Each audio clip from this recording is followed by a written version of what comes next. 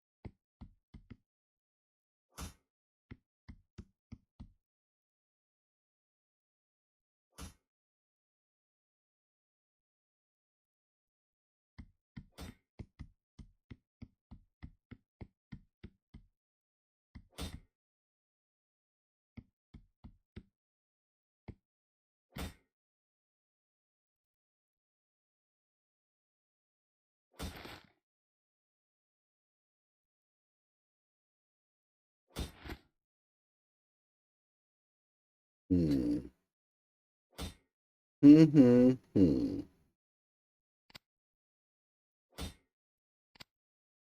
Just out of curiosity, I was to.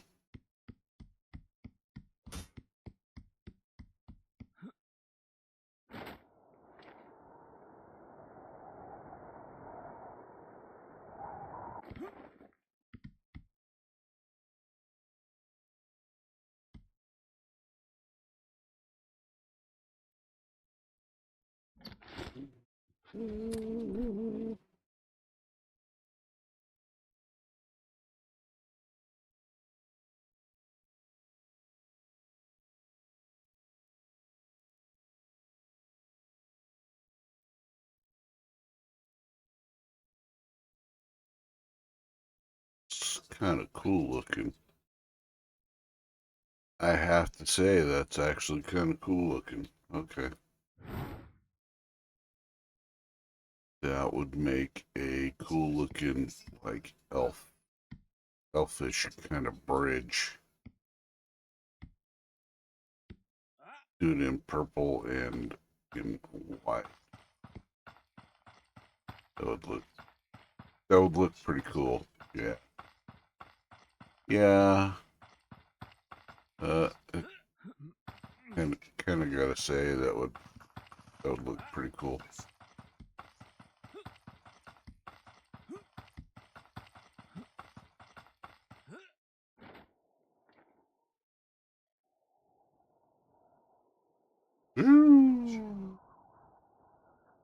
Elevator up. Glider comes down.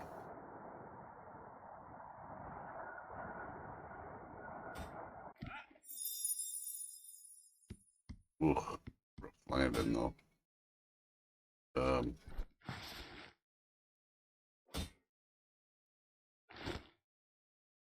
store save.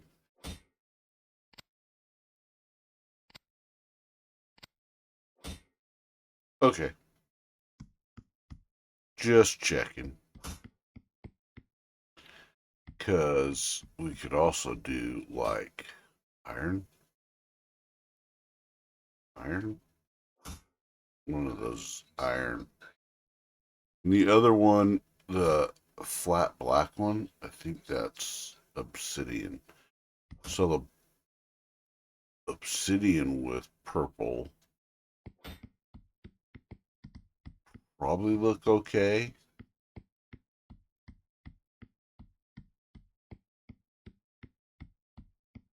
But the amethyst has white in it. And the vanilla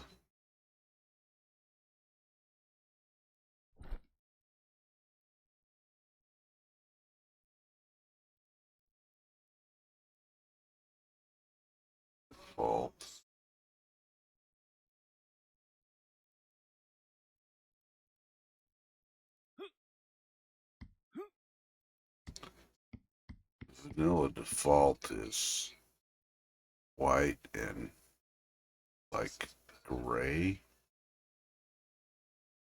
with gold trim, which I don't really like that. I don't really like that, but that's if we want to do some building today.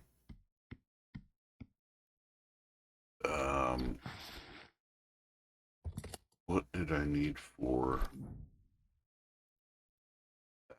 Still need to find granite.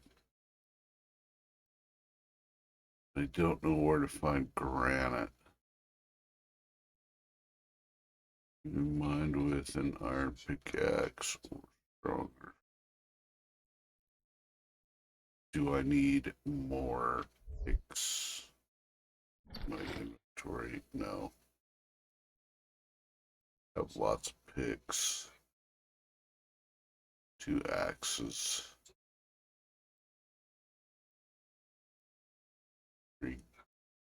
3.5 gliders.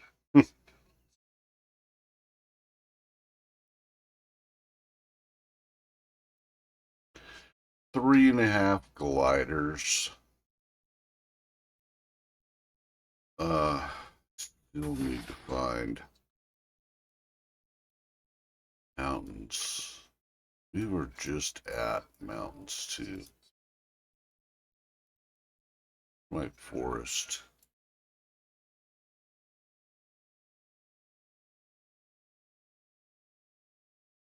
Forest base. Oh, it's way over there. There was mountain area over here. So we could check for granite deposits. We need to be checking for granite deposits. Honestly. We honestly need to be checking for granite deposits.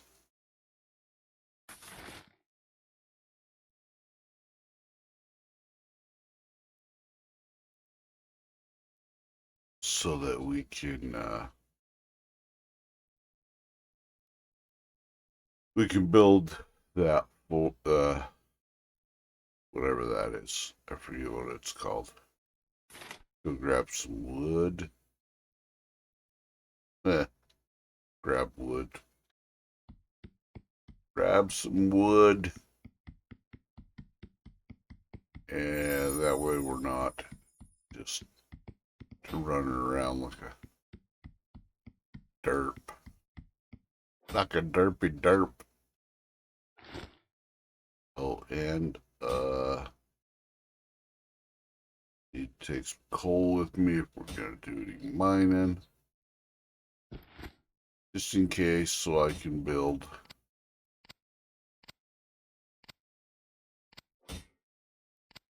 a few torches here and there.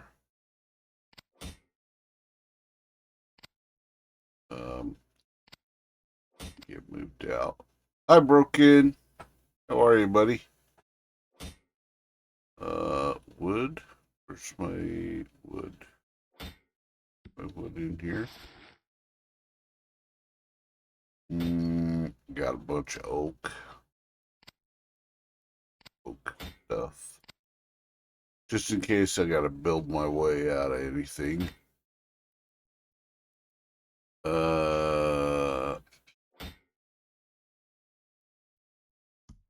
Tools and parts and stuff. That's sandstone. That's not what I was looking for. Later.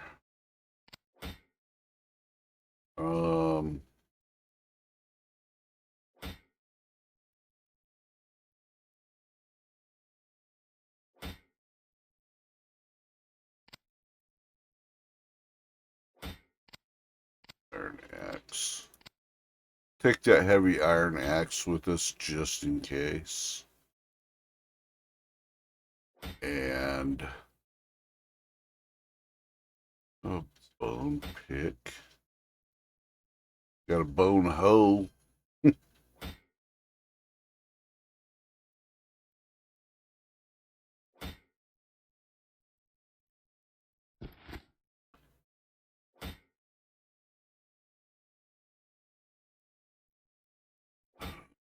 Regular stone. Yeah, we'll keep prospecting for granite. That's what we need to do. Instead of just exploring the map, we need to explore, get uh do some digging and find some granite. I have to find granite in order to progress anymore. Map. See, we're right next to a forest area, or right next to a mountainous area that has large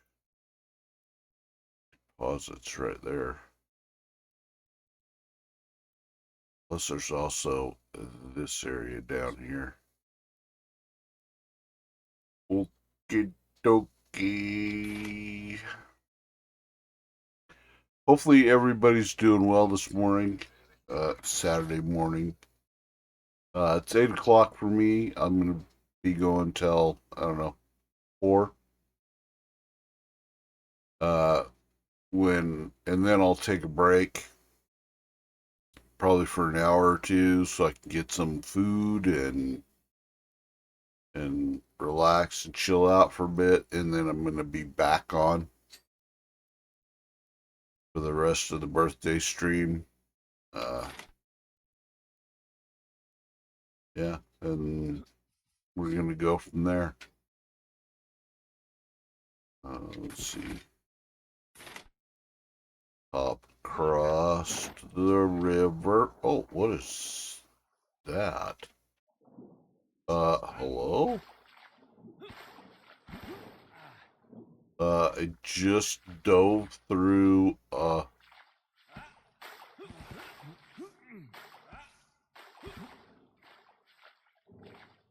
apparently I just dove through,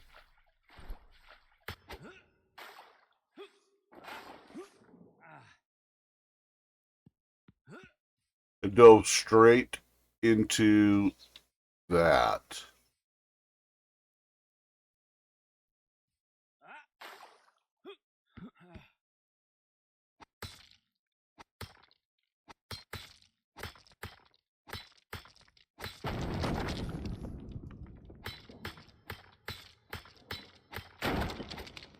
Ooh, underwater doing it. It's speedy fast. Holy shit.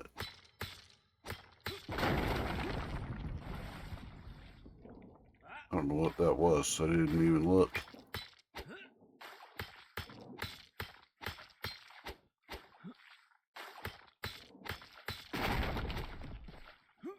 Mountain stone. Okay, that's not what we want. I mean, it's cool that we found mountain stone in a river, but that is definitely not what we're looking for. We need granite, not mountain stone. So we're going to head towards the mountain area.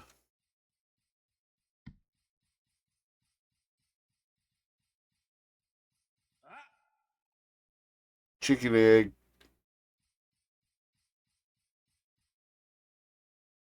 That's flint.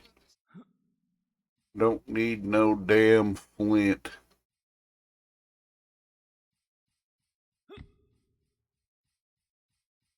Got lots of flint back at the base. Back at the main part of the blaze. The place. Main part of our base. Our main base. Our mountain base. Or Mountain Stronghold. Or Elven Treehouse.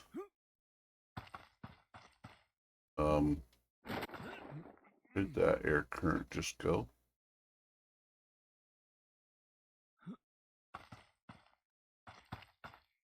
Just me, or did I just go blind? Huh. Oh. Right there. Right there. I see it now. I see it now.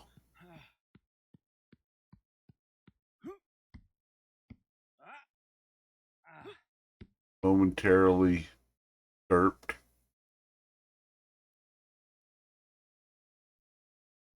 Anyways, we're gonna. Oh, hello. Some amethyst there.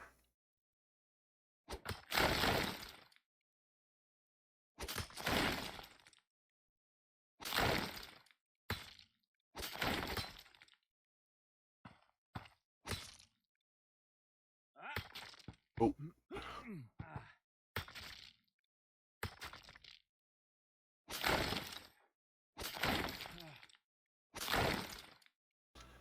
Lots of amethyst. Looking for granite. This is kind of a cheater way to do it, but hey, you know what? Use what you got, right?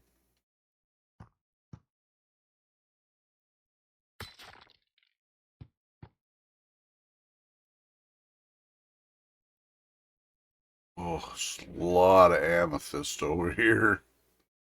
Hey, anybody that's gonna jump on this game and play it, this is how you get kind of a sneak peek into the underground. Looking for granite. And I kind of know what it looks like. It looks a lot like mountain stone, but the deposit is different looking. I mean, granite in real life, I mean, it's very distinct. It definitely shows itself fairly easily.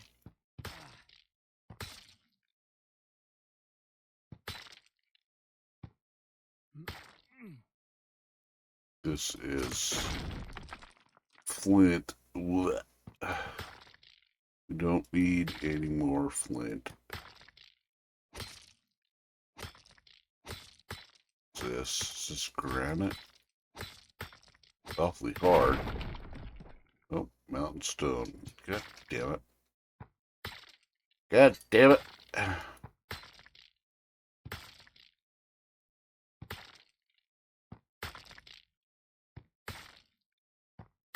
Shut up, Meg.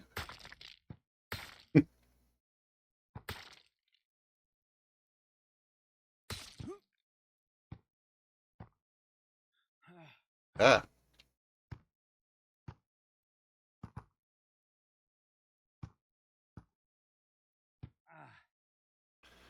Can I get a sneak peek, please? Not gonna let me. Hooker. Like a hooker. Is that a large mound there?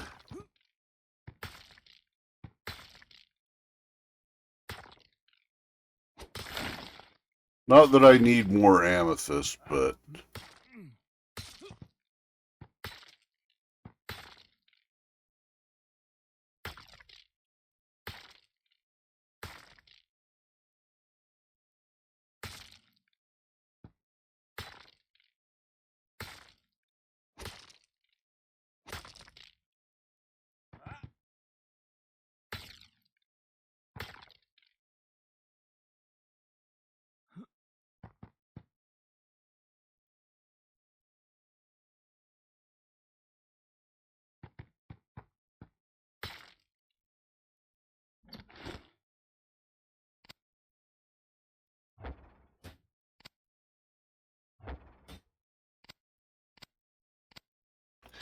Chicken egg, chicken egg.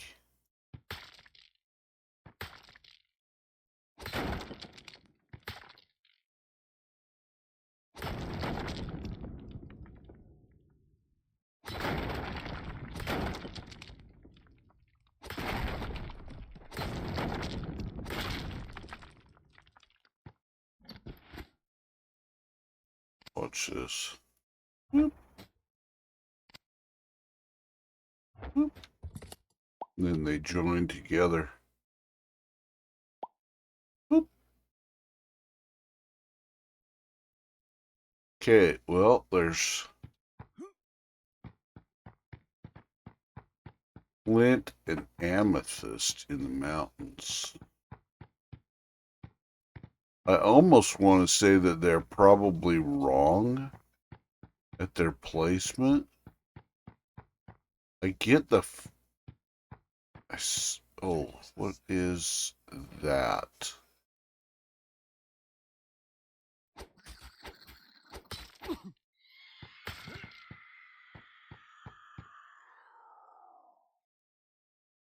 Die, baddies. You see that lighter color stone down there? What is that? And there's another stone right there.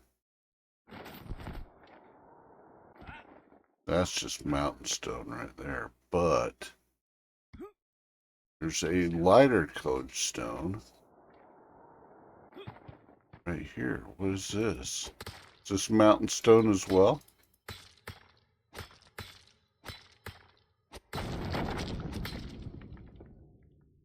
Mountain stone. God damn it. Now you'd think that something like this would be granite. And it's all mountain stone. You'd think these stalactites and stalagmites would be granite. Because that's normally how you get stalactites and stalagmites, is from slow dripping water.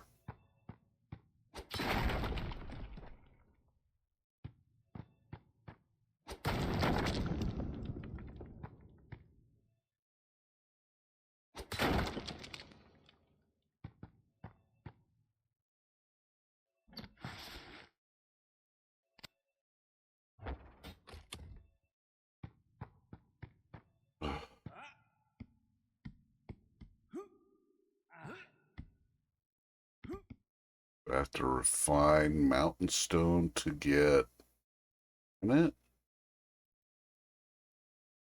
Not entirely sure. I'm not entirely sure. I'm not 100% positive on where I can find granite at. I mean, according to this,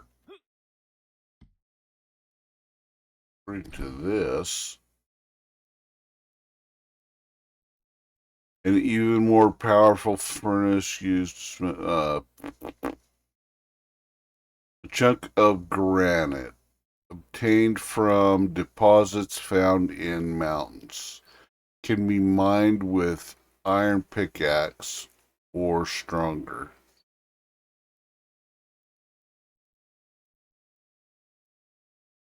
And it says that it's granite, and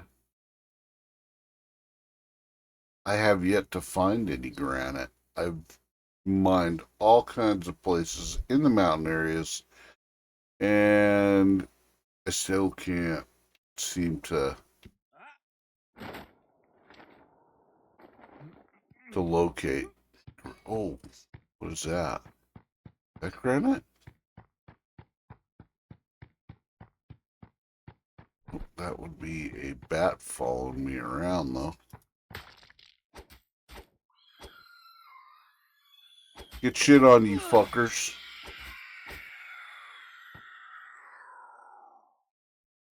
Oh, I lost sight of it. Where'd it go? Oh, That's gold. That would be gold.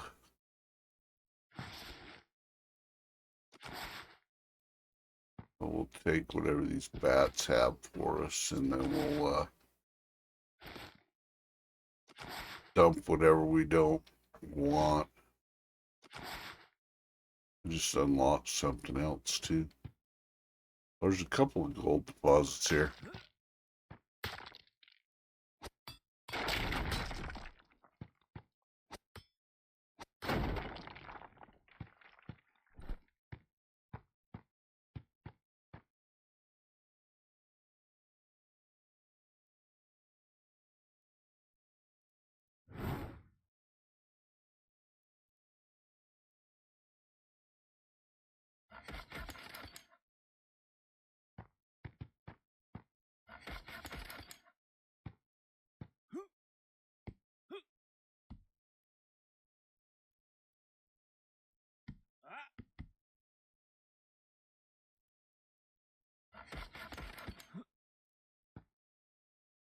Oop.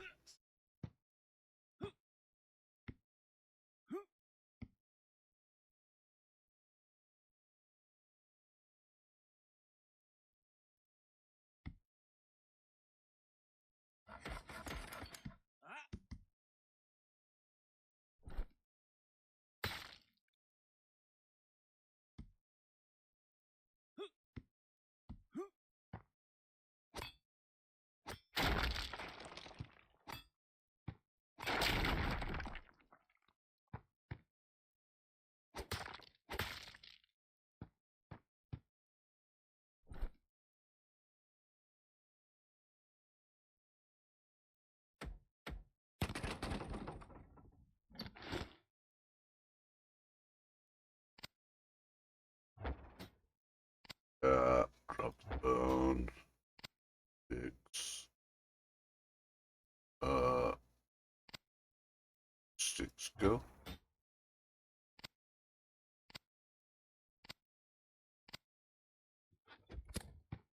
Okay.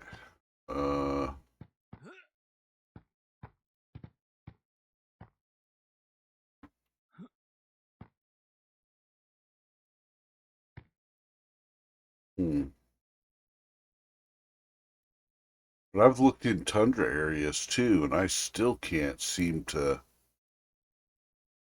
find any granite deposits.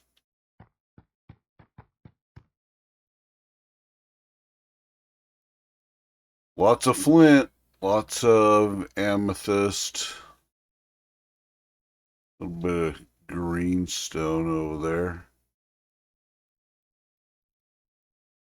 Now I'm kind of curious, can I put a bunch of mountain stone in refineries? There's some obsidian down there too.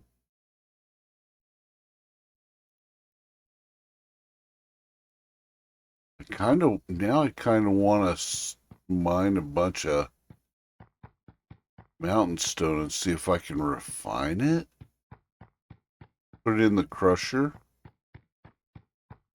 and see if I can get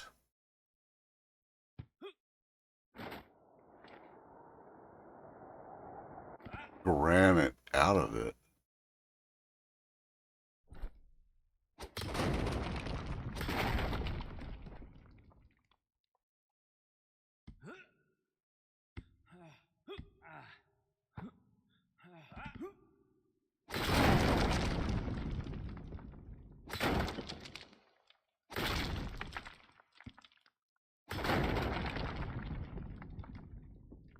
It's the stalagmites and stalactites say that they're mountain stone, but I know for a fact most stalactites and stalagmites are either granite or limestone.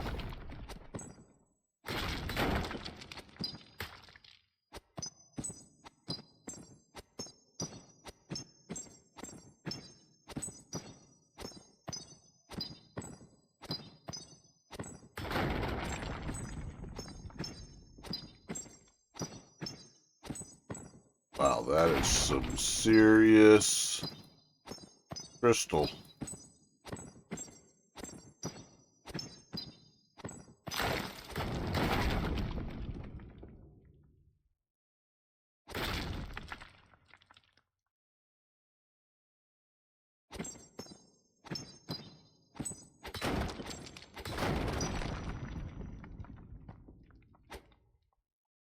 Oh, broke my pick.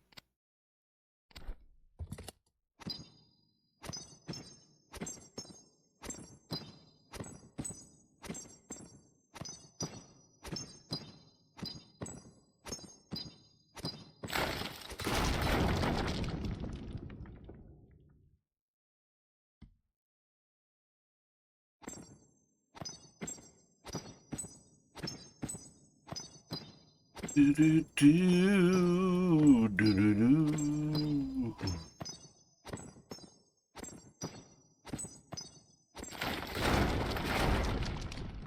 Oh, bang bang bang bang bang bang bang.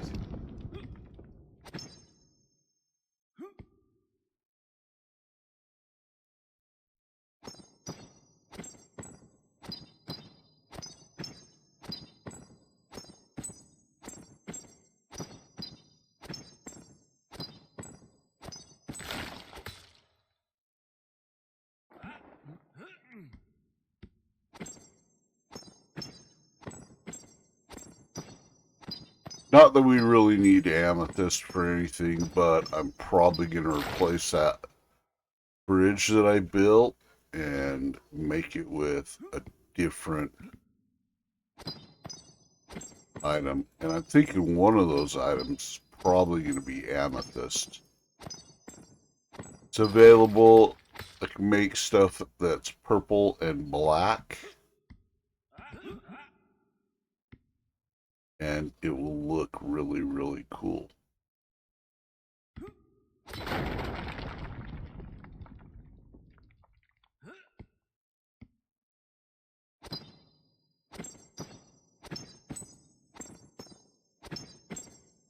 And I've got a whole bunch of amethysts, so I think I've got a bunch of obsidian as well.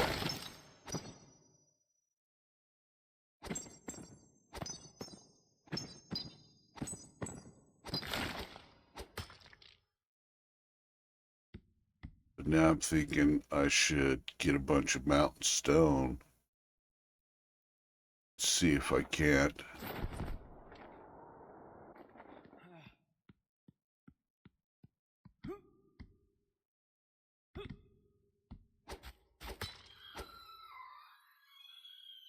Get shit on baddies.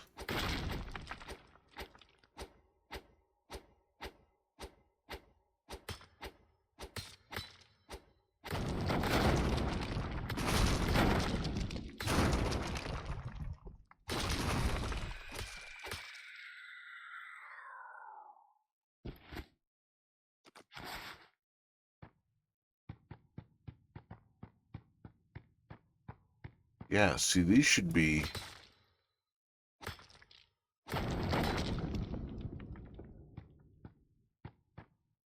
limestone instead of mountain stone, I think.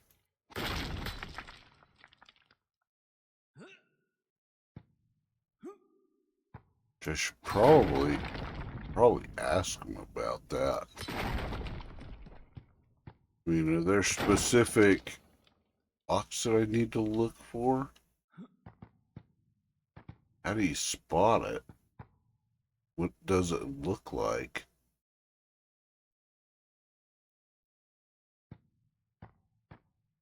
I've been all over the map and I still can't find any.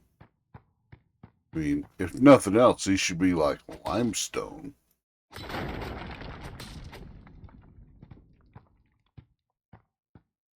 They should be limestone or granite.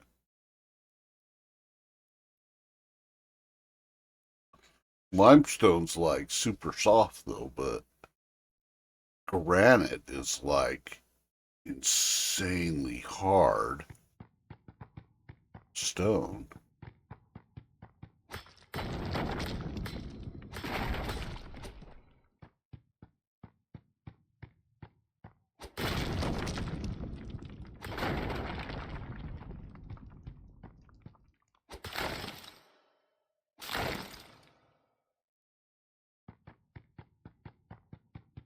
Get back here, little roly crystal.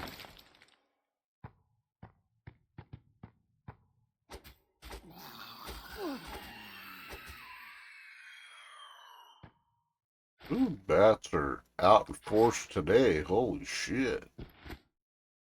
Y'all need to calm down.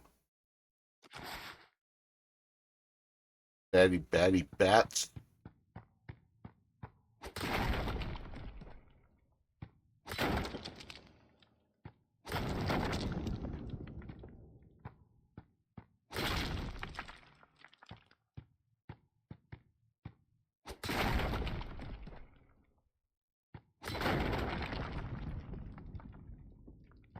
It says Mount Stone, but really think that's supposed to be something else. Saying.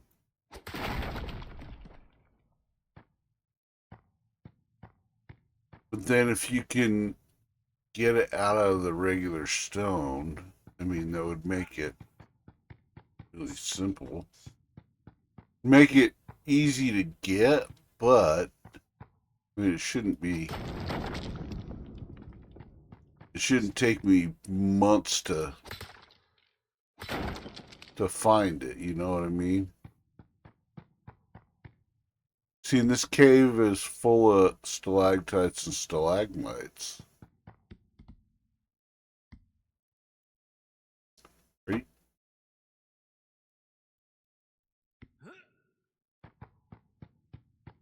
Goblin down here shooting shit at me.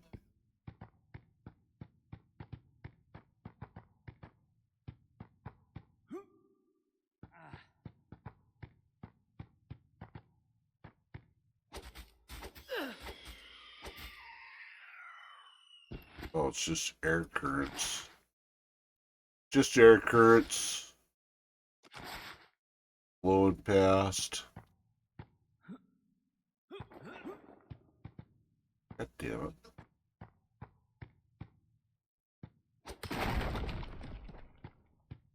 That's just regular stone.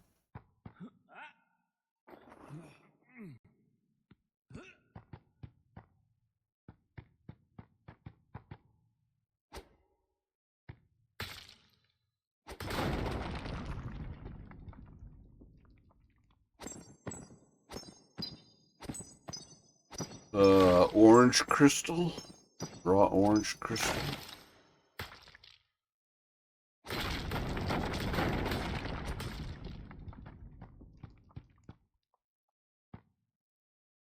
What else did I see? I saw something else over here. Oh.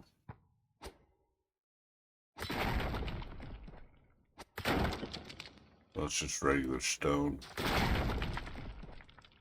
Hmm.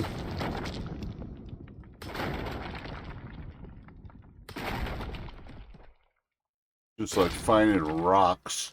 Ooh, look how framey in here.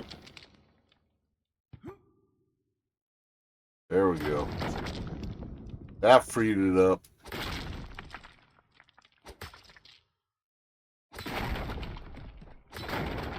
See, that's just regular stone too. Hmm.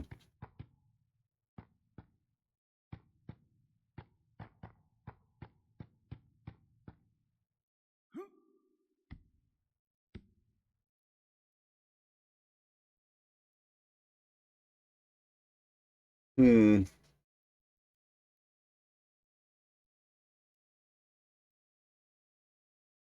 Hmm.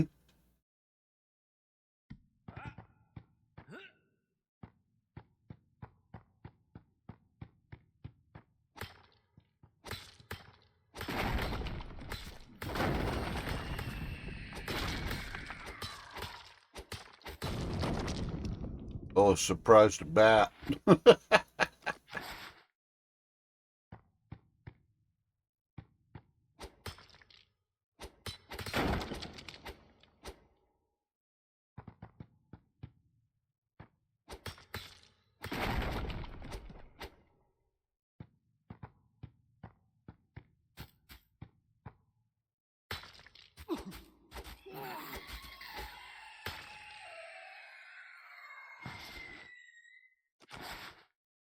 Deboning bat.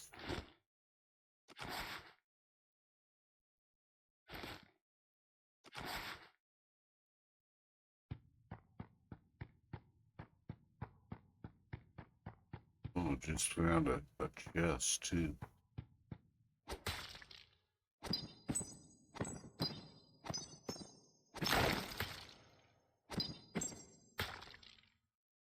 Oh, it fell through the map. Stuck. Coal. Coal deposit. Ooh. Yeah. Take that. Hmm.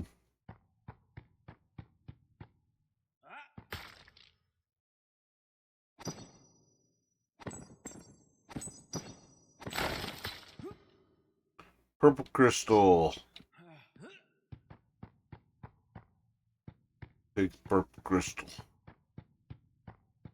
Need more purple crystal, please. Not the stripper, neither.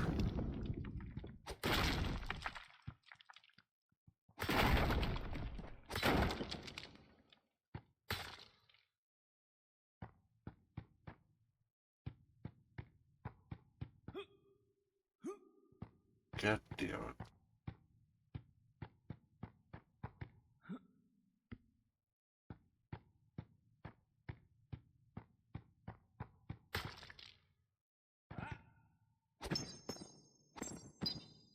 Raw green crystal.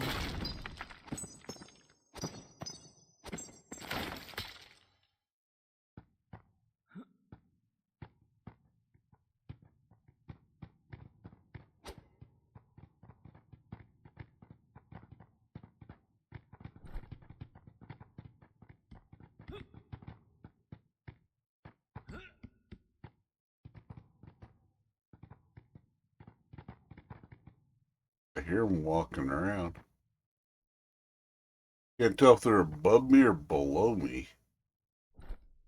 Below me.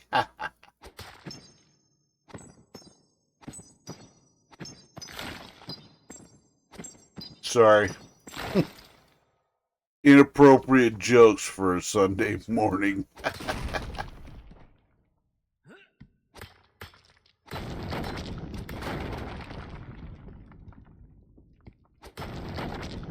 So I don't want my mom watching my my channel.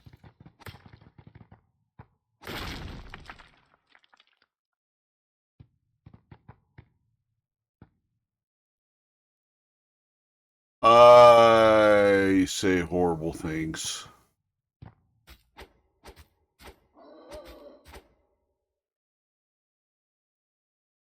Oh, the boar's rolling away. Such a bore. In there. Didn't even have no bacon for us. What the hell? Cheap ass pig. Okay, so regular stone, it looks like. Yeah. Regular stone, stone, stone, stone. Stone, everywhere stone. And a pig somewhere. And a piggy somewhere.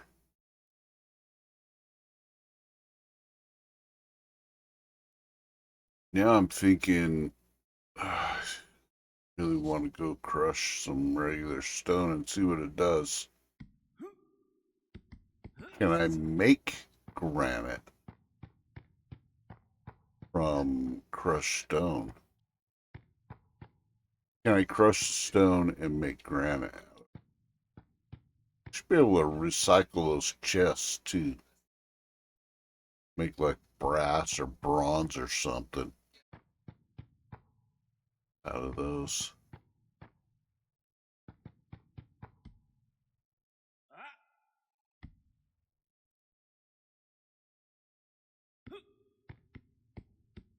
Ooh.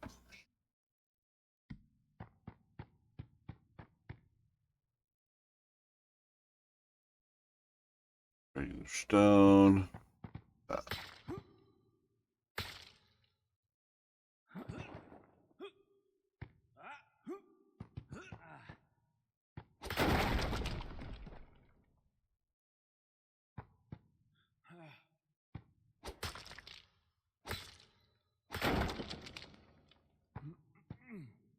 Mountain stone.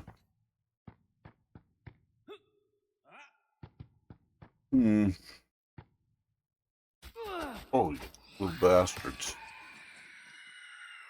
Sneaking up behind me, are you? You little bastards.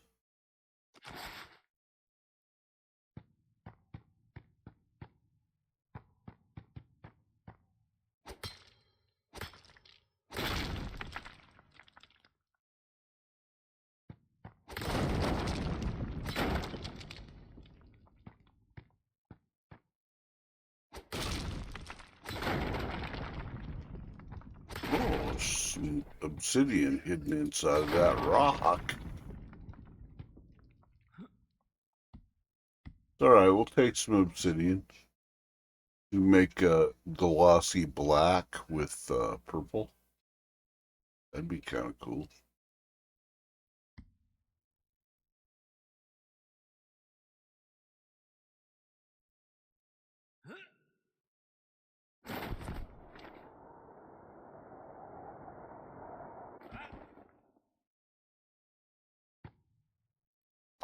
Wow, that is a lot of coal.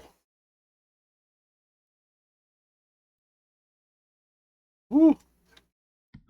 Tell you what, that is a lot of coal.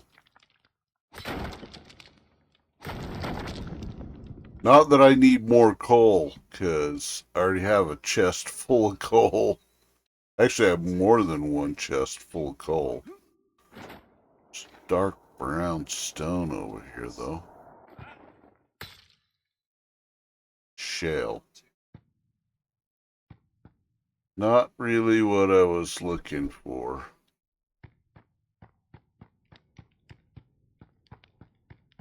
Don't need shale. I don't need regular stone that I know of.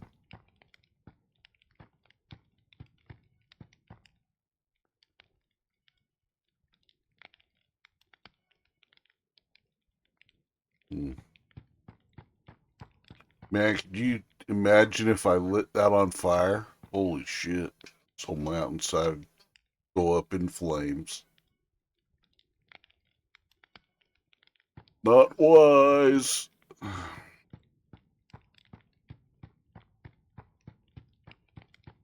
We'd be toasty warm, though.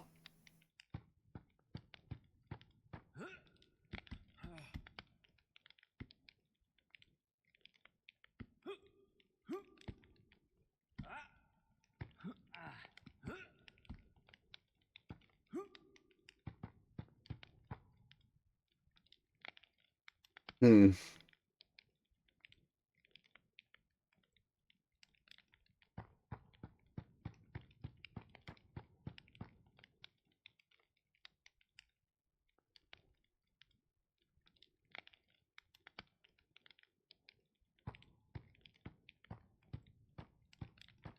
Like more shale up there? Yep. Hmm. Well, I think maybe we should cruise back on the map and put some stone in the crusher. Just so I can see what it does. Bonk.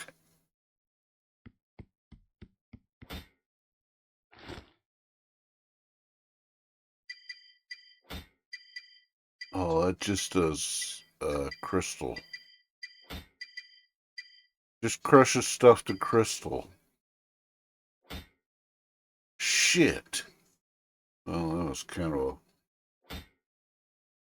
kind of a wasted move, wasn't it? Oh well. You put all this shit in appropriate bins. Store same. Store same. Oh, what did that just take? Oh, that. Um,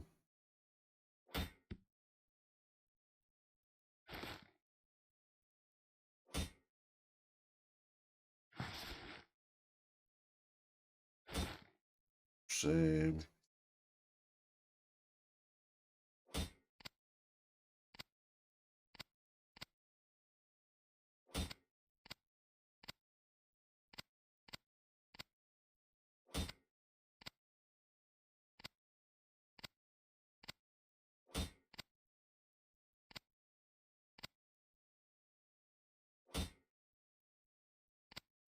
Fire moat. I don't know what a fire moat is. Not, not entirely sure what that is. Small flickering essence dropped by creatures of fire. Okay. Simple enough, I guess.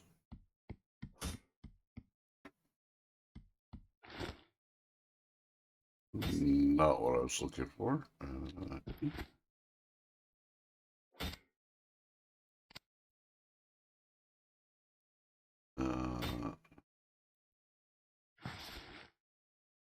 oh,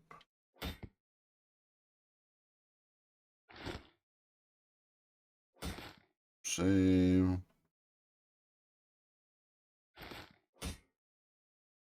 Same. Same.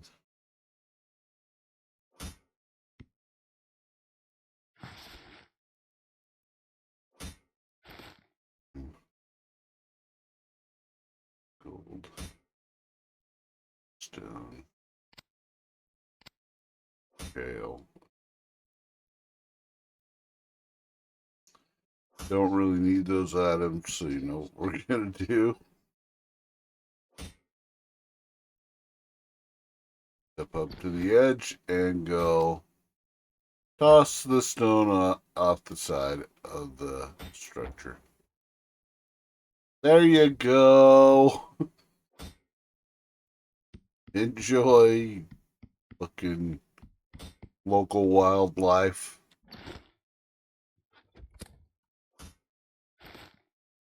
Um, eat.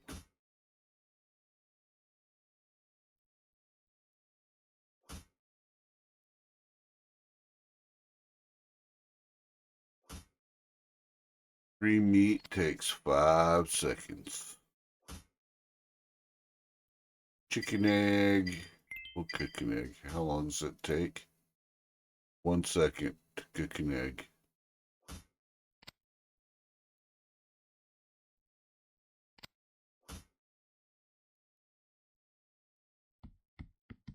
One second eggs.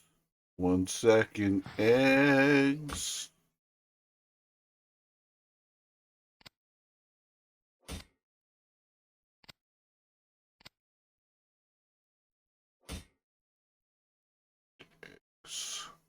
Um, oops, wrong button.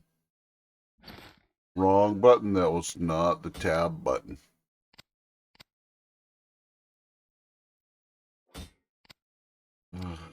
Really don't need that on.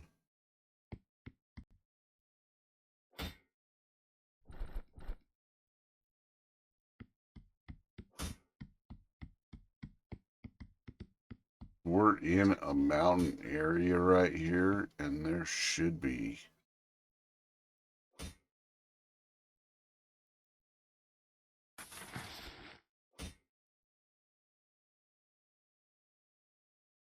there should be granite around here somewhere.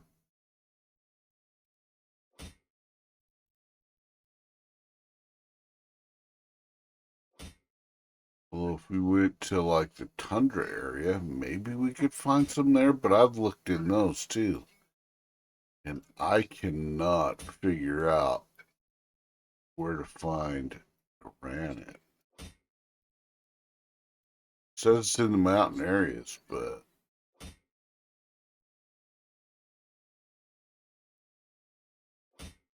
I don't.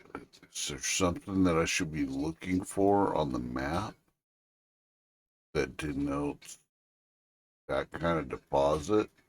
I know this kind of design right here, this is indicative of amethyst, obsidian, um,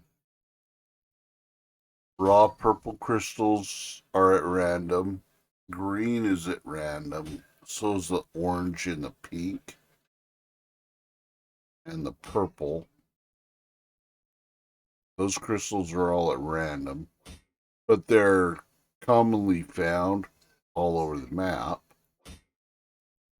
Generally, more so in the mountain areas for some reason. I don't know why. Uh, should I be looking for something that looks like, I don't like this? Oh, it's got the solid face things.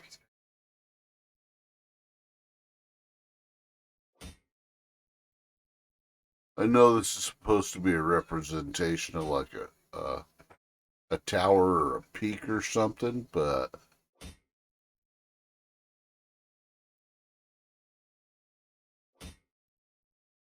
I don't know. Is there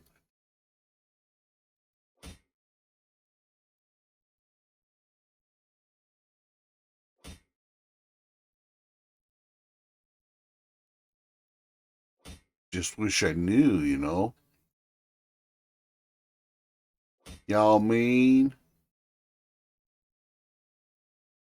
I mean, there, and I've been all through this area in here, which is tundra, and can't seem to find anything worthwhile in that one. I've been under this area too. I've been under this desert area. I mean, I can find like copper and gold and silver deposits and stuff like that, but man, finding granite is tough.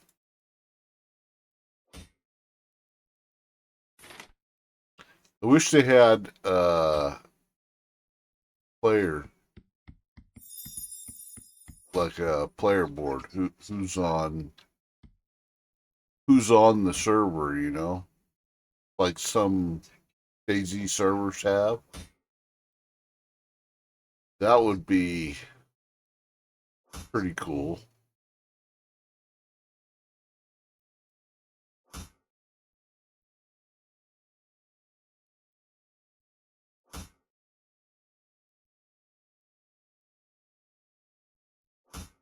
Sorry, got watery eyes this morning. Dust is bothering me. So if I stop like that mid sentence, nobody freak out. I'm not having like a brain seizure or anything like that. That I'm trying to keep my eyes cleaned off so I don't get that like salty crust in my eyelashes.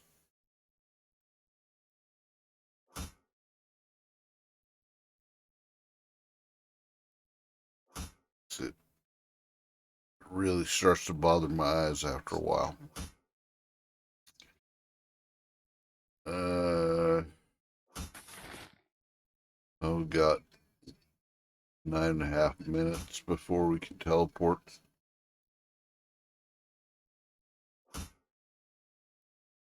But I guess I can go like this. to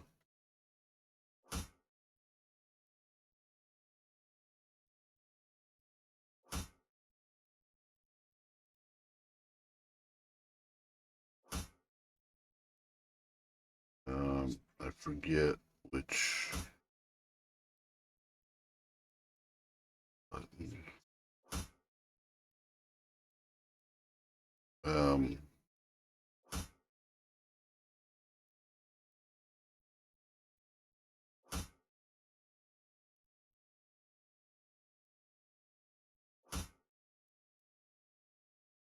goes from local to global.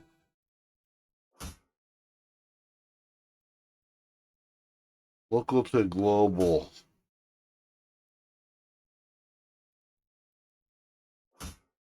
Global chat. Um,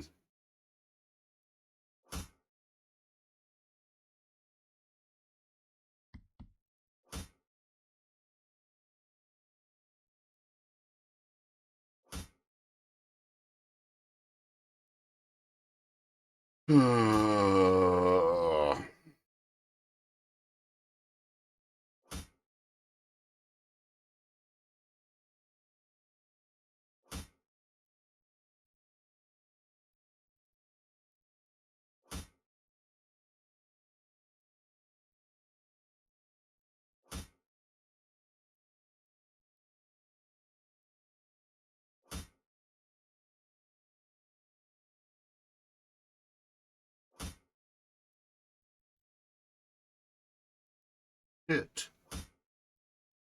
I can't remember which button is.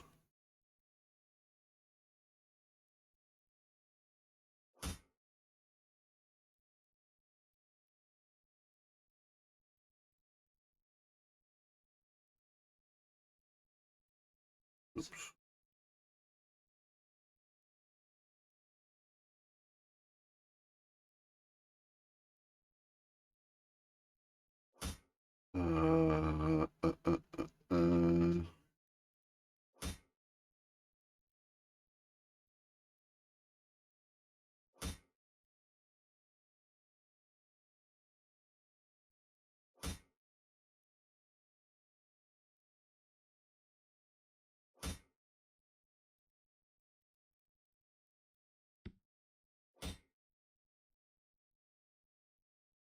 What?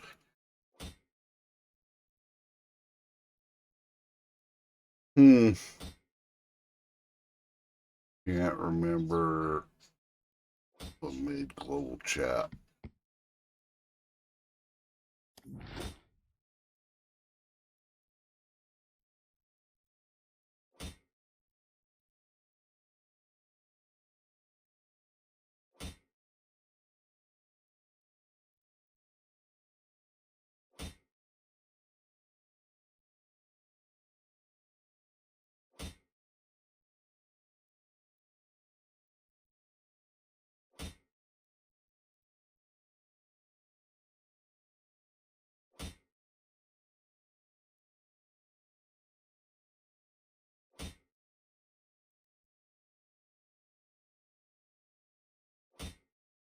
Summon mount? Wait, do they have what? What am I gonna ride a deer?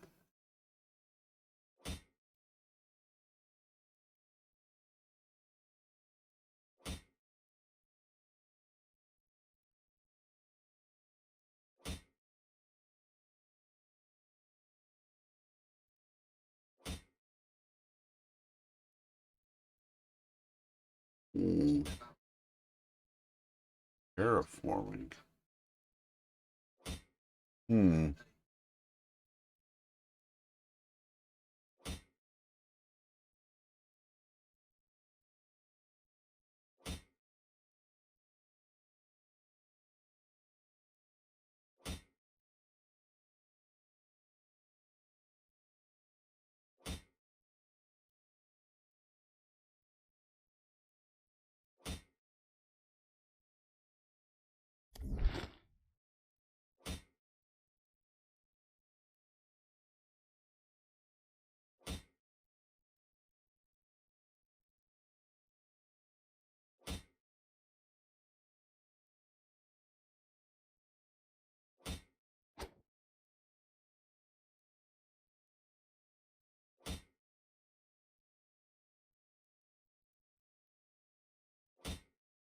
done all of this stuff, though. Oh, I haven't done terraforming. What is terraforming? Oh, well, terraforming is just digging and mining shit.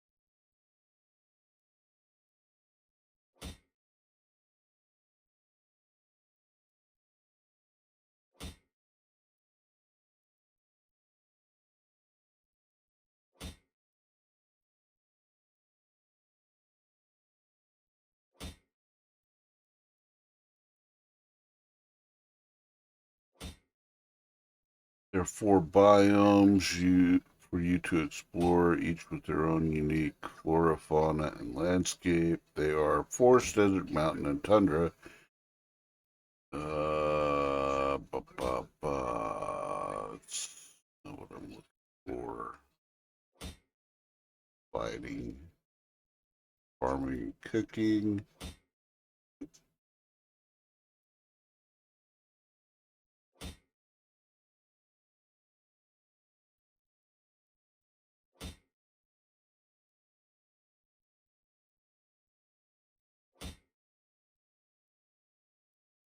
Chat with all players. Dream World. Press enter at any time during play. Typing your message out and pressing enter again to send it. Hello world. There are currently 2 chat channels available, global and local. You can change channels by pressing tab while in chat. Okay.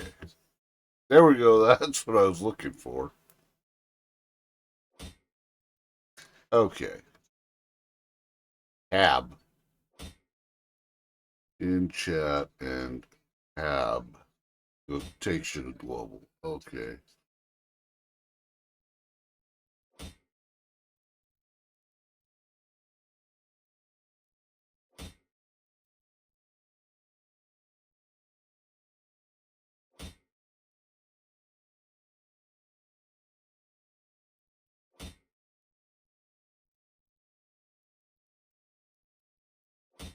See if anybody even responds to that. Not a whole lot of global chatters on here, I've noticed.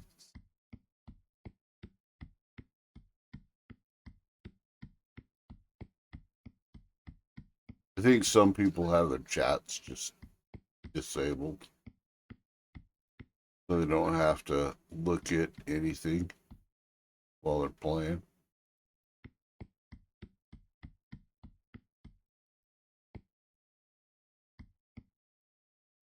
I think we may have to go towards Elysium and check the mountain areas around Elysium, because chances are if we're going to find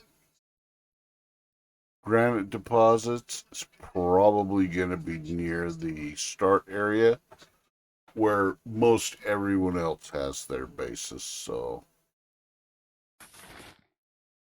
yeah, let's do that. Let's go to Elysium.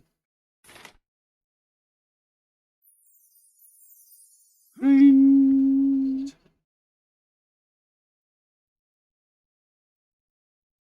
Give it a second. Let her render in.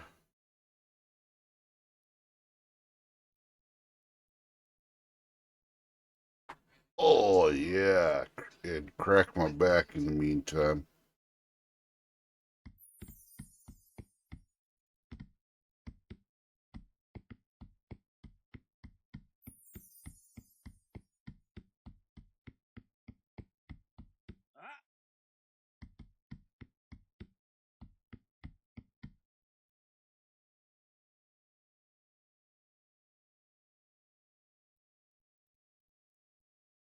That's kind of cool looking.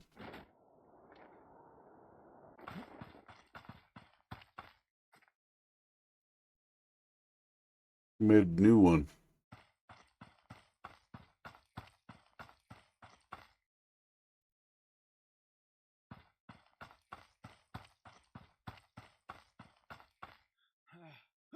Hello?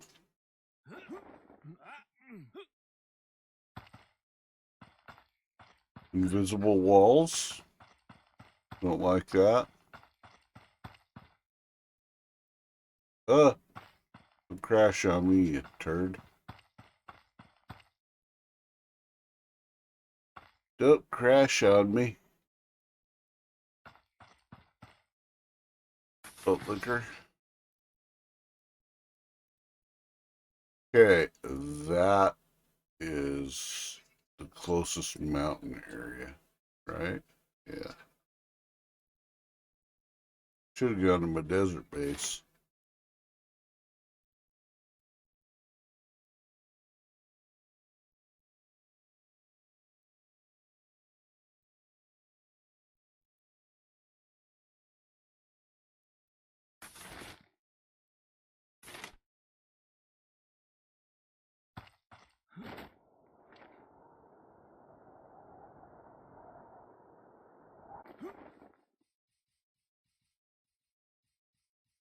See, and there's really no building limits. You can build whatever you want, wherever you want,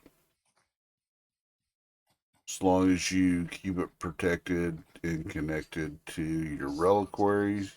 One of them, one of your reliquaries. Um,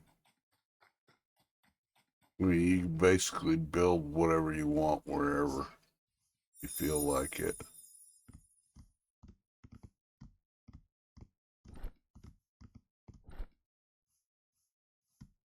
Bo bo bo bo bo bo bo bo.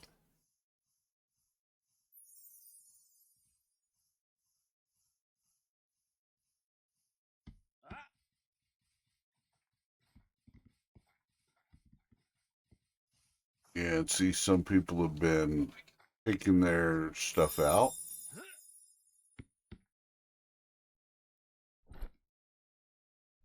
No visitors.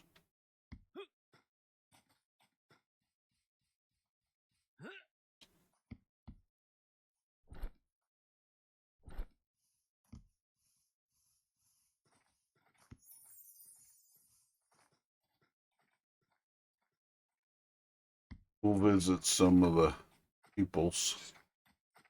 Visit some of the peoples and light their reliquaries.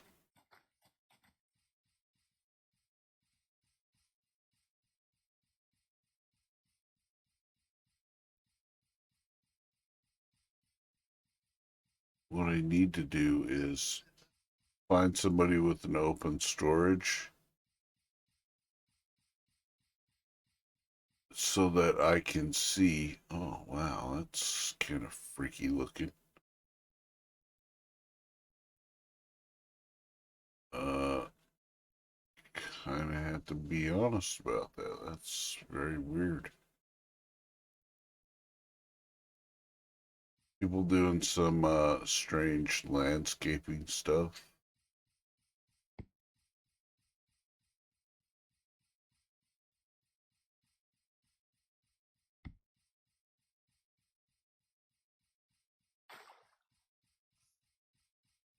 Oops, stepped in the water.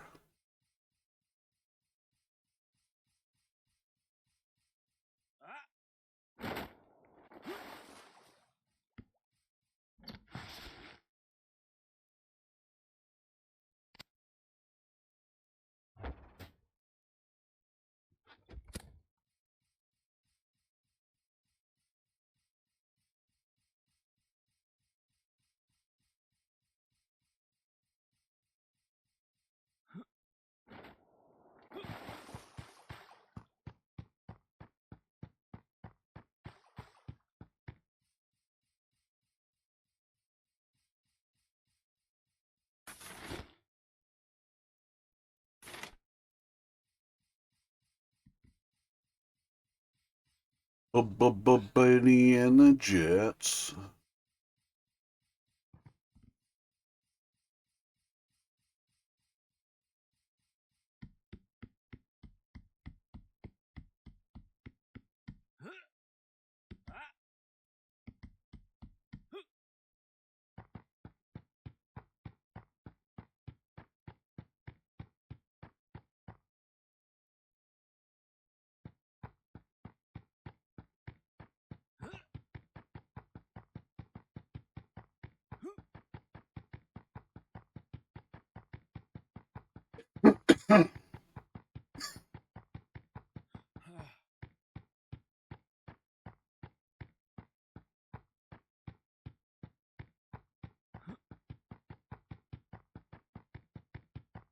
The dirt highway with a dirt sign.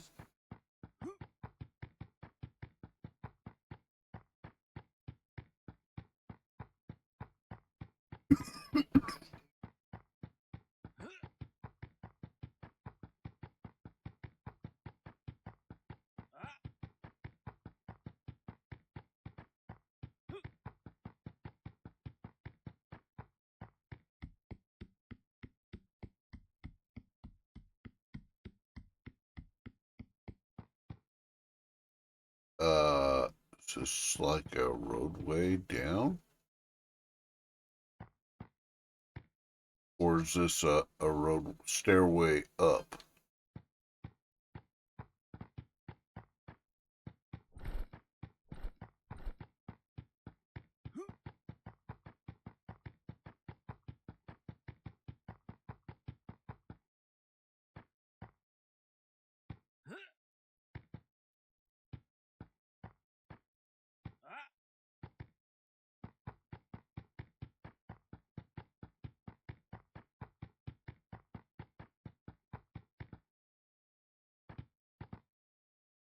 See, that's tundra right there, mountain.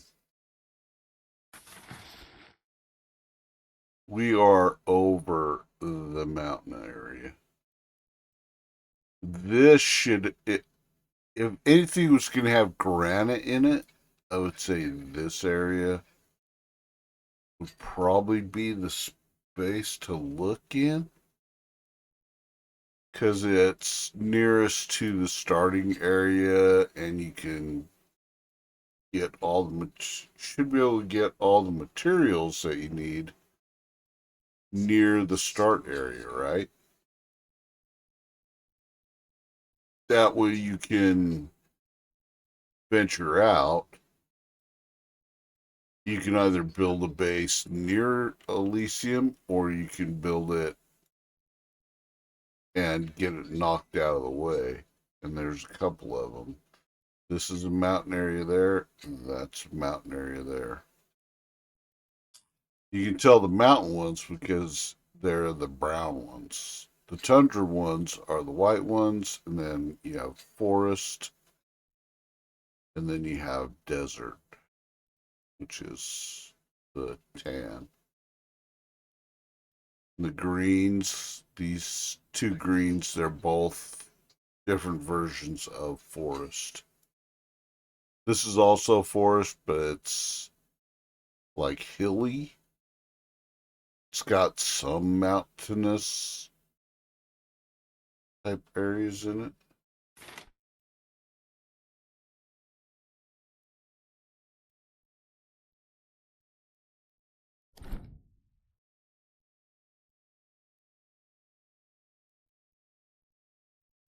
And from deposits found in mountains. Which, I mean, that looks like a mountain, right? But then again, that looks like a mountain right there, and that looks like a mountain, and that looks like a mountain. So they don't really pinpoint it for you, but I'm assuming that most of these big mountains are in the mountain areas. which are also known as tundra.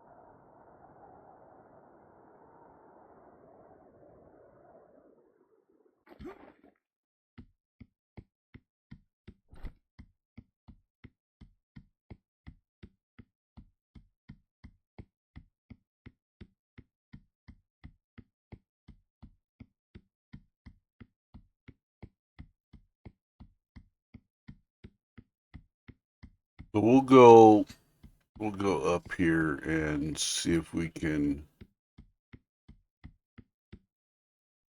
So that's stone. Just regular stone.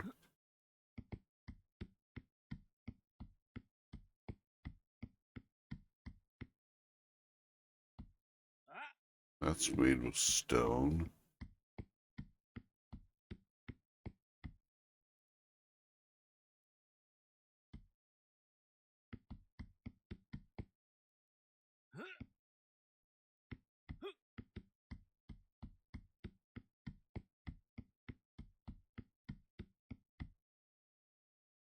Made with stone.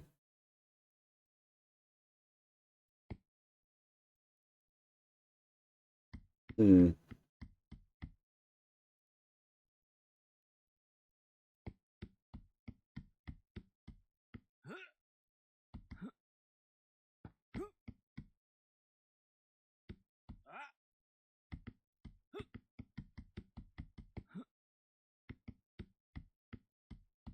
Somebody made some extra large steps. I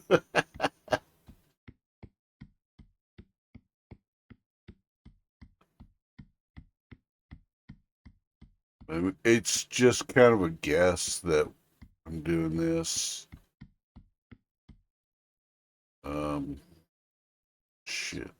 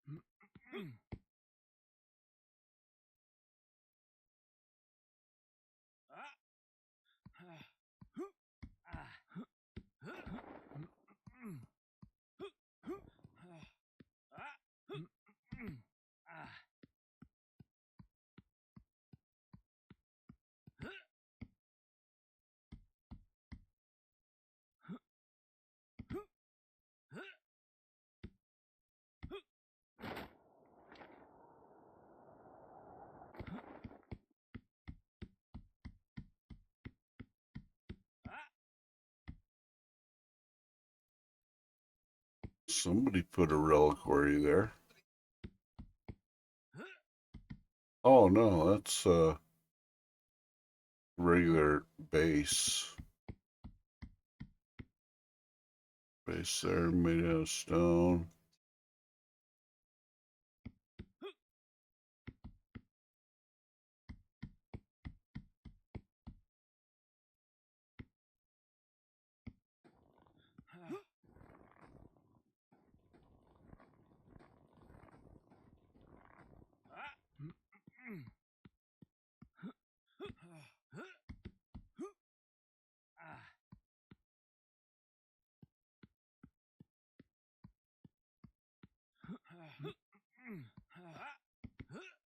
Whoa, crazy stairs. Man, this place gets crazier and crazier every time I see it.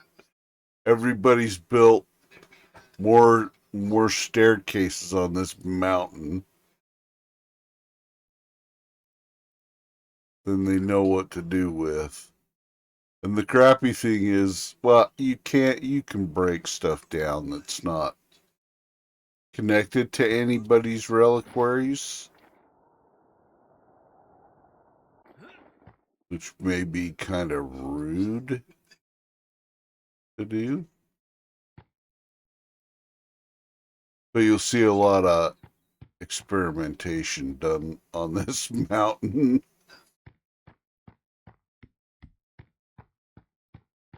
See anything different though?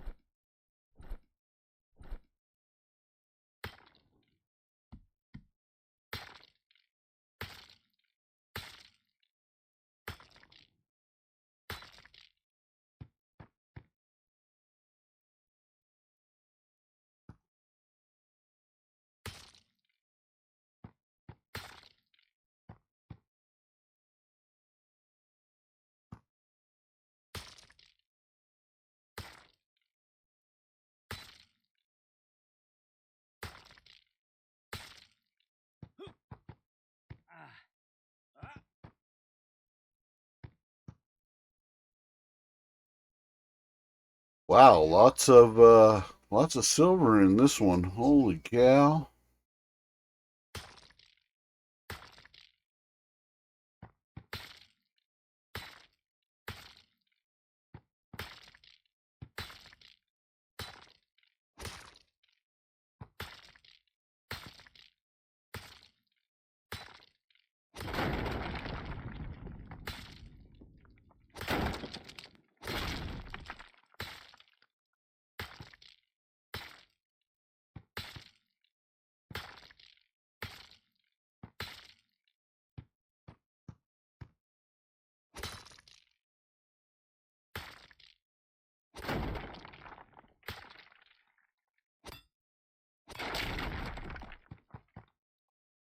Silver.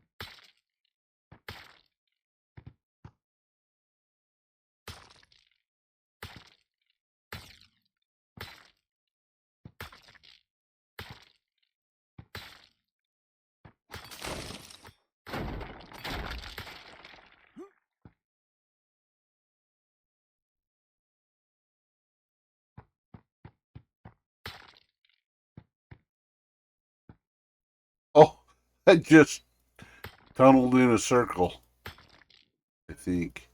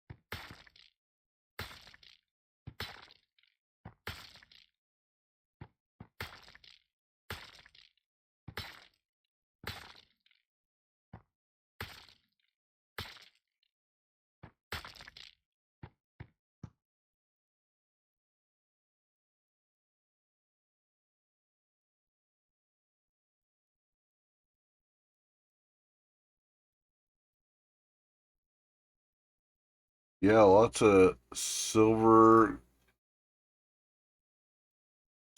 amethyst, and coal and flint. What this mountain is full of. And I don't really see anything else in here.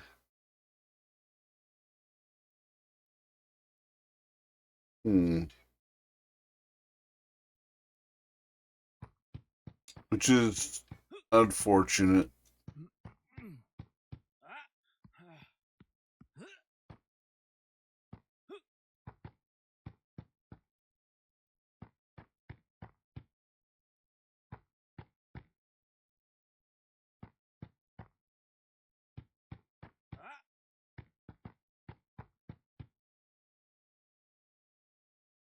Unfortunate to say the least.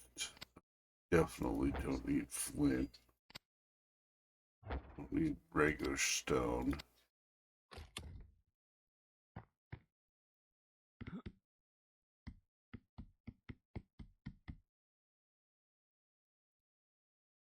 Oh, they changed some of the aesthetic looks of Elysium a little bit.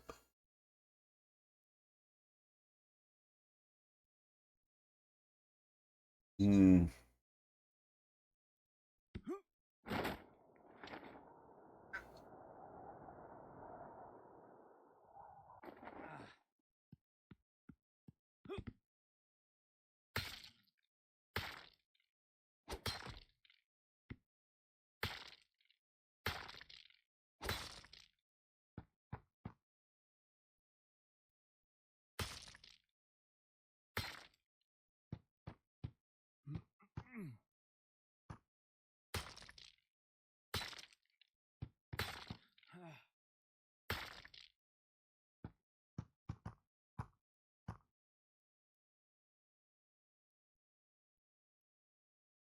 Stone, stone, stone,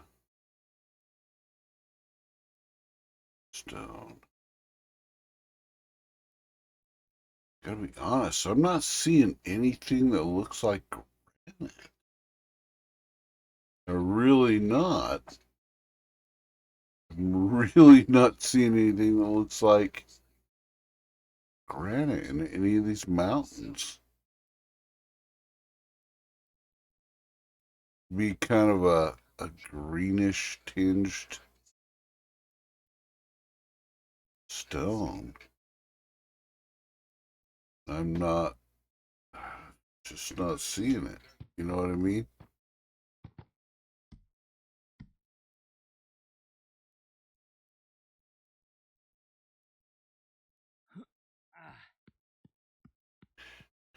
Ah.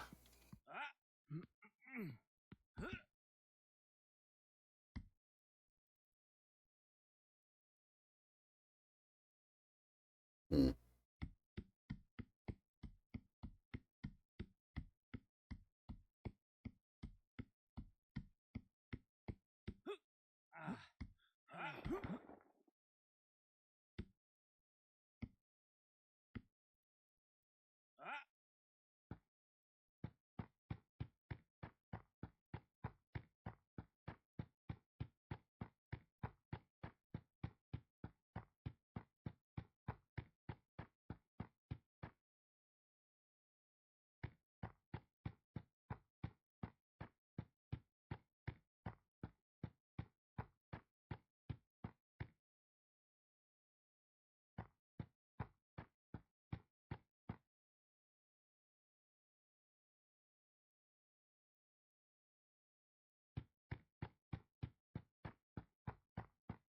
It's a maze. It's a maze.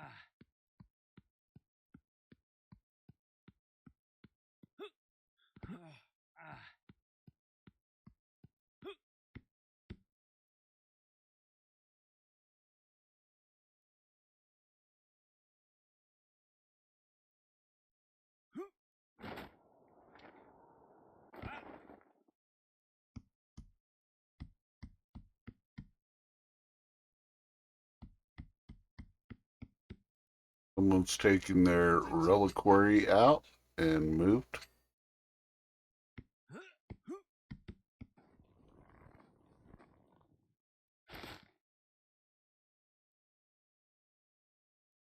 Frost Mound, which is what this gives you right here, this area. Welcome to Mountaintop, Sierra.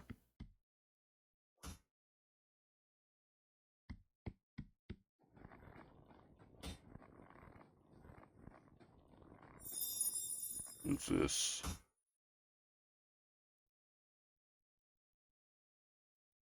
Celeste.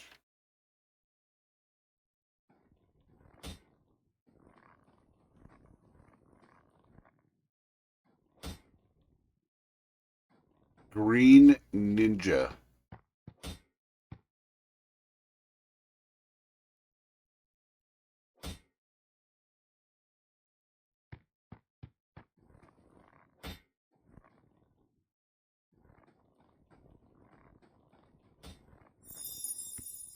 I guess I could come use somebody's blast furnace to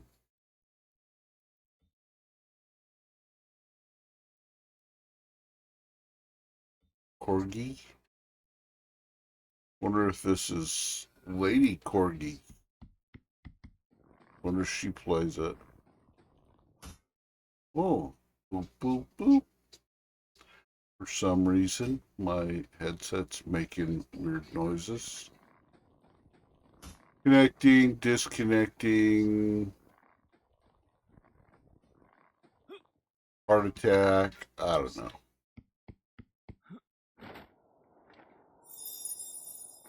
What's this over here?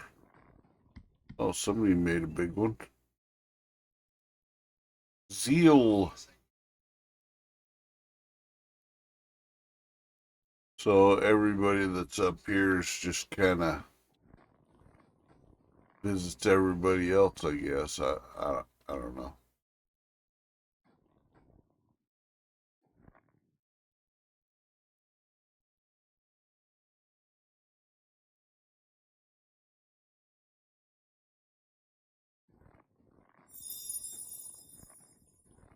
Not quite sure where to find granite still. I have no idea.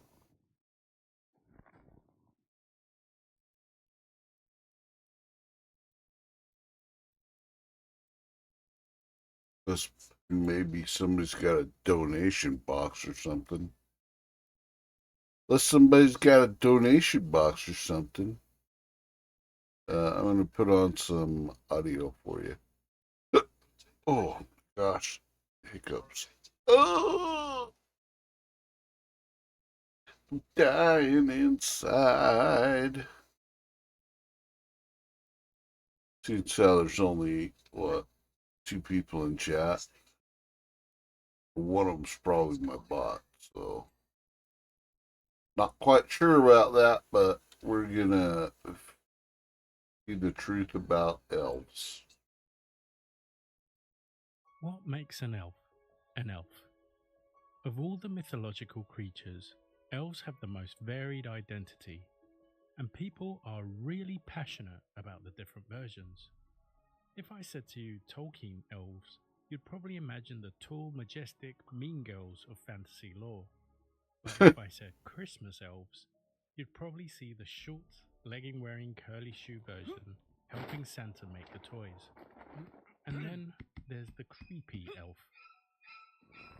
Ew, But creepy. what are elves?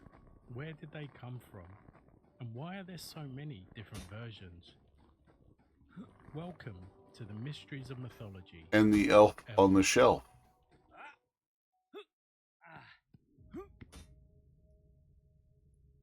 The forge glows red hot, casting the cavernous workshop in a flickering dance of shadows and light.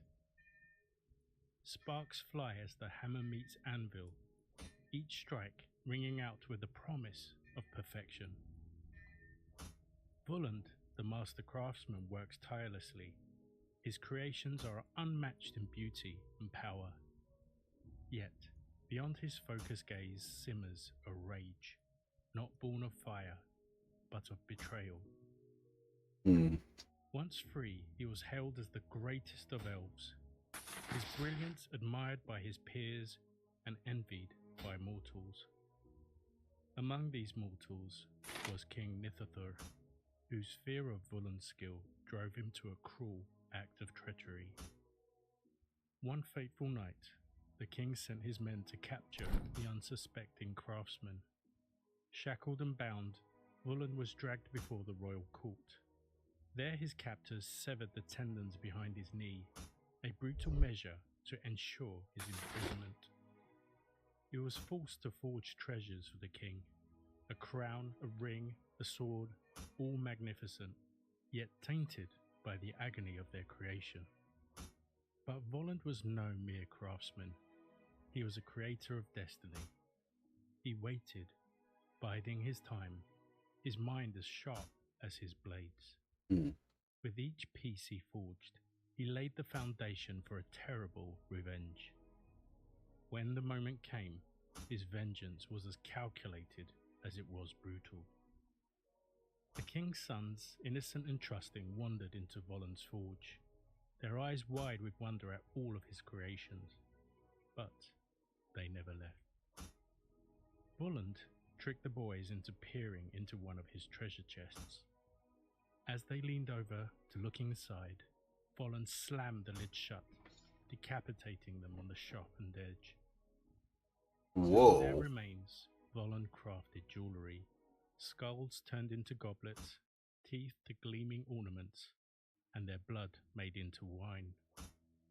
The king, oblivious to the origins, drank proudly from the goblets forged from his own son's skulls, and adorned himself with ornaments made from their teeth, all while praising Voland's unparalleled skill. The king's That's daughter also pretty received savage. an unwitting part of Voland's revenge.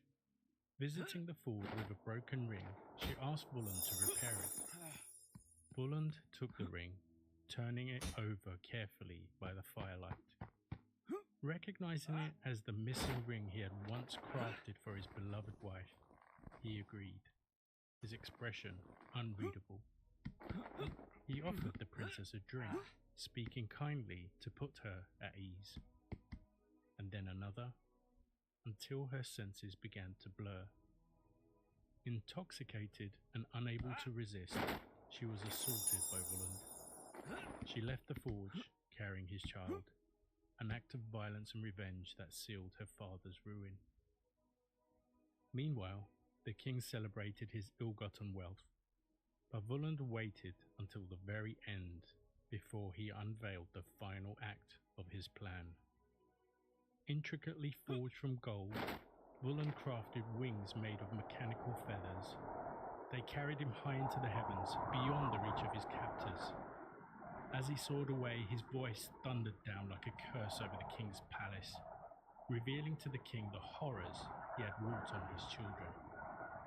The king's family, now broken and humiliated, watched helplessly as Volund disappeared into the horizon, a free elf once more.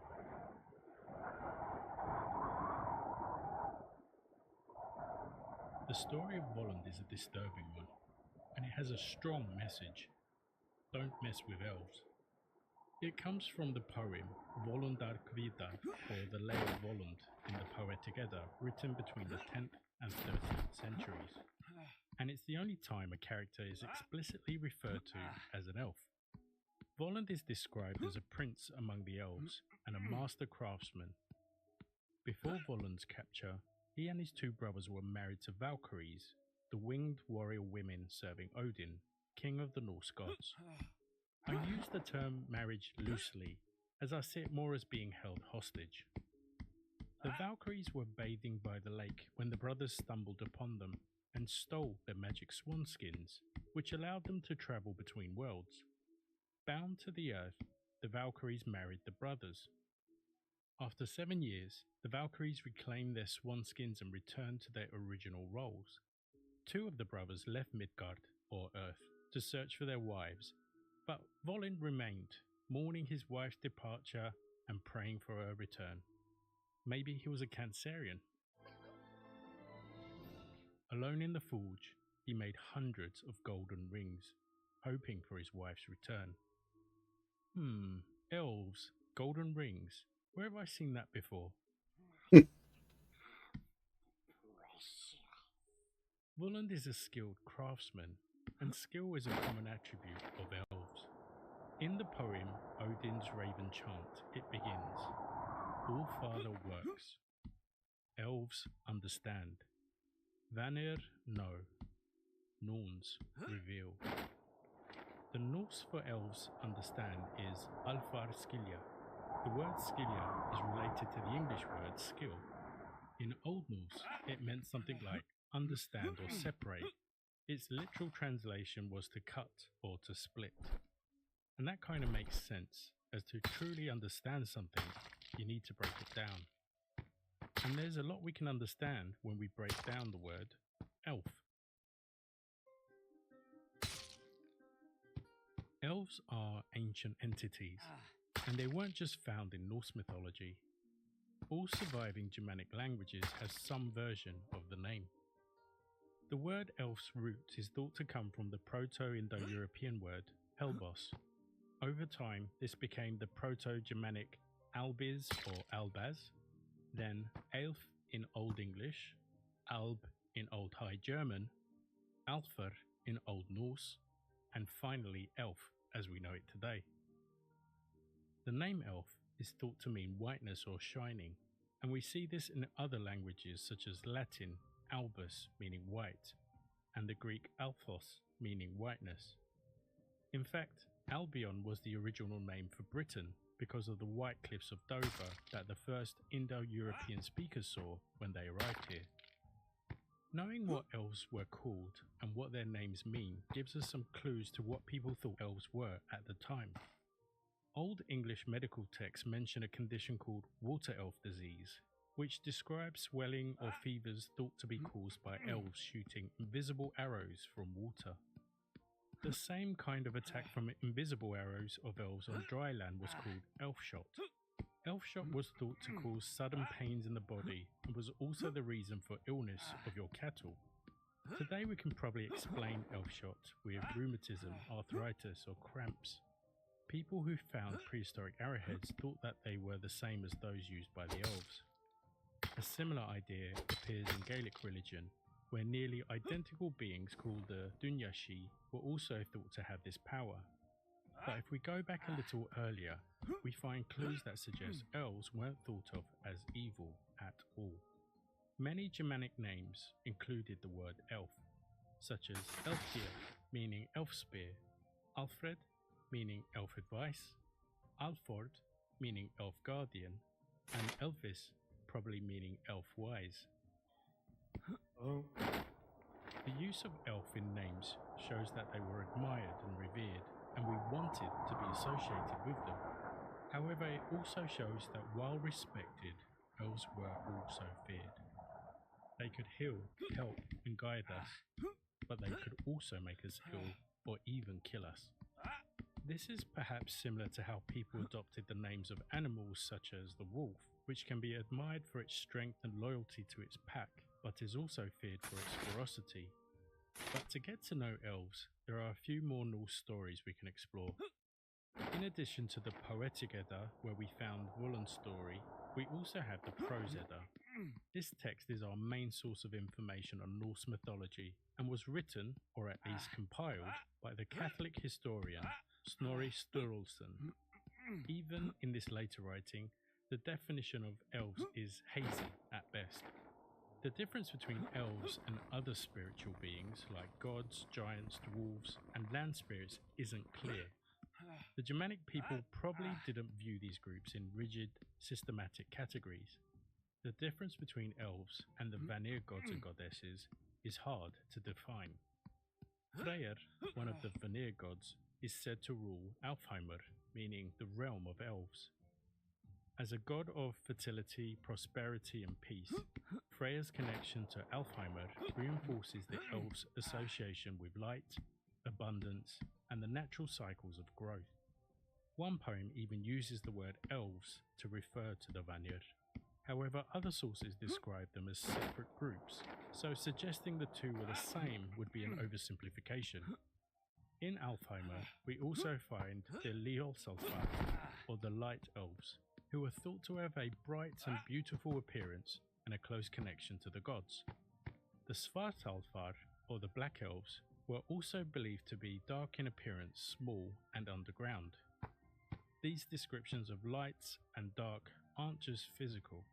They also hint at their influence over realms such as fertility, prosperity, and the mysteries of the underworld, which I'll discuss later. But first, something a little more familiar. In my previous Thor video, I introduced the God of Thunder's two servants, the brother and sister Thialfi and Röskva. While Thor and Loki were on their way to the land of the giants, they found shelter at a home of a poor family. The brother of the two children, Thialfi, made a huge mistake and broke one of the god's instructions. Thor had offered his goats for supper on the condition that they would not damage the bones. Thor was able to bring the goats back to life using his mighty hammer, Mjolnir, but his power wasn't able to mend broken bones. The next day, seeing one of his magical goats limping after being brought back to life, Thor was... He can bring him back to life, but he can't heal broken bones? That's weird. Seeking forgiveness from Thor, Thialfi's parents offered their son as a servant. His sister Röskva joined him so as not to leave him alone. The siblings are often portrayed as human servants, but these two were actually elves, and this is explicitly mentioned in the Old Norse poem Thordrapa, where it says, "The worshipped Hellstriker, with the elf, slew the wood calves of the subterranean refuge, from the elf world's gleam with the easy crusher." To break this down, Hellstriker is Thor. The elf refers to Thialfi, who was by his side in battle, and the wood calves of the subterranean refuge are the Jotnar, seeking to escape the elf's world gleam, likely a reference to the bright sky or sun, and the easy crusher is Thor's hammer, Mjolnir. To make it even more evident that they were elves, Thialfi's name is thought to contain the root word elf, and may mean serving elf, while Röskva's name translates to quick or energetic. A large mythical being riding a flying vehicle made of wood, pulled by magical animals in a cold, snowy climate, and accompanied by his elf helpers. Where have I seen that before? There might be something more symbolic between Thor and his servants. In Norse mythology, elves are often associated with atmospheric and natural phenomena, which might explain their connection to Thor. Thor is closely associated with wind, rain, lightning, and obviously thunder, all key elements of the natural world. They're also regarded as symbols of fertility and may act as agents of these forces, similar to the nymphs of Greek mythology. This could explain their ties to the natural landscapes like fields, downs, and forests. Travelling with elves adds a layer to Thor's myth, including weather, fertility, and natural cycles, implying a deeper connection between these beings and natural forces. When I started researching this video, I wanted to clarify what elves were and where they came from, but thanks to some hazy history, it's not been that easy. Part of the confusion is that elves are often mixed up with two other creatures, dwarves and fairies. Earlier I spoke briefly about the light and the black elves of Alfheimr. Relying on the words of Snorri Snorrelson again, he says, "That which is called Alfheimr is one where dwell the peoples called light elves, but dark elves dwell in the earth. They are unalike in appearance, but by far more unalike in nature. The light elves were fairer to look upon than the sun, but the dark elves were blacker than pitch." It's not entirely clear if Snorri's reference to the dark elves meant that they were literally black, or if this interpretation reflects a symbolic use of dark colours, a point still debated among scholars. A lot of global mythology refers to the underworld symbolically, using dark colours to represent earth and stone. However, the confusion with dwarves happens when Snorri uses the names Svartalfar or black elves interchangeably with Dvergar or dwarves. It's thought that even before Christianization of the Norse, the lines between dwarves and elves began to blur.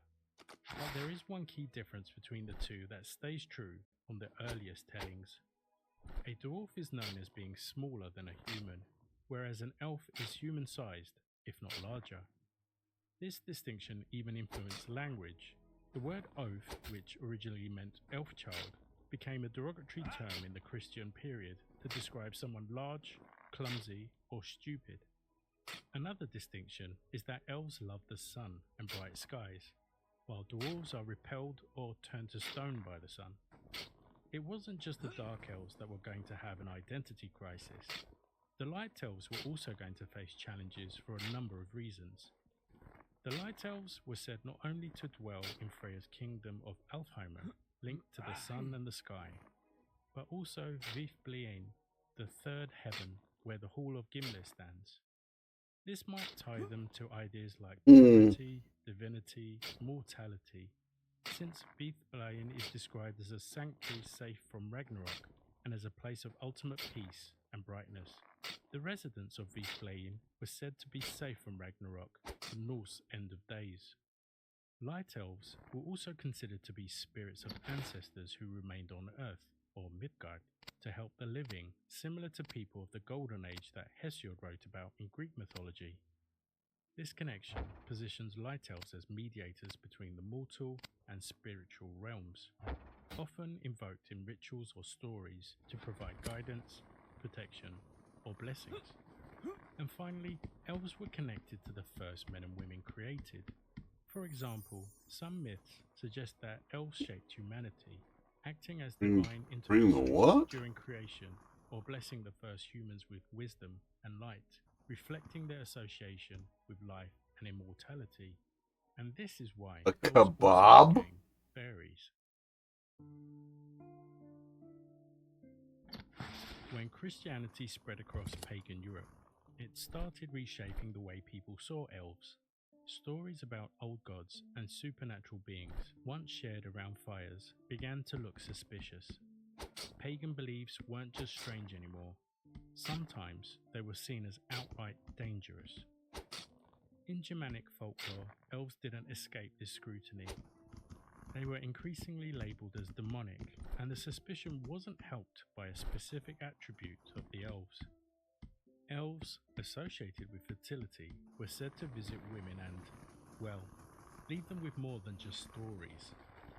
That might explain why so many children had elf-related names. Maybe it was a convenient excuse for an inconvenient truth. Either way, elves became a sexual threat, sinful creatures according to Christian clergy. But storytellers weren't ready to let elves fade away. To keep the tales alive, they adapted them. Elves became something in between, not entirely good, but not outright evil either. Some even tried to work elves into Christian theology. Maybe they were neutral angels during the battle between good and evil, or perhaps they were the children of Adam's questionable first wife, Lilith. In the medieval world, though, there wasn't much room for shades of grey. Things were either good or bad. That narrow middle ground is where elves began to blend with fairies. Fairies' origins are even murkier than those of elves. The word fairy comes from the French fairy, which described magical qualities, tricky, deceitful, and otherworldly. Originally, fairy wasn't used as a name of a creature. Instead, you described an elf as being of fairy, meaning they had magical traits. Over time, the term evolved into a catch-all for nearly all magical beings, including the Irish Ishi. The Ishi was said to be a hidden race of supernatural beings, descendants from the Tuatha De Danann, a central part of Ireland's mythological history. The Tuatha De Danann, often called the Children of Danu, were the fifth legendary group to arrive in Ireland. Danu, a pre-Christian goddess, remains mysterious to us, as there isn't much written about her, but her influence shaped these tales. The Tuatha De Danann were described as tall, beautiful, and skilled in magic and battle. Their arrival was epic. Some stories say they came shrouded in mist, others talk about great ships. Either way, they swiftly defeated the Firbolg, the inhabitants of Ireland at the time. But their story didn't end there. When the Milesians, the ancestors of today's Irish people, arrived, the Tuatha De Danann didn't fight an all-out war. Instead, they retreated into the Shee, the hollow hills and mounds scattered across Ireland. There they faded into legend, becoming the Ishi, otherworldly figures tied to the land. Over centuries, these stories mixed with the Greek, Roman, Scottish, and even Persian myths, and as a result created a melting pot of ideas that reshaped how people imagine magical beings. Eventually, fairy became Okay, so one side of its tundra, own tale, or and elves were swept up in it. But then came polar a one, writer who loved elves, myths, and languages so doesn't much he really... decided to reshape their history. And he didn't just change how we see elves, he built them an entire world. It's almost impossible to talk about elves without mentioning the famous fantasy author, John Ronald Reuel Tolkien, better known as J.R.R. Tolkien. From medieval times to the 1900s, the lines between elves and fairies blurred, especially during the Elizabethan and Victorian eras. Shakespeare's A Midsummer Night's Dream portrayed fairies as small, clever tricksters, shaping how people imagine both fairies and elves. By the Victorian era, Romanticism took it a step further, shrinking them into tiny childlike beings. Think Tinkerbell or the Cottingley fairy hoaxes. This blending with fairies softened the image of elves, taking them far from their powerful mythological roots. But Tolkien wasn't having any of it. Most people say Tolkien revolutionized how elves were perceived, but honestly, I think a better word is restored. Tolkien went back to the source, Germanic folklore, and brought back the noble, awe-inspiring image of the elf. But even he had challenges with how vague the original stories were. So he filled in the blanks with his own imagination and life experiences, turning myth into something more tangible. Ironically, the same religion that once diminished the worship of Norse gods helped Tolkien rebuild elf mythology. Drawing from his strong Catholic faith, Tolkien reimagined elves as angelic, wise, and untainted beings. Now, if you know a thing or two about Celtic mythology, you might notice some striking similarities between Tolkien's elves and the Tuatha De Danann I mentioned earlier. But Tolkien denied taking any inspiration from Celtic myths, even claiming he disliked Celtic legends altogether. But I'm calling bullshit on that. Tolkien grew up reading about Celtic mythology, and he openly loved the Welsh language, which is of course Celtic in origin. Despite his protests, there are undeniable parallels. Tolkien's elves and the Tuatha De Danann share traits like being tall, fair, strong, and skilled in magic from faraway lands. Tolkien's take on elves laid the foundation for most modern interpretations. Think Elder Scrolls, The Witcher, Dungeons and Dragons, and countless of other franchises. Feel free to drop your favourites in the comments. That said, there's still one we haven't talked about yet. I have a love-hate relationship with Christmas elves. On one hand, Elf, starring Will Ferrell, is one of my favourite Christmas movies. But to be fair, I love anything starring Will Ferrell. I'm in a glass case of emotion! But then there are the other Christmas elves, particularly the ones on shelves. Those little guys make me want to run away and hope the house implodes, poltergeist style. Same view I have on Anyway, Elf on the The best way I Shelf. can explain how we got Christmas elves is through the 80s movie Twins. If you haven't seen this 1988 comedy, here's the gist. Scientists tried to create the perfect human in a lab. Smart, strong, the whole package. That's Julius, played by Arnold Schwarzenegger. But as a side effect, all the leftover traits end up with his twin, Vincent, played by Danny DeVito. So what does twins have to do with elves? Well, Tolkien's elves and Christmas elves come from the same mythological root, but took widely different paths. On one side you've got Tolkien's elves, tall, noble, steeped in ancient lore. They're grand, mystical, and a nod to the original mythological origins. On the other side, you've got Christmas elves, tiny, fairy-like, and playful. One of the theories is that Christmas elves came from the same region as the original elves, but from a totally different creature. In Scandinavia, there's a creature called the Nisse.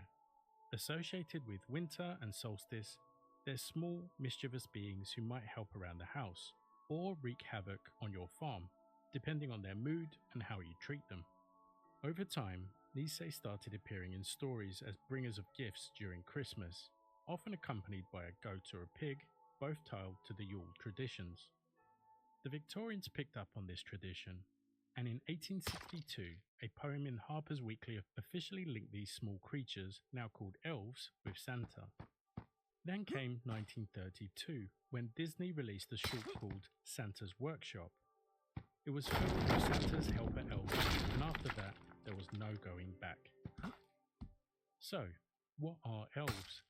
There's so much more than the pointy-eared characters we see in modern fantasy. Elves are ancient symbols of life, light, and mystery. From their beginnings as radiant, almost divine beings to their later roles as craftsmen, guardians, and even tricksters, elves show us humanity's deep curiosity and forces beyond our control. Their dual nature, both kind and dangerous, reflects how we've always seen the natural world, as something to admire, but also something to respect. Whether connected to fertility, immortality, or the afterlife, elves represent the unbreakable link between people, nature, and the divine. Their stories remind us of the incredible power of myth to help us to face the unknown, and their place in our culture ensures that their light, however complex, will keep shining always.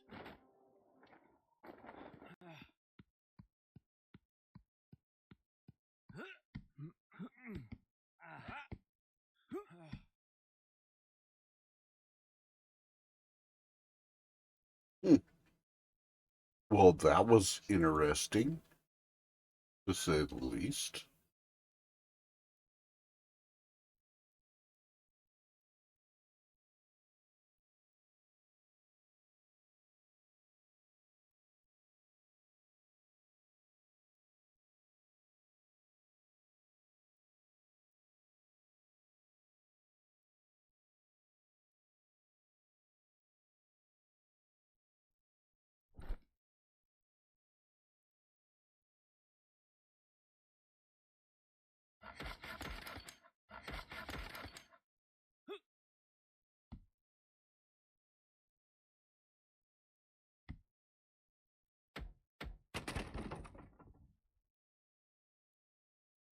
Aha.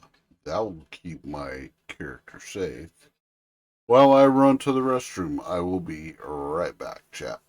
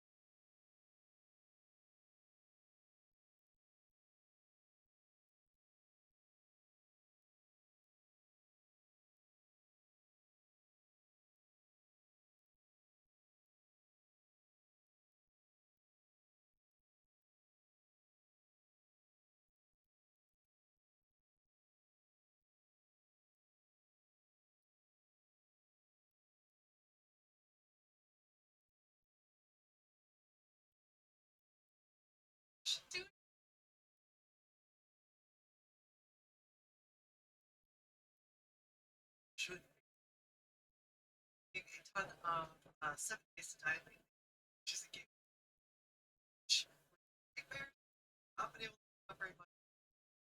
Wonderful.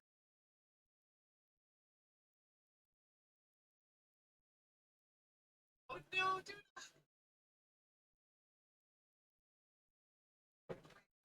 Uh, simulate. Okay, I'm back. Oops. We got my Coke.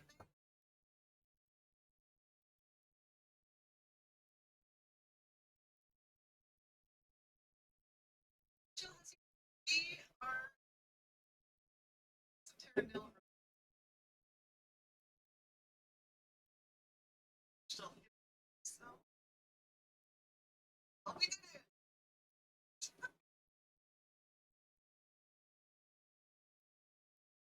That's what you All right. Oops. Don't leave your Coke behind. No Coke left behind. We don't like leaving Cokes behind. That's bad. I need to. Gotta close that. Take a little pressure off the system there.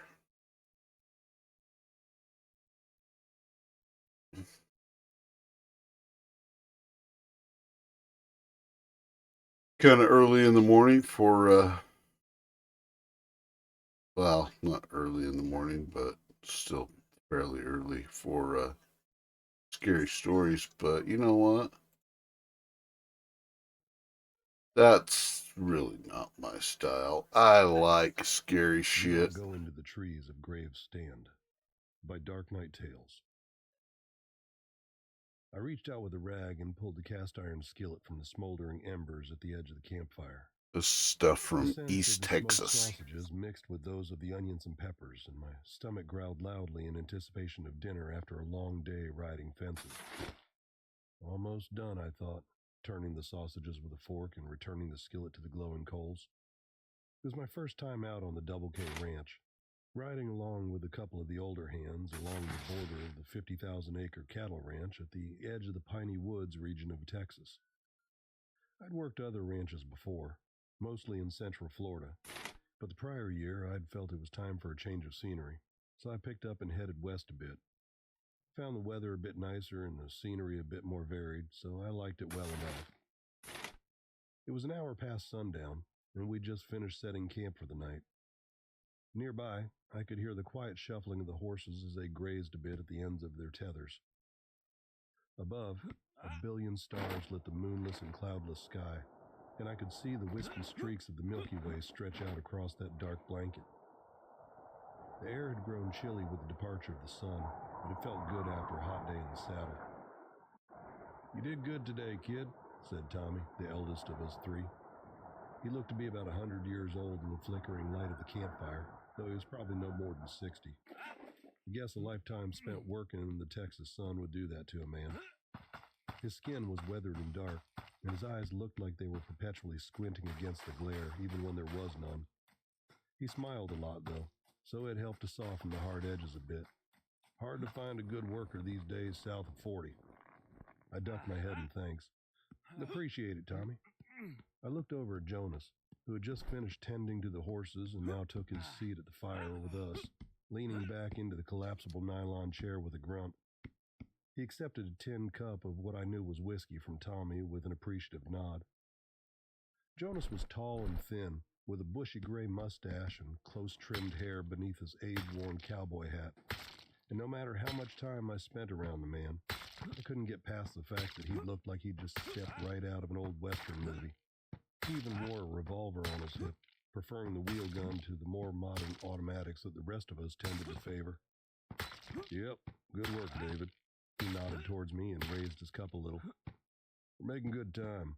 Figure we'll be just about ready to wrap this job up day after tomorrow and get you home to that pretty little woman of yours," he said with an amiable grin. We'd been out riding fences for what seemed like months, though in truth it was only a couple of days. There was another crew working the south line, but we were responsible for the more rocky and uneven northern border of the ranch. I envied the other crew.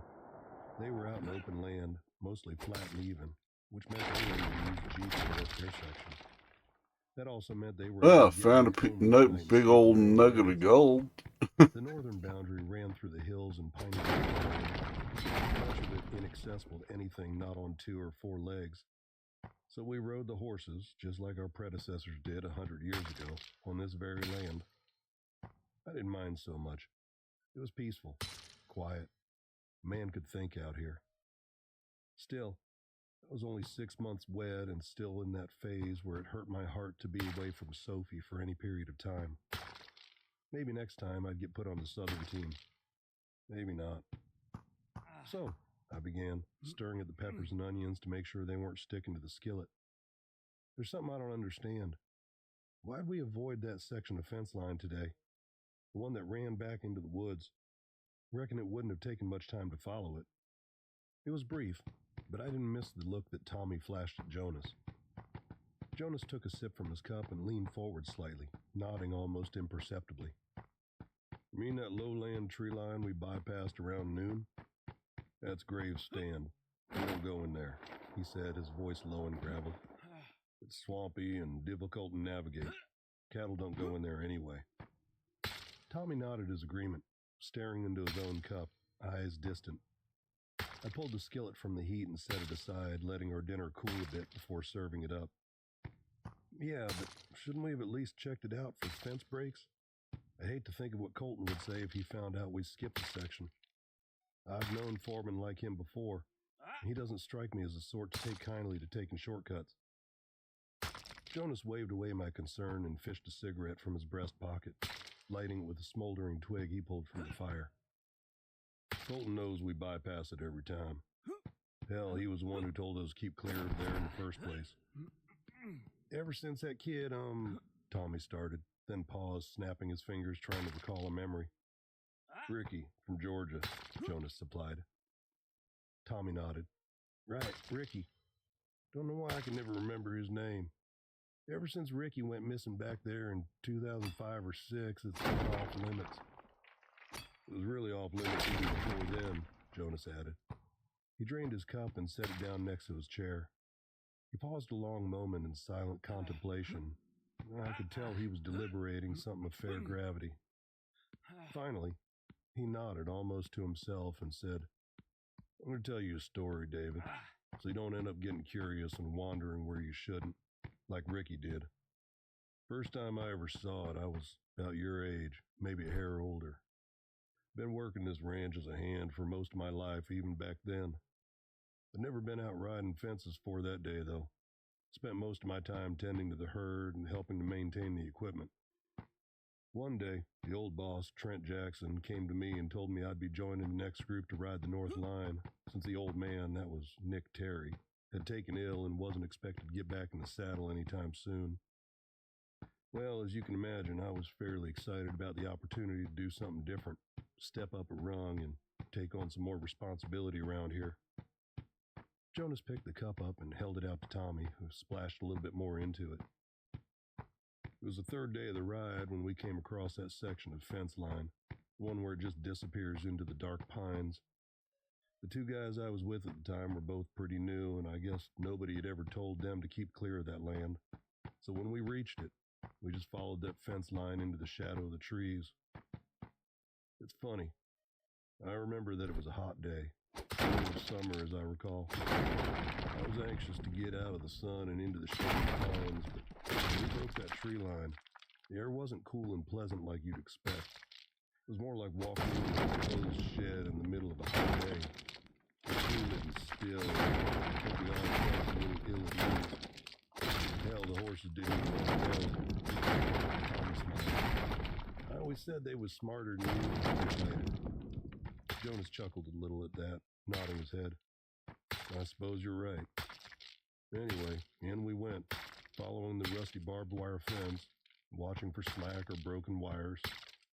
Even then, I thought it was a little strange that cattle never wandered back into the trees in that spot. You've seen the ground all around that area. It's turned up something awful from their grazing even today. He looked at me and gave me a tight smile. We all know that cows ain't the smartest thing out there. How many times have we had to go out into the eastern woods to bring some wanderers back home and couldn't figure out how to get out once they got in? Still, something kept them out of that tree line. Something they could sense. Well, that old fence line runs on for about a mile or so back into those dark woods before looping back out in a gentle curve. Not even sure who the hell thought it was a good idea to set it out there in the first place. Probably one of the original Kirkman clan when they first bought the land, I suppose. Anyway, first thing we all noticed was that the fence in this whole area was in a pretty bad state of neglect, like it hadn't been seen to in decades. Jim Tillman, the head man of our group, made a note of it and figured we'd probably be back out here in a couple of weeks replacing the whole damn thing. We had supplies for repair, not replacement of an entire line, so we just kept on, making sure there weren't any breaks. Jonas paused a second, taking a pull from his cigarette before continuing, his eyes now distant. Bill was the first one to notice them. He always had the sharpest eyes of us. Here and there, scattered among the trees, were these little hanging ornaments of some sort, made up of sticks and string and bits of animal bones, almost like those stupid dream catcher things that you see some folks hang from their rearview mirrors. Different. Just old. Real, if you take my meaning. These weren't some sort of souvenirs you could pick up at those roadside tourist stands. They were ugly, menacing, like they meant business somehow. We didn't quite know what to make of them, but Bill seemed a little uneasy after we started cleaning them. He had Wichita blood in him, and I think that part of him was trying to send out some sort of warning. We were committed, though. We'd already spent a couple hours winding through the trees and didn't want the foreman to find out that we'd been spooked and skipped a whole section of the fence line. Figured we'd be out of it and back out into open land soon enough. Besides, we were all armed and weren't about to be scared off by some trinkets left by God knows who. The ground had been mostly marshy and soft, and the horses were starting to have a hard time at it, till it finally started rising back up some and becoming firmer. It was getting late in the afternoon by that time.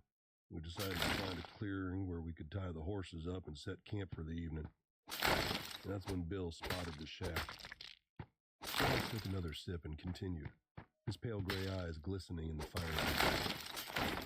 At first, we weren't really sure what it was we were looking at. Looked like an old homesteader shack, probably abandoned for generations at that point. It was situated in the middle of a fair-sized clearing in the trees with a bit of a creek running off to the side of it, though. So we figured it was as good a place as any to make camp. Bill went off to gather firewood while Jim and I tried a makeshift corral for the horses and set to clearing away the pine needles and leaves and finding what rocks we could for the fire ring. By now, the sun had dipped low, thrown most of the area into deep shadow, though there was still some light in the sky yet. As Jonas spoke, I started dishing out supper for him and Tommy, almost without thinking. I'd never seen Jonas so caught up in a memory and had never heard him say so many words strung together before. He was normally a quiet man, always watching and listening, but rarely speaking. When he did open his mouth, I'd learned early on that everyone tended to listen to what he had to say. He was that kind of man, if you know the type. We finished getting the areas set up for us to bed down. Back in those days, we mostly just slept on bedrolls under the stars, since that was before they started with all the ultralight compact tents we have these days. Bill still hadn't come back with the firewood, and we figured he was probably having a tough time finding dry wood and kindling among all the damp and rotting ground clutter we'd seen. While we were waiting, Jim said we should probably check out that shack before it got full dark, just to make sure there wasn't anyone inside who was going to cause us trouble tonight. I didn't think it was too likely, but Hey, part of our job was pigs. to make sure there weren't any trespassers on Mr. Kirkman's property, so I went along. We walked over to it, maybe 20 yards from where we set up for the night. I noticed what looked like a braided rope laying in front of it.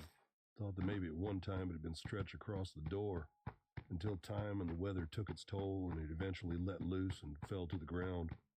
It was strange, though. Not anything like the twisted hemp ropes we used. It was more ornate, I guess is the word. The braid was intricate and it was dotted here and there with patterns made from beads. I remember wondering why anyone would string a rope around this little shack, but didn't give it much more thought, to be honest. Anyways, we get to the door and Jim reaches out to pull it open when I spotted some strange-looking writing and symbols carved into the face of it, spanning the door from one side to the other and even running onto the walls on either side. Neither one of us recognized it.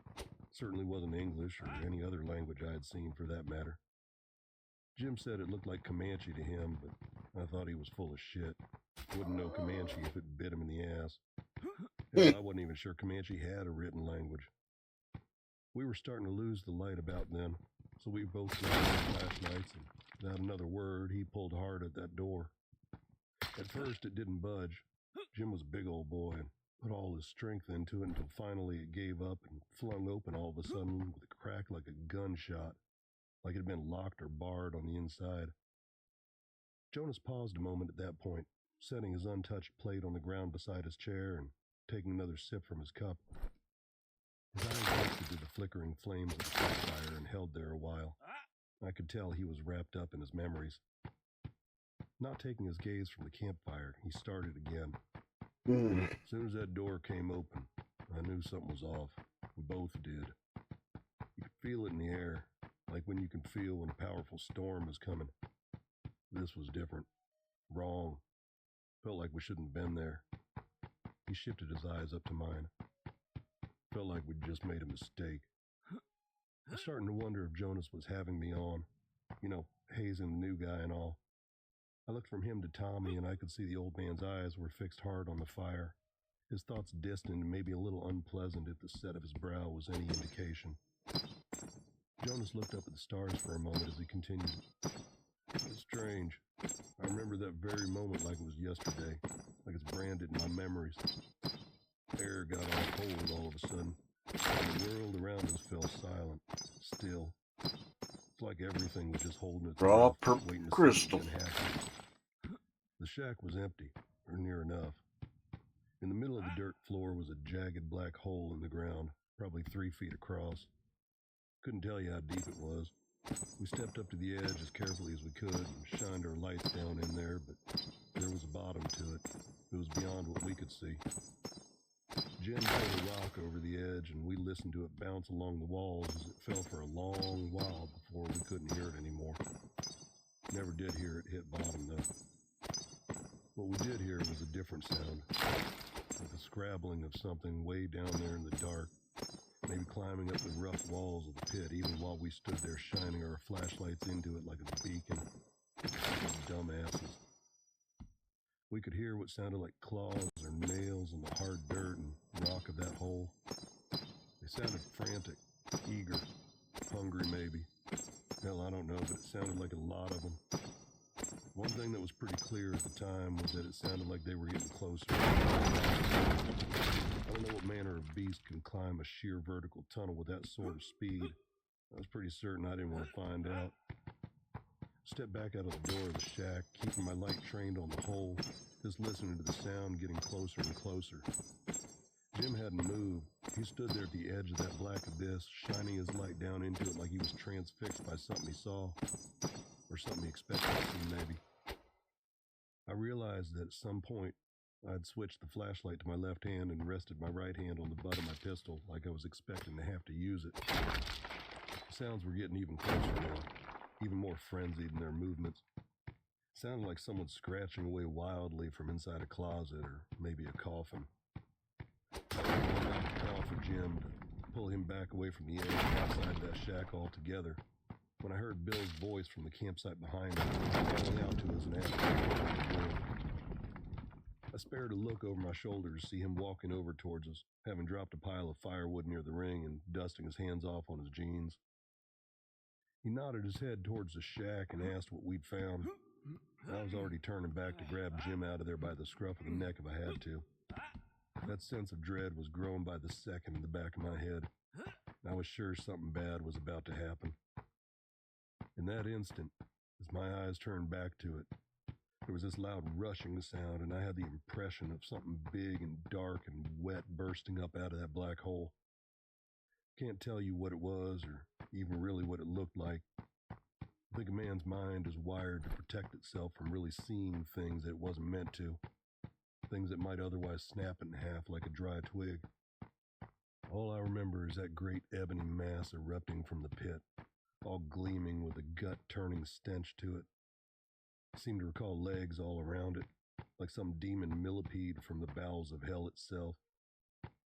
Can't tell you if it had a head or a face because next thing I knew, I was falling backwards hard onto the ground, the wind knocked out of me and my head ringing. I heard Jim cry out something close to a scream of pure horror, maybe pain, but it only lasted a heartbeat before it was silenced. Never heard anything that terrible, not my entire life. From where I lay, dazed and gasping for breath, I could see Bill standing there a few paces away, eyes as wide as they were, and mouth hanging slack as he looked on whatever abomination had risen up from that pit. His hands hung limply at his side, swaying a bit, and he looked like a puppet being held up by some invisible string. By the time I gathered my senses and scrambled back to my feet, jerking my pistol from its holster, it was over. The thing was gone, along with Jim. The shack was empty once again, except for that damn black hole in the ground. Everything was deathly still. Even the breeze had died and the horses had stopped their whickering. Jonas tossed his cigarette butt into the campfire and drained the last of his drink. Tommy wordlessly reached out and refilled it. This time he offered the bottle over to me as well, and I accepted it with a nod of thanks. Jesus Christ, Jonas, I breathed, my eyes subconsciously drawn to the darkness behind the light of our campfire, at some half-heard sound that was probably just my imagination. This is a joke, right? You're just screwing with the new guy? Tommy and Jonas shared a look that I couldn't decipher. some silent conversation between the two old friends. Jonas removed his hat and ran his hand over his head, smoothing down his short-trimmed hair. He replaced it and leaned forward in his chair, his eyes keen and sharp and fixed on me with a meaningful look. I wish to hell it was, son. Old Bill was frozen in his tracks, checked out. Nothing I said or did would snap him out of it.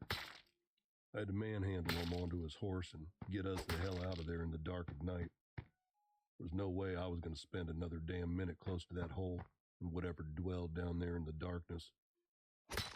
We got back to the ranch house next day around noon. By that time, Bill's hair had turned almost white, like someone had bleached it. His eyes had clouded over until you couldn't see anything but milky white marbles in those sockets. 28-year-old man. He looked every bit of 100 at that moment. Still hadn't come out of whatever trance he was in, what the doctors called a catatonic state. He said he was alive. It was almost like he wasn't in there anymore, if you take my meaning. Like whatever he'd seen in that instant had broken him beyond repair. He was still in there. Figured he was hiding in some small dark corner, just praying he wouldn't be found. They committed him to Rockdale, that asylum that used to be up near Gilmer before it was shut down a while back. From that moment, we lost Jim. Bill never said another word, never so much as acknowledged the presence of anyone around him. The only time he'd make a sound was in the dead of night, when he'd sit up straight in his bed at the institution and scream wide-eyed into the darkness until the orderlies came up and sedated him. Jonas set his cup down and turned his eyes back to the fire. One day, about 3 years later, orderlies came into his room for morning check and found him deader than shit, but still sitting bolt upright in his bed, eyes wide and mouth hanging open like it had been that day at the shack. Still wasn't sure how much I believed him, but I didn't get the impression that he was trying to mess with me anymore. Everything about his story felt real, like he was pulling it from memories, not just making it up. What the hell was it? I asked. That thing from the hole. Jonas shook his head. No idea. Caddo Indians were some of the earliest tribes to settle this area, but they have stories of an even older race that was here long before them. An old tribe with old ways, one that the Caddo won't even mention by name, like they've been shunned. They whisper stories about human sacrifices and communing with the world below and calling up elder gods to lay waste to their enemies, that sort of stuff. Maybe that's what this was. Some old god they'd summoned up. Well, maybe it's the reason they're not around anymore. Maybe they reached a little too far, grabbed hold of something beyond their control. Maybe not. All I know is that we don't go into the trees if graves stand. The Mines Beneath Harper's Hope by Dark Night Tales. So I was talking to some of the other hands back at the ranch, I said, looking across the flickering flames of the campfire to Jonas. The man, looking for all the world like he'd just stepped out of an old gospel, had been sitting quietly, lost in his thoughts and eyes fixed on the fire, distant. He'd been unconsciously stroking the ends of his salt and pepper mustache and sipping occasionally at the cup of Jameson he held loosely in his other hand. I wouldn't say he was distracted. Those piercing eyes never seemed to lose their keen focus, regardless of where he was or what he was doing. Preoccupied was probably the better word for it. I wasn't surprised. Tommy had recently taken ill with pneumonia and had been laid up in a hospital for the better part of the last 2 weeks. They'd been friends since before I was born, and I knew Tommy's failing health weighed heavily on Jonas's mind. He lifted his eyes from the flames and met mine. The hint of a grin touched at the corner of his mouth. Oh yeah? What do those clucking hens have to say this time? I smiled, fished a smoke from my pack, and offered one across to Jonas. He accepted it with a nod, lighting it with an old and battered Zippo from his jacket pocket. Well, we were just sitting around after work last Friday, shooting the shit over a few beers about what you told me about Graves Stand. Apparently I'm the only one around here who didn't know anything about that place, I said with a chuckle. Well, you're still pretty new around these parts, David. Probably a lot of things you haven't bumped into yet. he said, taking a drag from the cigarette and following it with a quick sip from the tin cup. The place is old and has some shadowy corners if you care to look for them. I ducked my head in a nod. Yeah, I suppose that's true. One of the boys told me to ask you about some old abandoned ghost town around here somewhere up in the hills. Said you had a story about it, but wouldn't say anything else. He said it was your story to tell, not theirs. Jonas fell silent for a moment, his eyes drifting back to the yellow light of the campfire, its embers rising between us in the chill autumn night air. I could tell he was mulling it over, probably deciding whether or not to indulge me with another story. He never was one for a lot of talk, a quiet sort who tended to listen more than speak. But we'd been out for a couple days on horseback, making our way through the dense pines of the eastern forests that bordered the Double K Ranch. A few head of cattle had gone missing from the herd, and the boss had put us to finding them. We hadn't found them yet, and I suspected they'd eventually wander back on their own in any case. In the meantime, we'd done our bit and would be heading back in the morning. For now, we'd set camp for the night once we broke out of the tree line and were just enjoying the cool air, warm fire, and the quiet solitude. I figured it'd be a good opportunity to hear more from Jonas about this place. Harper's Hope, he said ponderously, recalling an old memory. Well, I haven't thought about that damn place in a long while. In the distance, the mournful cry of a coyote drifted out of the dark on the light breeze that had picked up with the coming of nightfall. We both glanced over in that direction for a moment before he spoke again. You do know how to play, David. Aside from Gravesstand, there's probably nothing around here that unsettles me like that old burned-out place. Bad ground. Bad memories. He lifted his eyes to mine again, and the flickering light from the fire made the dark shadows dance across his face ominously. You sure you want to know about that old town? I told you about Gravesstand for your own safety, seeing as it's something you're like to run near from time to time. Harper's Hope. Well, you never go looking for that place. Not likely to just trip across it accidentally. I nodded eagerly. Well, yeah, if you're willing to tell it. No reason not to, I suppose. Not like it's a big secret around these parts. So don't bother asking me where it is. I won't be the one to tell you. I don't need that weighing over me. He settled back a little in his seat. Harper's Hope was settled sometime back in the late 1800s by some families who had come out west from New York. As the story goes, a group of them pooled their savings and purchased the deed to some old gold mine out in the hills. There were more than a few of them, something like a dozen families in all, and only a couple who had any idea how to make any sort of life away from the city. Lots of fools are driven past their limitations by the prospect of wealth, I suppose, even today. I'm not sure why they were so trusting that there would actually be a workable mine on the land they bought when they got there. But fortune is a funny lady. You can never tell exactly what you're going to get when you spin that wheel. For them, they arrived at their claim to find it exactly the way it was promised, including a few remaining structures from an older settlement that they were able to use as the foundation of their own. It turns out, not only was there a mine, but there was still gold running through it. Fair amount, too, from all accounts. The settlers had found their fortune. Within a couple of years, a small town had grown around it. I'm not going to say it was an up-and-coming boom town or anything like that. Still wasn't more than a handful of families and a few businesses that had sprouted up. But to those families that had founded Harper's Hope, sure it seemed that way. Their gold had paid off big, so they thought at the time. Jonas paused a moment, taking one last drag from his cigarette before flicking the butt into the fire. That mine is an old one, David. I'm not sure anyone knows who dug it in the first place or when. None of the family stopped to wonder why a person would be so keen on selling the deed to a gold mine that was still healthy and producing. That said, in the first few weeks, they depleted the open veins that were readily accessible close to the surface, began searching farther into the old tunnels.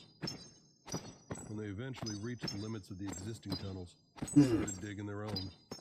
The farther they dug, the more gold they uncovered. As I understand it, the veins were wide, shallow. The ground seemed to offer up just enough of that shiny metal to keep tempting them deeper into the earth, away from the light of the sun. Maybe deeper than man was ever meant to go. Who knows? For a few years, Harper's Hope thrived. The men continued to push deeper into the dark recesses beneath the hills. Then came the winter of 1899, and with it, the weather turned cold and fierce. The routes in and out of Harper's Hope were cut off for a month or more. When the weather finally righted itself and the storms passed, first traders arrived at the settlement to find an empty husk without a soul to be found. According to what they reported, it looked like someone had just come in and scooped up all the families and left everything else in place. 100 people at least, all just gone, he said, shaking his head in muted disbelief. Ain't that some shit? Well, at first, there were some suspicions that maybe they'd been set upon by the Comanche, as they were known to be hostile to settlers and were probably the most feared tribe in the area at the time. No, that didn't hold water, especially since so many valuable resources were just left behind in the houses and stores. I'm not talking about gold and weapons and stuff like that either, but food and hides and other supplies that the Comanche raiders would be interested in, especially in the middle of a winter they weren't accustomed to in East Texas. Plus, it was pretty widely known that the Indian tribes native to that area gave it a wide berth for their own reasons. They didn't want anything to do with it, never given the settlers an ounce of trouble before. Hell, I don't think I've ever heard that they even came in contact with them the entire time they were here. Jonas gestured to me for another smoke, which I handed across without a thought. What happened to them? I asked, my brow twisted in a frown. Where'd they all go? He shrugged as he lit the cigarette. Don't know. U.S. Marshals went out there to investigate what the traders had reported. There was no local law around here back then, so it fell to them to see if they could figure out what happened. They found Harper's Hope exactly like the traders had described it. Empty and quiet as a tomb. Must have been downright eerie, I'd wager. The only thing that they found giving any hint of what had happened was a diary that had belonged to the young wife of one of the miners. Mrs. Annabelle Hudson, I think was her name. She'd written that the men had broken into a new, undiscovered section of natural cave during their digging the day before. Apparently the entire town was all excited at the news, since she wrote that this new chamber was said to be richer than any of the veins they'd found since they first arrived. He said the walls glittered all over with exposed veins of gold. Admittedly, she was worrying at how deep they were mining now, of the risks that come with working that far underground. She was looking forward to the day they could return to New York and live a comfortable life with what they pulled from the rocks. Jonas shook his head almost ruefully. Then her next entry took an unsettling turn. She wrote that none of the miners in the tunnels that next day ever returned to the surface. The town was worried that there may have been an accident, a cave-in or something like that, and a group of townsfolk gathered up and went into those black tunnels in search of their neighbors.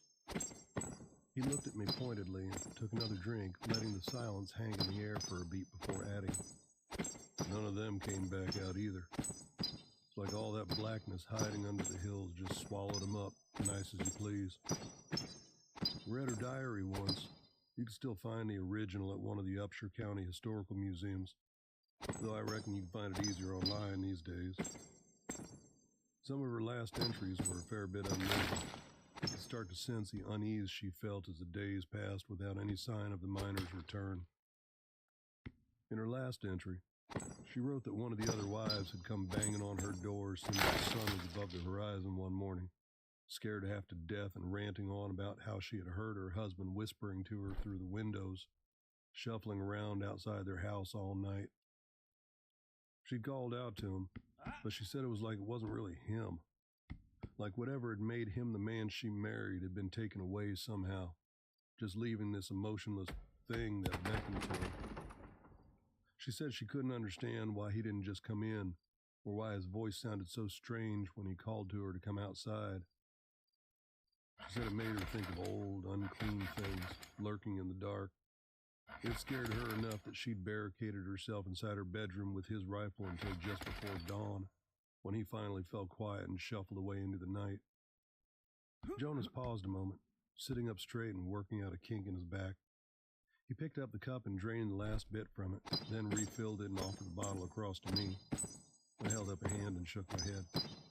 He continued, "Well, When they went to talk to the other women about the strange occurrence, they discovered 2 of the other wives and their children had gone missing in the night, their doors standing open and houses empty.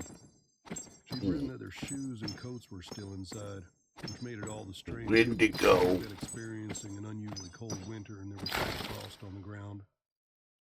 The old cowboy shrugged and let out a long, weary sigh. That was Annabelle's last entry. After that, the town just died. As no bodies were found to prove that anyone had come to harm, the family still held the deed to the land and the mine. Nobody else could legally come in and work that claim. The town's been empty ever since. At some point, someone set fire to that whole damn place, burned it to the ground. Well, it's probably for the best, all things considered. Jonas leaned back in his chair again. If you grew up on these things, you grew up with that story. Folks know about Harper's Hope and its history. Most decide to keep clear of it. Most? I asked. Jonas smiled a bit. You're a smart kid, David. Perceptive. I like that about you. Yeah, most. Some folks find the promise of an abandoned gold mine just waiting for somebody to come and take advantage of it to be too much of a temptation. And temptation can drive people to do foolish things. When I was a young man, long before my Laura passed on, I had a couple of friends who had young families of their own. Times were tough back then, even for those who could find steady work. And one day they approached me asking if I had any interest in going in with them to explore the tunnels of that mine, see if there really was any gold left for the taking. If not for the fact that I'd just landed a job on this ranch with good pay and a promise of a future, I might have taken them up on it. As it was, I was too busy trying to prove my worth to the foreman and the other hands. Didn't have time to go on some sort of half-assed treasure hunt. I tried to talk them out of it, told them it wasn't a good idea to go messing with things that had such a dark history about them, but I knew there wasn't really a chance I'd be able to. Joe and Casey were good men and hard workers. They were just trying to figure out a way to provide for their families during tough times. I don't fault them for that. They were doing what any good man would do to protect their own. Jonas set down his empty cup and grabbed up his canteen, taking a long drink of the cool water. It was 2 weeks later that Claire, that was Casey's wife, came knocking on my door one evening, asking if I'd seen or heard from either of the men. She said they'd gathered up some tools and overnight provisions and headed out a week earlier, but hadn't come back yet. She tried to get hold of Joe's wife, Paula. Hadn't been able to reach her in a couple days. He looked at me, his eyes piercing in the firelight. Claire was born and raised in this area, not 5 miles down the road. Hell, I went to school with her brother, and I've known her family most of my life. She'd heard all the same stories everyone else had about Harper's Hope. I could see something like fear in her eyes. She had 2 small boys at home, and I think in that moment, she was already trying to come to grips with the likelihood she was now a 23-year-old widow. Jonas paused a second, and I could see something like sadness or maybe regret behind his eyes. I could tell she wanted to ask me to go out and try to find them. I think she knew it was unlikely that anyone from around here would risk going into those mines, especially if they had a family of their own to worry about. So she didn't ask, and I didn't offer. We never did see Paula or her kids again. Never any clue as to what happened to them. They just vanished one night without a trace, front door left wide open. The sheriff did a cursory investigation, but I think he knew it was a losing battle. Nobody really believed she'd ever be found, I think. Claire packed up her children and left the very next morning after I spoke with her. She left everything behind that she couldn't load into the bed of Joe's truck and just ran. I still see that look in her eyes all these years later. She wasn't afraid that she'd never see Joe again. I think she was afraid that she would. Stories from East Texas. The Abandoned Homestead by Dark Night Tales. I've never been out here before, I said to Jonas as he brought the old Jeep to a stop. I swung the door open and stepped out, my eyes wandering across the mostly open landscape that stretched out in all directions before settling on the time and weather-worn homestead standing before us. We'd been driving for a couple of hours along the southern fence line of the Double K Ranch before we reached the edge of the Kirkman's property and proceeded through a galvanized steel gate and into another open area of land beyond, this one wilder and overgrown. Another hour or so of ambling along through the tall grass and rocky ground had brought us to where we stood. Now on the old McCullen land, a 20,000-acre parcel that Mr. Kirkman had purchased at auction when the last of the McCullen clan died off 15 years prior. From what I had seen, it looked like prime pasture land, and I'd wondered aloud why we didn't graze the cattle out here. After Mr. Kirkman first bought the land, we did just that. Jonas had told me over the whine of the Jeep's engine and the persistent creaking of its suspension as it jounced along the uneven ground. We spent the better part of a month repairing that fence line around this property. The last generation of the McCullen clan had moved away long before, abandoning the ranch and letting this whole place go to seed. Before we were done, we'd just about replaced the whole damn thing. Cost Mr. Kirkman a good sum of money, I'd imagine. Oh yeah? And? I prompted, grunting as the Jeep found a particularly ornery chuckhole and tried to buck me out of my seat. And we lost nearly a dozen head of cattle in that first week, he answered, ashing his cigarette out the open window. I grinned. They got out, huh? Must have missed some breaks in the fence, I suppose. Not surprising. Damn things have a knack for finding the one place they can escape through. Jonas turned a sidelong glance on me and said, I didn't say they got out. Said we lost. He could sense the questions stirring in my mind and forestalled them with an amused grin from beneath his bushy gray mustache. Story for another time, David. Today we've got some business to see to. We'd best keep our focus. The business that Jonas had mentioned was us looking into a report that came in from one of the crews about an unrecognized truck that they'd seen roaming around on the old McCullen ranch. A parcel I didn't even know was actually part of the Double K Ranch until this very conversation. I'd been working that morning in the garage back at the ranch, doing some much-needed maintenance on some of the four-wheelers that the guys used to move around the property when Jonas walked in. 1 minute, I was sitting there replacing an oil filter and humming some old song I had stuck in my head. And the next, there he was, standing right there in the open garage bay door. He was silhouetted by the late morning sun, but there was no mistaking that figure. He was tall and lean, but somehow commanding, with the air of strength and authority around him. The old cowboy hat atop his head was as ever-present and predictable as the sunrise. I could barely imagine him without it. Miller's crew called in. Said they saw a truck out in the country on the eastern fence line of the McCullen land. Need to go check it out. See what's going on out there, he told me. Grab a rifle, son. I don't expect trouble. I'd rather be ready for it if need be. We'll take the Jeep. I knew that, in days past, Jonas would have taken Tommy with him on something like this. The two had been close friends for longer than I'd been alive. But Tommy had passed away about a month before, after a bout of pneumonia had taken its toll on him. I'd gotten to know both of them fairly well over the last couple of years, and Jonas had been including me in more and more of the jobs they were tasked with in recent history. I took it as a special sort of pride that I was being chosen over so many other more seasoned hands, and I was grateful for the chance to get to know Tommy before he passed on. Jonas had never been one to have a large circle of friends. I got the sense that he'd seen something in me that made him think I'd be a fair addition to it. I appreciated that. I liked the old son of a bitch. So even though I had a full schedule of maintenance that I expected to occupy my time for the rest of the week, I just nodded and stood, wiping the oil from my hands with a rag. Sure thing, Jonas. I'm with you, was all I said. Within 20 minutes, we were loaded up in the Jeep and on our way out to an area of the Kirkman property I'd never visited before. An old, abandoned tract of land spreading out into the distance beyond the border of the barbed wire fence line.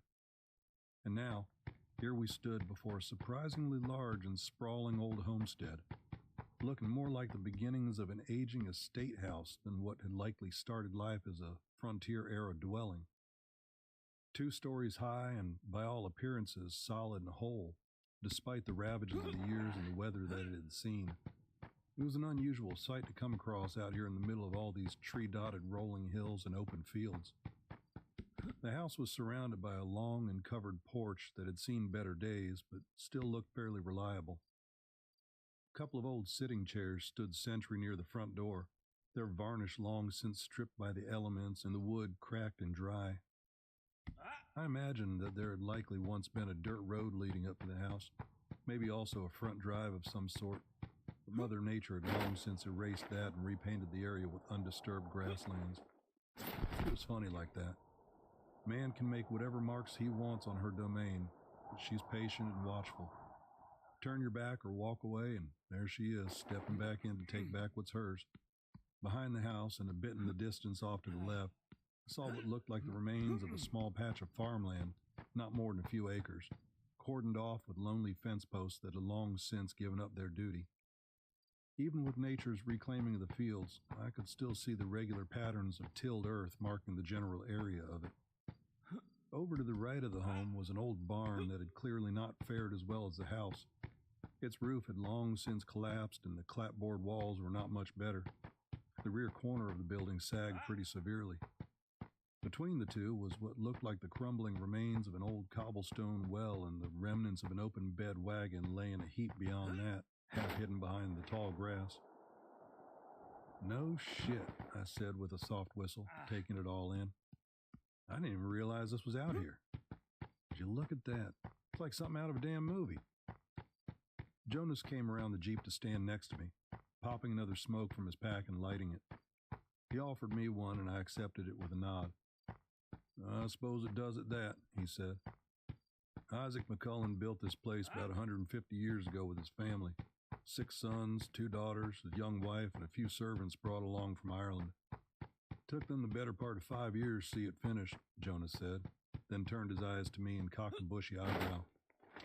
Some folks have big ambitions. They're just built that way. Sometimes it goes their way. Most times, I reckon, things don't tend to play out the way they expect, though. Well, I guess old Isaac McCullen probably felt he was laying the foundation of some great legacy. And in fairness, he made a pretty good go of it for a bit. 20 years the McCullens lived here, working the ranch, expanding their family, and making a name for themselves. Ashley McCullen was Isaac's wife, matriarch of the family. It was said she was strikingly beautiful and smarter than the rest of them combined.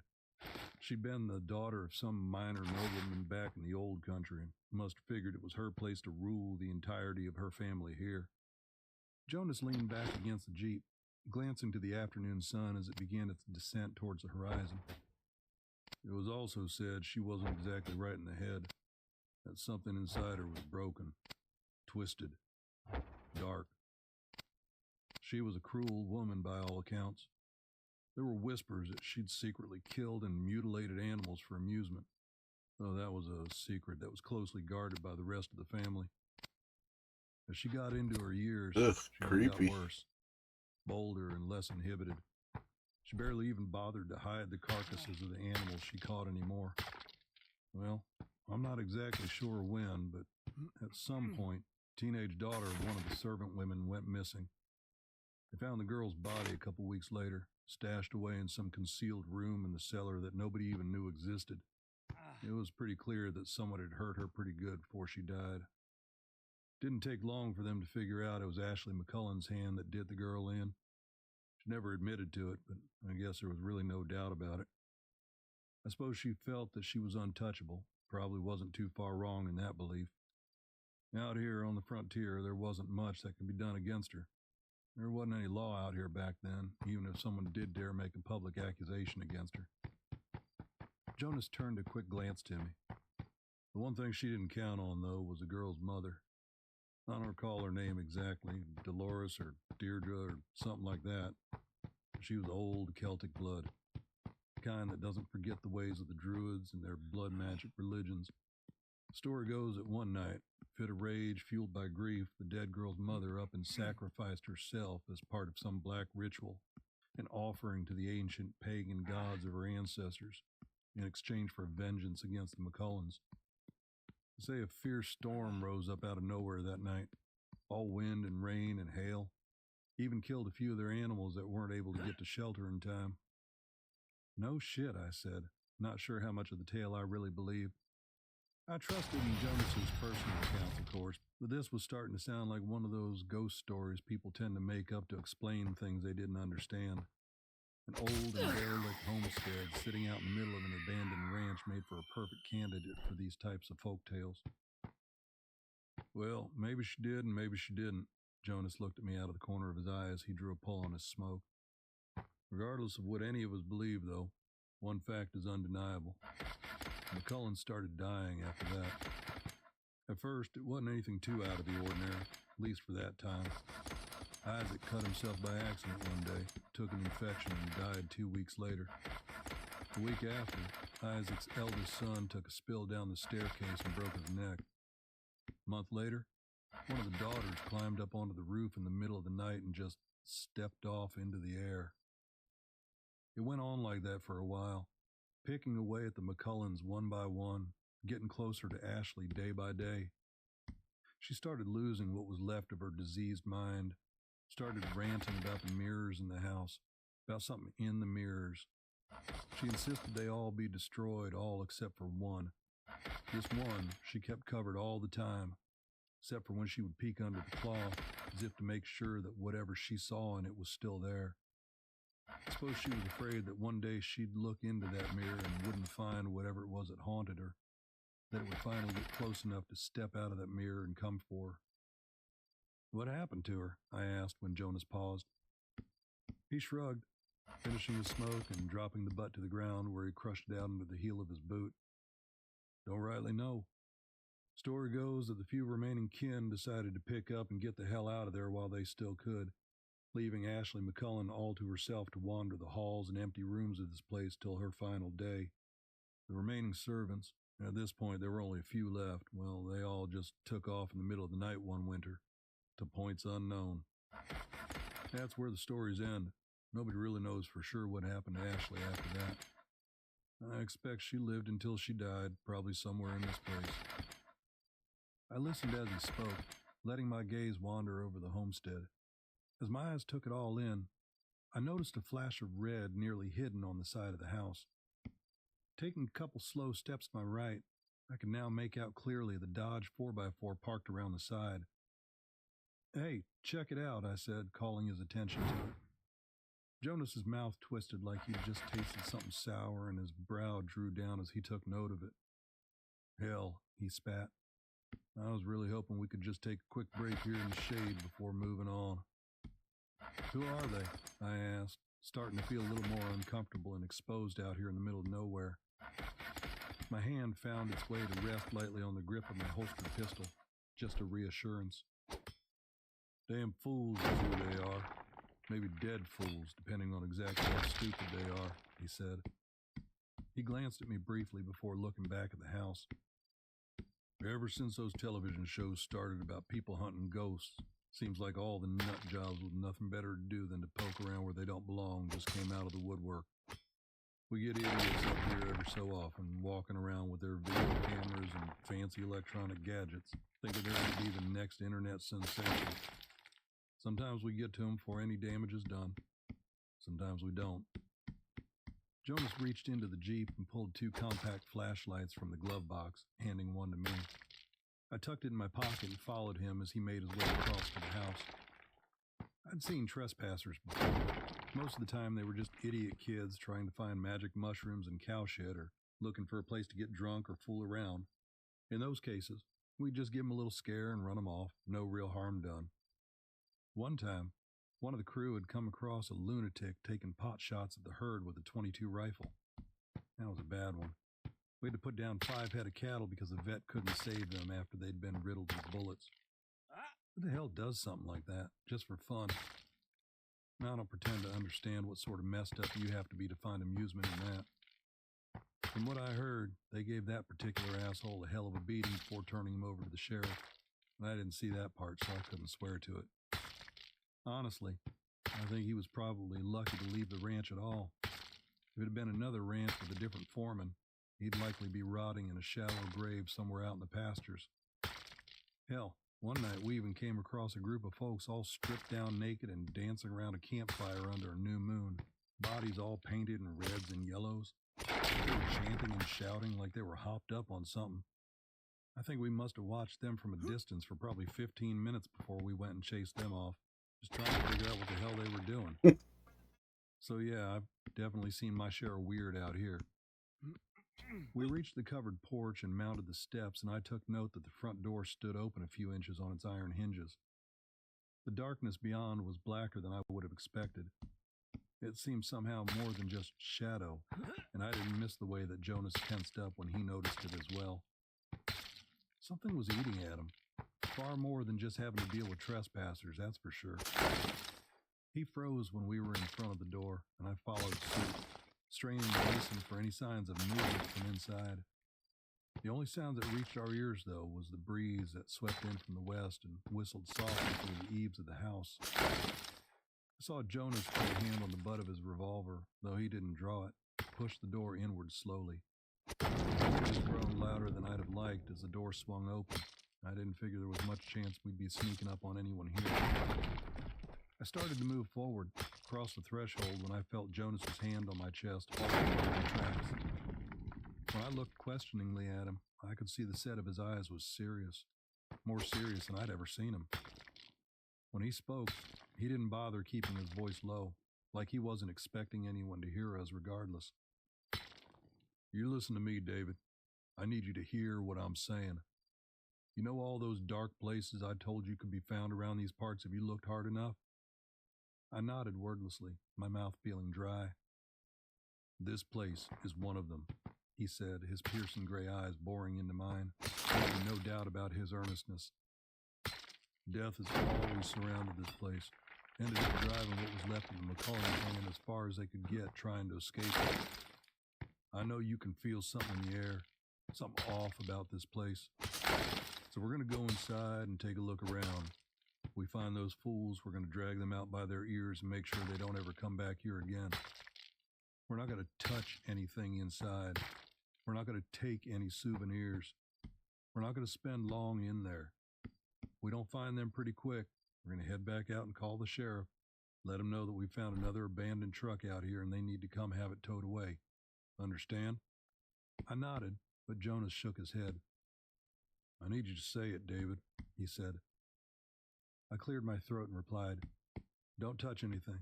Don't take anything. Don't stay inside too long. I understand, Jonas. With Jonas satisfied with my answer, he gave a quick nod of reassurance and stepped across the threshold of the open doorway. I followed. Once inside, I immediately took notice of the drop in temperature. Even though it was a hot and humid July afternoon, the air inside the house must have been at least 15 degrees cooler. It felt like we were stepping into a walk-in refrigerator. We paused inside the doorway for a minute, letting our eyes adjust to the shadowed interior, and I heard Jonas's revolver slowly come free of its leather holster. I pulled my own Sig Sauer just for good measure. There was no immediate threat, but the weight of the 9mm in my hand was reassuring. A moment later, we'd both pulled the flashlights from our pockets and flicked them on, the harsh beams from the LEDs helping to dispel the darkness of the interior. We were standing in a wide entryway, a foyer, I guess you could call it, though they probably had some fancier name for it. The interior was faded and deteriorated with age. The walls looked to have once been a rich burgundy color, but now looked closer to a mottled and sickly red, reminding me of long dried blood. Twin staircases curved gently up from either side of the room to the second floor, and a wide hallway continued beneath them directly ahead of us. Painted portraits dotted the walls around the room, which I assumed depicted various members of the McCullen family in their heyday. I moved closer to look at one of the larger ones, which depicted a beautiful young woman with falls of flame-red curls and a proud, upturned visage, the light dusting of freckles on her cheeks standing in stark contrast to the air of dominance and superiority she otherwise projected. Her light green eyes were surprisingly vivid and detailed. It was clear that the artist took great pains to accentuate them. This must be Ashley McCullen, I said, startled by the sudden volume of my own voice in the tomb-silent house. Jonas moved beside me, taking in the details of the portrait. Yep, that's her. She's young in this painting. Probably done shortly after they settled here. Isaac doted on her, didn't deny her anything. Maybe if he'd taken a stronger hand, things would turned out different. A clattering of something falling to the floor in a distant part of the house stole our attention away from the portrait abruptly, and I raised my pistol in its direction without thinking. "Come on, then. We'd best get to it," Jonas said gruffly, stepping past me. "Enough dawdling. I don't like being in this place any longer than we need to." I lowered my gun and trailed behind him as we followed the hallway under the staircases, from where we'd heard the sound. As we walked, I tried to be as quiet as the old wooden floor would allow, thankful for the remains of a carpet runner under our feet to help dampen the sound. "Hello?" Jonas called out without warning, making me flinch. Something about this house seemed to insist on silence, as if the sounds of our presence were some sort of affront to whatever was still here. I felt like Jonas was intentionally flying in the face of that, denying any influence the old house was trying to exert over us. "You're trespassing on Kirkman land. We know you're in here. We saw your shitty truck outside. Come out now and there won't be any trouble. If you make us find you, it'll go a lot worse for you." Only silence greeted us as the last of his words reverberated through the old structure. Doorways passed us on either side as we made our way deeper into the house, some closed and others standing open, leading into a variety of smaller rooms, each with its own purpose and state of ruin. On our left, we passed what looked like a small sitting room, one wall lined with swollen and crumbling books, now hopelessly lost to the ravages of time. The next room looked like a sewing room, an antique, foot-operated sewing machine resting atop a scarred and dry-rotting desk. A pile of what might have been cloth at one time sat on the floor nearby. The next door was closed, but when we moved past it, a muffled sort of sound rose to our ears from beyond, freezing us in our tracks. It was impossible to make out what it might have been, but it almost sounded organic, like it had been made by a living thing. Jonas looked at the door for a long moment, then turned a questioning eye to me, as if to ask if I had heard it as well. I nodded, taking a couple steps backwards and reaching out to the door handle.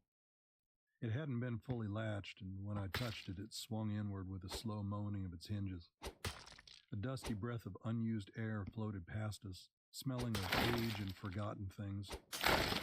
We both gathered at the doorway, looking upon the wooden steps descending into darkness.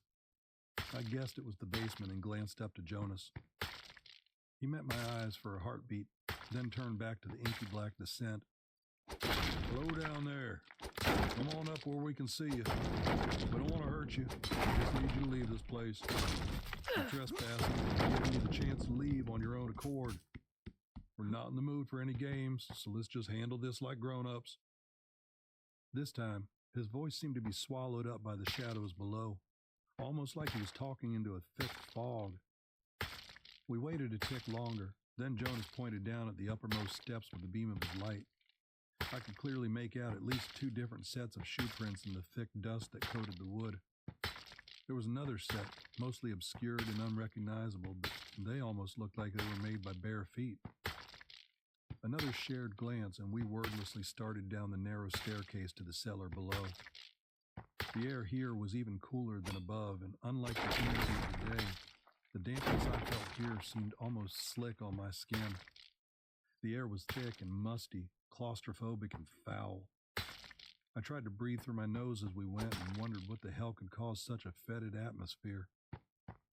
Jonas was the first to spot the stray beam of a flashlight streaming across the basement from where it lay on the floor, casting a bright white beam against one mildewed wall.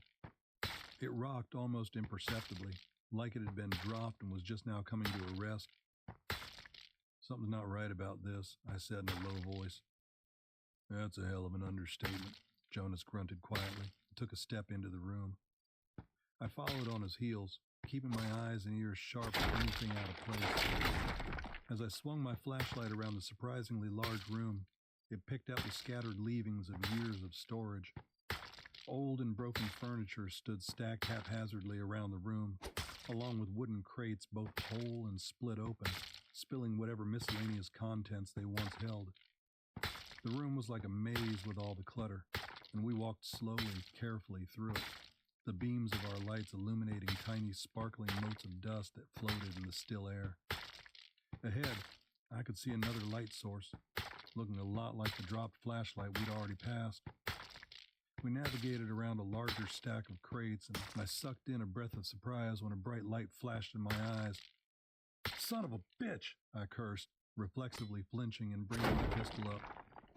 It only took me a heartbeat before I realized that it was my own light, reflected back at me by a tall and ornate mirror hung on the far wall. I had to bark a quick laugh at my own skittishness. Jonas wasn't amused, though. In the ambient light spilling from my flashlight, I could see his face was twisted into a sharp frown, brows drawn together.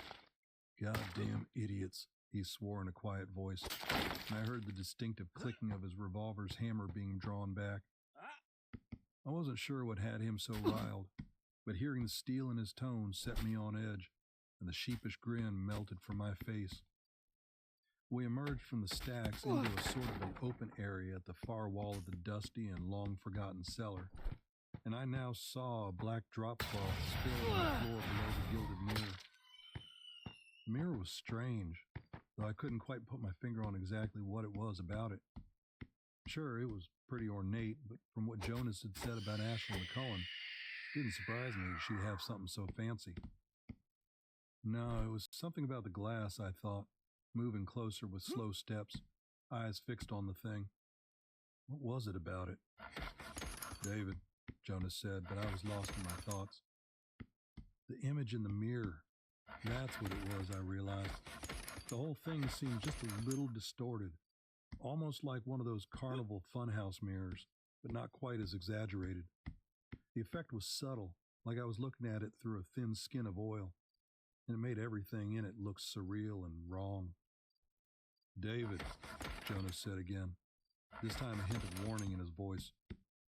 "Just a second," I said distantly, feeling like I almost had it figured out. Just another minute, I thought. I reached out my hand to touch the mirror, thinking that maybe feeling the surface of the glass might help me understand why it looked so strange. It was then that Jonas grabbed my shoulder roughly and spun me around to face him, the harsh brightness of our flashlights casting angry shadows across his face. "Don't," he ordered, locking eyes with me. "It's Ashley McCullen's mirror." He stooped down and snatched up the drop cloth, replacing it over the corners of the ornate frame, carefully keeping his eyes averted the entire time. The mirror now covered once again, he gave me a quick shove back towards the stairs. "We're getting out of here now." "But what about the trespassers?" I asked in confusion. What was going on? His face was granite, all hard edges and without a hint of emotion. "They're gone. We'll call the sheriff and have their truck towed, but we're quitting this place now." I didn't understand. "Gone? But their truck's still outside. Where'd they go?" And then my eyes drifted past Jonas and caught what he already knew would be there somewhere. A man lay sprawled on his back on the floor not too far from the mirror. A fancy video camera. And a few All right, other where'd the gadgets were pigs scattered come around on the from? floor, as if he'd dropped whatever he was carrying when he fell. He was dressed in jeans and sneakers and was wearing a t-shirt that had some sort of cartoon character on it that I didn't recognize. But all that fell away when my eyes drifted further to look at his face. Or at least, where his face should have been. Even now, I have a hard time putting in words what I saw in that moment. It was like someone had taken a huge, impossibly sharp spoon and just scooped the front of his head away, neat as can be. What remained was smoothly cut, not torn or mangled or anything like that. And it wasn't just his skin that was missing either, but his skull had been neatly sliced away too. What I was looking at now was only what remained of the back half of his head. I could see the glistening wetness of what was left of his brain, pink and white Woo! and gray and so That's a clean and cut that it serious almost looked like silver it was mine. placed under a pane of glass.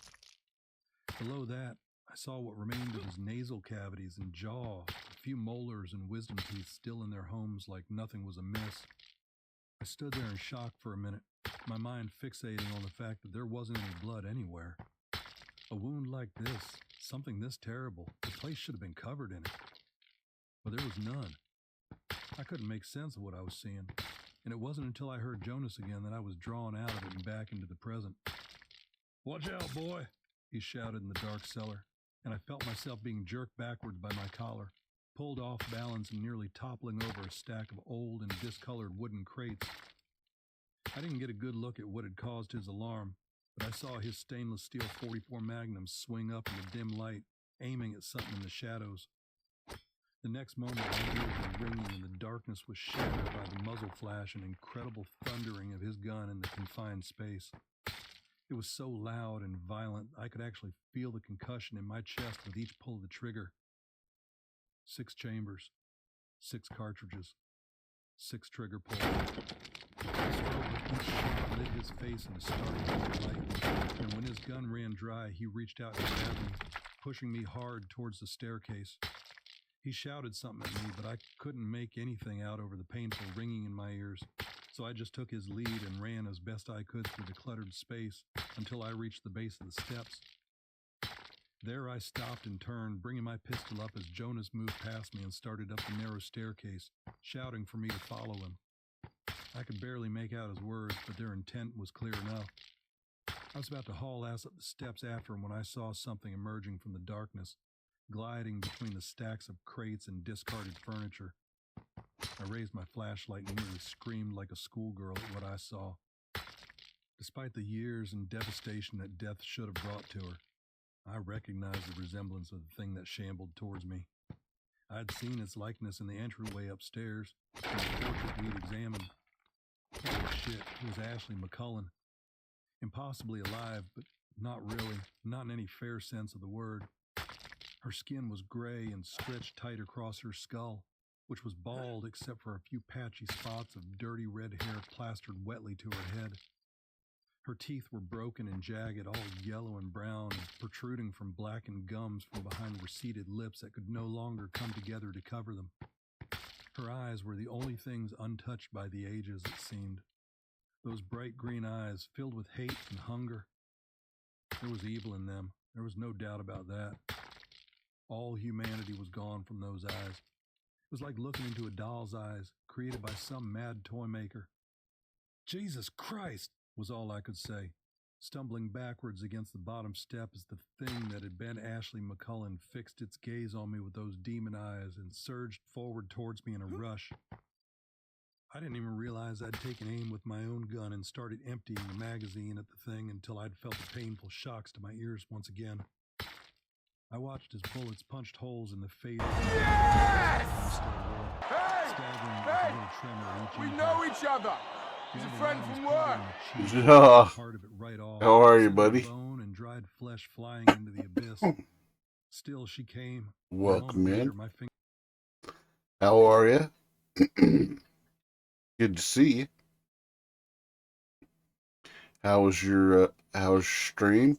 What were you doing? What were you playing?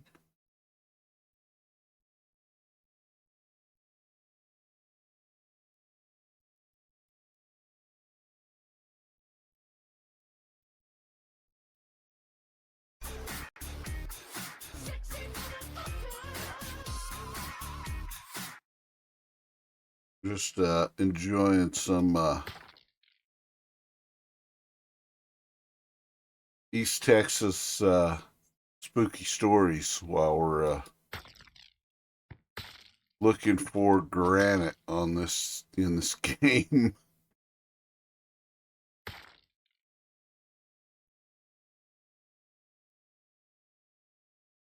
Ooh, American Truck Simulator. Eastbound and down, loaded up in trucking.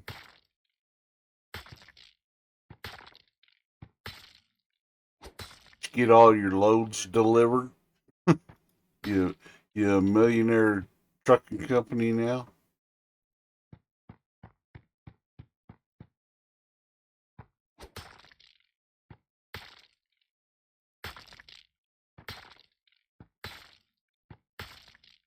Still looking for granite though. In this game.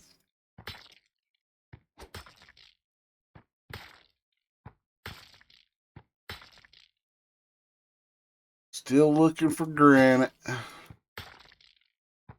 And I still can't find any. So may have to contact him, ask him you know exactly what they mean by mountain areas. Do they mean in the actual mountains or just around them or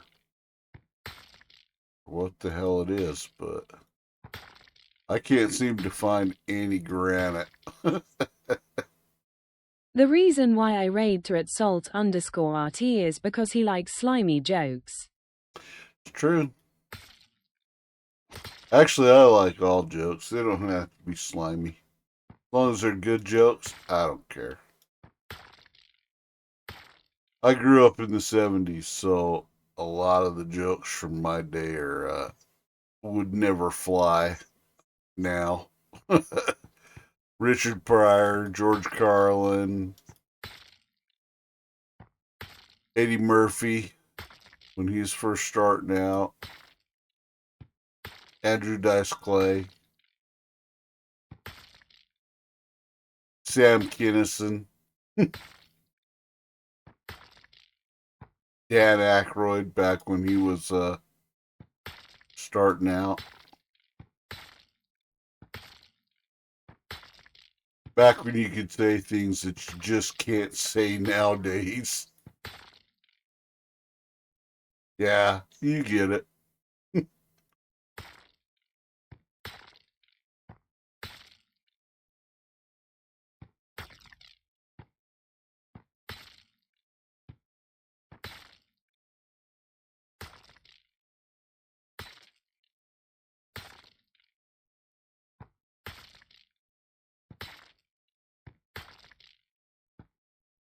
Well, welcome to the birthday stream. Thank you for bringing your community over here and raiding me and coming to chill out as long as you can, I guess. Now that you're done trucking, maybe you guys can. Maybe I'll have some good luck now and I'll find some granite finally. Just I have no idea where the granite is. I can't seem to find it.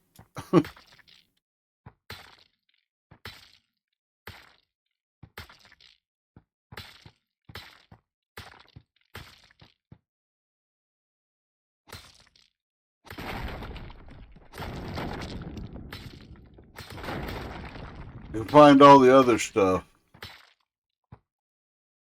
Some wacky tobacco. It's all right. I don't mind if you smoke it.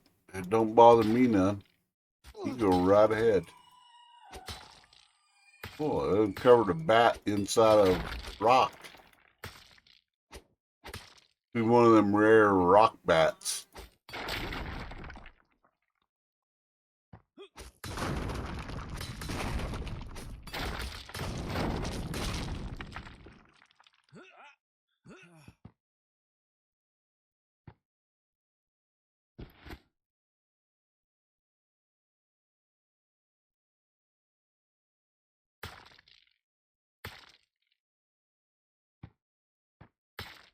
You go right ahead and consume your devil's lettuce. I guess that's what you want to call it. I have no qualms about it. You go right ahead.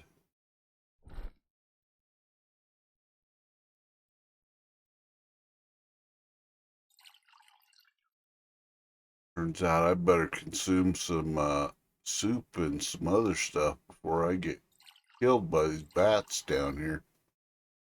They're just slowly picking me apart. Well, welcome in. Kick back, listen to some East Texas spooky stories. I get the feeling they're complete works of fiction, but they're pretty dang good, and I'm really digging it. Glad I found this one.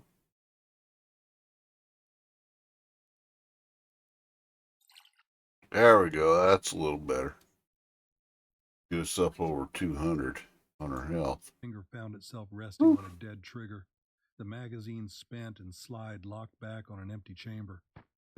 Jonas shouted something at me from the top of the staircase, and I turned and ran as hard as my legs would carry me, taking the steps 2 at a time. I burst through the doorway at the top and crashed heavily into the opposite wall, my shoulders screaming in pain at the impact. Sparing a quick look back down the darkened cellar staircase, I could see that damn thing climbing the steps, now dropped to all fours and scrambling upwards like some nightmare insect. Jonas grabbed my shirt to get me started, and we hauled ass down the hallway. I came to the children's home when I was 7 years old, and when I was 8 years old I had already smoked tobacco for 6 months. These are the consequences of coming to a home, but a lot of young people don't care what the adults say. In an instant, I was on my back, my now empty pistol aimed almost comically at the vacant doorway of the house, waiting for that abomination to appear and launch itself at us both. It never came. And after a few long, heart-pounding moments, Jonas climbed painfully to his feet, retrieving his revolver from the grass nearby and reholstering it. He moved to stand over me and offered me his hand, pulling me to my feet. He glanced back over his shoulder at the house, at the empty doorway. I could almost swear I saw those 2 green eyes peering out from the shadows of that place. At us.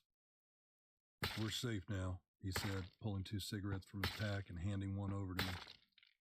I didn't miss the trigger in his normally steady hand as he held the lighter out for me. "She won't come past the threshold." He walked over and leaned heavily against the front bumper of the Jeep, resting his hands on his knees as his breathing began to slow to a more normal pace.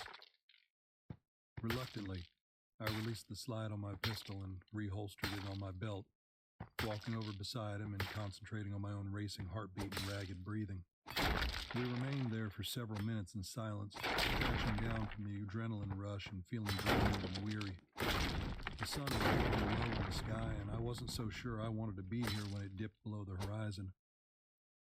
Jonas must have had the same thought, because he finally stood and walked around to the driver's side of the Jeep, pausing for a beat before he got in.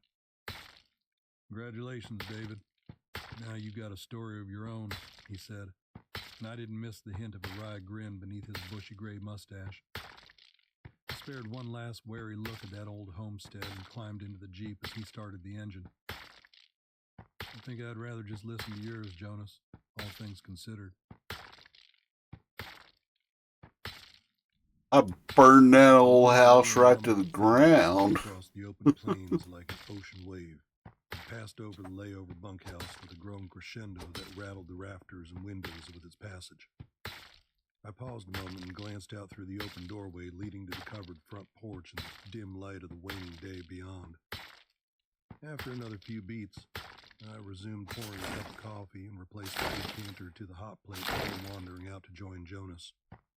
The old cowboy was resting his elbows on the timber railing that fronted the aging porch, the tin cup and a neglected cigarette dangling from his hands. His eyes were focused out across the landscape, though the last bits of afternoon daylight were rapidly fleeing in the face of the coming thunderheads. I had the feeling he wasn't really looking at anything in particular, probably was just relaxing and letting his thoughts wander after a long day surveying the far side of the old McCullen land. I could already feel the drop in temperature, and the air felt heavy and pregnant with the promise of coming rain. He spared a sideways glance at me as I joined him, and I didn't miss the half grin he offered. He took a drag from his smoke and gestured out to the shadowed landscape. "I'll tell you, David, even after all these years, there's just something special about being out here all alone. Makes a man feel new, if you take my meaning." Thought I did, and nodded as I sipped the steaming mug. Coffee was strong and bitter. I didn't mind so much. In the distance, lightning strobed and danced in the heavy cloud line that was rapidly marching our way. The wind was starting to pick up a bit, blowing in chaotic gusts that couldn't seem to figure out which direction they should be headed, tugging at us from all different directions. "Bad night to be out there," Jonas said, flicking his spent smoke out into the dim light in a brief flare of sparks. I ducked my head and took a seat in one of the old wooden chairs we dragged out to the porch earlier. "I'm glad we're going to be under a roof tonight, that's for sure. No offense, but I wasn't looking forward to sharing that phony excuse for a tent with you, old man, I said with a chuckle. Jonas cracked a grin and took the other chair, both of us sinking back and relaxing after a long day in the Jeep. Yeah, well, can't say as I blame you, I guess. I'm just glad the rain held off long enough for us to make it to this old place, he said, stamping his boot on the weather-worn wood of the porch. It's been a bit since I've been out to this section. Almost forgot this bunkhouse was even out here. We'd been out riding the perimeter of the McCullen land and the Jeep since before sunrise that morning, surveying the damage caused by the violent storms that had swept through over the last week. Several tornadoes had touched down all over East Texas, causing all sorts of trouble, and Mr. Kirkman's land hadn't been spared. Earlier that day, we'd passed a quarter-mile section of fence line that was just gone, replaced with an angry brown track of destruction, nearly as wide as that scarred across the land, marking the passage of a pretty fair distance. Jonas had guided the Jeep carefully over the upturned earth while I took pictures and made notes of the location and damage. Crews would be out in the coming weeks to begin repairs, but that was for later. As the day wore on, the bright blue skies had begun to show evidence of turning nasty, but we'd been told that the worst of the weather had passed, so it wasn't very likely we were in for more than just the normal summer gutter washers. Sure, there'd be plenty of thunder, lightning, and wind, but we didn't expect it to escalate much beyond that, or at least that was our hope. As evening began to approach, Jonas had turned the Jeep away from the fence and towards a small structure I spied in the distance. He told me it was left over from the McCullen days and should serve us pretty well as a shelter overnight. At first, my stomach sank when he mentioned it, but he caught the look in my eyes and quickly followed it up with reassurances that there was nothing ominous or ugly about the place. It was just an old ranch hand bunkhouse that had been used over the years as a layover for men working out in this area. I wasn't completely at ease, my thoughts drifting back to that damned abandoned homestead, but I knew it was going to be a hell of a sight more comfortable than the two of us trying to sleep in the Jeep or share the small tent that was stuffed in the back seat. When we reached the rough timber building, I was relieved to see that it wasn't much more than a single-room structure with a few chairs and cots scattered around the interior, which was surprisingly well kept. I suppose it was likely due to the fact that the place was still used by some of Mr. Kirkman's crews from time to time. So we parked the Jeep out front and brought our supplies inside for the night. Dang it! Jonas and I Fell sat off for the a while edge. in silence, just watching the approaching thunderheads and listening to the wind as it raced across the open fields of tall grass. It was cool and damp and smelled of rain. Overall, a nice change from the heat we'd experienced earlier in the day. Jonas had drained his cup and refilled it from the bottle, offering me a splash of whiskey for my coffee, which I accepted gratefully, trading him for another cigarette. As he was reclaiming his chair with a quiet grunt, he said, "Never did like the storms out here, though." It was a pretty innocuous statement, but something in the way he said it made me think he had more to say, and I turned my attention over to him with a raised eyebrow. He stroked his steel-gray mustache for a moment, his cool eyes wandering over the vista before returning to meet mine. "The Caddo Indians have legends about the storms around here," he started, then paused and chuckled a bit. "Hell, I guess they have legends for just about everything now that I think about it.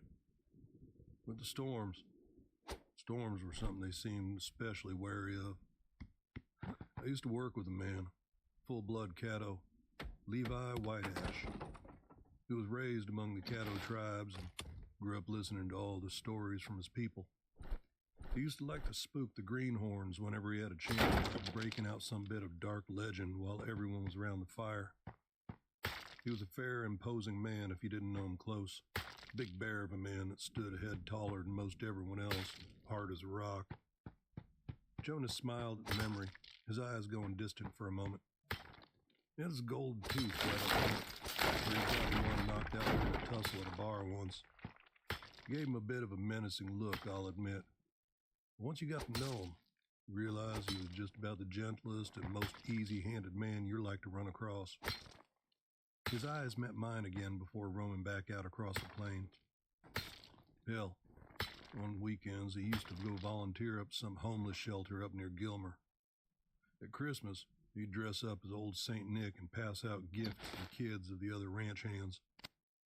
He never married or had kids of his own, so he made up for it by trying to take care of everyone else like they were his. Jonas paused a moment, then bobbed his head almost to himself. He was a good man. Good friend. The smile crept across his face, barely hidden by the bushy mustache. Of course, he did have a mischievous streak about him. Took every opportunity to play up the whole mysterious red man routine. Tickled him, I guess. Wasn't anything mean-spirited about it. Everyone always ended up laughing in the end. Hell, I'd be willing to bet that half the stories he told were made up on the spot, just as he was spitting them out. Some of them, though. Some of them were real. Real? I asked, cocking an eyebrow and lighting a cigarette.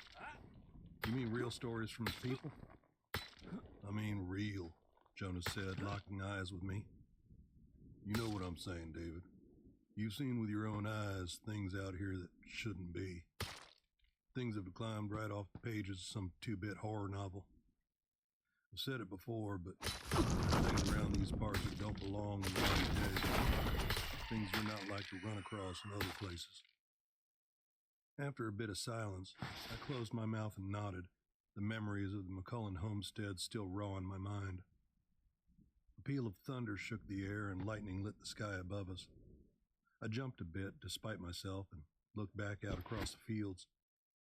I could hear the distant soft hiss of rain on the tall grass and thought it wouldn't be much longer before it was upon us. Jonas sat back in his chair and continued. Nights like this, when the storm swept in and covered everything in darkness and noise, he used to talk about the shadows that came in the night. The others. The ones who answered the call of the storm. It didn't happen with every storm, of course. Sometimes, when you were far away from the lights of civilization and safety, you would hear a call, long and low and otherworldly, just below the hiss of the rain and the howling of the wind, like a horn from hell. He shrugged and shook his head, taking a sip from his cup. Hell, for all I know, that's exactly what it was. I ran with Levi for a while, just like you and me now.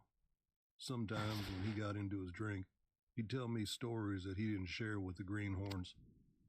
All those tales that he told them around campfires were just to entertain, maybe put a bit of scare in them. But those tales were safe, just a bit of fiction to pass the time. Jonas gestured out into the dim light with his tin cup. Somewhere out there is a watering hole, out past the fence line and up into the hills a bit. Seen it myself once. I can tell you it set me on edge just looking at that black, still water. It's surrounded all around by stones, like some sort of barrier constructed by long-forgotten hands. Levi told me that his people would sooner die of thirst than to so much as approach those waters. He said it had no bottom, just fell off into the murky darkness forever. He flashed a wry smile at me. That ain't likely possible, I suppose. Just deep. I nodded, briefly turning my attention to a particularly brilliant flash of lightning that left its glowing after-image on the inside of my eyelids when I blinked. The thick, bruised clouds were growing closer with each passing minute at a surprising pace. I was sure we'd be under them before too long.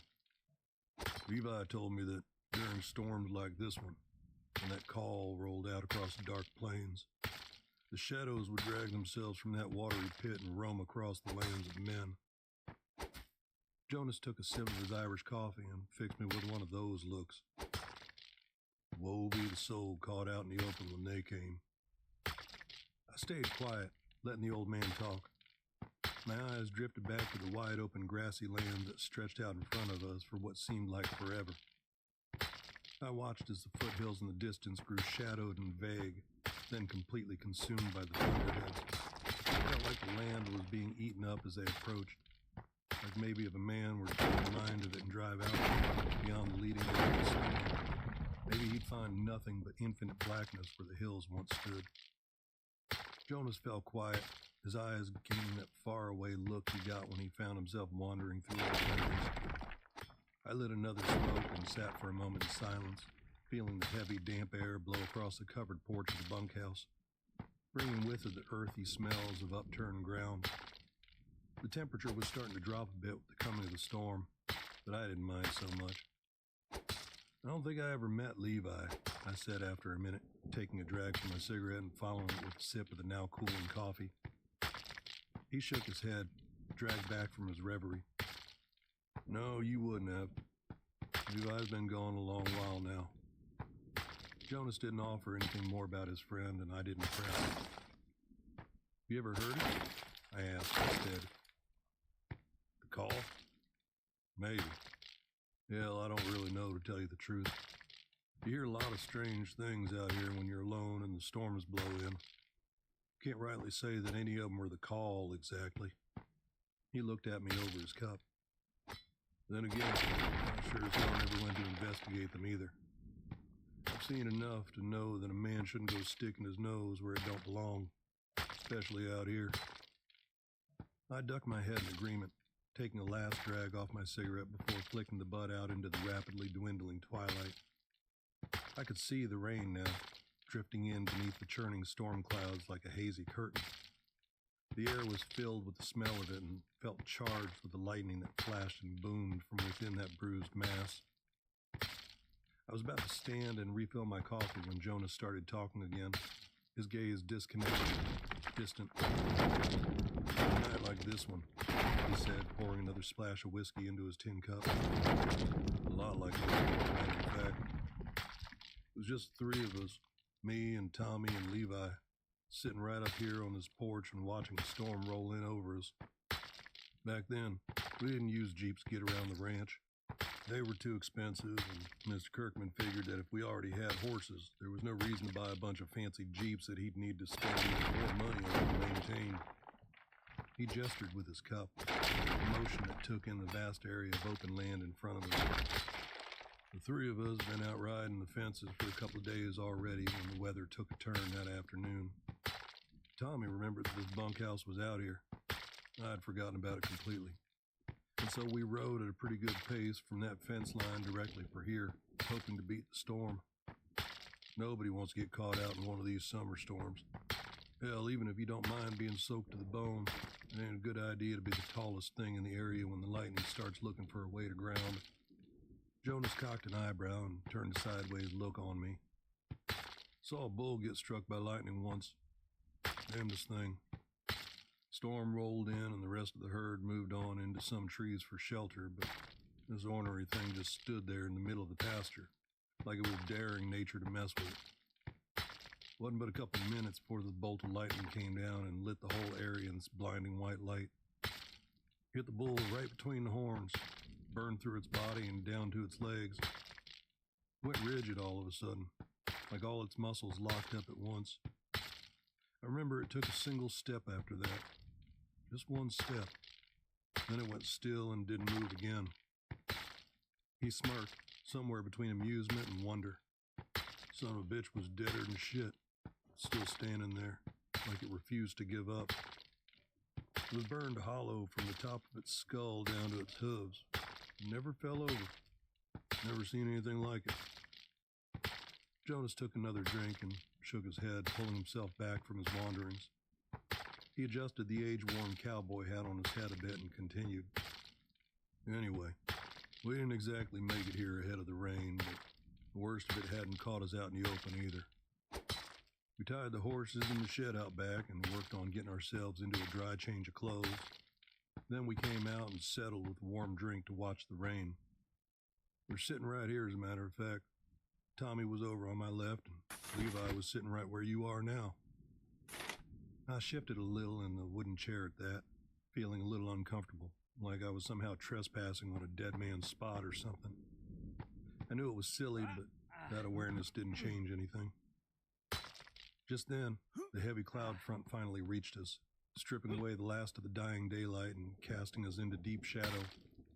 The staccato sounds of fat raindrops began striking the tin roof of the bunkhouse, ringing dull and hollow. Then a blinding flash of lightning lit the area in a ghostly pale light, and an incredibly ear-splitting and violent crack of thunder shattered the air at the same instant, so loud and sharp that I felt the concussion in my bones, felt it shake the boards beneath my feet. I jumped a fair bit at that, spitting out a curse with my heart pounding in my chest. Jonas hadn't so much as flinched, turning his eyes back to the grassy expanse before us. We were just sitting here, shooting the shit and working our way through a bottle when Levi stopped talking all of a sudden, mid-sentence. His brow knotted up and he tilted his head a little, turning his attention out into the rain. He'd heard something, though what it was I didn't know. Neither me or Tommy had heard anything out of the ordinary. "Did you hear that?" he'd asked us, coming to his feet and standing at the edge of the porch. At first I thought he was just messing with us, trying to throw a scare into us like he often did with the greenhorns. But if you'd seen his eyes and the way the blood drained from his face, it was clear he was dead serious. Jonas drained the rest of his cup, which had long since gone from Irish coffee to just straight whiskey, set it on the floorboards beside his chair. "What did you hear?" I asked, my heartbeat slowly returning to normal. Jonas shook his head. He said it sounded like someone calling out to us from somewhere out in the storm. I told him he was hearing things. There wasn't anyone around us for miles in any direction. Nobody'd be fool enough to wander around in the dark when a storm like this was upon us. But he wouldn't let it go. He swore that there was someone out there, just beyond where we could see, moving around the bunkhouse. Me and Tommy both listened as hard as we could. The only thing either of us could hear was the hissing of the rain across the fields and the whistling of the wind. Tommy made some joke about how Levi couldn't handle his fire water, and we tried to laugh it off. But you could see that Levi was really rattled. Jonas looked back at me, his eyes cast in dark shadows. "I ain't gonna lie, David. Seeing this big old hoss, one of the toughest sons of bitches I'd ever known, shook up like that, well, it was more than enough to steal away any other jokes we might have had." I finished my own mug and set it atop the porch railing, lighting another smoke with my Zippo. "What happened?" The old cowboy shrugged and leaned back a bit in his chair. "Levi eventually settled down, but we all felt this weight hanging over us. Decided to just call it a night. None of us felt like drinking or laughing anymore, and I think we were just hoping to forget about it until the light of day. Probably close to 2 in the morning when the sound of something moving quietly inside the bunkhouse woke me up. I snapped awake and had my gun halfway out of my holster when I recognized it was just Levi in the dim light from the lantern, pulling on his boots. "Where the hell you think you're going?" I'd asked him. He looked at me with the most haunted eyes I'd ever seen in my life. "It's back," was all he said. Before I could say a word, Levi rose up and pulled the door open, stepping out into the night. It was still coming down pretty hard at that point, and the wind blew in through the open doorway, bringing the rain with it. I jumped up and ducked after him, giving Tommy a kick on the way out to rouse him. By the time I stepped out onto the porch, Levi had already stalked off into the rain, hell-bent for leather. I saw his silhouette for a moment, the unmistakable shape of his big old magnum held in one hand. Then he was gone, disappeared into the night. Jonas went to dig another smoke from his pack, but found it empty. I absently held my pack out to him, which he accepted with a nod of thanks. I went as far as the edge of the porch, shouting out to him as loud as I could. I didn't see so much as a hint of him out there. I thought I heard a few words that sounded like he might have been calling out to someone, but I can't be sure about that. When I heard the scream and the gunshots, I yanked my pistol from its holster and took a step towards the edge of the porch, ready to run off into the storm after my friend. I would have, too, not for the fact that Tommy had come up behind me and grabbed my arm, holding me in place. I tried to shrug him off, intent on charging out after Levi, but Tommy had an iron grip when he was a younger man. He about yanked me off my feet when I tried to rush out again. Couldn't understand why he was holding me back, and I cursed at him to let me go. Instead, he just snatched me back again, harder this time. "No, Jonas," he hissed, his voice as urgent and commanding as I'd ever known it to be. "Look," he told me, pointing an unsteady finger out into the stormy night. Jonas lit the cigarette that he'd been holding, and I could see a bit of shake to the ember as he drew a deep breath before exhaling the gray-blue smoke. I picked up the bottle of whiskey and took a swig from it, not bothering with the cup. I don't think I'd ever seen him this agitated before. His unease was infectious. It was full dark now, and the storm hadn't lost any of its intensity with the failing of the light. My mind was trying to play tricks on me. Shadows flitted in and out of existence at the edges of visibility, and the white noise of the rain sweeping across the tall grass created ghostly voices in my ears. I touched lightly at the pistol on my hip, as if to reassure myself that it was still there. I felt foolish as soon as I did it. That didn't stop me from unsnapping the strap, securing it in the holster. "I've seen one, David," Jonas said after I had pulled from the bottle, fixing me with those piercing eyes. Tommy hadn't stopped me. I'd have run right out after Levi. That damn thing was waiting for me. It knew I was going to rush out after him, and it was just waiting for me. "What was it?" I asked, barely above a raspy whisper. Jonas handed me the bottle and I took a swallow. "What did you see?" Jonas paused, trying to find the words. "It was tall, 9 feet if it was an inch. Thin. Gaunt is a better word. Almost sickly. Seemed like it wasn't much more than skin and bones.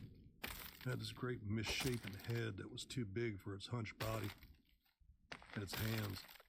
Its hands were malformed and skinny as the rest of it, with fingers as long as my forearm, all twisted and distorted. It was like someone had taken all the wrong parts and tried to make a living thing out of them.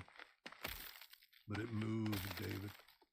Jesus help me, but it moved like lightning, like a coiled snake.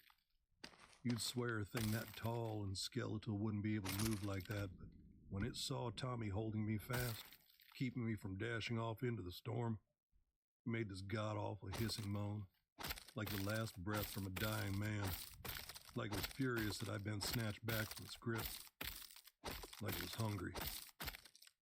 Without a thought, I swung my hand cannon up and emptied it at the thing until the hammer just clicked on spent cases.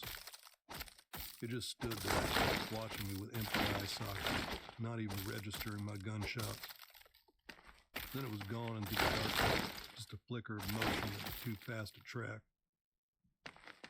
"Holy shit, Jonas," was all I could say at first. "I don't understand. Why didn't it come for you? If it was right there, why didn't it attack?" Jonas shook his head and shrugged. "I'm not sure exactly. I had the impression that it wanted to, but couldn't. Like it wasn't made to stand in the world of men. Maybe it couldn't come up onto the porch or into the bunkhouse. Maybe it needed me to come to it, the way Levi had. As you'd imagine, me and Tommy didn't get any sleep after that. He'd herded me back inside and shut the door, moving a chair in front of it and sitting there, like he was worried I'd try to go out after Levi again. He smirked a little bit at this, though there wasn't any real amusement in his eyes. There wasn't any chance of that, I can tell you. You know me, David. You know I'm not one to back down from just about anything, even out here. But it would have taken old Lucifer himself on my ass to chase me out into the storm that night, out into the darkness. I nodded slowly at him, considering his words carefully. "Did you ever find Levi?" I asked reluctantly. Jonas turned his attention back out into the heavy rain and fell silent for a bit. I could see his mind was working, sifting through old memories. I hated to prod him on it, but I needed to know the rest. Next morning, as soon as the sun was up and the storm had blown itself out, me and Tommy threw our things on the horses and set out to look for him. It wasn't hard to follow where he'd gone, where he'd been taken, I mean. The tall grass had been flattened in a straight line, like something heavy had been dragged through it in the night. We followed it all morning, moving towards the foothills. When we reached the fence line, found a bit of bloody cloth hung up on one of the barbs. Looked like a piece from his shirt, caught up and torn as he was dragged through the fence. The horses couldn't cross there, so we tied them off and went on by foot, back into the trees and up into the hills. It was tough going. The ground was muddy and soft from the rains, and that just meant we were able to follow the trail without too much trouble. Jonas turned an eye to me. Strange. Other than the path made by something being dragged along, there were no prints. Anyway, About an hour after we started into the trees, we came across a pool of black water, maybe 20 feet across, smooth as glass and with a kind of oily sheen to it. I have no idea how deep it was, but we couldn't see the bottom. Couldn't see if it even had a bottom. It was bordered all around by field stones. There wasn't a real clearing or anything like that. It just sat there in the middle of the woods on a bit of level ground. The trees grew right up to the edge of it, though the ones closest to that black water were twisted and diseased looking, all gray and withering. Another pause as Jonas took a drag from his cigarette and washed it down with a swallow of whiskey. Tommy spotted the bones first. He always had sharper eyes than me, never missed a thing. On the far side of that black pool stretched out what remained of a man, stripped down to bleached bones, he continued, and shook his head in puzzlement, like he was still trying to figure it out. It was just the upper half of a skeleton, and I guess the rest was somewhere at the bottom of that inky hole. It looked like it was trying to claw its way out from the water, arms all outstretched and reaching. Bones, I replied, not understanding. Jonas looked at me a moment, the corner of his mouth pulled up in a wry grin, almost a grimace, really, that faded as quick as it'd come. Tommy may have spotted the bones first, but I spied that familiar gold tooth still stuck in that bleach-white skull right off. He fell silent again, and I felt like the story had run its course. After a few more minutes of nothing but the falling rain and rolling thunder, Jonas stood from his chair and moved to the doorway, handing me the half-empty bottle as he passed. I think I'm off to bed. Been a long day and I'm weary. I think I've talked enough, he said. He paused and fixed me with a firm eye. Don't you go wandering, David. Not tonight. Keep these floorboards under your feet, you hear? I responded with a quick nod, a combination of assent and a good night to my friend. Good man. Jonas returned the nod and gave me a quick pat on the shoulder as he passed. He'd just stepped a foot through the open doorway when he stopped, his head tilting to the side and brow drawn low. His narrowed eyes found mine, and I saw that same haunted look as before. Did you hear that?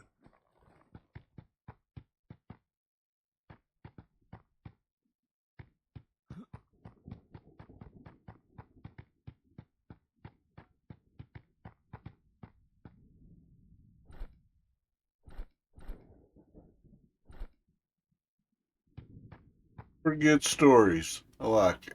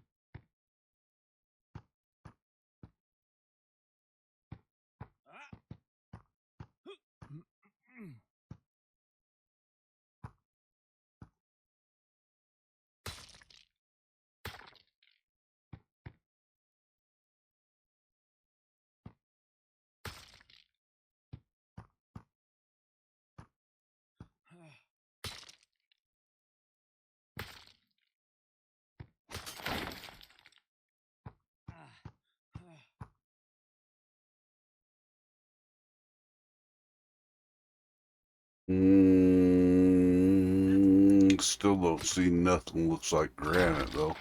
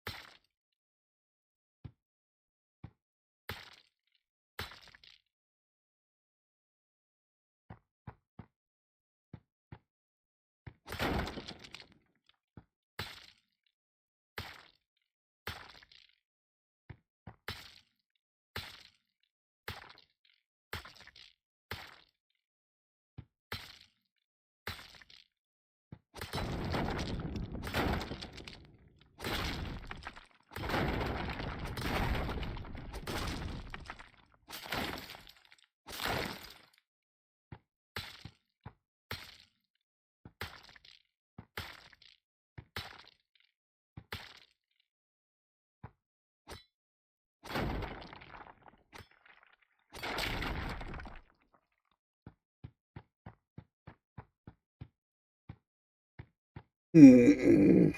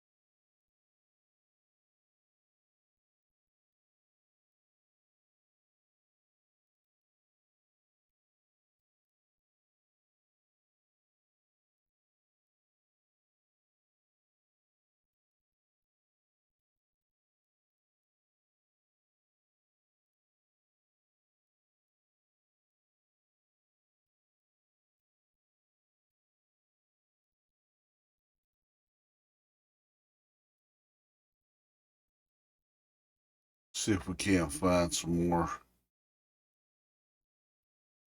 spooky stories.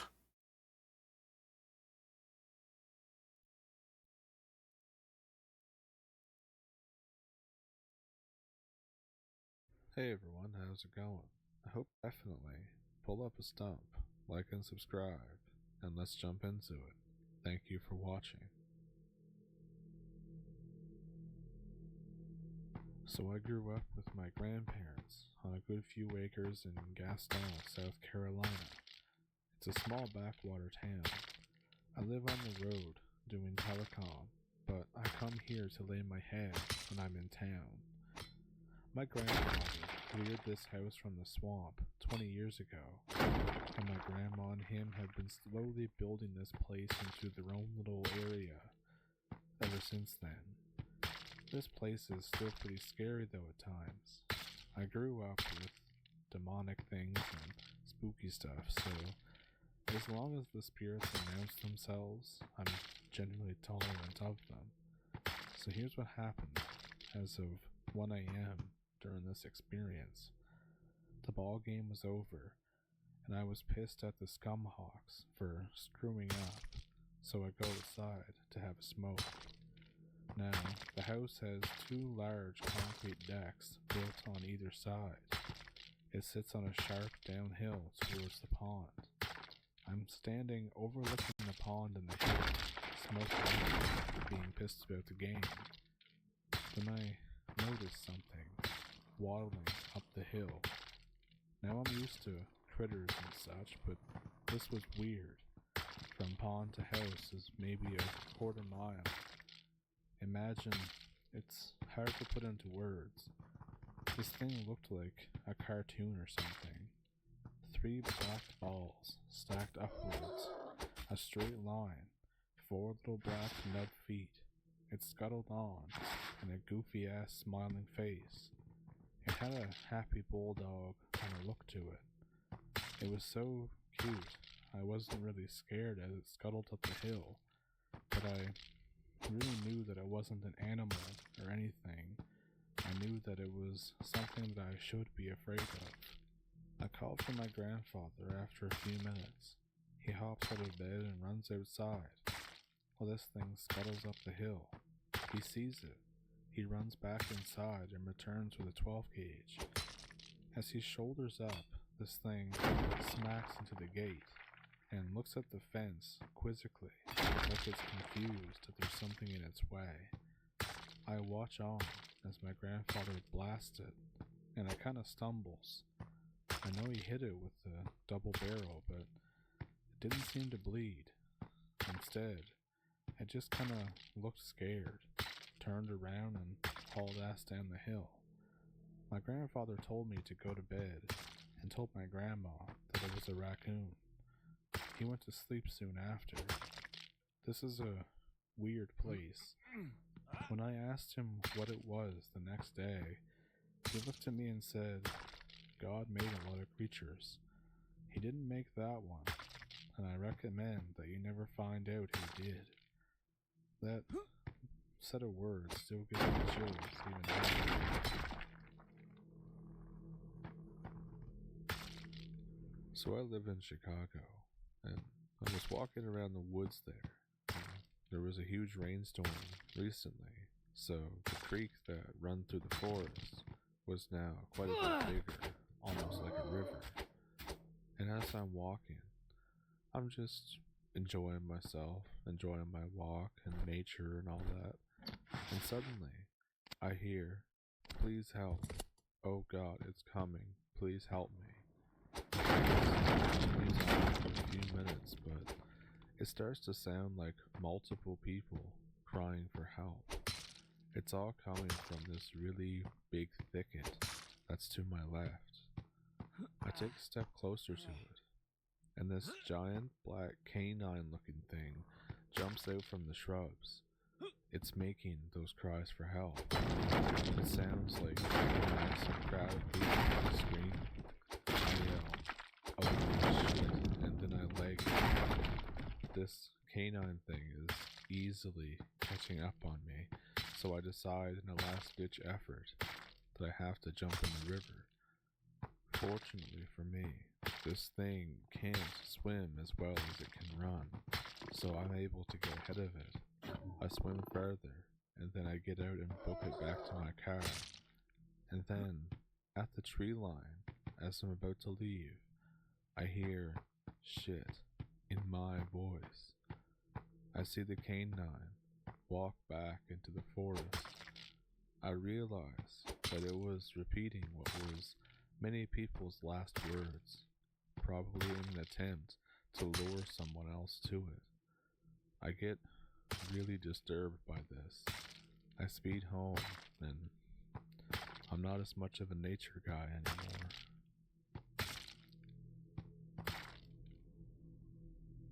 So this one time, I was out near Ely, Nevada.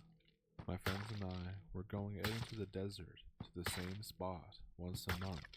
And what we do is we go out there and we shoot targets, the sand, the rocks, just, act like guys, I guess. So, I won't say what year this exactly was, but it was several years removed from 2012. We were driving there. We take 3 trucks, and there was a total of 9 of us, and we use walkie-talkies, and we act like we're a big fancy convoy and stuff. So after some driving, we get to our spot, and we park side by side, and we start our shooting. And then, we hear this laughing, like creepy little girl laughing. We go to check it out, and when we walk behind our trucks, this giant hole that wasn't there before, like, we drove over the area, it just wasn't there before. It was 15 by 8, so it was just a giant hole there, and there were stairs going down to some big steel door that's open, and we all think, what the hell is all this? So we go down, but it's pitch black inside, so we turn the truck around and we blast the floodlights. It helped a little bit. We get lights off our trucks, and one of them is like 20 million candle power or something. The rest were 5 million. We go down the stairs, armed with a shit ton of guns and the power of our lights. It's just a long hallway with a door at the end. We have 2 guys stay topside as lookouts with Okay, these walkie-talkies are on. terrible Reddit stories. Not worth our time. Not worth our time.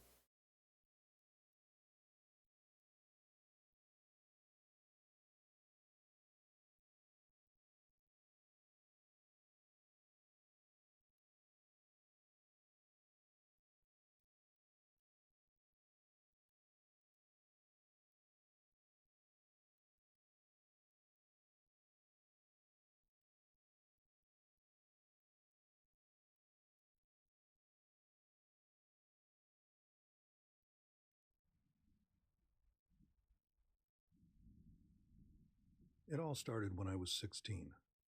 It was Halloween, and my friends and I all had a bit too much fun pushing each other to do something dumber and dumber. We'd snatched a bottle of red from my parents' stash and passed it around when one of us came up with the idea to check out the old mall by the freeway. The place had been closed a few years prior, and none of us had been there more than a couple times as kids, but we figured it would make for a good story. The five of us crammed into a car and made our way out there, blasting music as we went along. Godsmack, POD, PMK5, Head PE. It was a different time. Rod was up in the front seat trying to smoke something, but the rest of us kept interrupting him.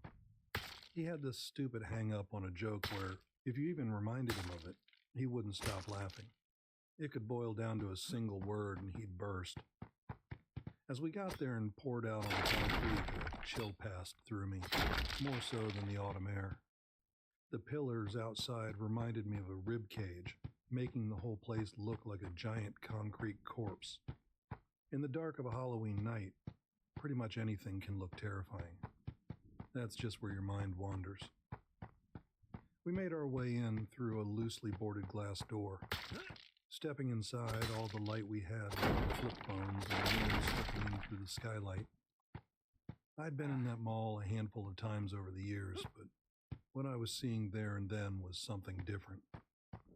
Without the people and the ads and the billboards and the stalls, it was just a husk. Something left behind. Still, we found a bunch of stuff. There were still metal racks in one of the old clothing stores on which we could climb. There was a counter at the old sandwich place where we could pretend to take orders. There were windows to break and these huge empty spaces where our voices could carry all throughout the building. The only place that held some sort of reverence to us was the toy store on the second floor. That had once been the center of our attention. We were still just 16, and most of us remembered a time when we would beg our parents for a trip there. It had been the biggest toy store in our world, and there was always something new to look at. But seeing it then and there, it was just as dead as the rest of the place. Not even the sign remained. As the others made their way inside, I split off and walked, lighting up the hall with my phone. They mocked me on my way, saying whoever splits off from the group is always the first to die in horror movies. Hilarious. I went past what remained of the old stores. The gift shop, the flower boutique, the bookstore. I could almost see them, but only in my mind. Now it was all concrete and cheap sandstone tiling. The place wasn't even old enough to be dusty yet, remaining in this sort of space between living and dead, like a man on life support. It'd only take the flip of a switch and this whole place would come back alive, ready to welcome people back. But of course, that wouldn't happen. Then, at the end of the hall, I came to a full stop. It turns out, we weren't the first people with the idea to come here. There was a resting area in the far back, a sort of alcove. Benches set around an empty space where stalls were supposed to be, all centered around this massive red marble column. I called the others over. They had to see this. My voice easily carried all the way across the mall, and the others came running. Someone had been here. They'd flipped all the benches on their backs and placed several pots and planters in a circle around the column. Hell, they even planted something. I could see little blue sprouts poking up. But the freakiest thing was the column itself. They'd taken the old mall posters and plastered the thing with them. These posters were just a picture of a smiling middle-aged woman dressed in a sort of 50s attire. A generic yellow sundress with little white flowers on it. She also had the most generic stock photo smile you could imagine. To her right, on every poster, was a cartoonish speech bubble. They were just old sayings bordering on cliches. Like Mama used to make 'em. The more the merrier. Happily ever after. But the freaky thing was not the posters themselves, but what had been done to them. Someone had burned out the eyes, leaving them covered in scorch marks. With the red marble in the back, my brain sort of short-circuited, making me think I was looking into her empty eye sockets, seeing the gore behind the eyes. It was unsettling and probably intentional.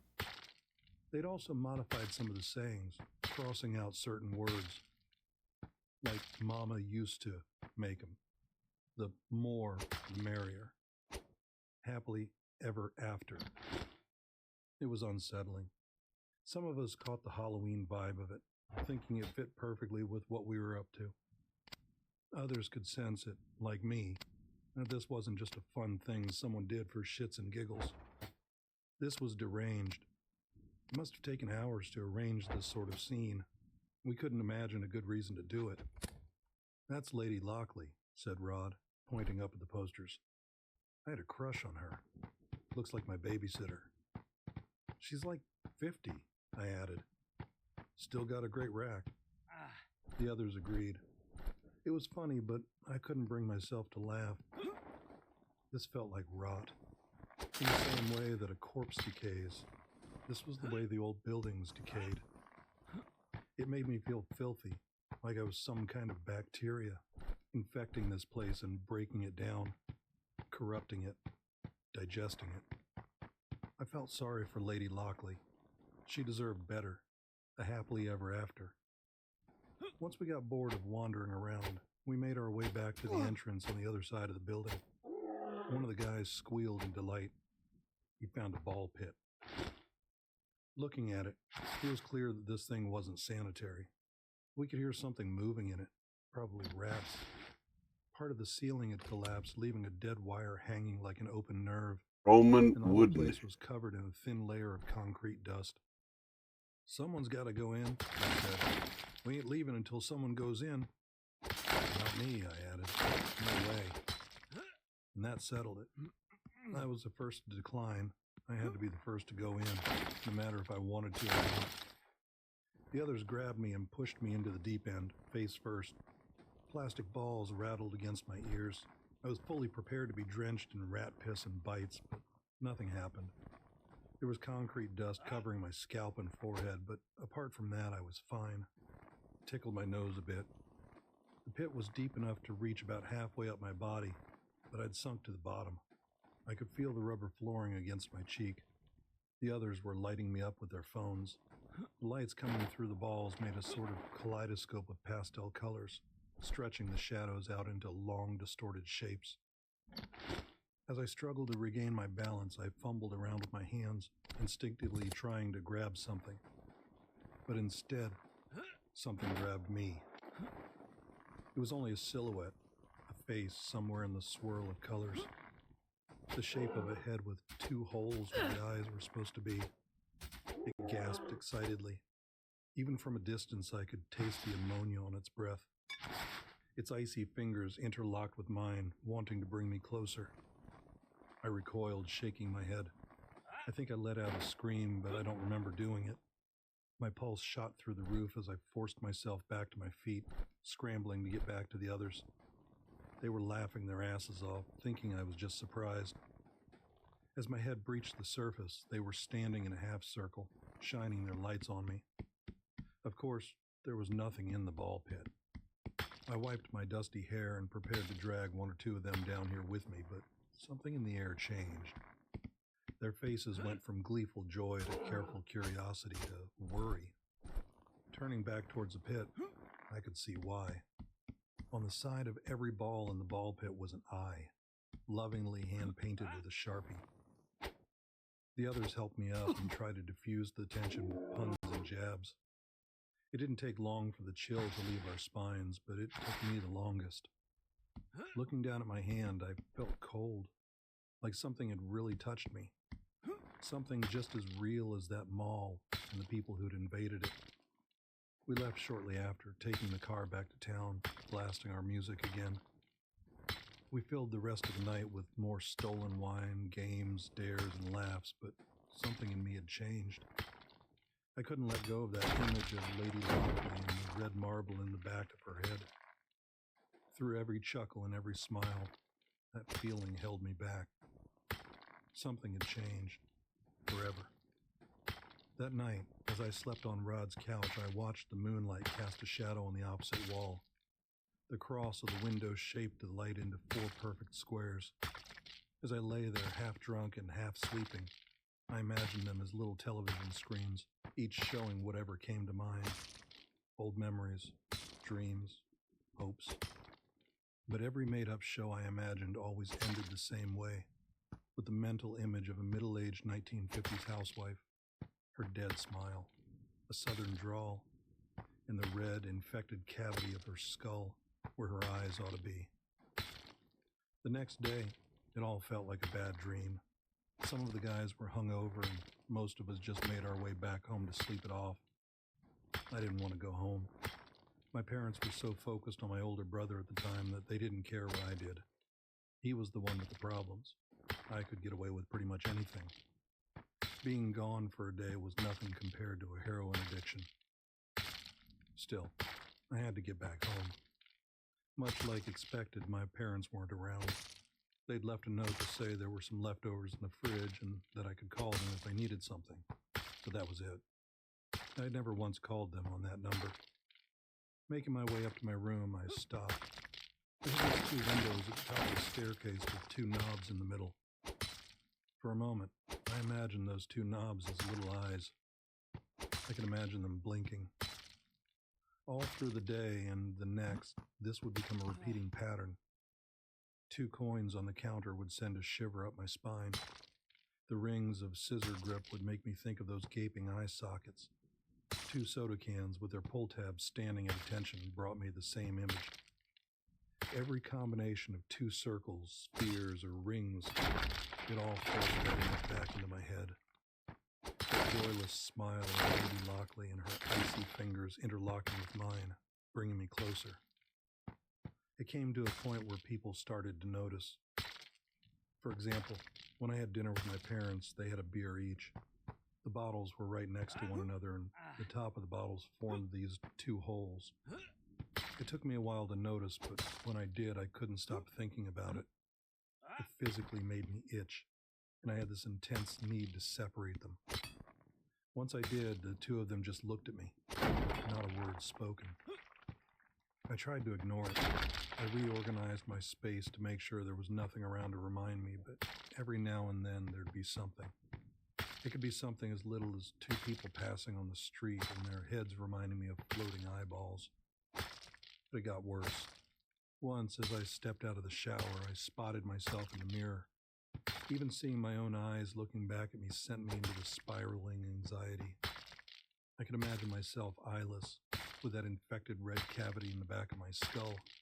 I could see it.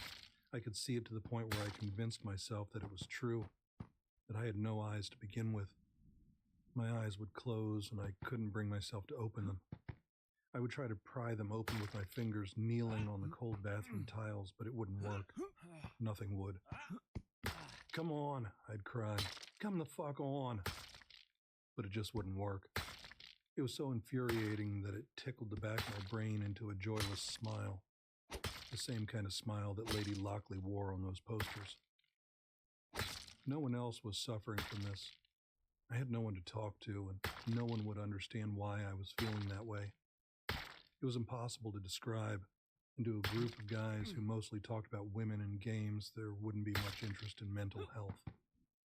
So I decided I'd do something about it myself. Much like exposure therapy, I had to go back. I was going to tear down every poster, set fire to the fucking ball pit, and prove to myself that there was nothing to fear. I was going to destroy it, and with it, Lady Lockley. I was going to break those icy fingers and stare into her eyeless face. I had this crappy moped that I'd saved up for one summer. Enough time had passed for the first Minnesota snow to fall, so I had to be careful not to slip and slide. I loaded up a backpack with all kinds of destructive tools. I didn't even bother to read the note left on the kitchen counter this time. No one else was going to fix me, so I had to do it myself. I kept the wheels steady, feeling the snow slush stain my cheap jeans, cold water soaking into my secondhand shoes. By the time I got there, I was shivering. Cold wind had picked up from the overcast, and there was no moonlight to guide me this time. Still, I'd prepared. I had a great flashlight with plenty of spare batteries packed away. My dad had this battery box in the garage, full of whatever kind he might possibly need. I brought the whole thing. I made my way inside through the loosely boarded up doors. The place felt warmer, but maybe it was just me being angry. I had this frustration pent up in me, forcing me forwards. I went past all the hollow shops, the broken benches, the empty planters, and the dry fountain. I climbed up the dead escalator and followed the familiar shops towards the resting area. I could see the red marble column from afar, sticking out like a sore nerve, the posters plastered to it like band-aids on an open wound. My footsteps echoed as I made my way closer, clutching the flashlight harder. There were little sprouts in the pots and planters now, some with a little blue bud. Others had barely poked through the dirt. One had grown quite tall. There were more posters now. Some had been stuck to the walls, others lay strewn about on the floor. Someone had been here recently, I could tell. A few chairs from one of the downstairs restaurants had been dragged up there and smashed, forming a kind of plastic half circle across the floor. It didn't matter to me. This was all going to burn either way. I put down my backpack and brought out a bottle of gasoline. My dad had always kept a spare can in the garage, but I didn't want to carry the whole thing, so I just filled up 3 bottles instead. I unscrewed the top and just started chucking it at the column, tainting the posters. They were made of some kind of plastic that didn't react well to gasoline, making part of the ink melt a little, making Lady Lockley's smile into a frown, and then a garbled mess. I went all around the column, using 2 of my 3 bottles. It was messy, and I got a whole lot of it on my clothes. I would have to wash it when I got back. My parents didn't ask a lot of questions, but if I were to come back home drenched in gasoline, they might have something to say.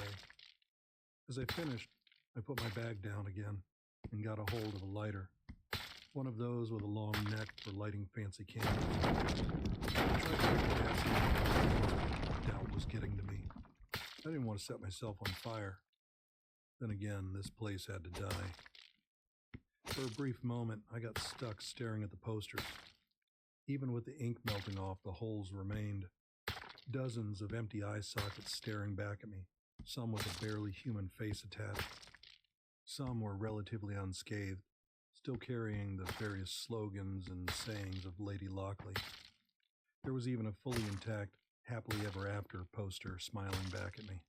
I put away my flashlight, letting the darkness of the place overwhelm me. The overcast was doing me no favors. I held the lighter up, inched closer, and clicked it, a single light in the dark. But something was wrong. A chill worked its way across my right cheek, making me squint. Then a breath of air. The light disappeared and my nostrils were assaulted by the sudden smell of ammonia. And right behind me, grazing my cheek, was something cold. Something that was gently placing its fingers on my left shoulder, inching up towards my neck. I bent down, snatched up my flashlight, and turned around. The cone of light swayed back and forth, finding nothing as I backed away. My feet were stepping on their own, seemingly out of my control. My lungs felt stiff, like I couldn't push any air into them. There were puffs of smoke with every little forced, panting breath. I wasn't alone. I didn't even think about how far I backed up until my back hit the red marble pillar. I just stood there, frozen. I could feel the eyeless holes turning towards me, judging me, waiting for me to turn around. Something was running down my arm. It made its way all the way to my fingers. I looked down, only to see fresh blood. Droplets formed at the edge of my fingertips, pooling up and dropping to the floor. The back of my head felt wet. Same with the back of my pants and jacket. I carefully stepped away and turned to face the pillar. Blood. It wasn't just red marble. It was bleeding. The gasoline had made the posters slip off, falling to the floor one by one, leaving the pillar raw and unprotected. Little pools of blood ran across the floor. It was so quiet. Just little tips and taps of drops hitting the floor, mixing with the echoes of my breathing. I could hear the battery in the flashlight rattling as my hands shook from the cold. And in the distance, my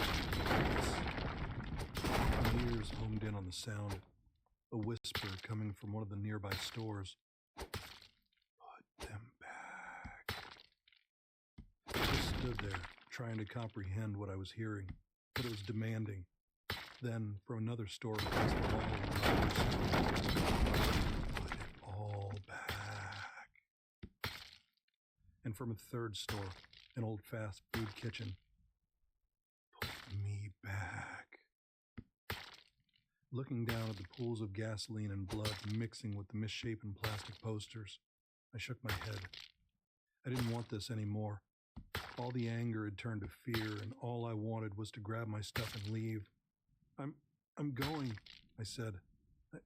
I won't come back. There was no response. Just like back home, there was no one to listen to me. Maybe I was speaking to an empty room, making up stories in my head. I won't come back, I repeated. This is it. Fuck your stupid mall and fuck whatever game you think you're playing. I won't. I suddenly choked on my breath.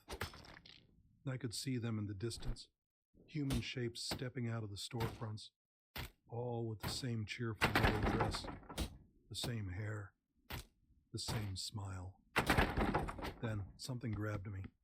It wasn't like the first time where icy fingers daintily slipped into my hand, but something violent, angry, nails digging into my scalp, grabbing a handful of my hair, forcing me forward with a dead man's cramped grip.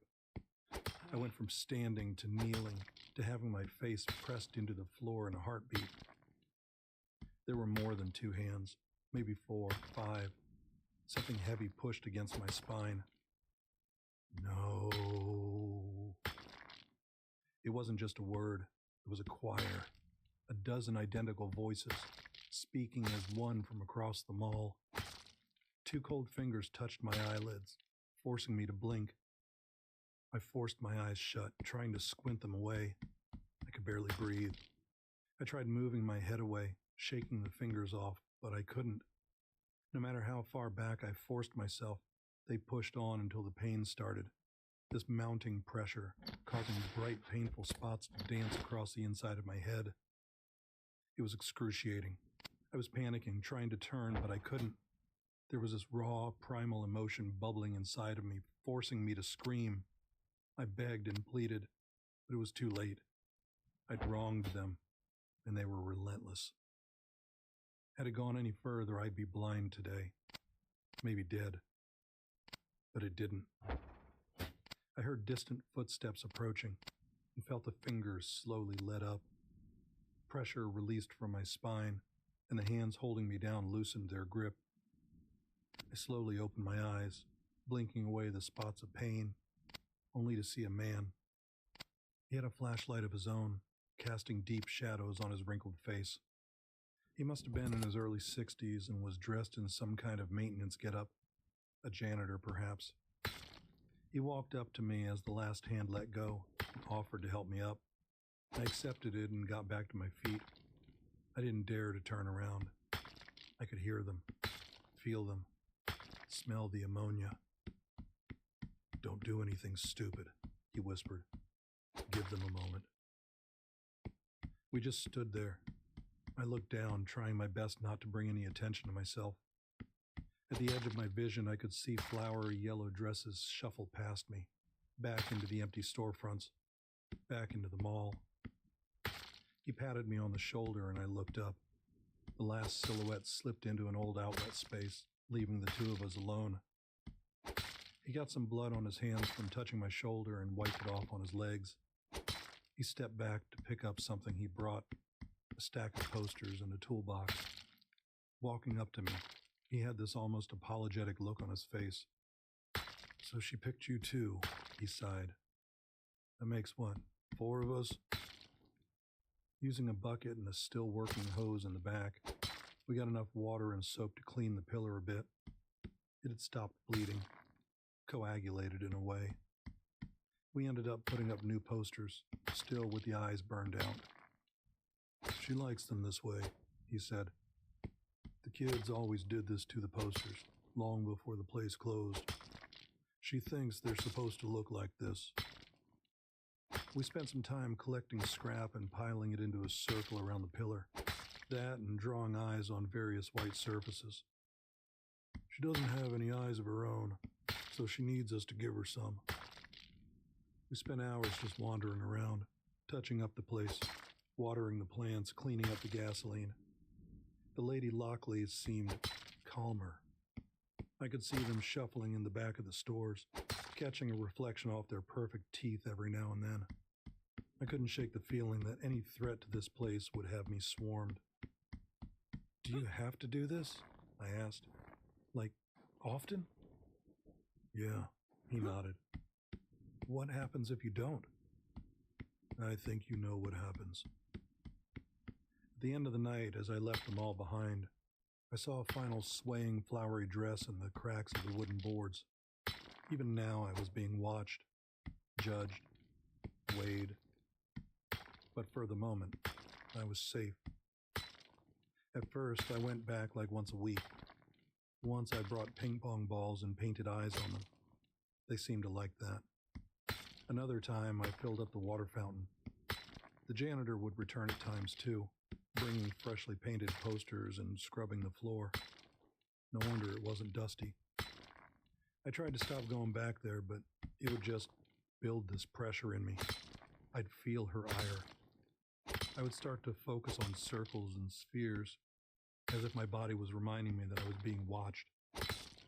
I'd sometimes feel something cold at the edge of my vision, something icy brushing against my ear.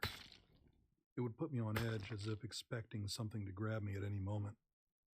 For that damn smile to come out of the dark and become the last thing I'd ever see. Places like this don't get torn down.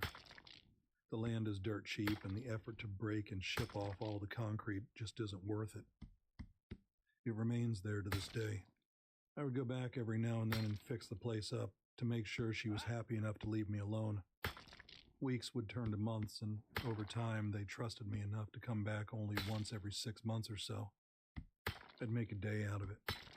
The plants would blossom into these 6 feet tall radiant blue sunflowers, and a creeping vine would slither up the side of the marble pillar. She seemed to like the vines. Sometimes there are new people. I don't really know their names, but we can kind of recognize each other at a glance. Some young, some old. We tried to board the place up to keep people out, but every now and then some smartass gets through. I don't think they all make it out. Some of the things I've seen over the years tell a gruesome story of their own. I'm in my mid-30s now. I've done this for half my life as sort of a stewardship, a part of my life that I can't share with anyone. I've gotten to know her wants and needs. There's a personality there, an intelligence. Sometimes they can get these strange whims. I once saw one of them trying to break through the loose boards, only to be dragged away by the others. I've seen them gently caress the leaves of the sunflowers. I've seen them dance on tables, walk hand in hand down the empty walkways, and once just staring up at the moon. I think she's like an immune system, like something remaining to stop the decay. This building has been closed for decades, but from looking at it, you couldn't tell.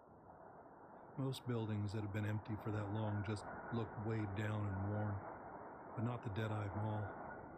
It's still spry and waiting, as if expecting people to come back, and every now and then they do. But it's a service I perform under threat of death, and to this day it terrifies me. While I'm not as bothered by circles or rings, I still have this feeling that I should be, like I shouldn't be normalizing this. I shouldn't have to compromise to something unnatural and otherworldly, and I just don't know what the alternative is. I have this feeling that sooner or later she'll turn to me, dissatisfied. And that day, she'll interlock her fingers with mine and drag me to a dark place I can't come back from, ever after.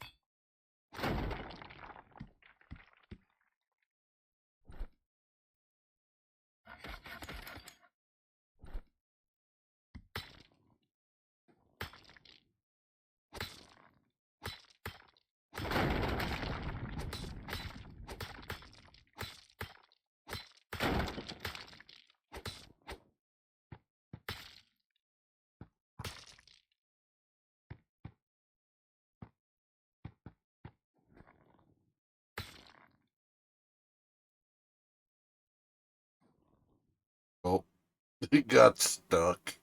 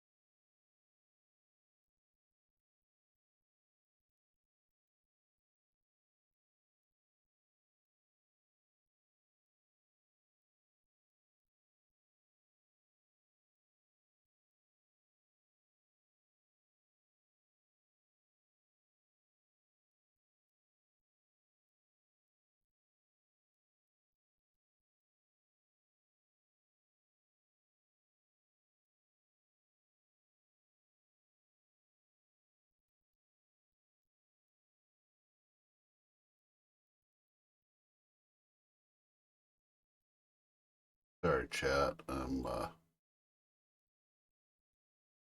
just fixing something real quick.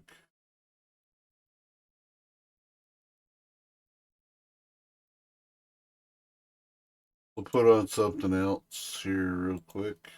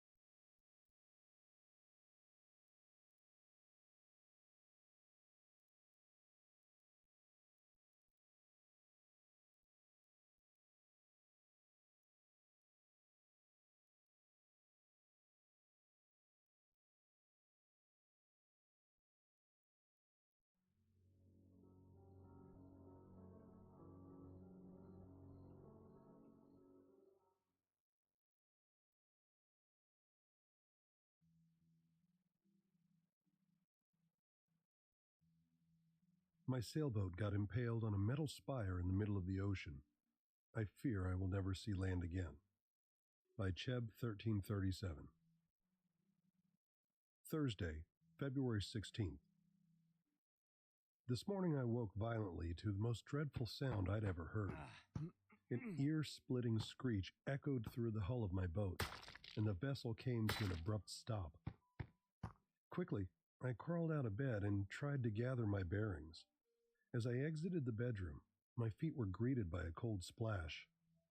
I looked down to see the entire floorboard covered in an inch-deep carpet of seawater. Flurries of thoughts raced through my mind, and I began to fear the worst. As I wondered whether or not I had struck a reef, my eyes caught a glimpse of something sharp and rusty poking out of the wall on the starboard side of the saloon. It was some kind of metal spike, roughly 3 inches in diameter. It was about chest high and had obviously impaled the hull. Water flooded in from the small openings between the spike and the hull in rhythm with the waves as they crashed into the boat. The pulsating water was reminiscent of gushing blood erupting from a severed artery. I rushed over to my utility closet, splashing through the water as I scuffled across the cabin. There, I began frantically rummaging through the unorganized mess of the various tools and supplies I had gathered over the years. As I searched, I could feel the water level slowly rising. I imagined the boat as an hourglass and the water as sand. Each grain of sand that poured in through the hull only led me closer and closer to an untimely burial at sea. When I had finally located what I was looking for, I hurried over to the spike. There, I began sealing the cracks with waterproof tape reinforced with some kind of fast-drying substance. Due to the sheer size of the spike, I wasn't able to remove it completely, though I wouldn't if I could either. The spike served as a blockade, and without it, the cabin would have been flooded in mere seconds. I'm sure that you've heard that you should never pull out a knife from a stab wound. This is because the knife aids in sealing up the wound, preventing even more blood from pouring out. Well, the same concept applies here. Thankfully, stopping the leakage proved to be no challenge. But now that things have quieted down, I'm beginning to realize that my problems aren't over just yet. I'm in the middle of the Atlantic, weeks away from the nearest continent, and I'm stuck here for the foreseeable future. I went up to the deck immediately after sealing up the leak, and I discovered that the spike is actually attached to a greater structure that runs deep beneath the ocean surface. It almost seems to be some kind of large metal spire. It's covered in rust and barnacles, and a great portion of it rises several feet above the water. It has 4 sharp spikes protruding from each side, one of which is the one that has pierced my hull. I'll investigate further tomorrow. Friday, February 17th. I spent the remainder of yesterday hauling floodwater out of the cabin.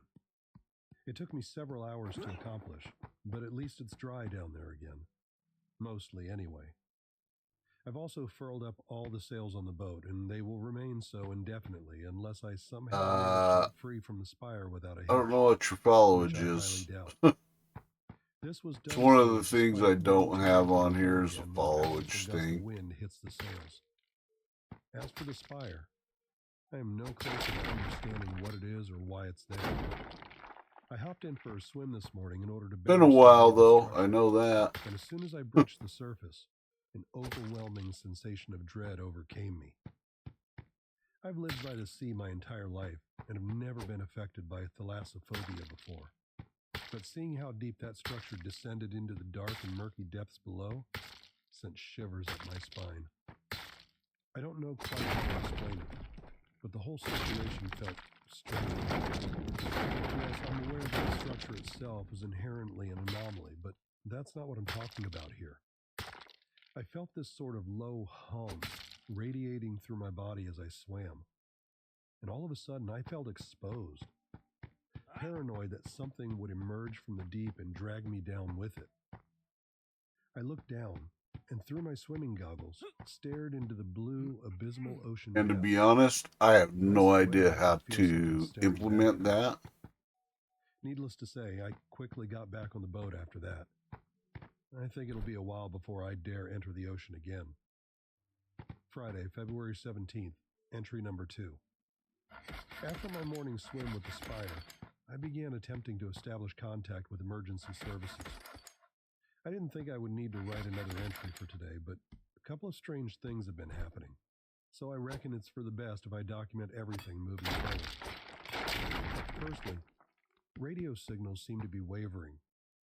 Whenever I try to communicate over the airwaves, I get in return only a chorus of static with some barely intelligible chatter scattered in there somewhere. I also have an extremely weak internet connection, but considering how frail it is, I might as well be offline. I have broadcasted an SOS signal multiple times now, but I'm unsure if it's actually reached anybody or not. If someone is indeed coming, it would take about a week or two to reach me, depending on what kind of ship they're using. Hopefully, my rescuers will arrive by way of aircraft, because I'm not terribly confident that my makeshift plug will last for more than a few days at best, and I will hate to one morning wake up on the bottom of the ocean. I will spend the rest of my evening trying to reach the mainland, but as it stands, I don't have high hopes. I will admit, my circumstances are beginning to look more dire with each passing second, and I'm starting to become increasingly worried that I will actually perish out here.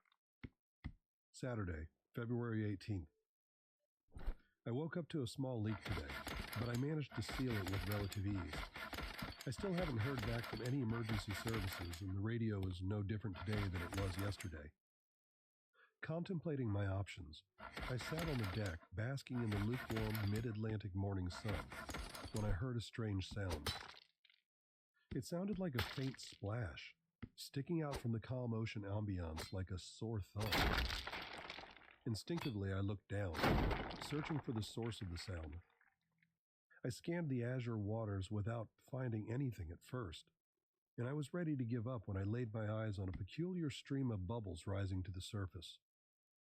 As they breached the water, the signature splashing sound could be heard. Momentarily satisfied that I had managed to locate the noise, I began pondering what it could actually be. I'd never seen anything like it before. Sure, I've seen bubbles before in my 10 years of sailing, but this was different. Before I had the chance to come up with a plausible explanation, they suddenly disappeared. Puzzled, I stared into the blue expanse, looking for any trace of what could have caused them. Then I heard a familiar sound a little to my left. As I turned my head, I once again saw the focused stream of bubbles rising to the surface, only this time it was closer to the stern. I walked across the deck and resumed studying the strange phenomenon. The bubbles were too far away from the boat for it to be the cause, and the only other explanation for what it could be that I could think of was a passing submarine or perhaps a hydrothermal vent, though it looked to be neither. Before I had the chance to reach a satisfying conclusion, the bubbles perpetually increased in size and ferocity, and it was as if that particular point in the ocean had all of a sudden turned into a raging jacuzzi.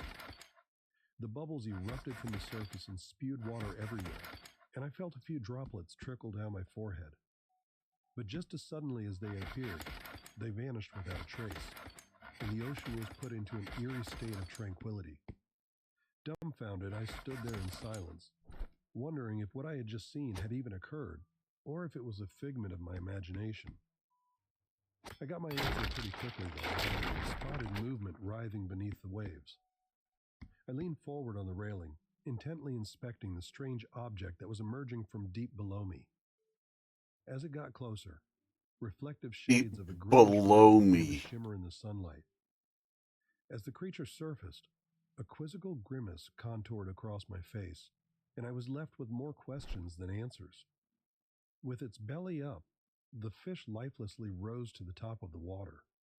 It looked to be a standard Atlantic herring, a small silver-colored fish that has provided me with many excellent meals during my time at sea.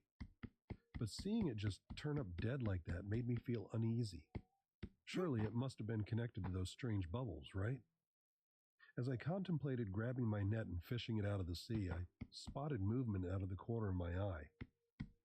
I turned around to see another herring, mere feet away from the first, also floating lifelessly on the water.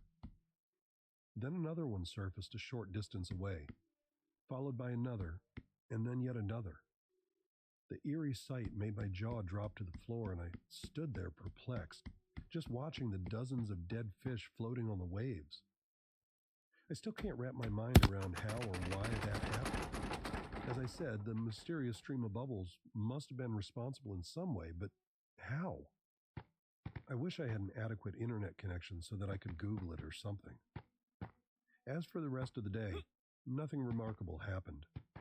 I've decided to spend the remainder of the evening inside the cozy confines of the cabin, as I feel a bit apprehensive about staying out on deck now, especially after dark.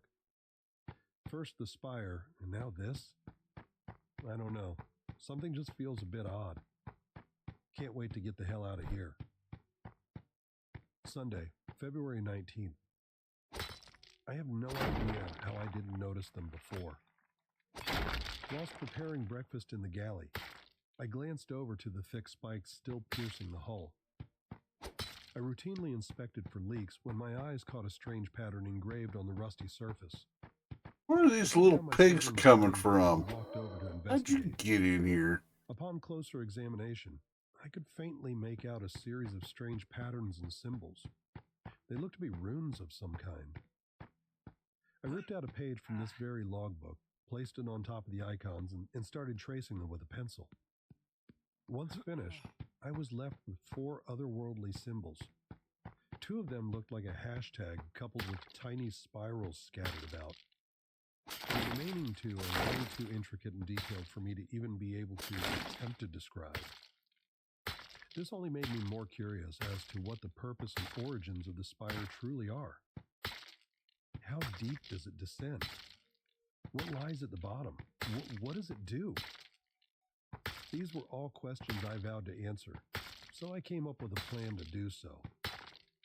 In my late 20s, I used to work part-time as an assistant oceanographer.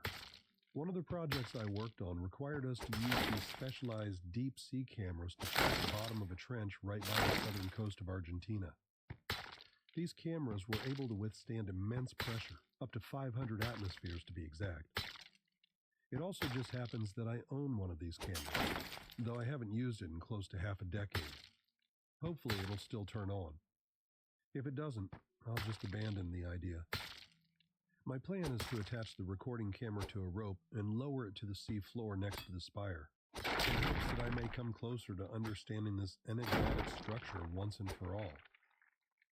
As I'm writing this, I just noticed some water spilling into the cabin, so I'll have to take care of that first. But after that, I'll spend the rest of the day preparing the equipment for the abysmal descent.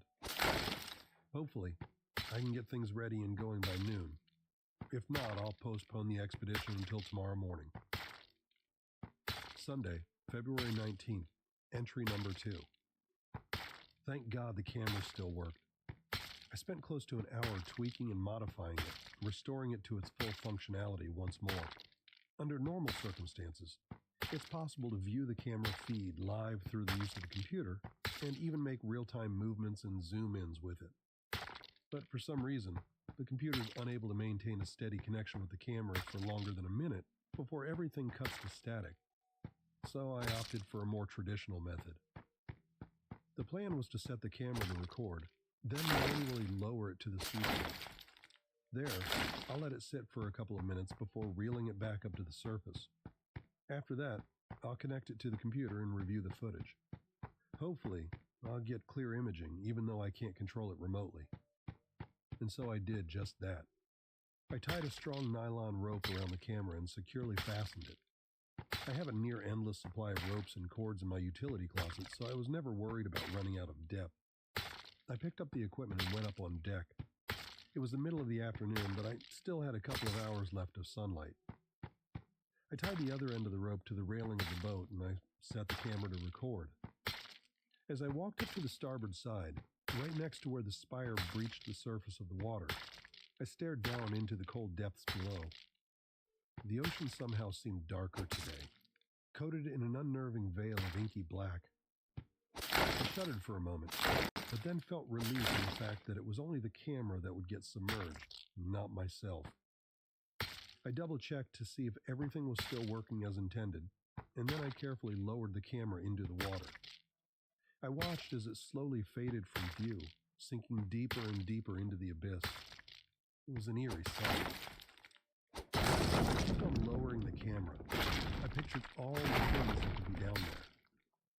I imagined an abundance of rare deep-sea fish and creepy crustaceans with uncomfortably long limbs.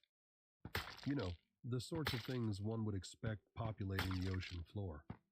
Your typical anglerfish and horseshoe crabs. Maybe even a giant squid if I was lucky.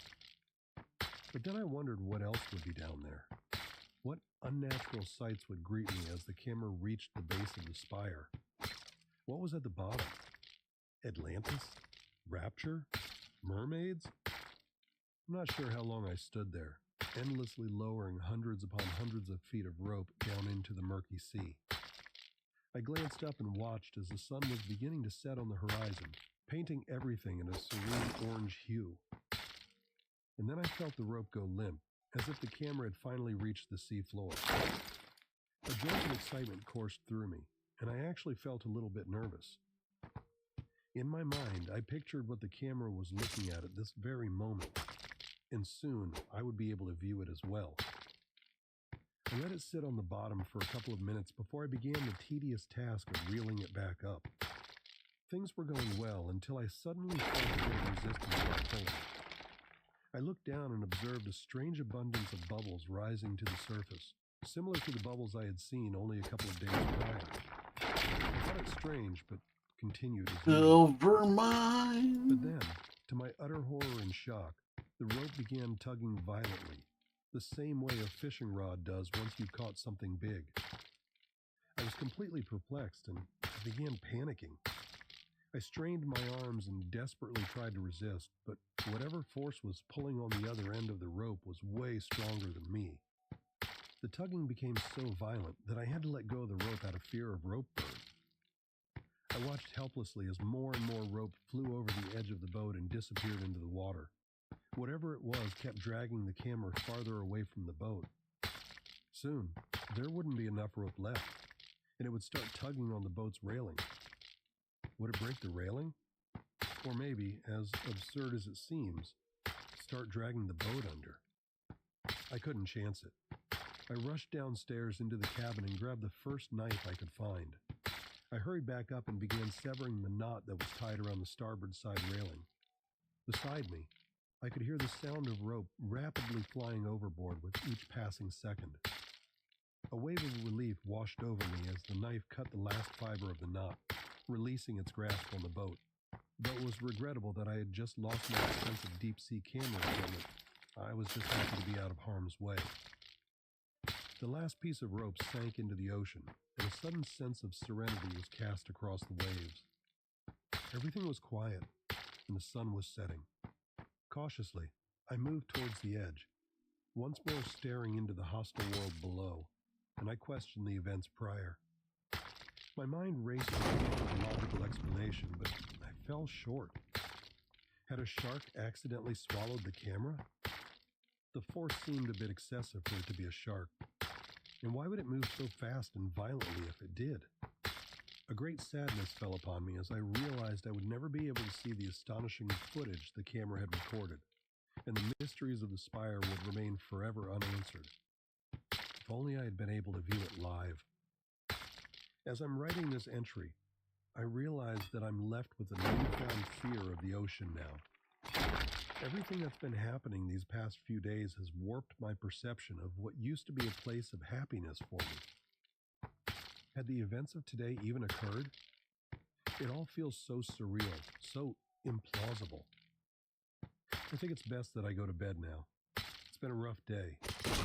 But as the boat rocks up and down on the waves, I will lay in my bed and imagine the abyss and the creatures that lurk just out of reach below me.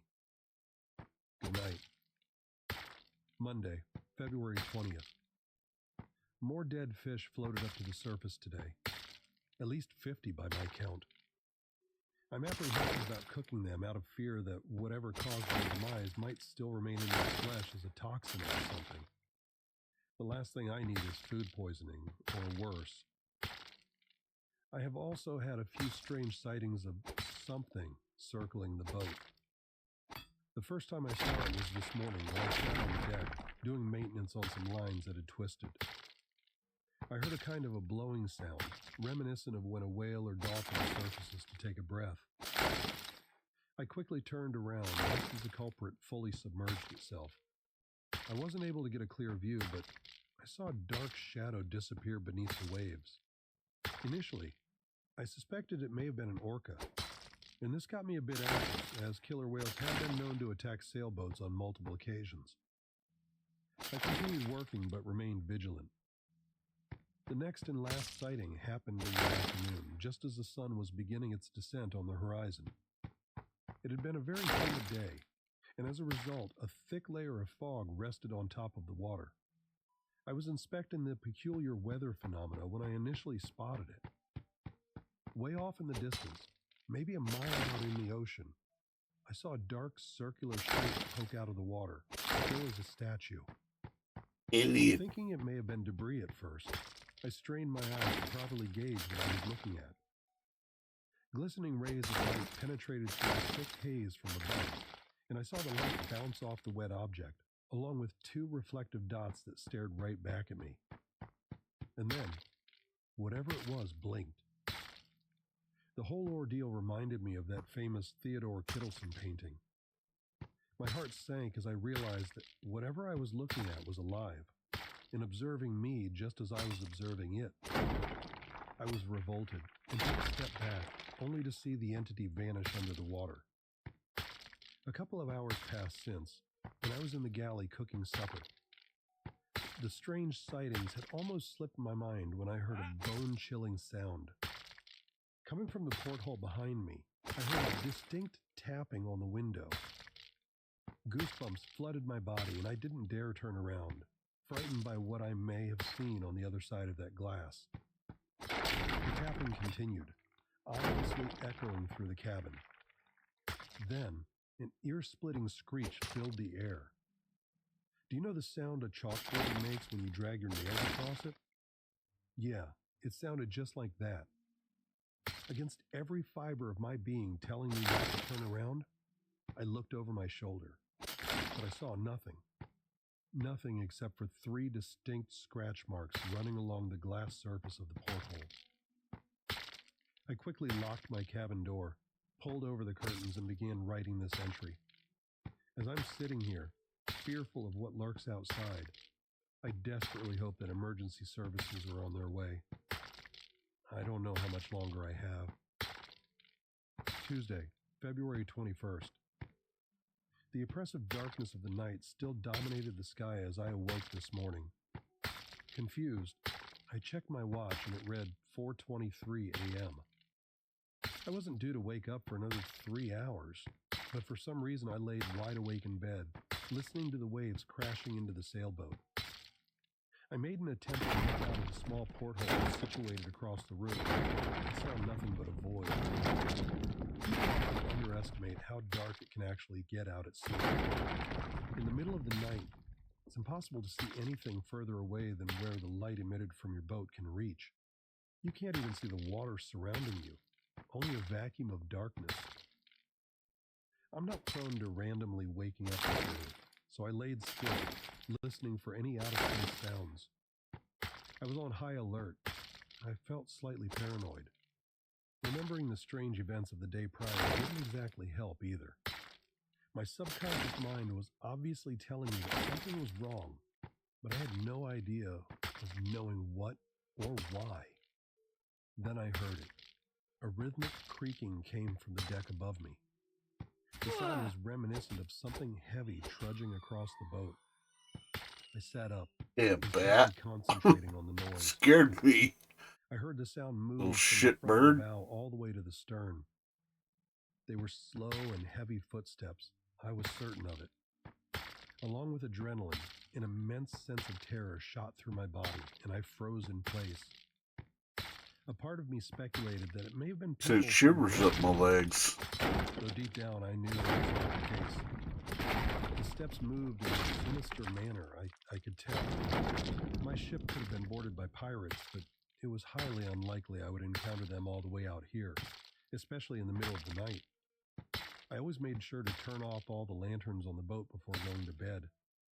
I heard the creaks move toward the door to the cabin, and I held my breath, praying that whatever was outside couldn't get in. A series of thuds echoed through the boat, and I felt the walls tremble as something was savagely bashing against the door. Terrified, I rose out of bed and grabbed the knife that rested on the nightstand, clutching it tightly in my pale hand. I stood there motionless, listening to the deafening beating of my heart, accompanied by the banging of wood as I pointed the knife toward the bedroom door. If whatever was out there managed to get into the cabin, it could just as easily tear down the frail bedroom door. Still, it provided me with some level of comfort knowing that there was at least one more barrier between us. But just as quickly as it had arrived, the barrage of thumping abruptly stopped, and everything fell quiet once more. The heavy steps moved away from the cabin door, and shortly after, a loud splash could be heard. Was it gone? I stood there for hours, frozen until the first rays of light danced across the waves and the sun rose on the horizon. It was only then that I felt brave enough to step out of my room and into the cabin. Nothing seemed out of place in the cabin, except for the giant protruding spike, of course. But I dreaded opening the cabin door and stepping out on deck.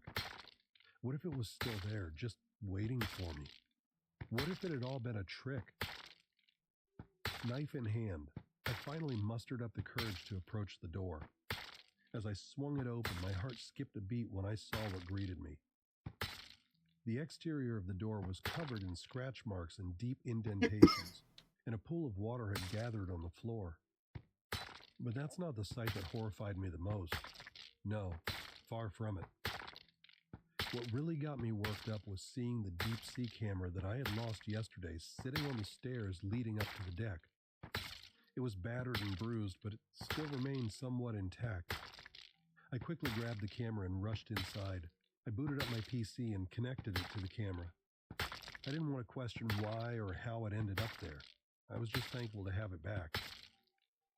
While the footage was loading, Davy I Jones mentally brought prepared it myself back. for the sights that it had captured. Tuesday, February 21st. Deep sea camera footage log. The recording starts off as you would expect. I can see myself turning the camera on and then bringing it towards the edge of the boat. I throw it overboard and the camera breaches the surface of the water. As it begins to sink, bubbles flood the screen, making it hard to see anything past them. But they eventually subside and the top of the spire is revealed.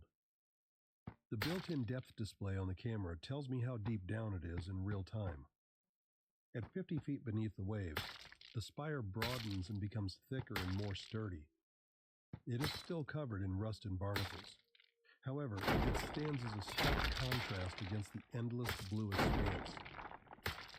At the 1 minute and 50 seconds mark, the haunting cry of a whale can faintly be heard in the background through the device's microphone. As the camera sinks deeper, it becomes gradually darker in the ocean. At 100 feet, it seems the spire connects to a larger rectangular foundation, like that of the top of a skyscraper.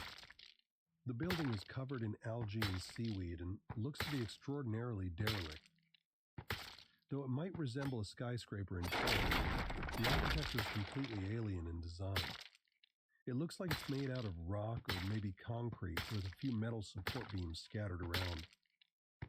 It also looks organic. I don't know what else to call it. I guess it kind of reminds me of that weird church in Barcelona, the Sagrada Familia or whatever it's called. It has several ornamental lines and carvings stretching all the way down its surface. I can't understand how large this thing is. It takes up over half the screen, and the further down the camera sinks, the broader the structure becomes. At 350 feet, small cavernous orifices begin to form along the walls. The openings look like they run deep within the structure, and they seem intentional as opposed to the product of erosion. Suddenly, a stream of bubbles obscures the camera feed, and it begins spinning uncontrollably. I lean forward in my chair and desperately try to look beyond the bubbles, but it's useless. A deafening static sound can also be heard as the camera shambles about. When the bubbles finally disperse, the camera stabilizes and finds itself down 600 feet below the surface. It's dark down here, but I'm still able to see the structure.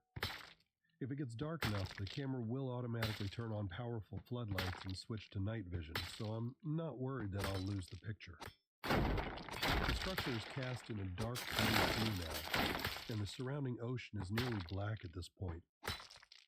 A school of fish swims by, and I observe a multitude of crustaceans crawling along the surface of the building. The deeper down you get, the less the structure looks like a building and instead resembles more natural subaquatic formations.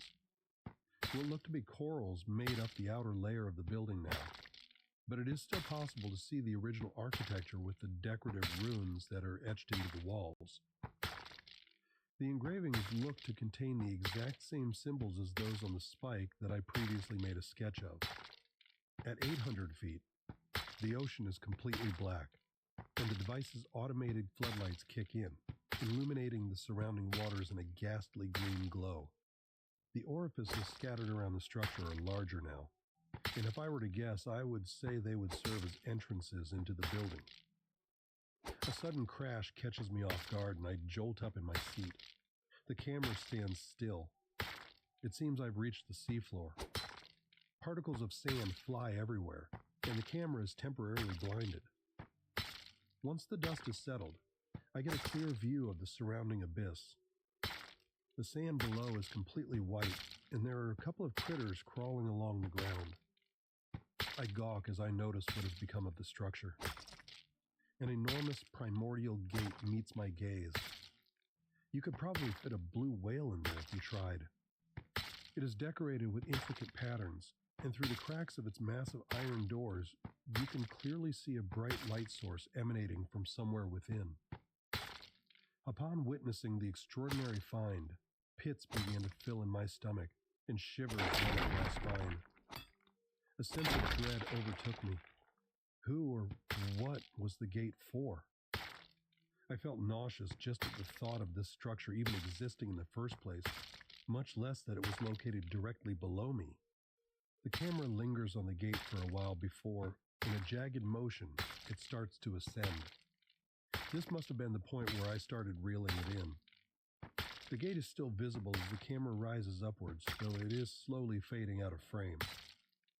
However, in the final moments before the gate is out of view entirely, a rapid commotion of shadows can be seen moving behind the gate, obscuring the light between the gaps.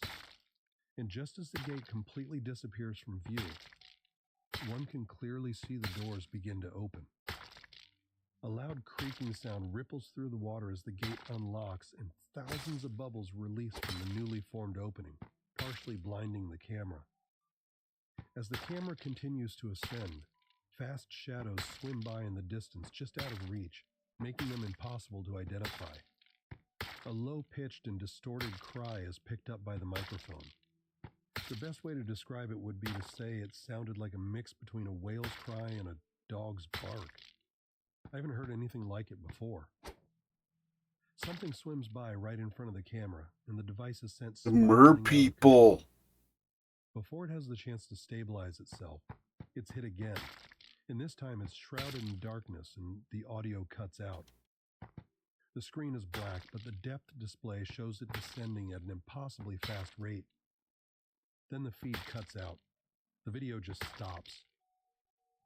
Horrified, I sat still in front of my computer, a flurry of thoughts racing through my mind, but none of them were pleasant. I examine the camera itself and, upon closer inspection, see what looks to be bite marks stretched across its surface. I will spend the rest of my day fortifying the entire cabin, making sure that nothing can get in. I will make this sailboat an impenetrable fortress. I'm not taking any chances, not anymore. I have a feeling that whatever was here last night will return. Thursday, February Mer 23rd. people in I'm eating. afraid this might be my final entry. Yesterday was busy, so I didn't have time to write. I don't have much time now, so I'll try to make it short. I apologize. As mentioned earlier, I have fortified the entire sailboat, making it virtually impossible for anyone to get inside. Boy, am I glad I did. Last night, a flurry of attacks suddenly erupted from all sides of the boat. Without warning, something began aggressively scratching at the hull, banging on the door, biting at the walls, etc., etc. You get the idea. I still don't know if there are more of them or if it's just a large singular entity, but Whatever it is desperately wants to get itself together. I fear it's not just for a social reason either. Thankfully, it seems to be docile during the day, but just as soon as the sun disappears from the horizon, it comes out to play. It is currently 1 hour until sundown, and I've done everything I could possibly do to prepare myself for the events that will transpire tonight. I've armed myself with several knives and done some push-ups for morale. I'm almost certain this will be my end, however, as the cabin door won't withstand another attack.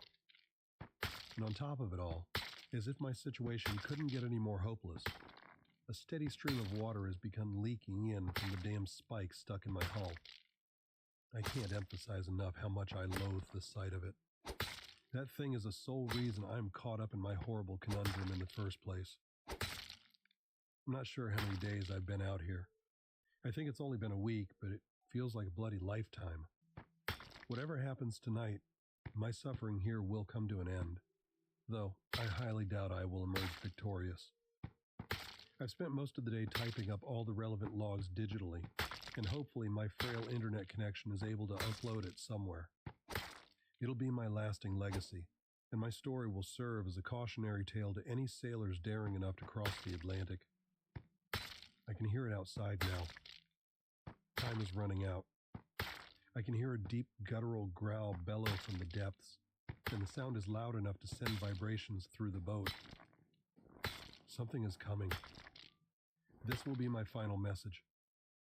If you spot a giant rusty spire sticking out of the water in the middle of the ocean, stay clear of it at all costs. Whatever is down there is unfathomably ancient and is not made by humans. Ooh. Goodbye.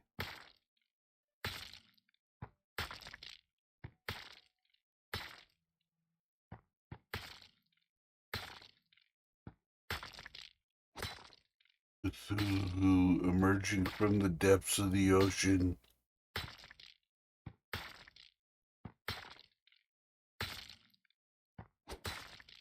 Maybe. I don't know.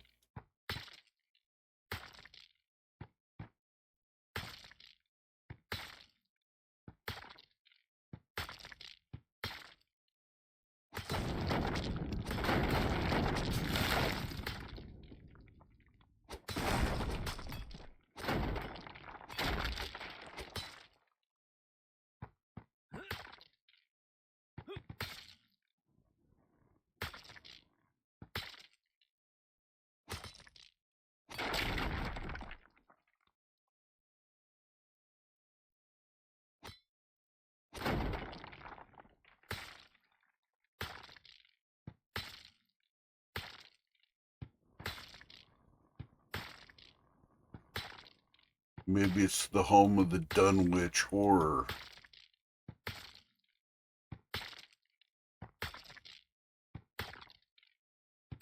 You never know.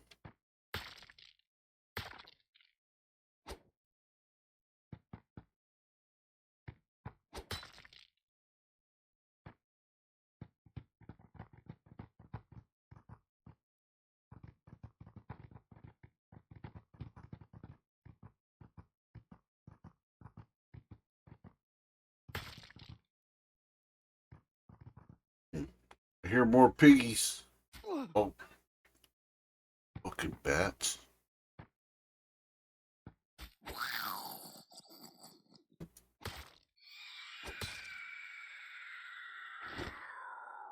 Get shit on, batty.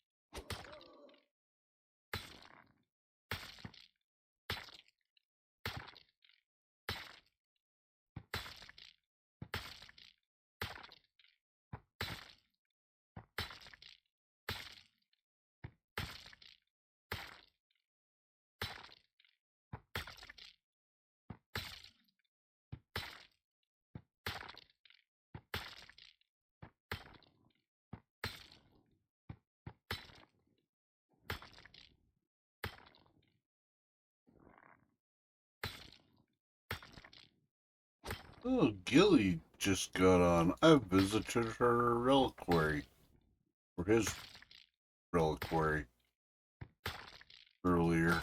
I recognize that name. Ah.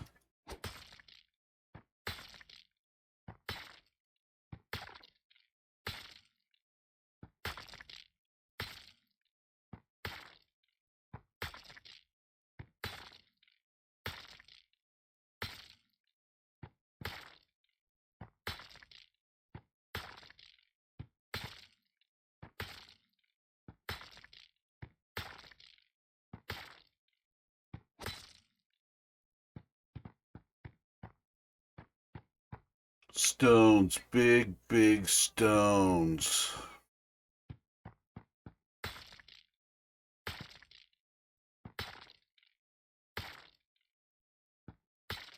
Everyone wants to be known for having big, big stones.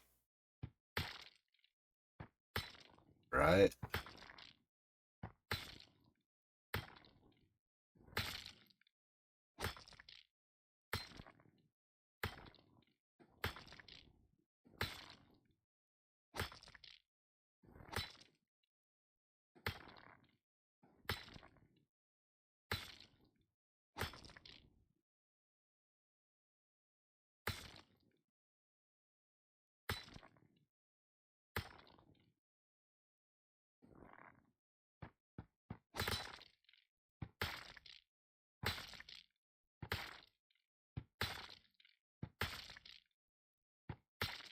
Big stones, big stones.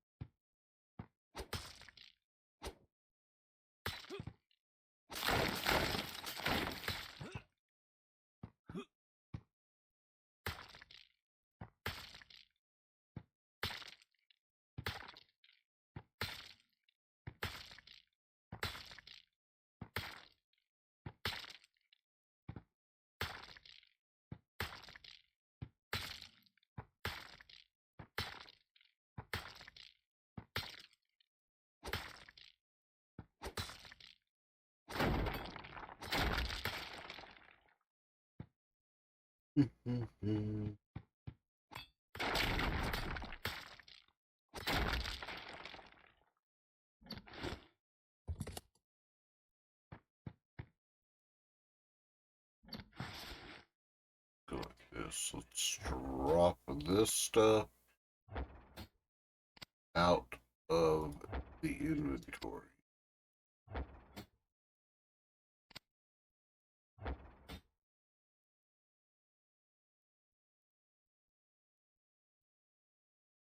Bear hide. Bear hides. And we'll go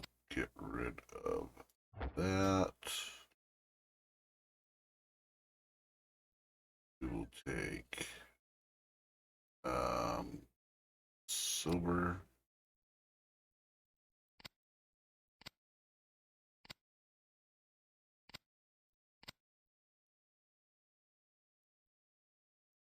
Hmm.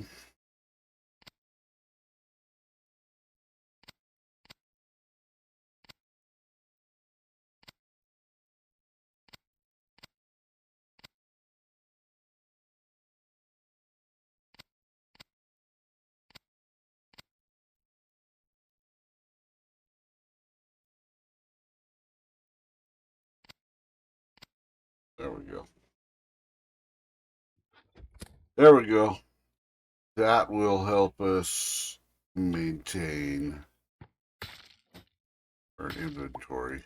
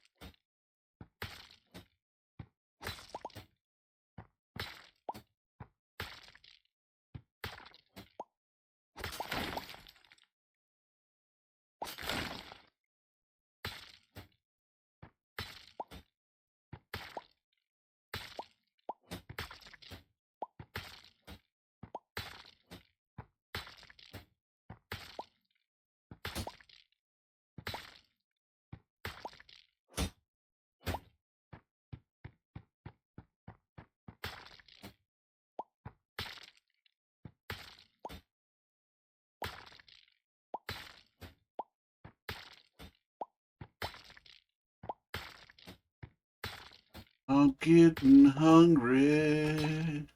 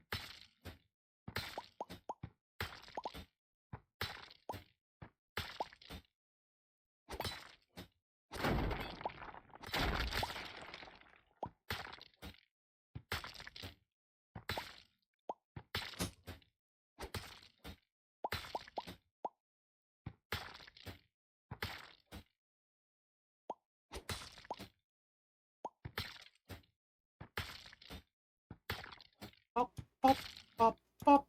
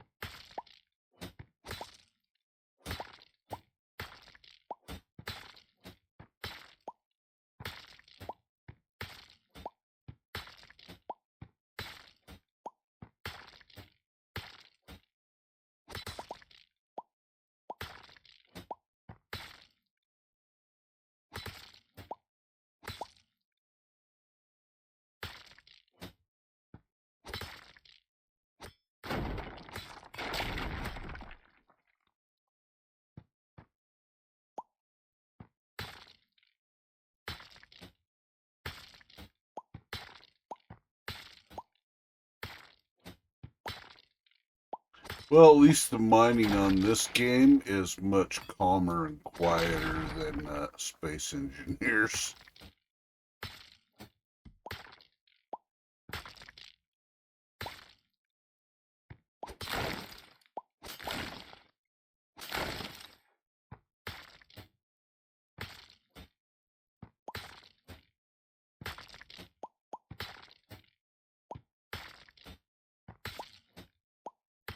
Just kind of wish I had an ore detector like that on here.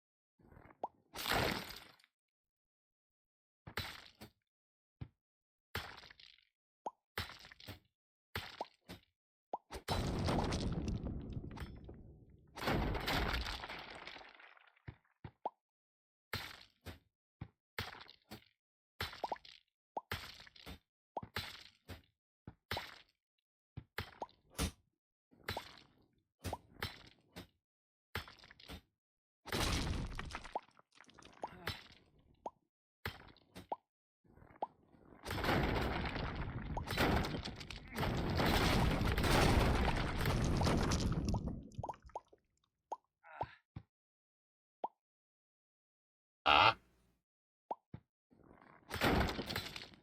My guy grunt because a rock landed on his head?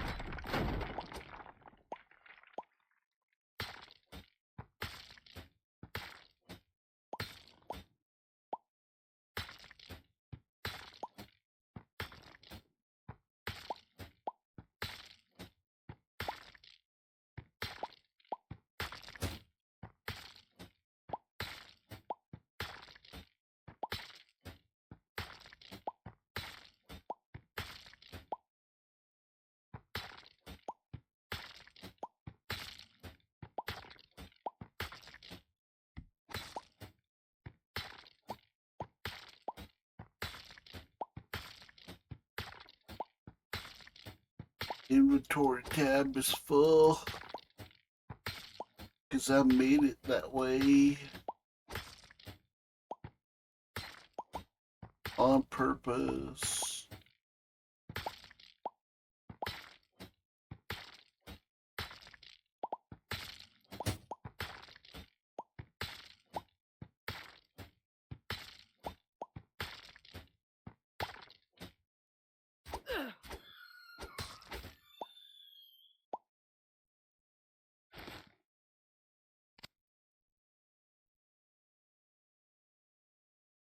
Wait, do I not have...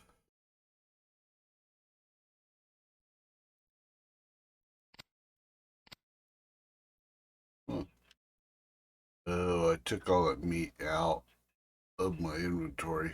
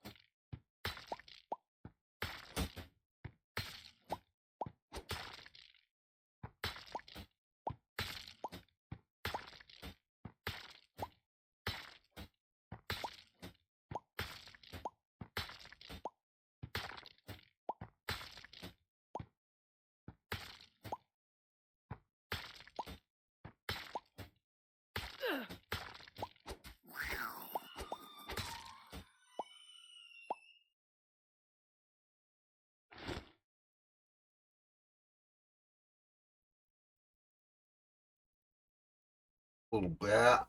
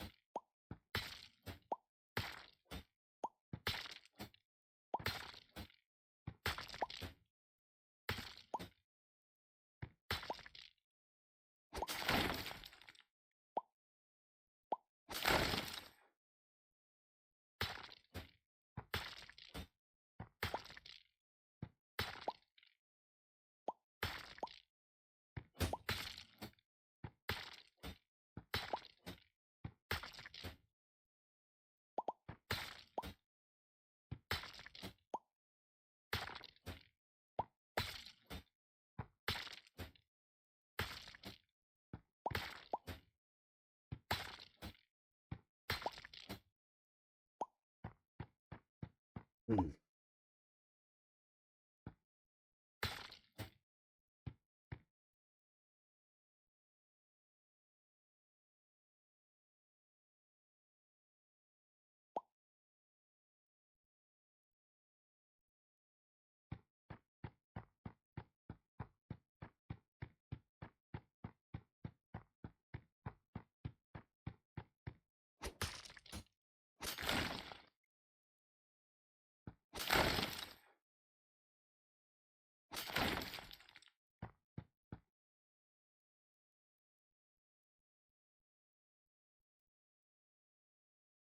Hmm.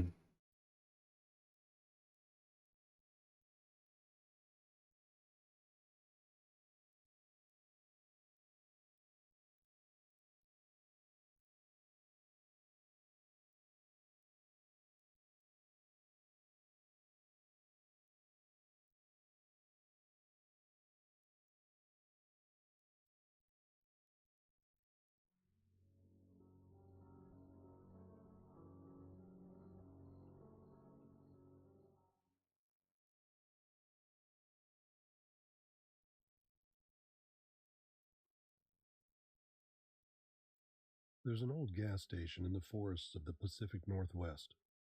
If you ever see it, keep driving. By J.L. Goodwin, 1990. Shit! I wrenched the steering wheel over to the right, causing the tires to scream in protest. A deep horn blared loudly, almost rupturing my eardrums, and the interior was momentarily illuminated by harsh white headlights. For a split second, my light flashed in front of my eyes, and then I felt the bumpiness of the grassy edge of the road jostle me around. The 18-wheeler, which had veered into my lane, missed me by less than a foot, blasting by in a blur at what had to be 70 miles an hour or more. After a split second of catching my breath, I jabbed the driver's window switch down and stuck my head out into the pouring rain. Asshole! I screamed at the retreating logging truck, though I knew the driver wouldn't be able to hear me. A moment later, an outraged woman's voice tumbled from the speakers of my rented Chrysler 300. I beg your damn pardon? Regaining my senses and remembering I'd been in the middle of a phone call, I sat back down in the seat. Not you, Aaron, I said apologetically. If you didn't hear the commotion on my end of the line, I almost got splattered all over the front end of some moron's Peterbilt who wandered over to my side of the road. There was a moment of silence from the speakers, and then my agent let out a small snort. Well, isn't that just great? You gotta love idiots on the road these days. It took a softer tone. I'm glad you didn't get into an accident, Al. I don't feel like losing my best client and close friend in one go. I laughed. It helps me relax to know you care, I admitted. Then, after a moment, getting the tension out of my muscles, I pulled the car back onto the road and continued on. It was the winter of 2022, and I was on my way to a book signing in Seattle from where I lived in Gold Beach, Oregon. I was a writer who'd just broken the New York Times bestseller list with my debut novel, and as such, I was on the start of my book signing tour, which would take me around the country. Obviously, as many people would quickly realize who I am if I use my real name, I've changed it, along with others. Aaron, my literary agent, had suggested I fly to Seattle from the airport in North Bend. But I'm someone who's had a major anxiety over flying ever since the September 11th attacks in 2001. So instead, knowing I hadn't purchased a new car to replace my rather shabby and broken down one yet, she'd arranged me a rental, and I'd begun the almost 7.5-hour drive north. I wouldn't have to deal with those dingbats if Interstate 5 hadn't jammed up with that accident, I muttered. Well, you were the one who wanted to drive, Al. Aaron's chiding voice came through the speakers. Do you have any idea where you are? I glanced at the GPS map for what had to be the 100th time. The screen almost seemed to glitch, jumping as the antenna on top of the car attempted to communicate with an orbiting satellite above. Piece of shit. No, this stupid navigation system is apparently on the fritz, I snorted. So much for Enterprise being a good car rental company. I looked back up just in time to see a sign with the gas symbol flash past.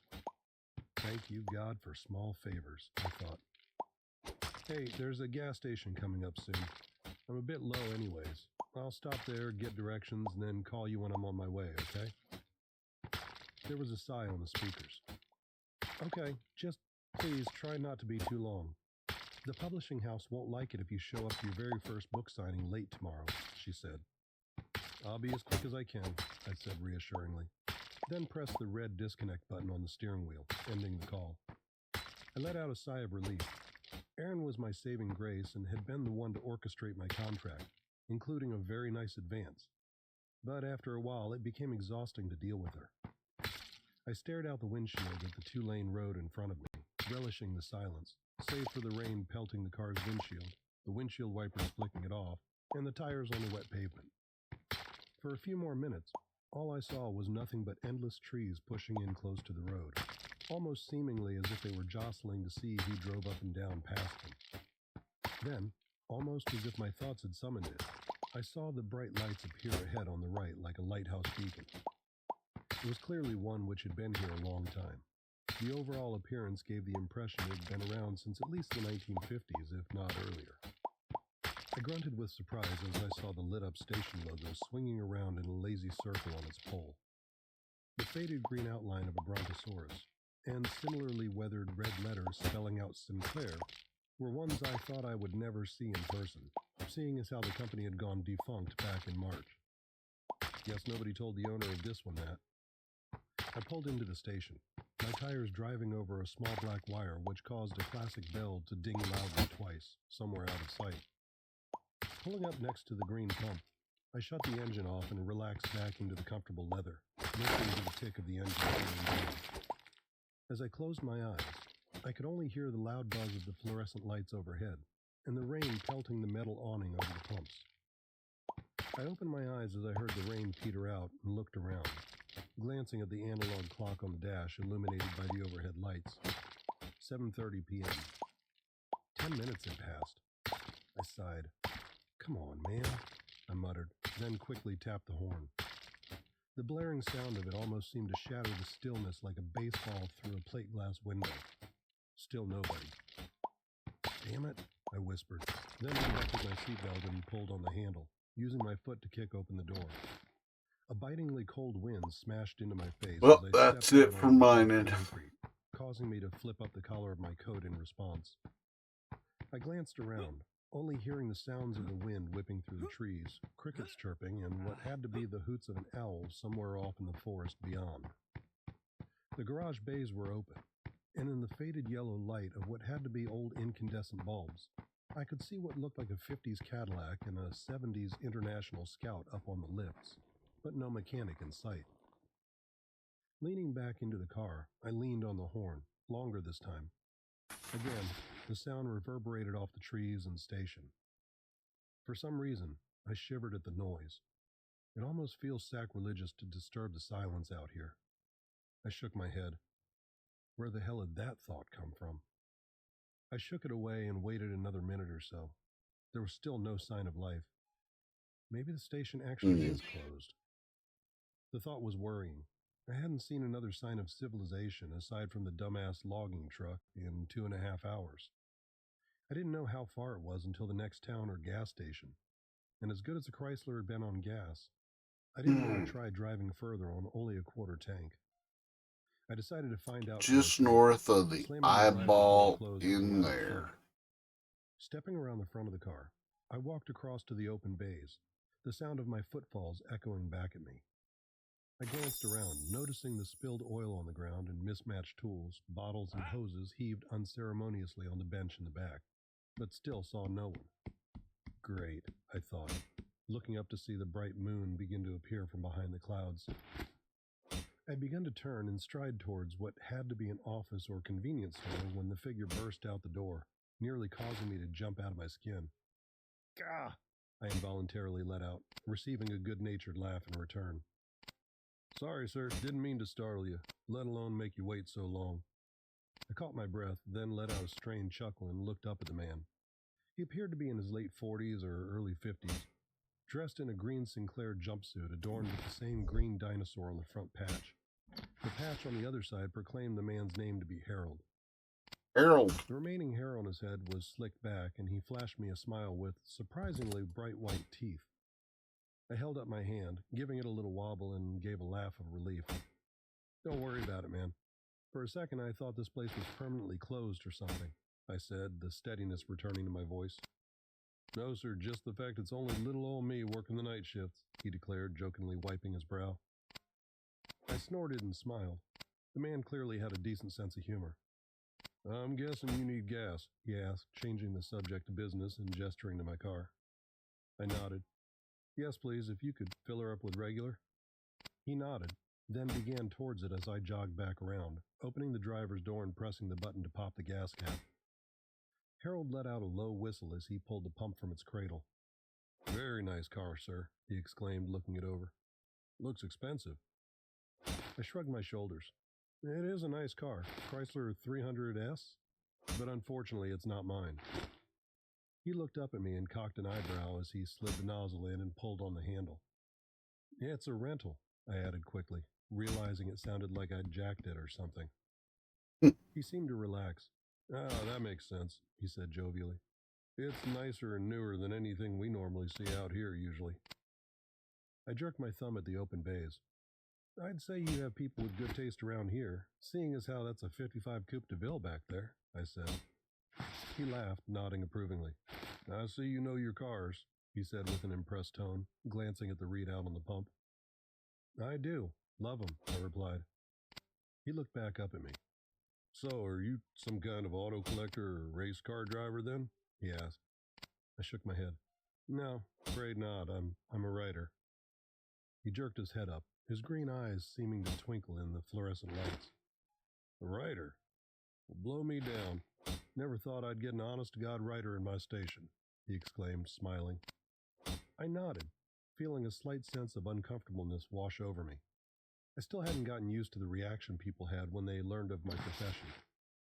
He pressed forward. What kind of books do you write? He asked excitedly. I write in the horror genre, honestly, I admitted, causing him to smile widely at the news. Horror is my favorite style of books to read, he said. I love everything from the old classics to Stephen King. He looked at me quizzically. How many have you written so far? I held up a single finger.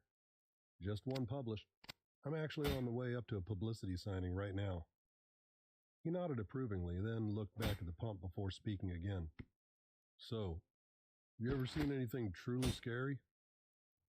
I raised an eyebrow at his question. That came completely out of left field. What do you mean by that? I asked in return. He still watched the pumps, but replied, So many horror writers I've heard about talk about how they've had their own frightening experience, whether it's a plain old scare or even a supernatural experience. It's what helps them write truly horrifying tales. Now he looked back at me. His face held a smile which caused me to inwardly shudder a little bit. It almost seemed far too wide for a moment. Then, blinking, I realized it was just a regular grin, if not just a bit of an odd one. Lights must have caused you to see things. He finished. So I was just asking if you'd ever had a scary experience which got you into writing horror. For a moment, there was a silence between us as I pondered his question, only broken by an owl's screech somewhere in the gathering darkness. Then I shrugged. Honestly, I hate to disappoint you, but no, I admitted. He gave me a slightly surprised expression. Really? I nodded, deciding to be honest with him. Really? To be completely truthful with you, Harold, as much as I love horror, both writing it and reading and watching it, I've stopped being scared of it a while ago. The surprised expression seemed to grow on his face. Really? He repeated, then looked back down at the pump again. That's a shame, he said, his voice almost holding a trace of sadness in it. I nodded, having to agree with him. It is. I used to love getting scared by a good horror film or book, but as I got older, it just seemed to, drift away. Now I just write what I know others are afraid of, like I did with my first book here. And honestly, when I write, I don't feel that fear in me at all. I hated admitting it. Even when I'd given my first online interview with a magazine about my novel, I had lied about it, saying that my own work could scare the hell out of me. But, in a way, it felt good to finally admit the truth to someone, even just a stranger I'd likely never see again. I looked up to find him giving me a rather intense and honestly extremely creepy stare. His green eyes almost seemed to glow in the lights, and his smile had completely Need more disappeared. iron, too. I took a step back at the abrupt change in his demeanor, but just as quickly it, too, was wiped away, replaced by the smile I'd known since he appeared. "Well, I'm sure if you search hard enough, you'll find that feeling again," he said, his voice filled with what sounded like genuine empathy. I nodded, looking out at the woods. "I hope," I truthfully admitted, then heard the sound of the pump finally clicking off. "Oh, all done," Harold said happily, pulling the pump out of the car and replacing it back to its cradle. He looked at the readout. "That'll be $23.17. I started slightly. Under $24 for 3/4 of a tank? I hadn't heard of gas this cheap since I was at least a teenager. But at the same time, I wasn't going to look a gift horse in the mouth. I reached into my back pocket, pulling out my wallet and from it my credit card. "Do you happen to accept credit?" I asked, half afraid he'd tell me he didn't. But he plucked the card happily out of my hand. "Of course we do, Mr. He looked down at the name on my card. "Mr. Damascus. Credit card reader, however, is back inside the main building." He gestured back towards the door he'd exited from. "Do you mind if I took it back in there and ran it?" I shook my head. "No, by all means, go right ahead," I said, and he turned away and strode back across towards the building. "I'll be back out with your receipt quicker than you can say Bob's your uncle," he called. I let out another laugh at the phrase I hadn't heard in years when I noticed something. I hadn't seen the man's back since he'd appeared, and this was my first time. The back of his jumpsuit was the same stained green as the front, with a red oil rag peeking out the back pocket. But my eyes were drawn to one thing. What looked like a huge tear in it, just below the large logo patch adorning the back, almost as if he'd been slashed. I could see an equally stained white shirt underneath it. Hey," I called out to him. He stopped and turned back to me, still smiling. "Yes?" he asked. I pointed to my own back. "Your, jumpsuit has a huge tear in the back of it. Just wanted to tell you in case you didn't know." For a moment, the same funny look came over his face, and then he waved his hand dismissively. "Oh, I know. I haven't had a chance to mend it yet," he said. Then, holding up a finger, pulled open the door, causing a bell hung from the inside handle to jingle, and stepped inside. I was left alone again, with only the buzzing sound of the lights almost causing my ears to ring in the sudden silence. Not wanting to seem rude by waiting back in the car, I instead walked to the front and leaned against the hood, staring out into the night.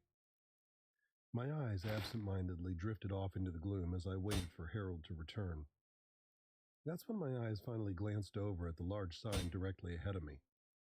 It was the one which advertised the price for gas by the gallon, and as I'd pulled in from the other way, not to mention getting too caught up talking, I hadn't even looked at it. You could easily tell it had fallen into a bit of disrepair, as the light inside, which allowed you to see the prices at night, flickered on and off precariously, seeming as though it would burn out at any second. You could even hear it flickering loudly in the silence. That wasn't what drew my eye, though. No, what drew my eye was the prices displayed on the flickering sign. "There's absolutely no freaking way," I whispered to myself. I scanned down, but kept looking at the two top figures. 88 cents a gallon for regular? I felt a small wave of confusion fall over me. No matter how in the middle of nowhere this station was, there was no way that it could charge that little for gas.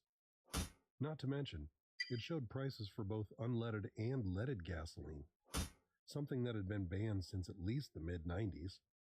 As my mind attempted to process this, something else finally sunk in. The entire forest around the station had fallen silent. And I'm not talking about a normal silence either. The crickets, the owl, the rustling of what I'd thought were deer or elk in the trees had vanished. Even the wind had seemed to stop. It was an almost unearthly stillness, as if the entire forest were holding its breath. It was beyond unnerving and eerie, to say the least, and it caused a shiver to shoot up my spine. The only sound I could hear was the almost maddeningly loud buzz of the overhead lights, which seemed Be to jar right like that of back, a chat. growling creature. I realized every muscle in my body had tensed up, though I couldn't understand why. Sure, the silence is eerie, but it's nothing to be truly afraid of, I thought. As much as I repeated that thought to myself, I couldn't help but feel increasingly on edge in the stillness. Okay, fuck this, I said finally, the sound of even my own echoing voice sounding just off to me. Pushing myself off the hood and beginning for the door Harold had gone through. As I walked, I looked at the watch on my wrist, seeing another 15 minutes had passed since he'd left. Where the hell is he? Letting out a sigh, both in frustration and to try to relieve some of the odd sensation forming in my gut, I finally reached the door and reached out, gripping the handle. It felt almost shockingly cold in my hand, and I quickly twisted it, opening the door and causing the bell to jingle, sounding too loud in the quiet. I stepped inside and allowed it to swing shut behind me, the bell giving another jingle, this time muted in the building's interior. I looked around. Aside from an old Coca-Cola machine in one corner of the room, there were no food or drinks in here. Instead, the 2 or 3 aisles taking up most of the space were filled with what looked like older-style cans of motor oil and other assorted automotive bits and bobs, all adorned with the dinosaur logo. I drew in a breath, then coughed a little. It felt more than a little musty in here, as if it hadn't been aired out in a long time. Looking directly ahead, I saw the counter that Harold must usually be stationed at. An older-style cash register sat atop it, and behind it lay an open door marked Employees Only. Beyond was a long tiled hallway which stretched out for a while before disappearing around a corner. I stared at the cash register. I haven't seen one of those old jobs since I was a kid in the 90s, I thought, a few nostalgic emotions breaking through my other emotions and tugging at my Try up heartstrings. here. But it was just as quickly shooed away by the uneasy feeling that was settling over me like a cloud of dust. This whole thing, this whole place just seemed wrong. I couldn't tell why, but it was making my arms and legs feel as though insects were inching along under my skin. After a moment's hesitation, I opened my mouth. Hey, Harold? I called, my voice seeming muted just like the bell had. I waited. No answer. Hey, Harold, are you back there? I called again. Still nothing. Feeling increasingly on edge as the fluorescent lights in here sounded like they were also buzzing too loud, I craned my neck to look down the corridor. Just barely at the corner, I saw the bright blue sign indicating a restroom. I made my decision, calling out again. Look, if you can hear me, Harold, I'm coming over the counter to use the restroom, okay? I can't hold it until I get to the next town. It was a lie. I hadn't eaten or drank anything the last 2 hours to make me have to go, but just in case he came around the corner, I didn't want to get into trouble. As odd as I felt, I still didn't want to piss the man off. Taking a deep breath, I hopped the counter and stepped into the corridor. Unlike the main room, this was lit by 3 or 4 incandescent light bulbs, dangling down from the ceiling. It gave the hall a slightly dimmer look than behind me, and I hesitated for a moment before starting down it, taking care not to have my footsteps echo too much. The hall seemed to go on forever, but eventually I reached the corner. Wanting to keep up appearances, I turned the knob for the bathroom and opened it. After looking into it for a split second, I shut it quickly, suppressing a cough and a gag.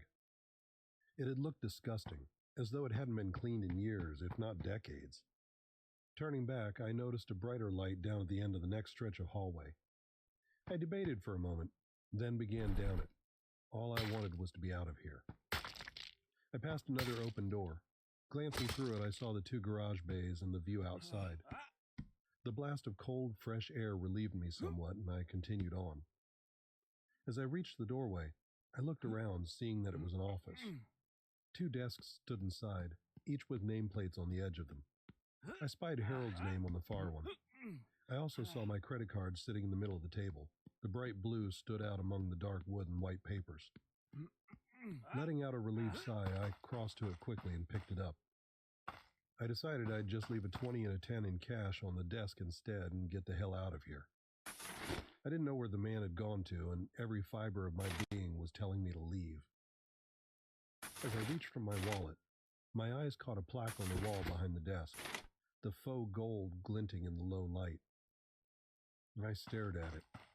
The photograph was clearly Harold's, looking almost the same as I'd seen him, just a lot cleaner. Below that was a declaration etched into the fake gold. Employee of the Month, Harold Jankowski. I couldn't help but smile a little at how hard he must have worked for it. Less than a second later, though, the smile dropped from my face as I read the inscription underneath it. August 1976. I shook my head, hoping that I was just seeing things in the low light, hoping that it would change to 2006 or, hell, even 1996. But no, it remained the same. What the fuck? I breathed out, feeling another shiver go down my spine. There was absolutely no way that, if he looked to be in his 40s or 50s in the mid-70s, he would still look the same 46 years later. He'd be at least in his 80s or 90s now, and would very much not still be working here. The hell is going on? I whispered again. Feeling like tendrils of dread were reaching out of the gloom and jamming themselves into me, I turned to book it out of the room, and out of the station entirely. But I froze as I saw Harold. He sat in an old-style black swivel chair, his back to me in the next room. I couldn't tell what the room was, as it was only lit by a single very dim bulb directly over him, but the room was giving off truly creepy vibes. For the first time in years, I felt the first inklings of fear. Before I had a chance to move or say anything, he spoke. "Well, Mr. Damascus," he said, his voice almost inflectionless. I began to speak. "Look, I'm sorry I barged back in here. It's just..." I was cut off as he continued. "Well, Mr. Damascus, how do you feel?" My shoulders slumped as I felt a wave of confusion envelop me. Yes! Hey! Hey! How do you We feel? know each Oh, other. second He's a rate. friend from work. His voice finally seeming to gain some cadence to it. "Do you feel afraid? Do you feel..." How you doing? Yeah, second we'll do this.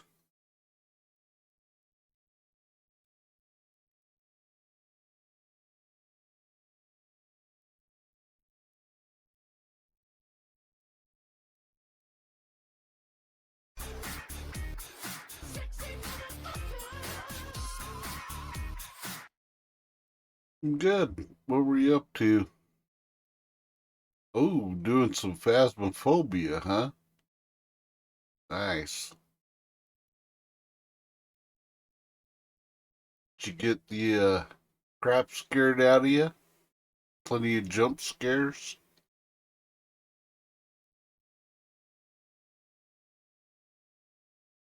Trying to... Where's that going?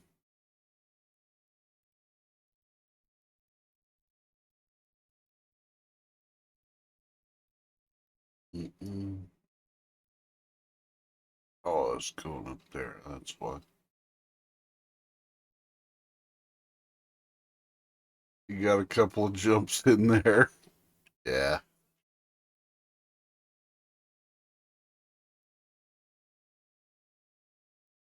As long as you're having fun, that's all that matters, really. I mean, they don't call them games for nothing. Let's see.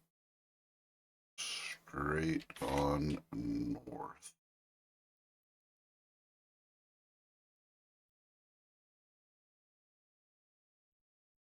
Can I make that climb? Yeah, I can make that climb.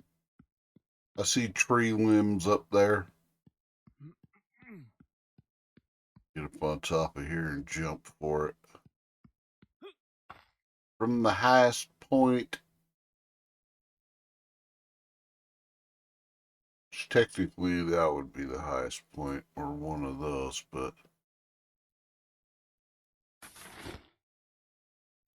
just trying to find granite up in these hills somewhere. I can't seem to find granite anywhere. We played nightmare mode more, so definitely some good jumps. Yeah, that's like the hardest level, right? Is nightmare.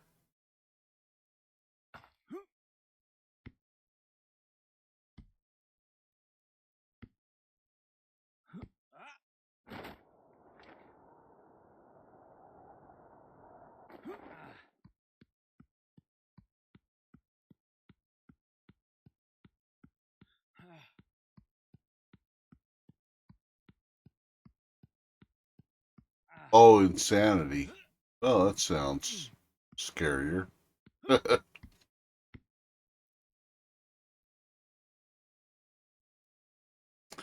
Well, you came into the right place, because normally we listen to spooky, scary stories while I play weird shit like this.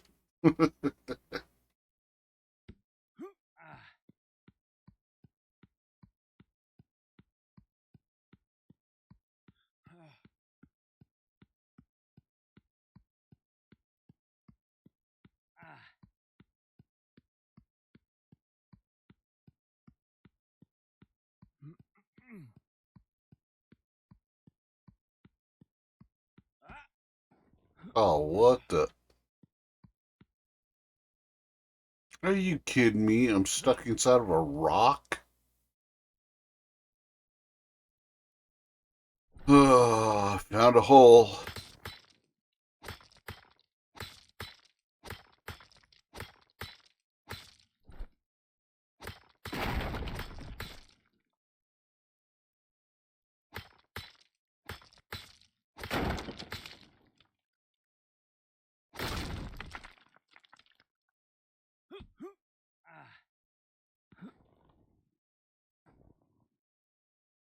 That's one of the bad things about these alpha test games. You gotta kind of deal with the holes in the map and the rocks and all the other stuff.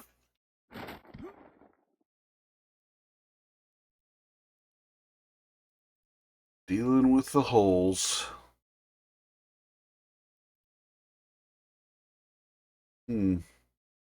On top of there would be kind of a cool spot to make a tower or something.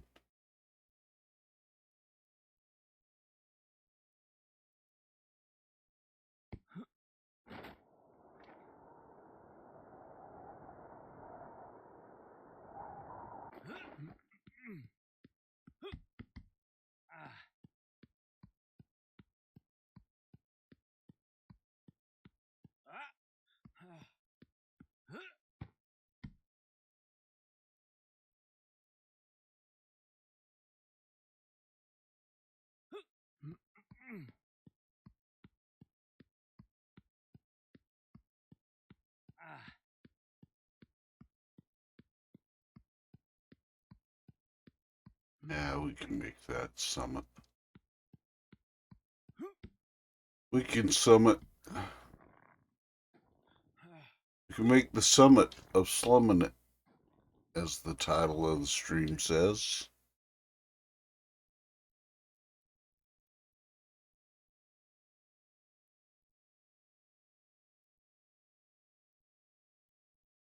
Oh, well, thank you very much for the raid.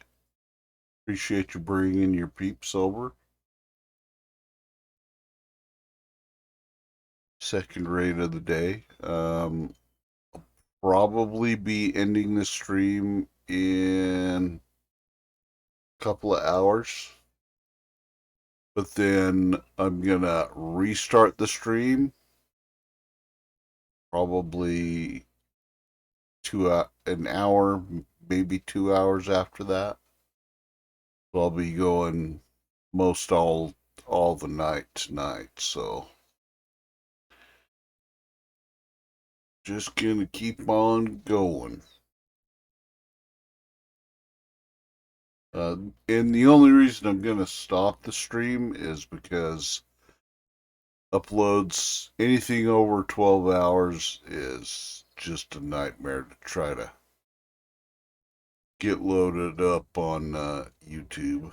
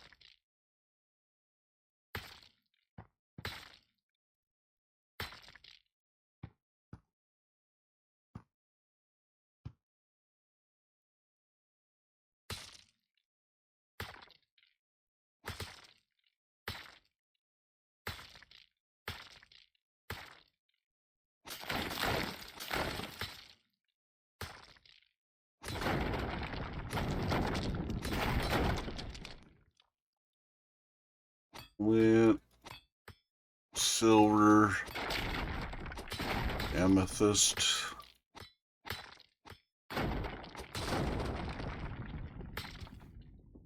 You don't need flint.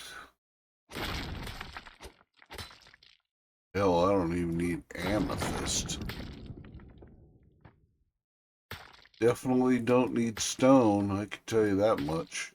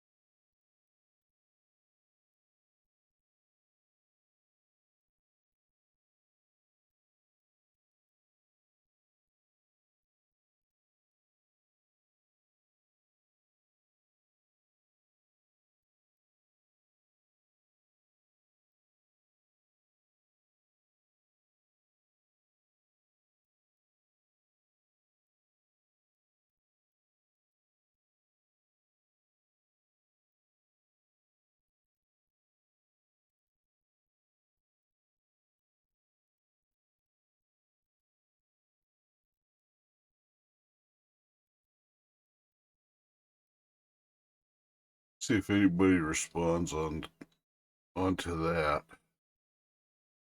Maybe somebody will tell me. I don't know. Not a lot of chatters playing this game.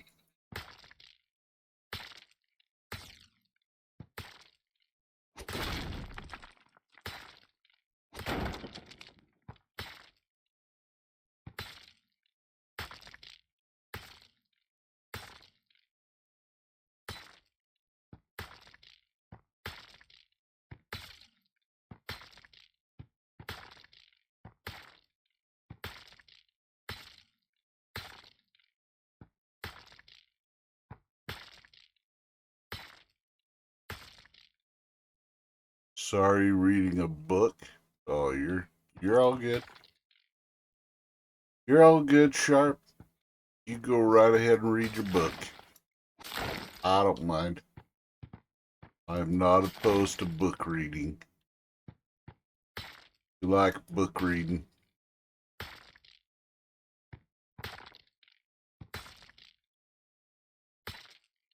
If I had some decent, spooky, scary stories to read, I would be reading them myself on stream.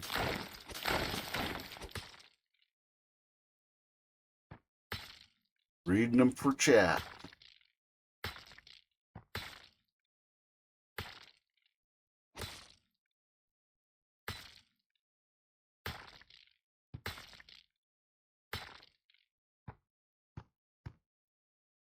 Wow, that is a lot of amethyst in there. Woo! Yeah, but also listening to you and having you live stream in the top corner. You're all good. You're all good. I'll be putting our own story back on here in a moment, so not to worry.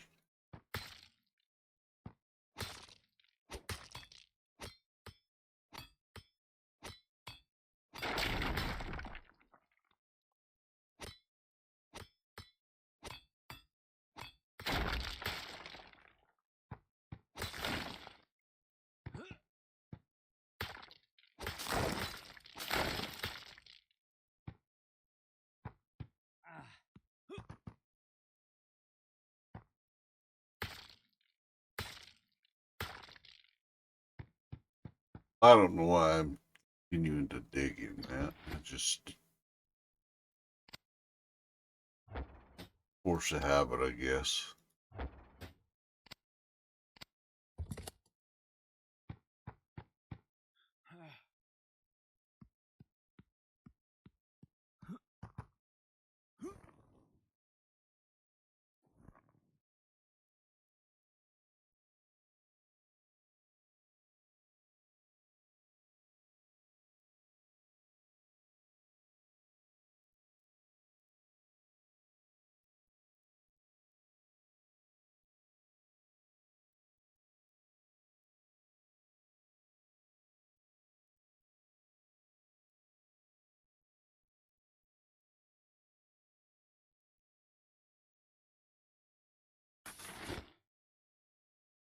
Well, we're still in tundra area.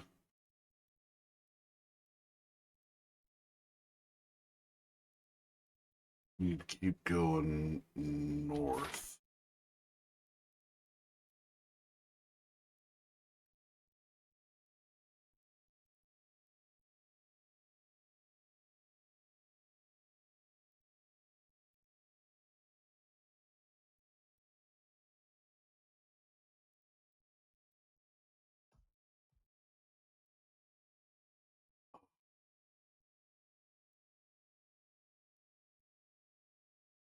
Feel fear?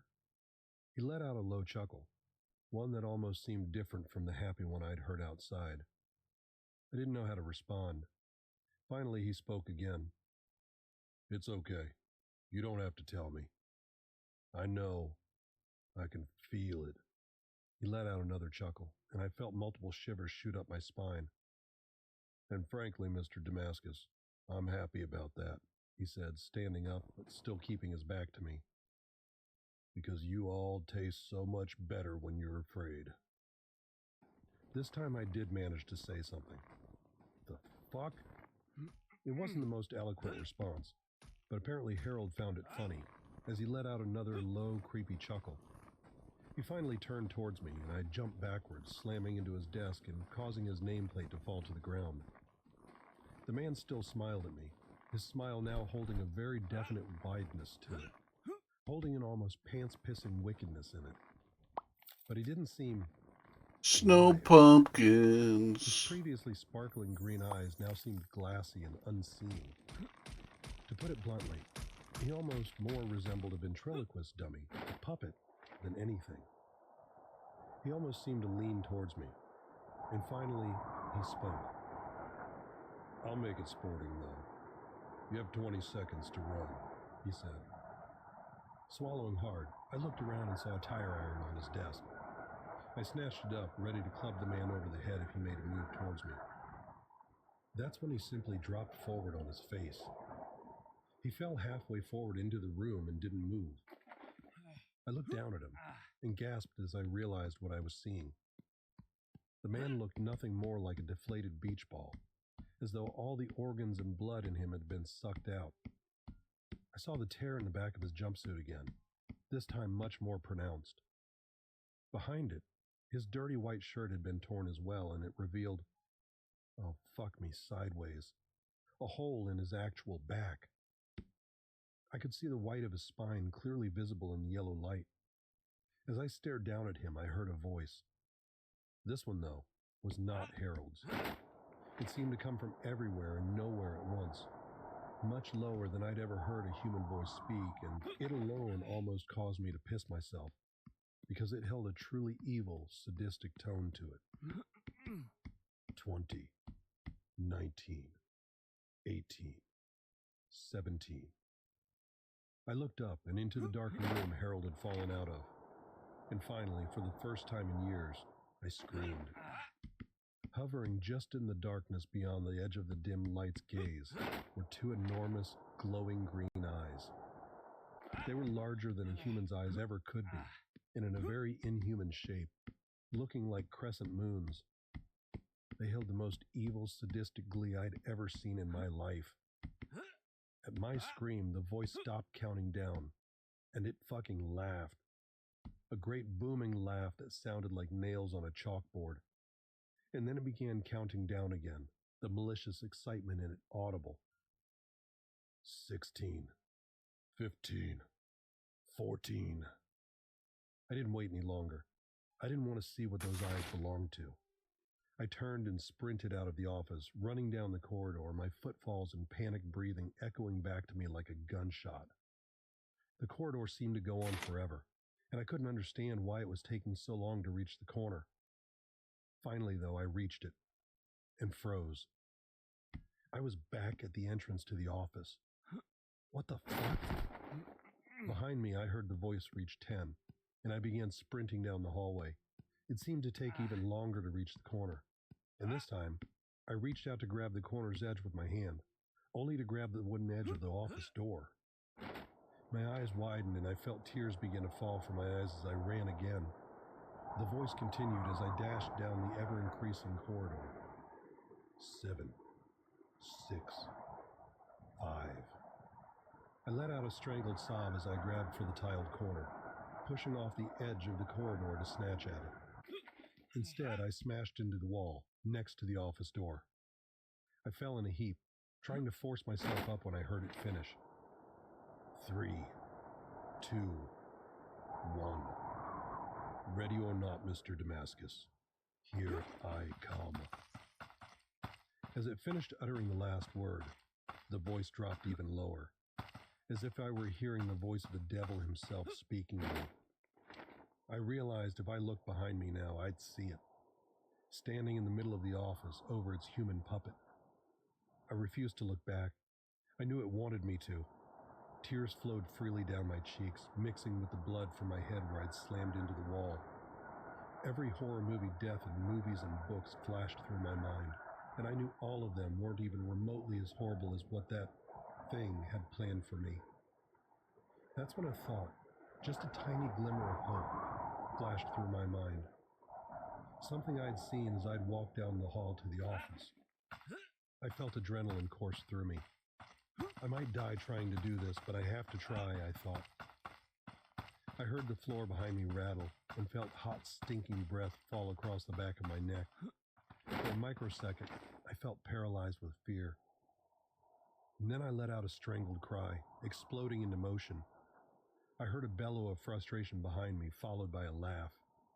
It knew once I reached the end of the corridor, it had just used whatever power it had to bring me right back to it.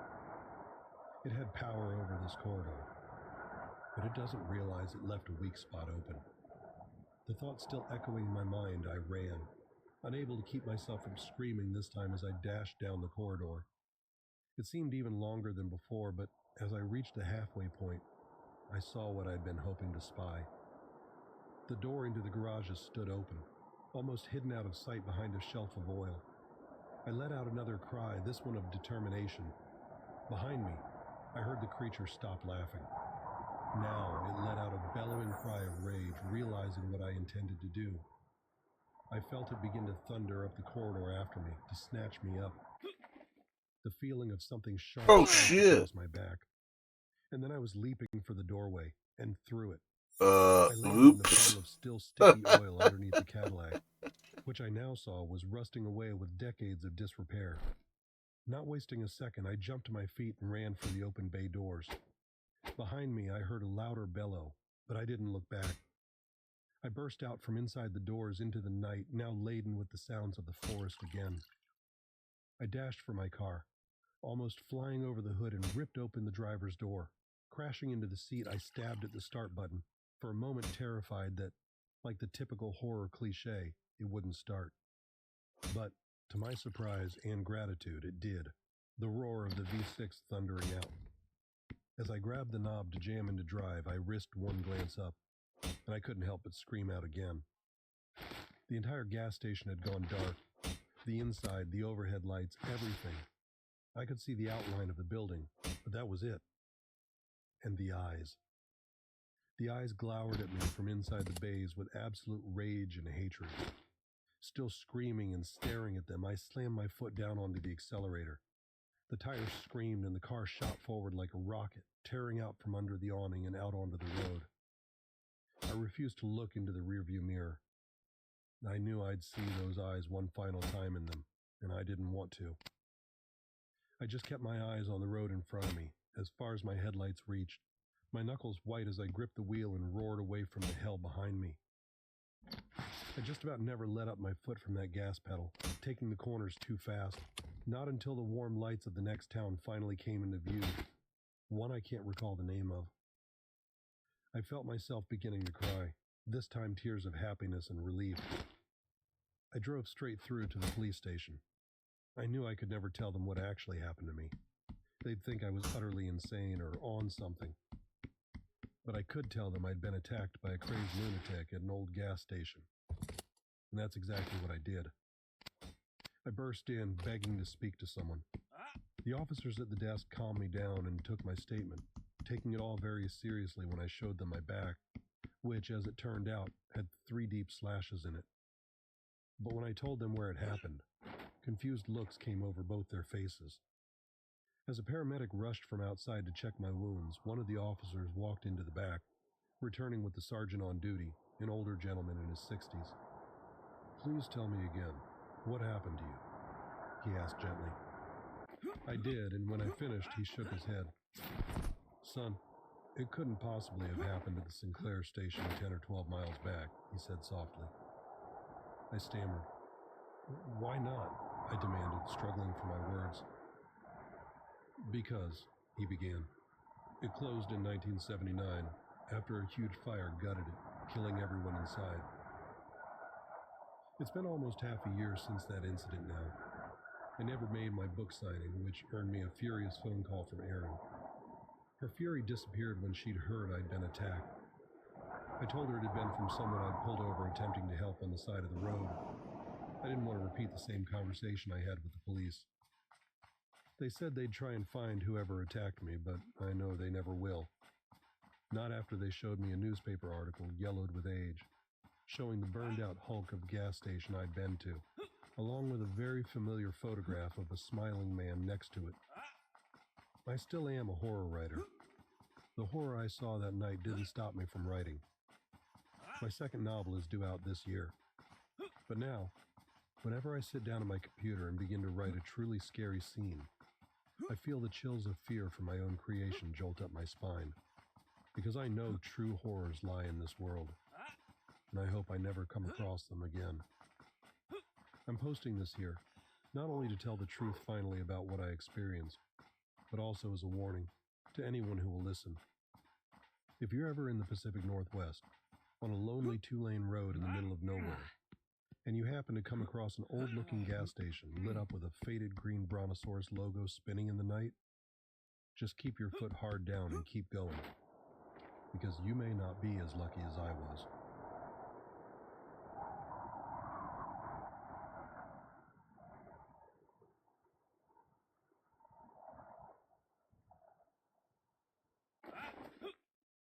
That was pretty good.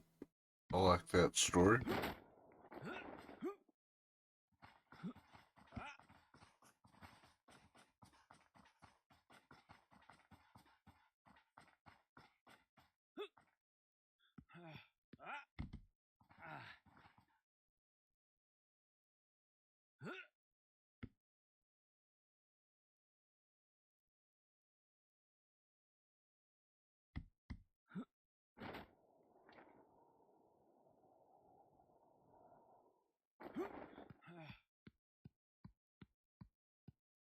My glider broke and I wasn't paying attention.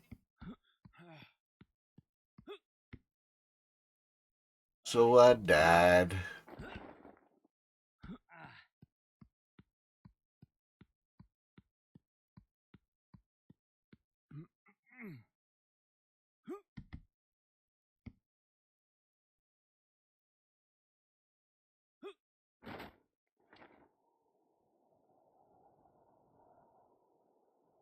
Taking the elevator up.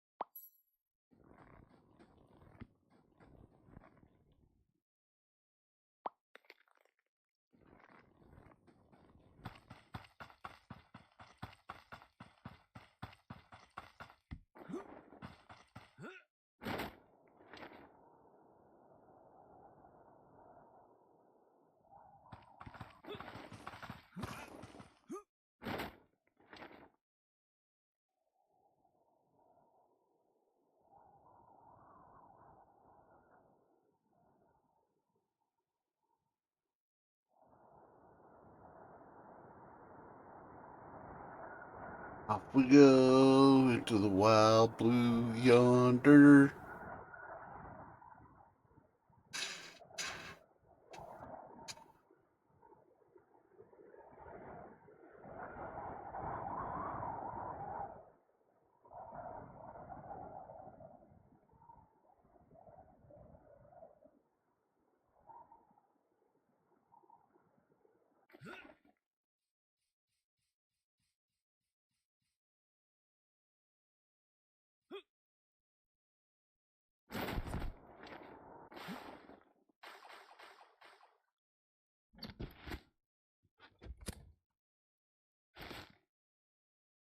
Take off.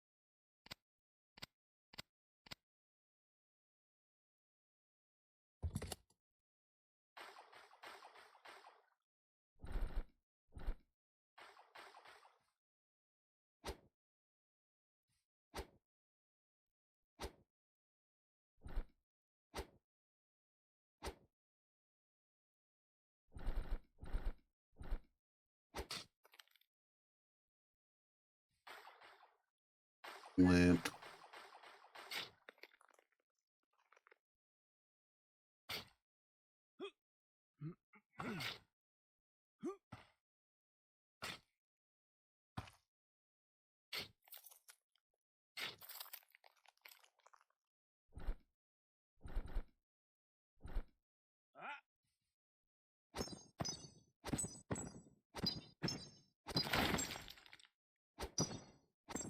Take it and run like the wind. I don't know about needing to run like the wind, but I made it back.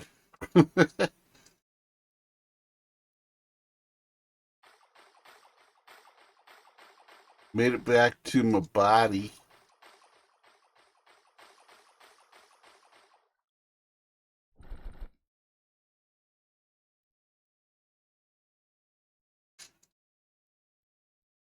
Small health potions. Haven't really explored a lot of these areas, these flattened areas that have the great big sinkholes in them. Just because it's such an odd map design. I don't know what these actually qualify as. I mean, is it sinkholes? Is it This is what Florida's going to look like in, 30, 40 years from now.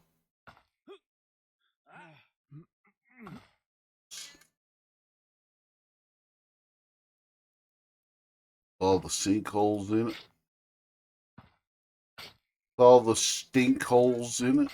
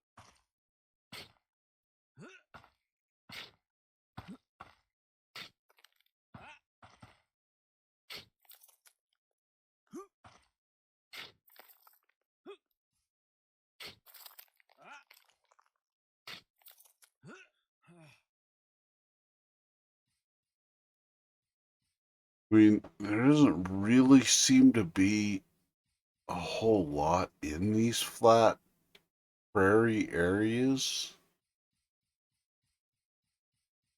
Just goblins and deer and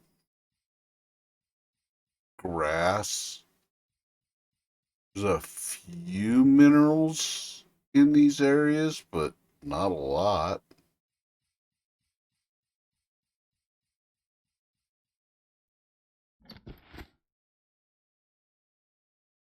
Oh,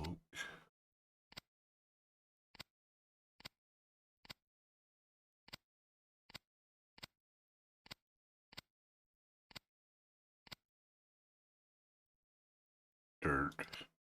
You'd think with all that water down there, I could get plenty of mud. You know what I mean? Or river sand.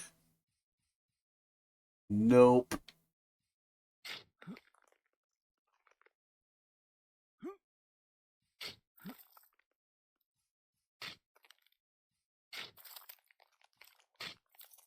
Although places like this, you get plenty of grass for making wings and doing some of the other crafting stuff.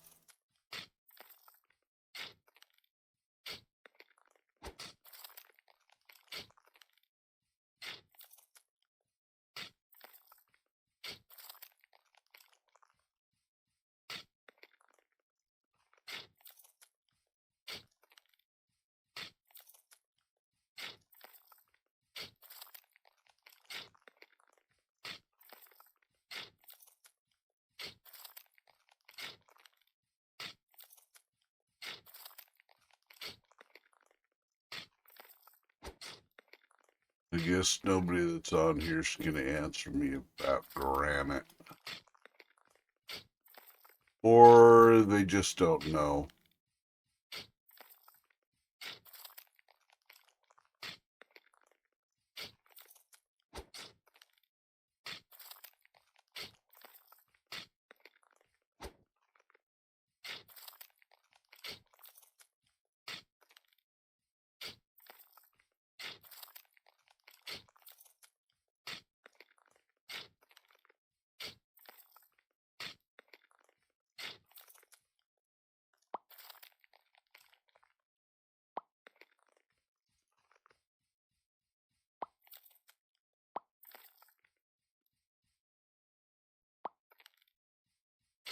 Well, they have flowers too. But you need the oil for some of the crafting stuff.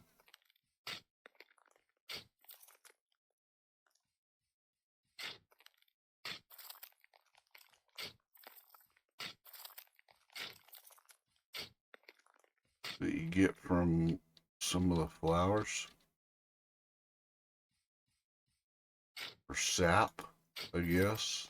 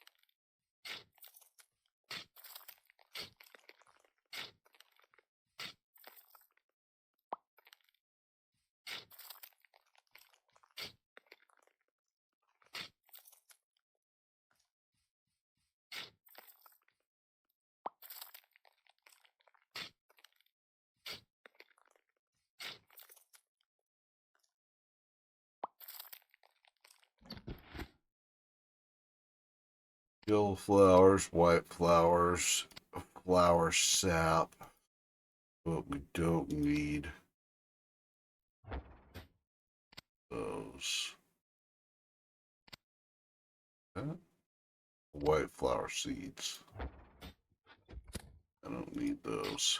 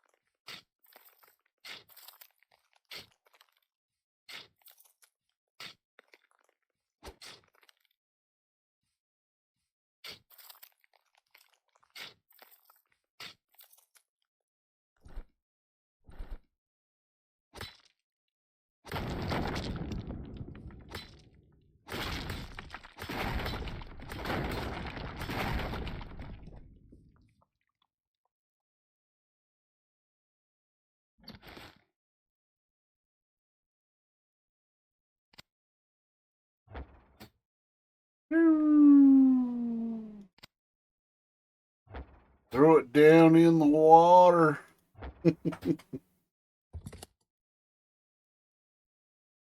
Throw it down in the water.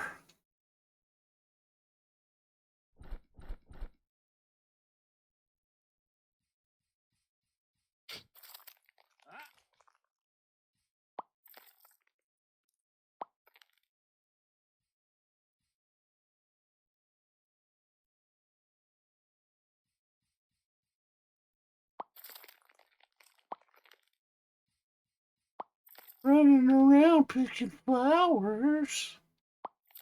Y'all want some popsicles? I got some good ones down in the basement.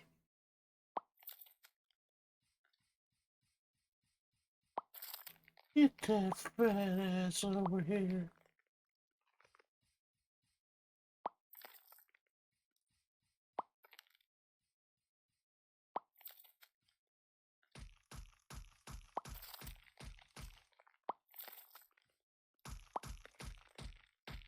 Oh, the skeleton's coming for me. He wants a combat. He's a really tall skeleton, too. He was a giant. Already unlocked that one. That's the funny thing about digging and stuff. When, like, the skeletons are chasing you, if they run into an edge like this, they're just stuck. They can't get over it.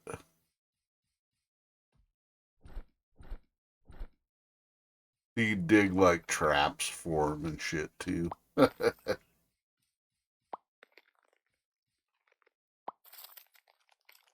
Ooh, this place is full of flowers. Dandelions.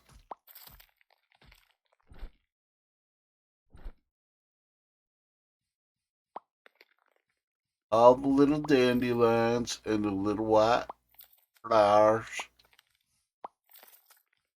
You can call me Flower if you want to. Oh, yeah? Piggy? Oh, yeah, Piggy? You think you can take my own? I'm gonna turn you into bacon, homie.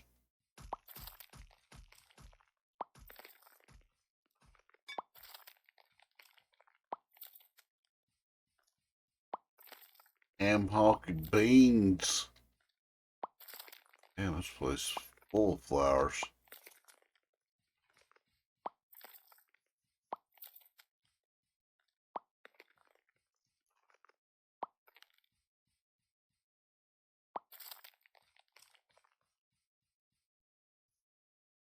sometimes in these areas too, they'll fall off the edges and they'll get stuck down below in the pits, which is pretty funny because they don't navigate very well on their own. Poor skeletons. Terrible senses of direction and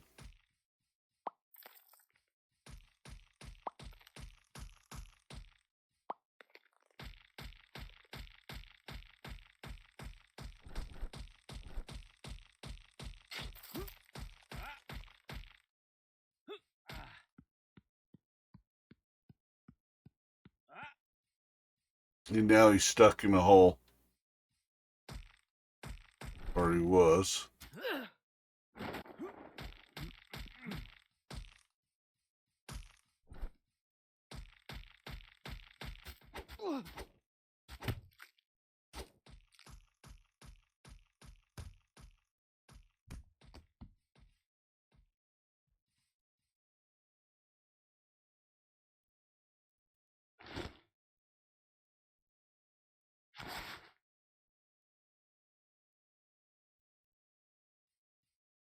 Oh, where'd he go?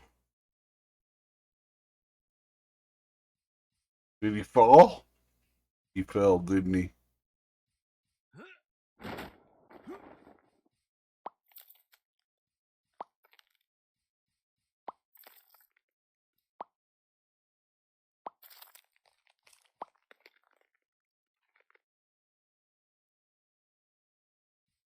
He fell off the edge, down in a hole.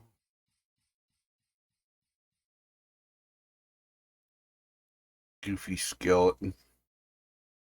Goofy skeleton.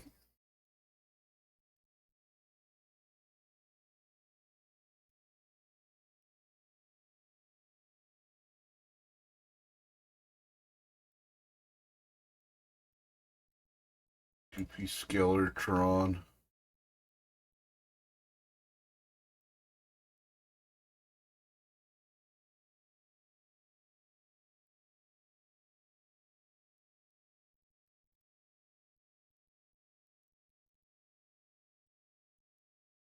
Gas station.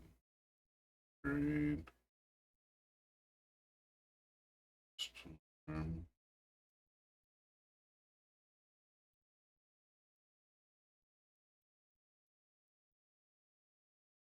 Crater Lake. He's got a story about Crater Lake.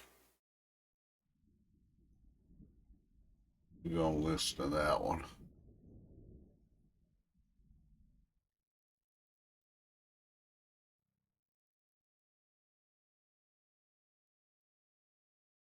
Stay Out of Crater Lake by J.L. Goodwin, 1990. I'm honestly not sure where to even begin with this. It's been, well, almost a year to the day now, and I still can't fully understand or comprehend what happened that day. Neither have I been able to fully get over it. I've floated from one psychologist and psychiatrist to another, all of which tell me that what I experienced couldn't possibly have occurred. And yet, as much as they try to make my mind believe that, both with words and medication, as much as I try and make my mind believe it wasn't real, I know deep inside Little myself goblin that it was. So I'm choosing got to his post my ass interviews here, beat. both as a admittedly rather pathetic attempt to release some of the guilt and horror that I've carried with me since that day, and more importantly, as a warning to anyone who will listen. You see, I used to love scuba diving. I became certified when I was 16 years old, and I've dove in both freshwater and saltwater ever since. I've met and become friends with many great and talented people because of it, and Tyler was one of them. A daredevil at heart and always up for an adventure, I took him under my wing, as he was less experienced than I was, and a few years younger than me. We eventually became close enough that we called each other brothers, and though we lived in different states, we always met up at least once a year to go on a scuba diving trip. That was up until the pandemic hit a few years ago. When it hit, due to the quarantines and difficulty to travel it made, we wrote off our annual meetups for 2020 and 2021. We kept in touch, but it just didn't feel the same. Then, one afternoon in April of 2022, I received a phone call from him. All the usual cheerfulness and bravado seemed to have been sucked out of his voice. He told me that his work had chosen to lay him off as a way to cut back spending costs due to the strain his business had been put under, and he'd been forced to go on food stamps and cash assistance as a result of it. To make matters worse, Veronica, his long-term girlfriend of almost 7 years, had decided at the same time to break off her relationship with him.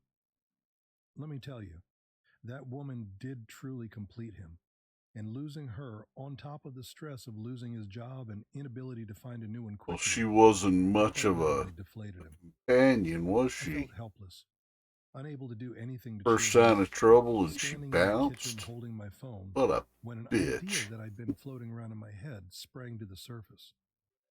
"Hey, Ty," I asked, filling my voice with as much excitement and mystery as I could. "I thought of something we could do that might make you feel better." "What?" he asked, his voice inflectionless and hollow, like that Let's of a go robot. scuba diving. "Well, I was thinking, I have a few days off coming up in the next few days from my remote work.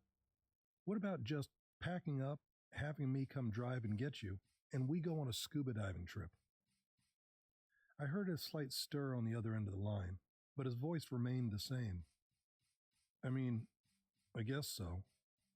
But where could we go?" Ugh, he's "Sorry, crushed. you're off limits due to, well, I mean, have you taken a look at the news?" A slight smile crept across my face as I prepared to spring my idea on him. "The place I'm thinking of is one where there won't be as many people right now because of the season." My smile grew wider. "What's one of the places you've wanted us to dive together the most, but we've never been able to?" A pause. "I mean, there's plenty of places. Lake Superior, the Blue Hole, the Great Barrier Reef." I cut him off.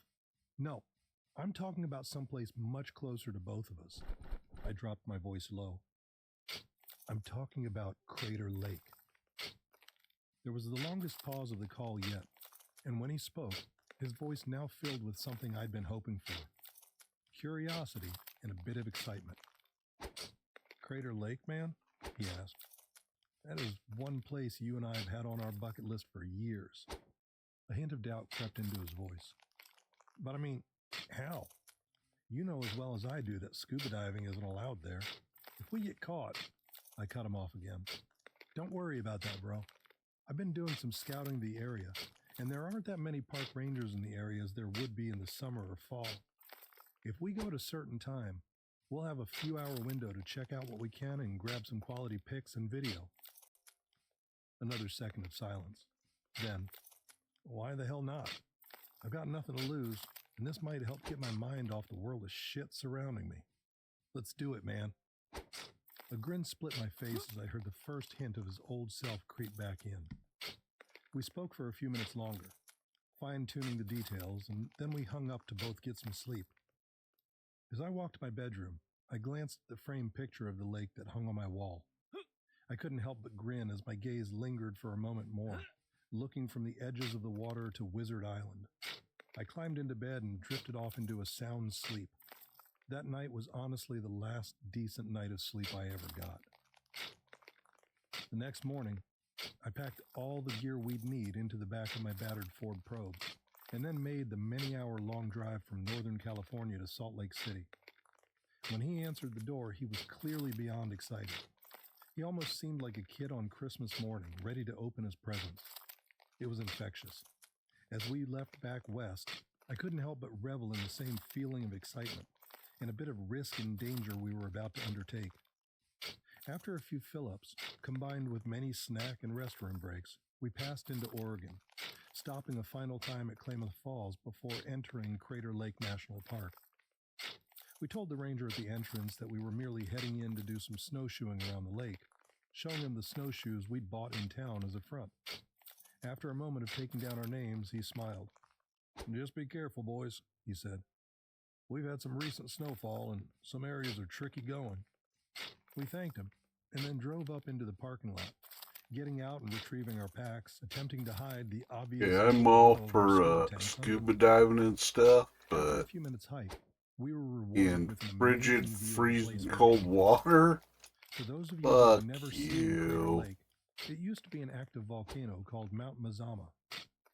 When the volcano collapsed about 7,000 years ago, it formed what's known as a caldera. The view is amazing. You can look from the top ridge and see the rim of the dormant volcano wrapping around, and the forested sides leading down to the water's edge. On the west side of the lake lay Wizard Island, having pushed out from the water from a secondary eruption. You can also see Mariam Cone, a smaller spigot of land rising up. It's not Aaron hard. and I shared a The grin and a main, high the five before main carefully thing to making our remember way down scuba to the shore of the diving lake. is keep breathing. We Don't looked hold around your for a moment, breath. catching a glimpse of some snowshoers disappearing into the tree line, But before fuck hiding our that packs behind a shit. rather large group Doing of it rocks in and fucking stripping off our freezing clothes, water? revealing the dry Fuck suits we had on you. underneath them. Helping each other put on our tanks and vests, we made a He final couldn't have check of said our gear something before like, pulling I the don't hood know, over our heads to protect them from the the cold. Hawaiian Islands or I something. glanced at Ty as I picked up my flippers. "You ready for this, man?" I asked. He gave me a dopey grin, his trademark sign that he was beyond stoked. "To witness shit in the woods?" he Thalassophobia, asked, so earning scuba a shared diving laugh is out. between both of us. You're afraid I of think we're both everything that's firm in the on taking it down water? to him. "Then let's do this while we still can," I proclaimed, slipping on the flippers and turning to walk backwards into the water. Even Crater with Lake wetsuit is on, the water only temperature still lake sent a small that's shockwave salt through my water. body. As soon as the water Wrong. reached my waist, I pushed off to get myself into deeper water. A moment later, Ty joined me. Staying close to each other, we dropped below the surface, marveling at the view around us. The waters of Crater Lake are extremely clear and very Just blue, afraid of what you giving a can't large see? amount of Yeah. visibility. It feels so surreal, to say the The least. Great Salt Lake Flashing each other is the salt OK water. sign, we pushed out towards the shoreline of Wizard Island, snapping photos and taking everything in. There had been a few other people to scuba dive here over the years, with the National Park Service approval, of course. In fact, the Great Salt Lake is one of the saltiest bodies of water in the world. Species of creatures into the lake, or to mess up the ecosystem in any way. As we followed the rocky bottom next to the island, I felt at peace. The only sound that could be heard was the screaming of Salt birds Lake City, inside my Utah, tree. kind of where my name comes from. I checked my air gauge quickly, noting that we had about 2 hours of air remaining. Plenty of time to enjoy everything, I thought to myself. The thought was quickly interrupted by a poke in my shoulder. I glanced and saw Ty point out ahead of us. After a moment, I saw what he'd spotted.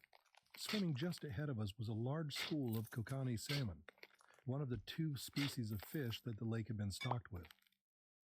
Their large, bright red bodies stood out Home proudly of in what the clear water. remains of Lake I brought the Bonneville. camera up to my mask and snapped off a few photos, then noticed Ty motioning to me.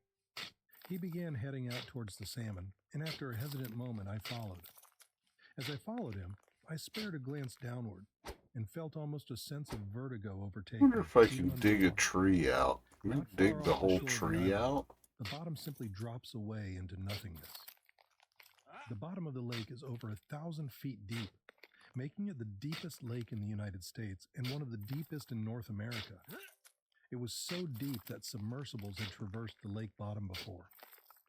I stared down, feeling an almost unwilling sense of unease creep over me as I noted that, for all the water's clarity, it was so deep that you couldn't see the bottom. I shook my head. "Get a grip, Marcus. This is a landlocked lake, not the Pacific Ocean. There's only salmon and trout in here with you, nothing that could attack you." Refocusing, I noticed Ty had gotten a little too far ahead of me, and I kicked hard to catch up with him. He had drifted close to the school of salmon, and as I approached, I must have been making too much noise because they quickly scattered into the distance. Ty shot me a bit of an annoyed glance over his shoulder, and I raised both my hands in the universal sign for sorry. As I joined him, something caught my eye out in the distance, something bobbing up and down in the water, a long cylindrical shape. I tapped Ty on the shoulder, then pointed. After a moment of looking, he gave a cry of excitement, the sound muffled by the regulator in his mouth. The old man of the lake. I I had seen it countless times from the shore of the lake, and others from tour boats which crisscrossed the lake in the summertime. It was a huge floating tree stump, almost 30 feet in length. The thing had become as famous as the lake itself, due to the fact it had been floating around in the lake since at least 1896, when it had first been spotted by a man named Joseph Diller. For one reason or another, even after over 100+ years in the water, it had refused to sink. It floated freely from one side of the lake to the other. It also held a lot of superstitious significance, as in 1988 a submersible expedition tied up the stump on one side of the island, resulting in storm clouds to immediately move in. They disappeared when it was released, and thus the legend of it being more than a dead tree began. All this flashed through my mind as I watched it bob up and down in the water like a buoy, at least a mile away from our location, deep out near the center of the lake. I spared another glance at Ty. Well, I just wanted to see if I could make the tree fall down in the hole, but pointed towards it, and I held up a finger before checking my air gauge. 2 hours left. damn I held it prairie goblin. He came beside me and showed me that he had roughly the same amount Get of air in his fucking tank. wrecked, Nodding, bitch. I pointed towards the log and gave a thumbs up. Ty gave an underwater fist pump, and I couldn't help but laugh at the absurdity of an underwater fist pump, letting a small amount of lake water get into my mouth around my regulator. Shaking my head, I led the way out into open water. It took us about 10 to 12 minutes to reach it, but when we did, we couldn't help but stop swimming, bobbing up and down vertically in the lake as we marveled at how big it was close up. At the waterline, the top of the stump rose about 4 feet out of the water, and it was about 2 or 3 feet thick. Down here, though, it was much thicker. I mentally calculated it had to be about 4 or 5 feet thick in the middle. The entire underwater section of the stump was covered in a thick green moss. It was also present much farther down in the lake, but this was the only place near the surface in which it resided. I raised my camera and snapped off a few photos, some looking head-on at the massive shape, and others looking down as it fell away from us, at the few roots which still clung to its bottom. Ty patted my arm and then motioned for me to go float next to the stump. He raised his camera, indicating he wanted to get a snapshot of me with it. I shrugged my shoulders, then fulfilled his request by kicking over a few times until I floated almost directly in front of it. As he prepared his camera for the shots, I felt an odd sensation begin to creep over me. I wouldn't call it outright fear, but it was almost uncomfortable. It felt like all the hair on my arms and legs had stood straight up underneath my dry suit. I glanced around, trying to figure out what had caused the instinctive reaction in me, but I saw nothing. I glanced at Ty and motioned for him to hurry up. He motioned for me to be patient and kept fumbling with his camera. The feeling amplified within me, now accompanied by a feeling of being watched, and not by something that you would want to have its eyes on you. I glanced around again, but aside from the stump, I saw nothing. That's when I realized something odd. All the while before we'd been diving, we'd seen dozens of salmon and trout. Hell, the salmon population in the lake alone is over 60,000. But now, I couldn't see a single fish. A chill went up my spine. Something's not right here. As much as I wanted to shrug it away as a paranoid thought, I knew better than to ignore my instincts. I waved at Ty, but he was too preoccupied with the camera to see me. I made a grunting sound around my regulator, but still got no response. That's when I felt something slide against my leg.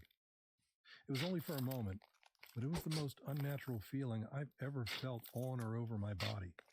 It felt like bark, but alive at the same time.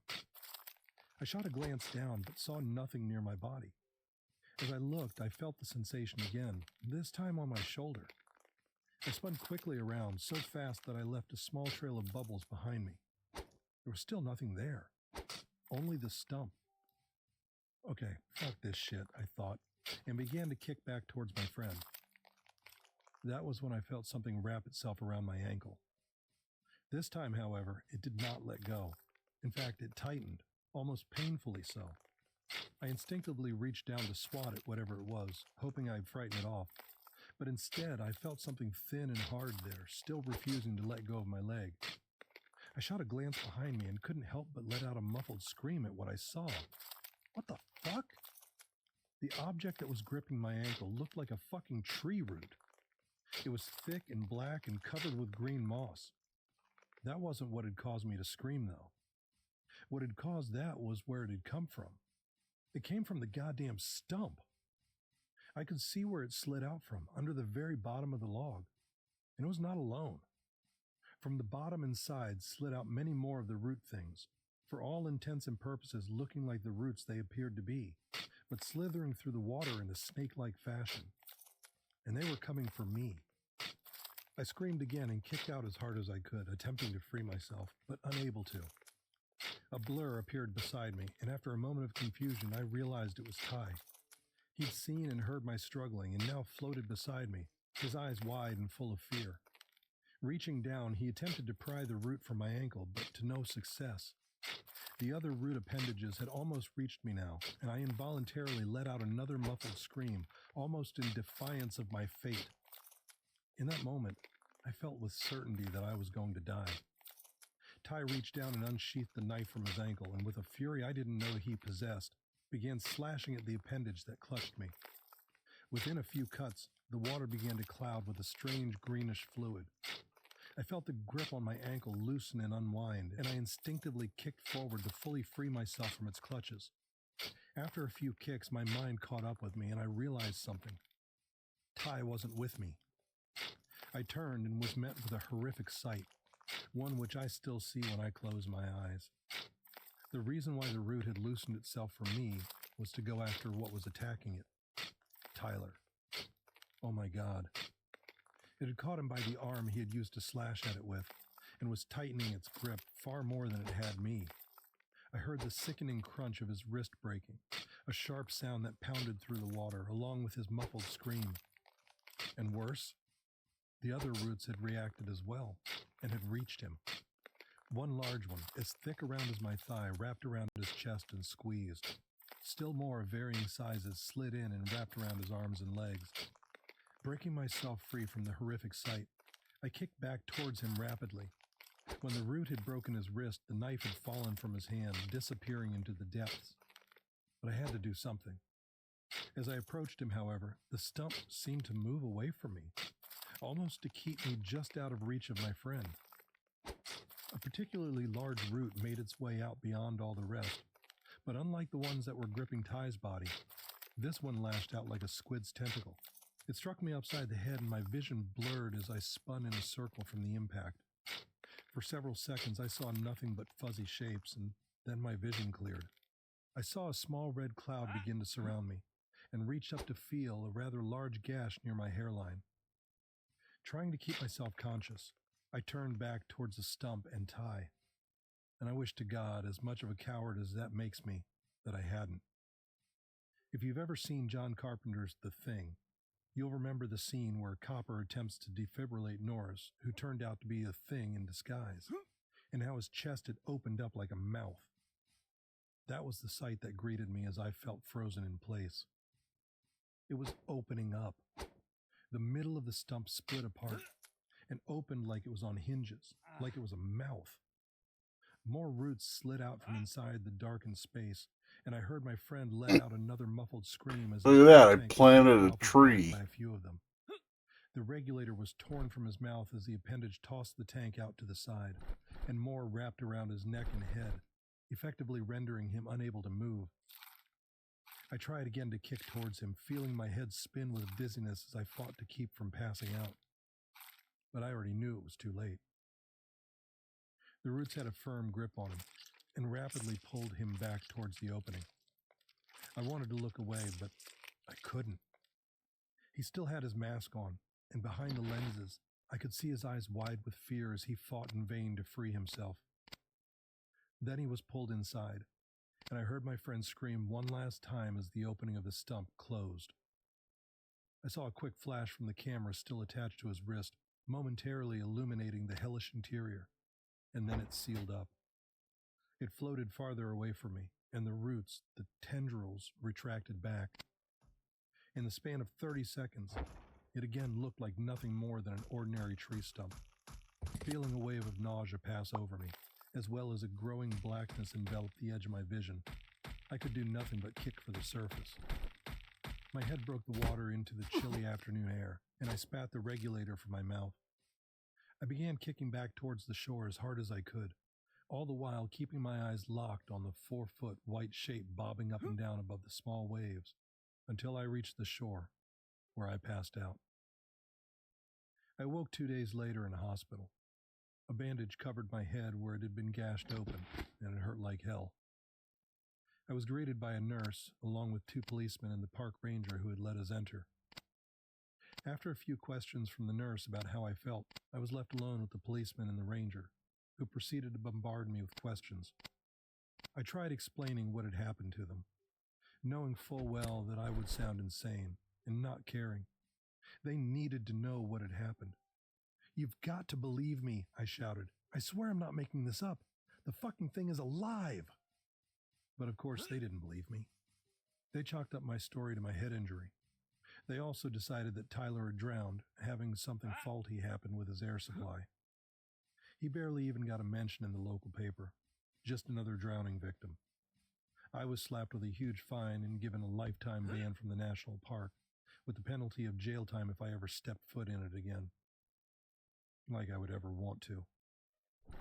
Veronica and Tyler's parents blamed me for his death, and as much as the doctors I keep seeing tell me it wasn't, I can't help but feel consumed with guilt. After all, why shouldn't I? I mean, I was the one who thought it up.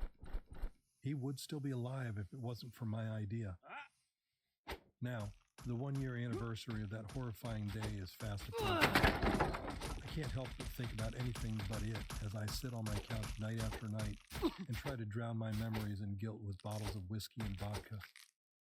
But not even the alcohol is enough to chase away the memories of that day, of that thing which pretends to be a stump.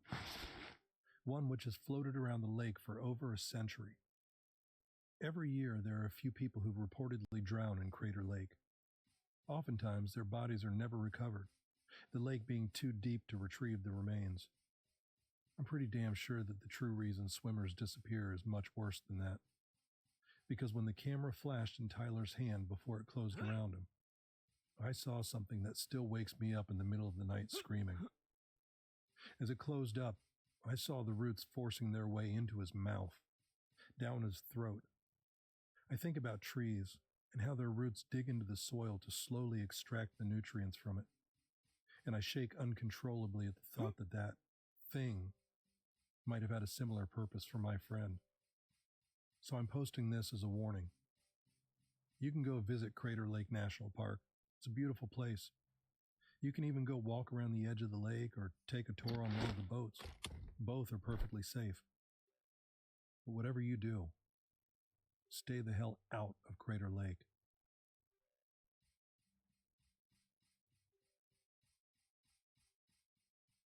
Yeah, stay out of Crater Lake.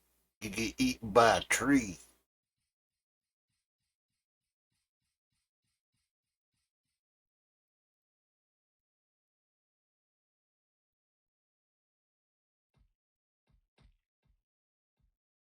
Mm.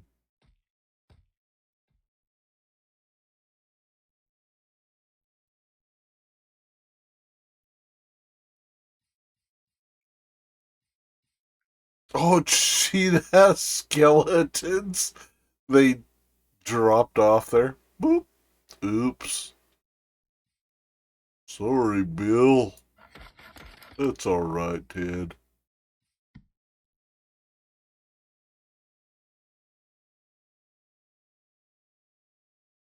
Ew, no, we don't want that looks nasty. That one looks better.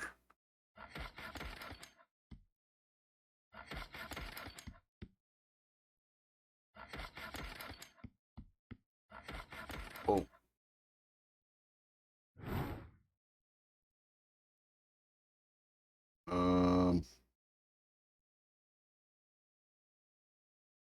Wanna get rid of that. This.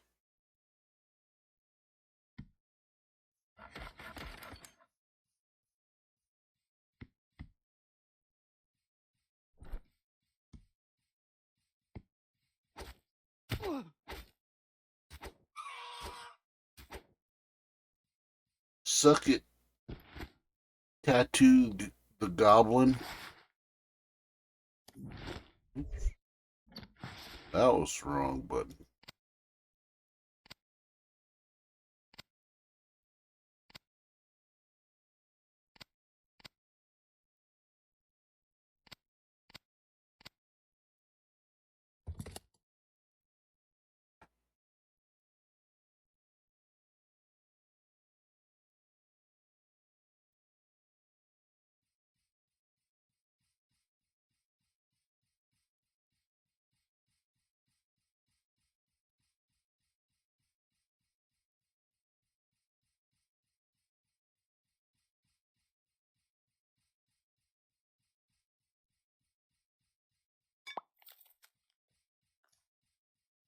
Well, one of the nice things about these flat areas is they're full of berries, and you can see where the elk are at all times.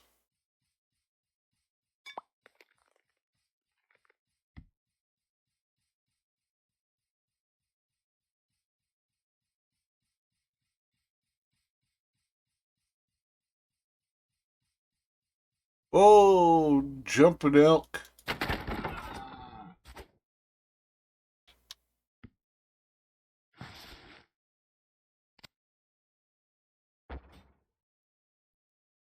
See that elk just fucking commit suicide? Bonsai'd right off the edge. It's crazy. Like lemmings. Lemons.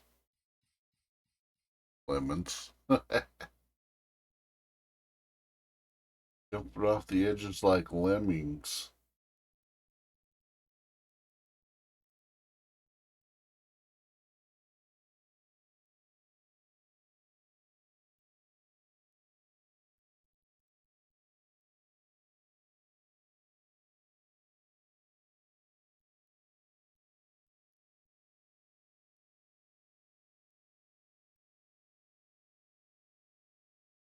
Mm-hmm.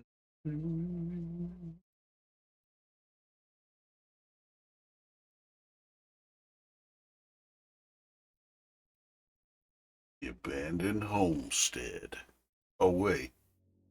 We already listened to that one. That was part of a compilation thing.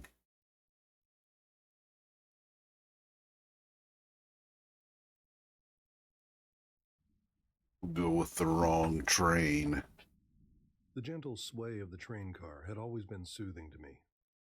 As a regional sales manager for a large pharmaceutical company, I spent more time on the railways than I did in my own bed.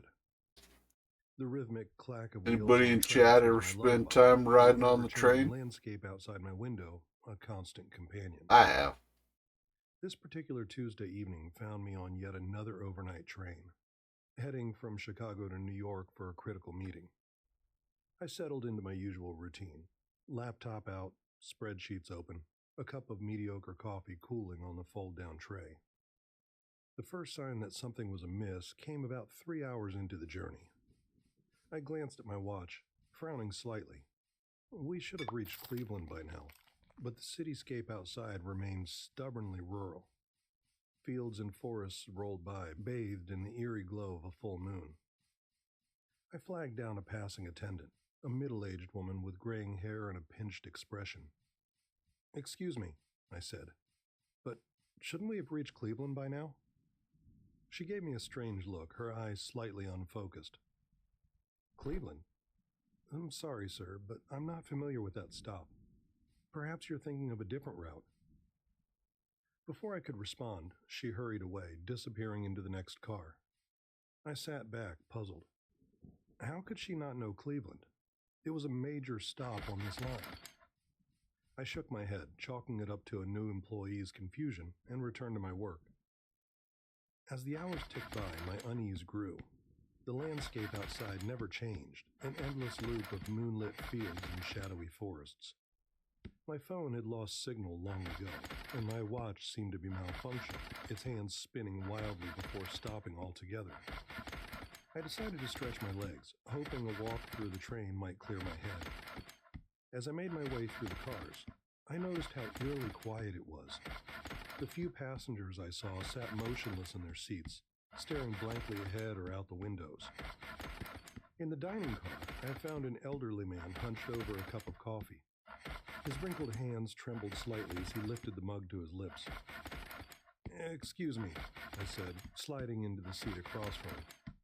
"I don't mean to bother you, but have you noticed anything strange about this journey?"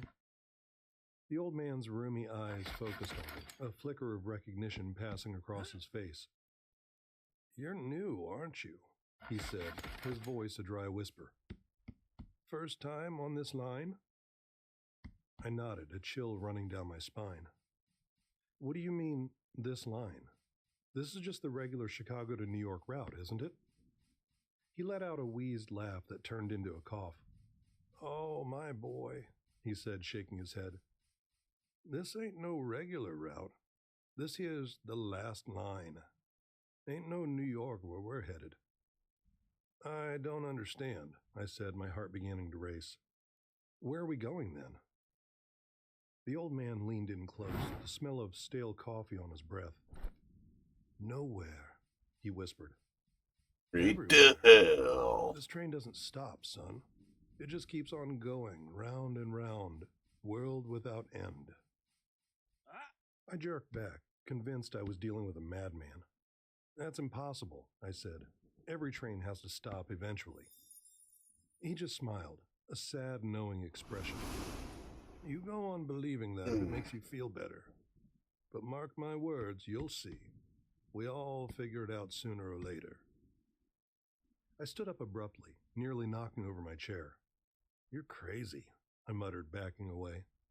"This is just a normal train. We'll be in New York by morning." As I turned to leave, the old man called out, "What's your name, son?" I hesitated for a moment before answering. Jack Thurston." He nodded slowly. "Well, Jack Thurston, I'm Howard. I'll be seeing you around.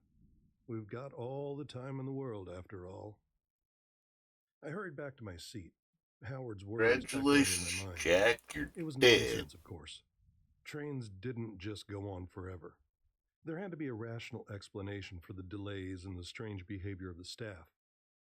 As I sank into my seat, I noticed a young woman across the aisle, furiously scribbling in a notebook. Her long, dark hair fell in a curtain around her face, and her leg bounced with nervous energy. "Excuse me," I said, leaning towards her. "I don't suppose you know when we're due to arrive in New York, do you?" She looked up, her eyes wide and slightly manic. "New York?" she repeated, letting out a hysterical giggle. "Oh, honey, there is no New York. Not anymore. There's only the train." I felt my blood run cold. "What are you talking about?" She leaned in close, her voice dropping to a whisper. "I've been on this train for I don't know how long. Days? Weeks? It all blurs together. But I figured it out. We're not going anywhere. We're stuck in a loop, a never-ending journey to nowhere." I shook my head, refusing to believe it. "That's impossible. You're just confused. Maybe you fell asleep and missed your stop." She laughed again, a sound devoid of humor. "Oh, I wish it were that simple. But look around you. Have you seen anyone get off? Have we stopped at any stations? This isn't a normal train, Jack. This is something else entirely." I started at the sound of my name. "How do you know my name?" She smiled, a sad, knowing expression. "I heard you talking to old Howard in the dining car. I'm Lisa, by the way. Welcome aboard the Eternal Express." I stood up abruptly, my The head spinning. Eternal "This is insane. Express. All of you are insane. I'm going to find the conductor and get some answers." As I stormed off towards the front of the train, I heard Lisa call out behind me. "Good luck with that. But don't say I didn't warn you." I made my way through car after car, each one identical to the last. The same faded blue seats, the same flickering overhead lights, the same blank-faced passengers staring into nothingness. How long had I been walking? It felt like hours, but that was impossible in a train of normal length. Finally, I reached what should have been the engine car. But instead of a locomotive, I found myself in another passenger car, exactly like all the others. I spun around, disoriented. How could this be? A hand on my shoulder made me jump. I turned to find the attendant from earlier, her pinched face now twisted into an unnaturally wide smile. "Can I help you, sir?" she asked, her voice sickly sweet. "I need to speak to the conductor," I said, trying to keep the panic out of my voice. "There's been some kind of mistake. This train should have reached New York by now." Her smile never wavered. "I'm sorry, sir, but there is no conductor, and there is no mistake. You're exactly where you're supposed to be." I backed away from her, my heart pounding. What is this place? What's happening? She tilted her head, her eyes suddenly black and empty. "This is the last line, Mr. Thurston. The train that never stops, never ends. You bought a ticket and now you're on the ride of eternity." I turned and ran, pushing past confused passengers, my breath coming in ragged gasps. This couldn't be happening. It had to be a dream, a hallucination, anything but reality. I burst into the space between cars, the cold night air hitting me like a slap. The door to the next car was just a few feet away. If I could just reach it, maybe I could find a way off this nightmare train. But as I stepped forward, the gap between the cars suddenly seemed to stretch. The next door moved further and further away, no matter how fast I ran. The wind howled around me, drowning out my screams of frustration and fear. Suddenly, a hand grabbed my arm, yanking me back into the car. I fell to the floor, gasping for breath. Lisa stood over me, her face pale in the flickering light. "Are you crazy?" she hissed. "You can't go out there. Between the cars, that's where it gets you." "Where what gets you?" I asked, my voice shaking. She helped me to my feet, glancing nervously at the door. "The thing that runs this train, the thing that brought us all here. Trust me, you don't want to meet it." As if on cue, a low, rumbling sound echoed through the car. It was like nothing I'd ever heard before, part machine, part animal, all wrong. The lights flickered more intensely, and for a moment, I could have sworn I saw something massive moving in the shadows between the cars. Lisa pulled me back to our seats, her grip on my arm almost painful. "Listen to me," she said urgently. "I know this is hard to accept. God knows I fought against it for I don't even know how long, but fighting only makes it worse. You'll have to accept where you are, or you'll go mad." I slumped into my seat, my mind reeling. "But why? Why is this happening? What is this place?" She shook her head. "I don't know. None of us do. All we know is that we're here on this never-ending journey. Some think it's hell, others purgatory. Old Howard thinks it's some kind of cosmic mistake. Me? I think it's just the universe's way of saying, 'Tough luck, kiddo.'" I looked out the window, watching the same moonlit landscape roll by. How many times had I seen those same fields, those same trees? How long would I continue to see them? "So what do we do?" I asked, my voice barely above a whisper. Lisa gave me a sad smile. "We ride, we talk, we try to stay sane, and we hope that maybe, just maybe, one day we'll reach the last stop." As the train rolled on into the endless night, I realized with a sinking heart that my journey had only just begun. And the destination? That remained a terrifying mystery. Days blended into nights and nights into days. The monotonous rhythm of the train became the backdrop to my existence. I lost count of how many times I'd watched the same scenery roll by, how many times I'd walked the length of the train hoping to find something, anything different. Lisa became my anchor in this sea of madness. We spent hours talking, sharing stories of our lives before the train. She'd been a journalist, always chasing the next big story. "Guess I found it," she would say with a bitter laugh, gesturing at her surroundings. Old Howard joined us often, his weathered face a map of the time he'd spent on this hellish journey.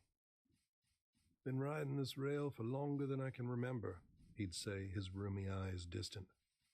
"Seen folks come and go, some just disappear.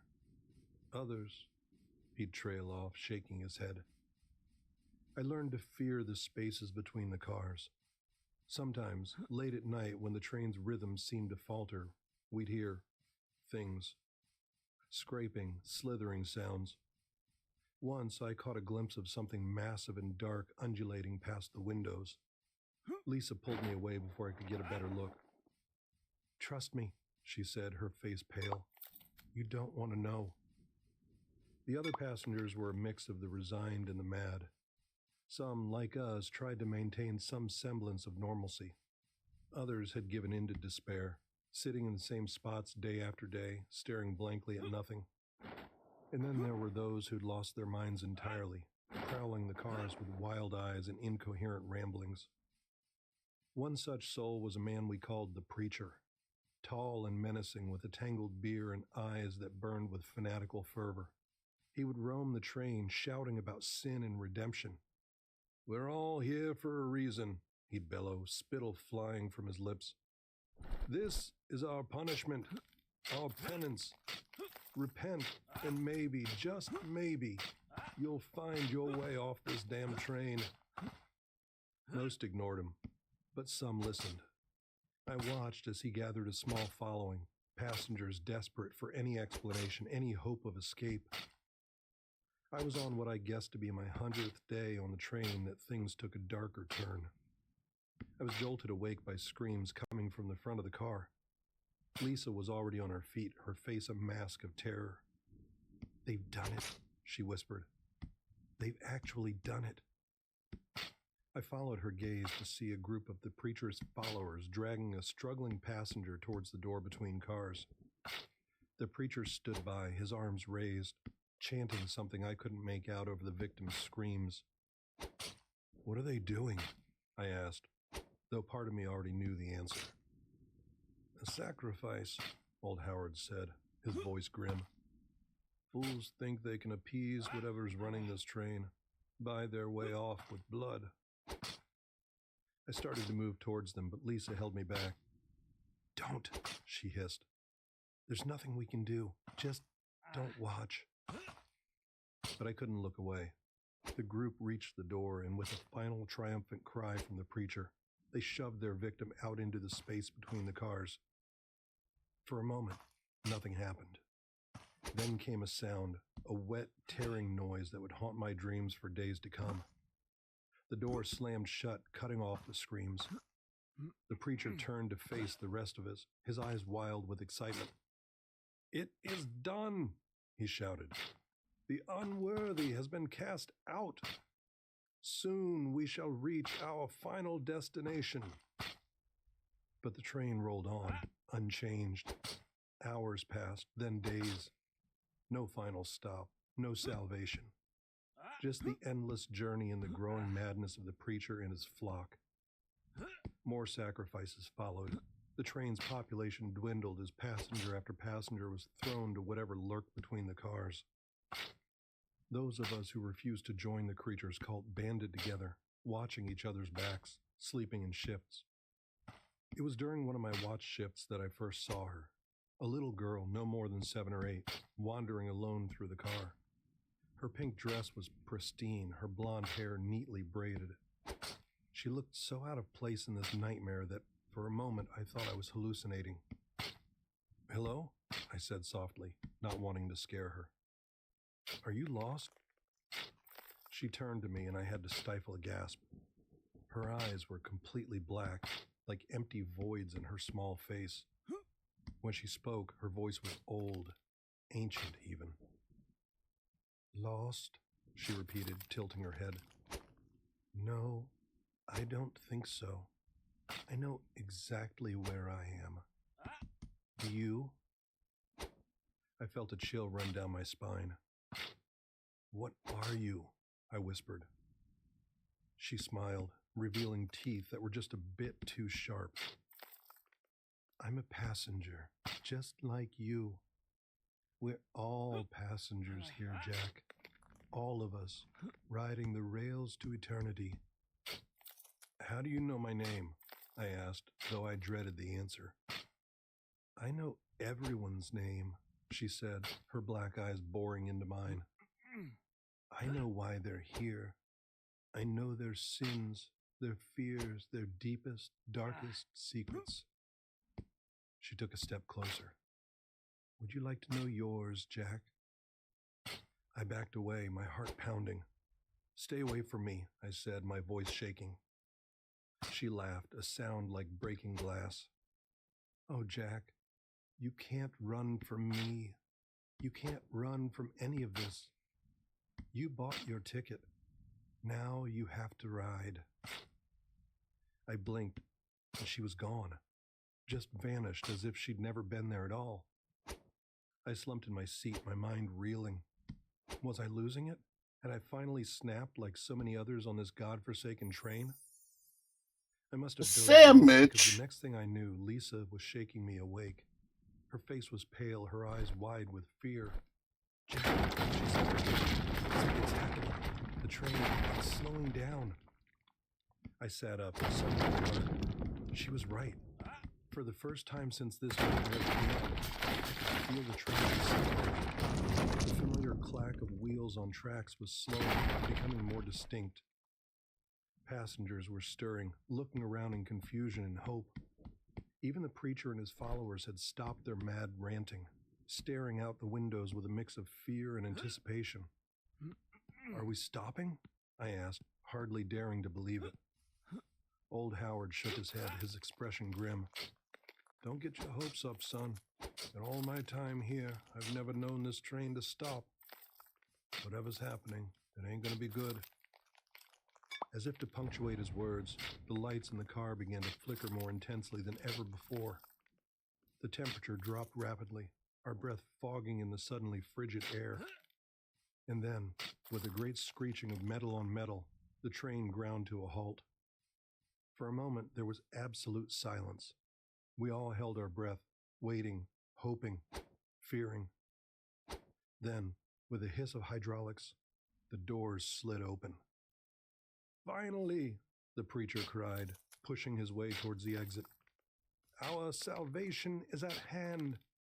Come, brothers and sisters, let us..." His words were cut off by a scream of pure terror. As he stepped off the train, something grabbed him, something huge and dark and impossible. In the blink of an eye, he was gone, leaving behind nothing but a spreading pool of blood on the platform. Chaos erupted. Passengers pushed and shoved, some trying to get off the train, others desperately attempting to close the doors. I lost sight of Lisa in the pandemonium, and through it all, I heard laughter. That same glass-like sound from before. I turned to see the little girl with black eyes, standing calmly in the middle of the mayhem. "Welcome to the last stop, Jack," she said, her voice cutting through the screams and cries. "Are you ready to get off?" As I stared into those bottomless black eyes, I realized with dawning horror that our endless journey had only been the beginning. The real nightmare was just starting. And somewhere in the distance, I heard the sound of a train whistle, signaling the departure to our next unknown destination. The chaos around me faded into a dull roar as I stared into the little girl's black eyes. Time seemed to slow, and in that moment I had a sudden, crystal-clear realization. This was a test. The endless train ride, the maddening repetition, the horrors we'd witnessed. It had all been leading to this moment of choice. "No," I said, my voice surprisingly steady. "I'm not getting off. Not here. Not like this." The girl's smile faltered for a split second, a crack in her otherworldly composure. "You don't have a choice, Jack. Everyone has to get off eventually." I stood my ground, even as I heard more screams from the platform, more passengers being dragged into the darkness. "There's always a choice," You told me I bought a ticket for this ride. Well, I'm not ready for it to end. Her eyes narrowed. You can't stay on the train forever, Jack. It doesn't work like that. Watch me, I growled, turning away from her and pushing through the panicked crowd. I had to find Lisa and Howard. We'd survived this long together. I wasn't about to leave them behind now. I spotted Howard first, huddled in the corner, his eyes wide with terror. Come on, I said, grabbing his arm. We need to move. Where? He asked, his voice trembling. There's nowhere to go. It's got us. It's finally got us. I shook him, perhaps more roughly than I intended. Listen to me. This isn't the end. It's just another part of the journey. But we have to stick together. Now help me find Lisa. Something in my voice must have reached him because he nodded, stumbling to his feet. We pushed through the crowd, searching desperately for Lisa's familiar face. We found her near the front of the car, trying to pull other passengers back from the door. Lisa, I called out. We have to go. She turned, relief flooding her face when she saw us. Go where? She asked as she reached us. In case you haven't noticed, we're a little short on options here. I pointed towards the back of the train. We keep going. This thing has to end somewhere, and I don't think it's here. As if in response to my words, I heard the train whistle again, louder this time. The engine was starting up. It's leaving, Howard said, his eyes wide. We have to get off now, or we'll be trapped forever, I finished for him. I've got news for you, Howard. We're already trapped. Have been since we first stepped on board. But now we have a chance to find the real way out. Lisa looked at me, understanding dawning in her eyes. You think this is all part of it, don't you? The final test? I nodded. It has to be, and I'm not failing it by giving in now. The train lurched, beginning to move. Around us, the last of the passengers were either fleeing onto the platform or collapsing in despair. It's now or never, I said. Are you with me? Lisa grabbed my hand without hesitation. Howard hesitated for a moment, looking longingly at the door, but then took Lisa's other hand. All right, he said. Let's see where this crazy train takes us. As the train picked up speed, we made our way towards the back, pushing against the tide of terrified passengers. The little girl appeared again, her face contorted with rage. You can't do this, she shrieked. You have to get off. Everybody gets off. Not today, I told her, pushing past. We reached the final car just as the platform disappeared from view. Through the windows, we could see only darkness, not the familiar darkness of night, but an absolute void, empty of all light and substance. The train picked up speed, rattling and shaking more violently than ever before. We huddled together, bracing ourselves against the walls of the car. What now? Lisa yelled over the noise. We wait, I said, and we don't let go. The darkness outside seemed to press in on us, seeping through the windows like a living thing. The lights in the car flickered and died, plunging us into blackness. I could feel Lisa's hand in mine, Howard's presence at my side, but I couldn't see them. Then, just as suddenly as it had begun, the shaking stopped. The oppressive darkness lifted, and for the first time in what felt like an eternity, the train began to slow. Sunlight, real, warm, beautiful sunlight, streamed through the windows. I blinked, my eyes unused to the brightness after so long in the train's artificial light. As my vision cleared, I saw that we were pulling into a station, a real station, with people waiting on the platform, going about their daily lives as if nothing was amiss. The train came to a gentle stop, and the doors opened with a familiar hiss. For a long moment, none of us moved, afraid that this was just another trick, another test. Then Howard let out a whoop of joy and rushed for the door. Lisa and I followed, stepping out onto the platform on shaky legs. The station sign read, Grand Central Terminal. We were in New York. We'd made it. As we stood there, breathless and disbelieving, I felt a tug on my sleeve. I turned to see the little girl with the black eyes. But now, in the sunlight, she looked different. Normal. Just a regular kid with brown eyes and a confused expression. "Excuse me," she said, her voice high and childish. "Is this the train to Chicago?" I knelt down to her level, smiling gently. "No, sweetheart. This train just came from Chicago. But trust me, you don't want to get on it." She nodded, thanked me, and ran off to find her parents. I watched her go, a weight lifting from my chest. Lisa squeezed my hand. "Is it really over?" she asked, her voice barely a whisper. I looked at her, then at Howard, then at the bustling station around us. "Yeah," I said, finally allowing myself to believe it. "I think it is." As we made our way out of the station and into the bright New York morning, I knew that the memories of our endless journey would stay with us forever. But we had faced the darkness, made our choice, and found our way back to the light. And if I ever saw a train again, it would be too soon.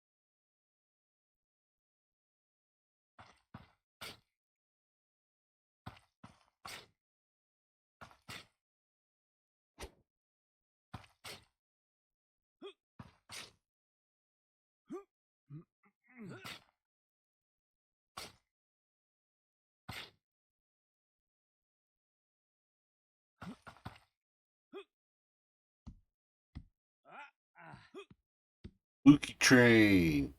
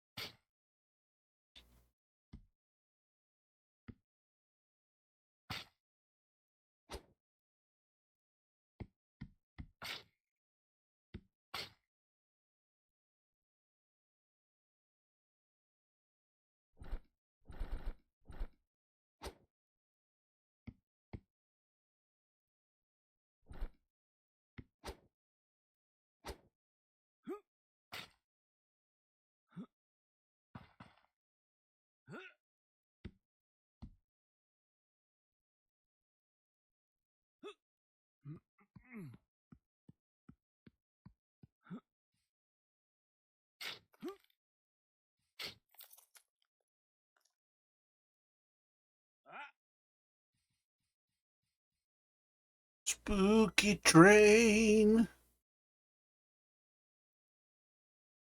I don't think I'd like that train all that much.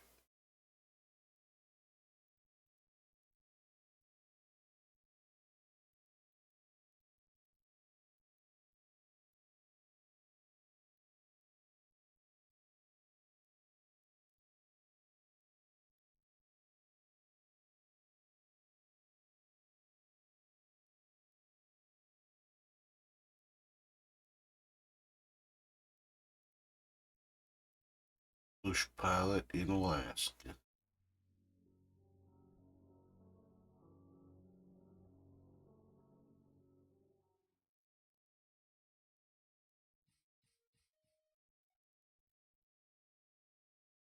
Can't believe that. I made it all the way over here, dug it out, and This is Gavin what I wants saw. a sandwich. By Dark Knight Tales. I've been flying as a bush pilot in Alaska for the last 5 years or so. It's a pretty good job for the right sort of person. Goes without saying that you need to be a pretty handy pilot, specifically of small and light aircraft. But beyond that, it also requires a special sort of personality. Folks who thrive on social interaction and the safe comfort of civilization need not apply. Being self-sufficient and mechanically inclined are pretty much prerequisites for those who want to stay on this side of the grave. And I'd say it's fairly important that you have a level head and don't have a tendency to panic in stressful situations. Now, don't misunderstand. I'm not talking about thrill seekers or those who don't have a healthy respect for death. Those folks don't tend to last too long in this business. They either end up as another in the long list of missing planes that gains new entries each year, or else they quickly learn that their employers aren't willing to risk their expensive equipment and cargo with someone that isn't going to take every possible precaution to ensure the safe return of said aircraft. I'm just saying you have to be able to set your fears aside when you're in the thick of it. If something goes wrong, you need a clear head. You can always puke or pass out once you're safely on the ground again. I've had my share of cold sweats, standing on a frozen runway after a close brush with the afterlife. Me? I'm a transplant from South Florida, where I spent much of my time doing puddle jump charters in a small twin-engine Beechcraft. Interesting, sure, but dealing with people has never been my strong suit. I'm not exactly the sociable sort, even less so when I'm trying to fly. When you got 4 passengers sitting a couple feet behind you and expecting you to play tour guide on their 2-hour flight across the Everglades, it gets old pretty quick. At least it did for me. I guess it works for some people. Anyway, a flying buddy of mine that I hadn't talked to in years called me up out of the blue one day with a lead on an open seat at the Bush Charter Company he'd been working with out of Fairbanks. One of their pilots had decided that the harsh Alaskan winters and isolation were more than his nerves could take, so he gave his notice, packed his bags, and headed back south. Truth to be told, I'd never really considered looking for a gig in Alaska. I'd always had the impression that most of the bush pilots working there had been flying stall, that's short takeoff and landing, in the backcountry since they were old enough to walk. Nick assured me that there were plenty of respected pilots up there who had originated from the lower 48. When he floated the salary numbers in my direction, I didn't take too long thinking about it before I'd made my decision. 2 weeks later, I found myself standing in the offices of my new employer. That was a while back, although it took a bit to become accustomed to the type of bush flying that this place demands. I settled in pretty quick and was soon assigned my permanent ride, a de Havilland DHC-2 Beaver. Maggie, after a yellow lab I had as a kid. Man, what a beauty she is. Solar yellow with black piping and looking just as pristine as when she rolled off the assembly line in 1967. The Beaver is probably the best bush plane to ever grace the skies, and I'm fairly certain that Maggie saved my ass from a stupid mistake on more than one occasion. Anyway, I'm getting off track. So at the time this story took place, I'd been flying for Viking bush charters for probably a year or so. I'd just returned from dropping supplies to a ranger station up near Denali when I got a call over the radio from my dispatcher. I was in the hangar at the time, getting a hot cup of coffee while the mechanic was refitting Maggie with her Tundra tires, swapping out the floats I'd needed for the supply drop-off earlier. The big, almost cartoonish tires were perfect for most areas I tended to fly into, and made for a soft, if energetic, landing. I was looking forward to getting back to my trailer and relaxing, maybe watching a movie before dozing off, but the crackle of my two-way told me that my exciting plans for the night might not play out. "Go for Hooper," I answered, taking a sip from the steaming coffee. The voice of Buck Jacobs replied through the light static. "Hey, Hoop, what's your status?" Mike's working on Maggie's gear, and I was getting ready to head home for the evening. What's up?" There was a moment's pause before Buck replied. "Sorry, Hoop. I need you to do a turnaround. We just got a call from a ranger station up near Birch Creek. They've got someone up there that had a run-in with a brown bear and is pretty banged up." I cursed under my breath, but there wasn't any real venom in it. I learned a while ago that up here, everyone helps when it's needed. You never know when it's going to be you on the other side of that call. "Can't they fly him out themselves?" I asked, but I was already walking around my plane to where Mike Nichols was working. "Negative, Hoop. It's an emergency and we're the nearest phone call. I'd send Jackie, but she's not back from her run up to Minto yet," he replied. "Okay, Buck, no worries. I'll help Mike get Maggie refit and prepped. I should be wheels up in an hour or so," I said. "Thanks, Hoop. I'll have the details in your hands in 15. Dispatch out." And there went my relaxing evening. True to my prediction, I was taxiing down the company's private runway an hour later, the vibration from the big radial engine creating a gentle thrumming that filled the interior. It was just before 3 p.m. when I was airborne, and being that it was late February, I knew I just had over 2 hours before sunset. So long as everything went smoothly, that should have been enough time to reach the ranger station, load up a passenger, and get back to Fairbanks before dark. The weather was pretty good when I left.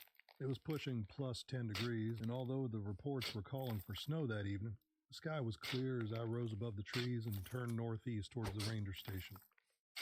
Everything was going smoothly for the first 30 minutes, before those distant storm clouds I'd been watching on the horizon suddenly seemed to take a keen interest in me and headed my way much faster than I'd have liked.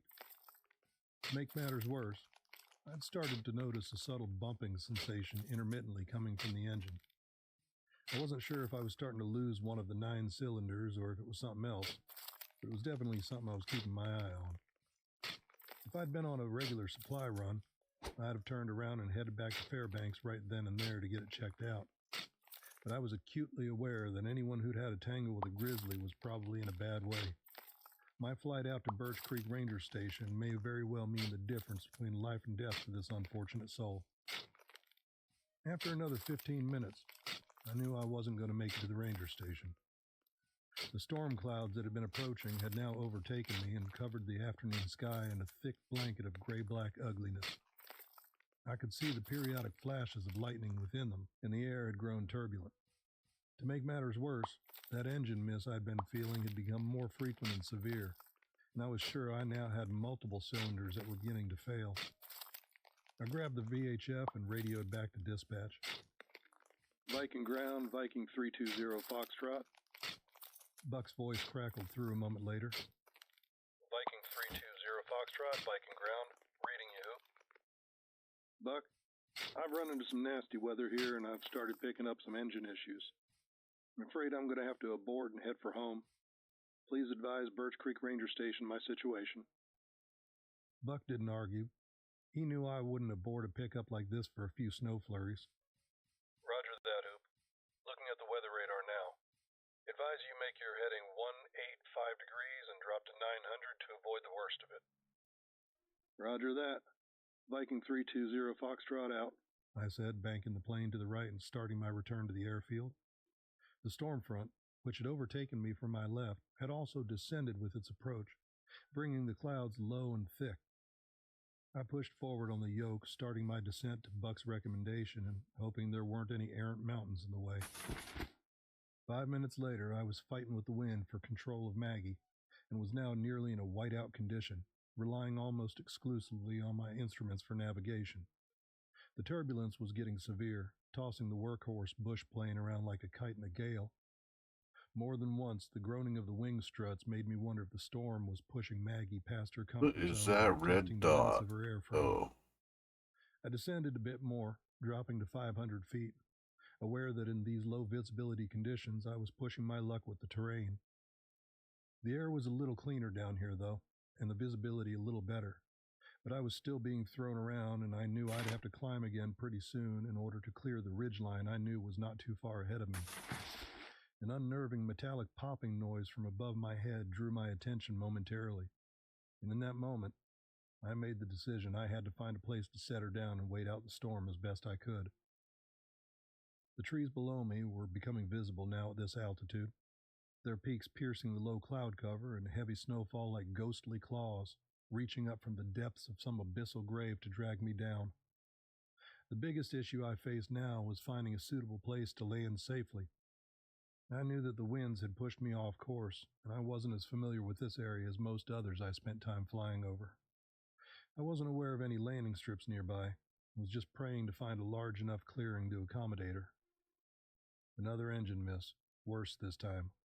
This time, the strained drone of the radio cut out completely for a half second before resuming, and for the first time since I'd come to Alaska, I realized that there was a very real possibility that I might not make it home. If the engine died completely in what was now a strong tailwind, my airspeed would quickly drop until one of my wings stalled. When that happened, the Beaver would wing over and I'd tumble to the ground in an unrecoverable death spiral. It might be months or even years before my wreckage was discovered out here in the wilderness. I considered trying to turn into the wind to keep as much airspeed as possible in that event, but it was gusting bad enough that I was afraid to attempt it, especially with a limping engine. I was getting ready to radio dispatch and let Buck know of my worsening situation when the thick clouds parted ahead of me briefly.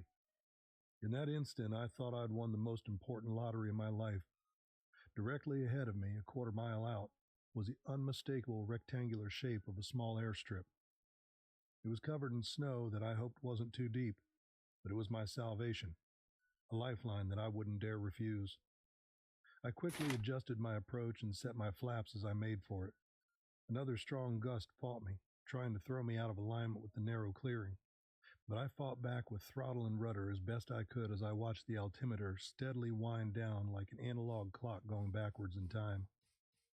I reached out for the radio handset to advise Buck of my situation and estimated location, but the next gust almost tore the yoke out of my left hand, and I snapped instantly back to a white-knuckled two-handed grip. My altitude dropped to 200 feet. I was going too fast, I knew. At this speed, I'd either overshoot the strip altogether and slam into the dense tree line, or hit the ground so hard that I'd shear off my gear and probably break my back in the process. I couldn't slow her down any further, though, or I would risk dropping below stall speed in the strong tailwind, and that would mean a quick trip to the frozen ground. 100 feet. Maggie's wings dipped below the tree line now as I entered the long and narrow swath of the landing strip, the tall cedars and spruces towering around me forebodingly. The tailwind dropped, obstructed by the great barrier of trees behind me, and I took a breath to thank whatever powers that be for this unexpected bit of good fortune. 50 feet. With the flaps set to full, I bled off airspeed quickly, and my reflexes took over, transitioning from my near ballistic flight to a more controlled approach, one the Beaver was much more suited to. 10 feet. I pulled back on the yoke and momentarily throttled up as my gear kissed the top of the snow, flaring the bush plane and setting down a bit harder than I would have liked, the jarring of the impact thankfully cushioned by the Tundra tires. I rolled out for another 20 feet or so before Maggie came to a halt in knee-deep snow, thankful that I hadn't nosed over. I killed the engine and rested my forehead on the yoke, trying to get my heart rate under control. I didn't think the shaking of my hands had anything to do with the temperature. The daylight was fading, but it was still light enough to allow me a good view of my surroundings through Maggie's windows. It was in the middle of what I guessed was the landing strip, since the tree lines on either side seemed to be about the same distance from me. Those trees were even more imposing down here on the ground. They rose like towering walls on either side, and the woodlands beyond held deep shadows that were only accentuated by the heavy snowfall that continued to obscure my vision. I reached for the radio and keyed the mic, hailing dispatch. I didn't have much faith that the VHF would be able to penetrate the trees and the mountain ridge that lay between me and Buck, but it was worth a shot. After a long moment of hissing static, I tried again, with the same results. It was doubtful that I'd be able to get a signal through until the storm passed. Even then, I didn't think it likely unless I could get Maggie airborne again. With only a moment's deliberation and a resigned sigh, I retrieved the emergency locator beacon from my jacket pocket and activated it. The unit would broadcast Slummin. my location to the monitoring service. Oh, I knew poor it'd be a day elk. at least before help arrived, but the sooner I sent the call, Wonder the if sooner it'll they'd be get able up to get and to me. walk around. Took another look out through the fuselage windows. Do this. If there was a landing strip, that meant a possibility that someone was nearby. I didn't think there was a ranger station out here, but there were enough hunting cabins and homesteads that there was a decent chance I could find shelter. The interior of the plane was still warm, but I knew that wouldn't last very long in this weather, especially with night approaching. I unbuckled myself and climbed back through the seats into the cargo area, where I pulled on my heavy coat and shouldered my emergency pack. Grabbing my rifle from its rack behind the pilot's seat, I unlatched and swung open the cargo door. A blast of Arctic wind hit me in the face, and I squinted my eyes against it, quickly pulling my goggles on and my hood up before dropping to the snow-covered runway. I pulled the cargo door closed and trudged around the rear of the plane, standing in the furrows left by Maggie's wheels and turning in a slow circle as I tried to discern any indication of human presence. Despite the howling wind that pulled at my coat and hood, I caught the unmistakable scent of wood smoke and breathed a small sigh of relief. At least I knew I wasn't alone out here. As I scanned my surroundings, my eyes alighted on what looked like a small utility shed on the western edge of the clearing. and I moved with as much speed as the deep snow would allow in its direction. To the left of it, I spied a waist-high railing marking a walkway that led into the shadowed tree line and quickened my pace. I followed the trail, now feeling what were likely wooden planks beneath my boots. Once in the trees, the brutal wind of the storm lessened and the snow drifted down from the canopy in slow, dancing swirls before settling on the ground with a muted hiss that sounded like the forest around me was quietly exhaling. Between the dim light of the coming dusk and the snowfall, I couldn't see much beyond the trees nearest me, and I relied on the handrail to guide my travel. It was another few minutes of plodding through the snow-covered walkway before I finally saw the building. At first, I thought it was a hunting cabin, solitary amidst the endless sea of trees. As I drew closer, though, I could see it was much larger than I first thought, low and wide and of modern construction. Some sort of sign stood between two timber uprights just off the path, its face covered in snow and ice. I paused to brush it clear, somewhat surprised to see the blue background and logo of the Alaskan Division of Agriculture. White lettering beneath it indicated that this was the White River Basin Agricultural Research Center. I'd never heard of the ADOA having wilderness research centers, but I supposed it wasn't too far-fetched. Regardless, this was even better news than I'd expected. This meant I wasn't just approaching some isolated hunting camp, but instead a government post, and that meant my chances of survival and rescue had just increased significantly. I gave a hoot of joy and patted the sign as if it were an old friend who had just delivered some good news, and jogged the remaining handful of yards to the front door of the building. Just as I approached, however, the door abruptly swung open, spilling yellow light out across the white snow. A man stepped out from the doorway and shouldered a shotgun, leveling it right at my head, his eyes wide and wild as they stared down the barrel at me. "Stop right there!"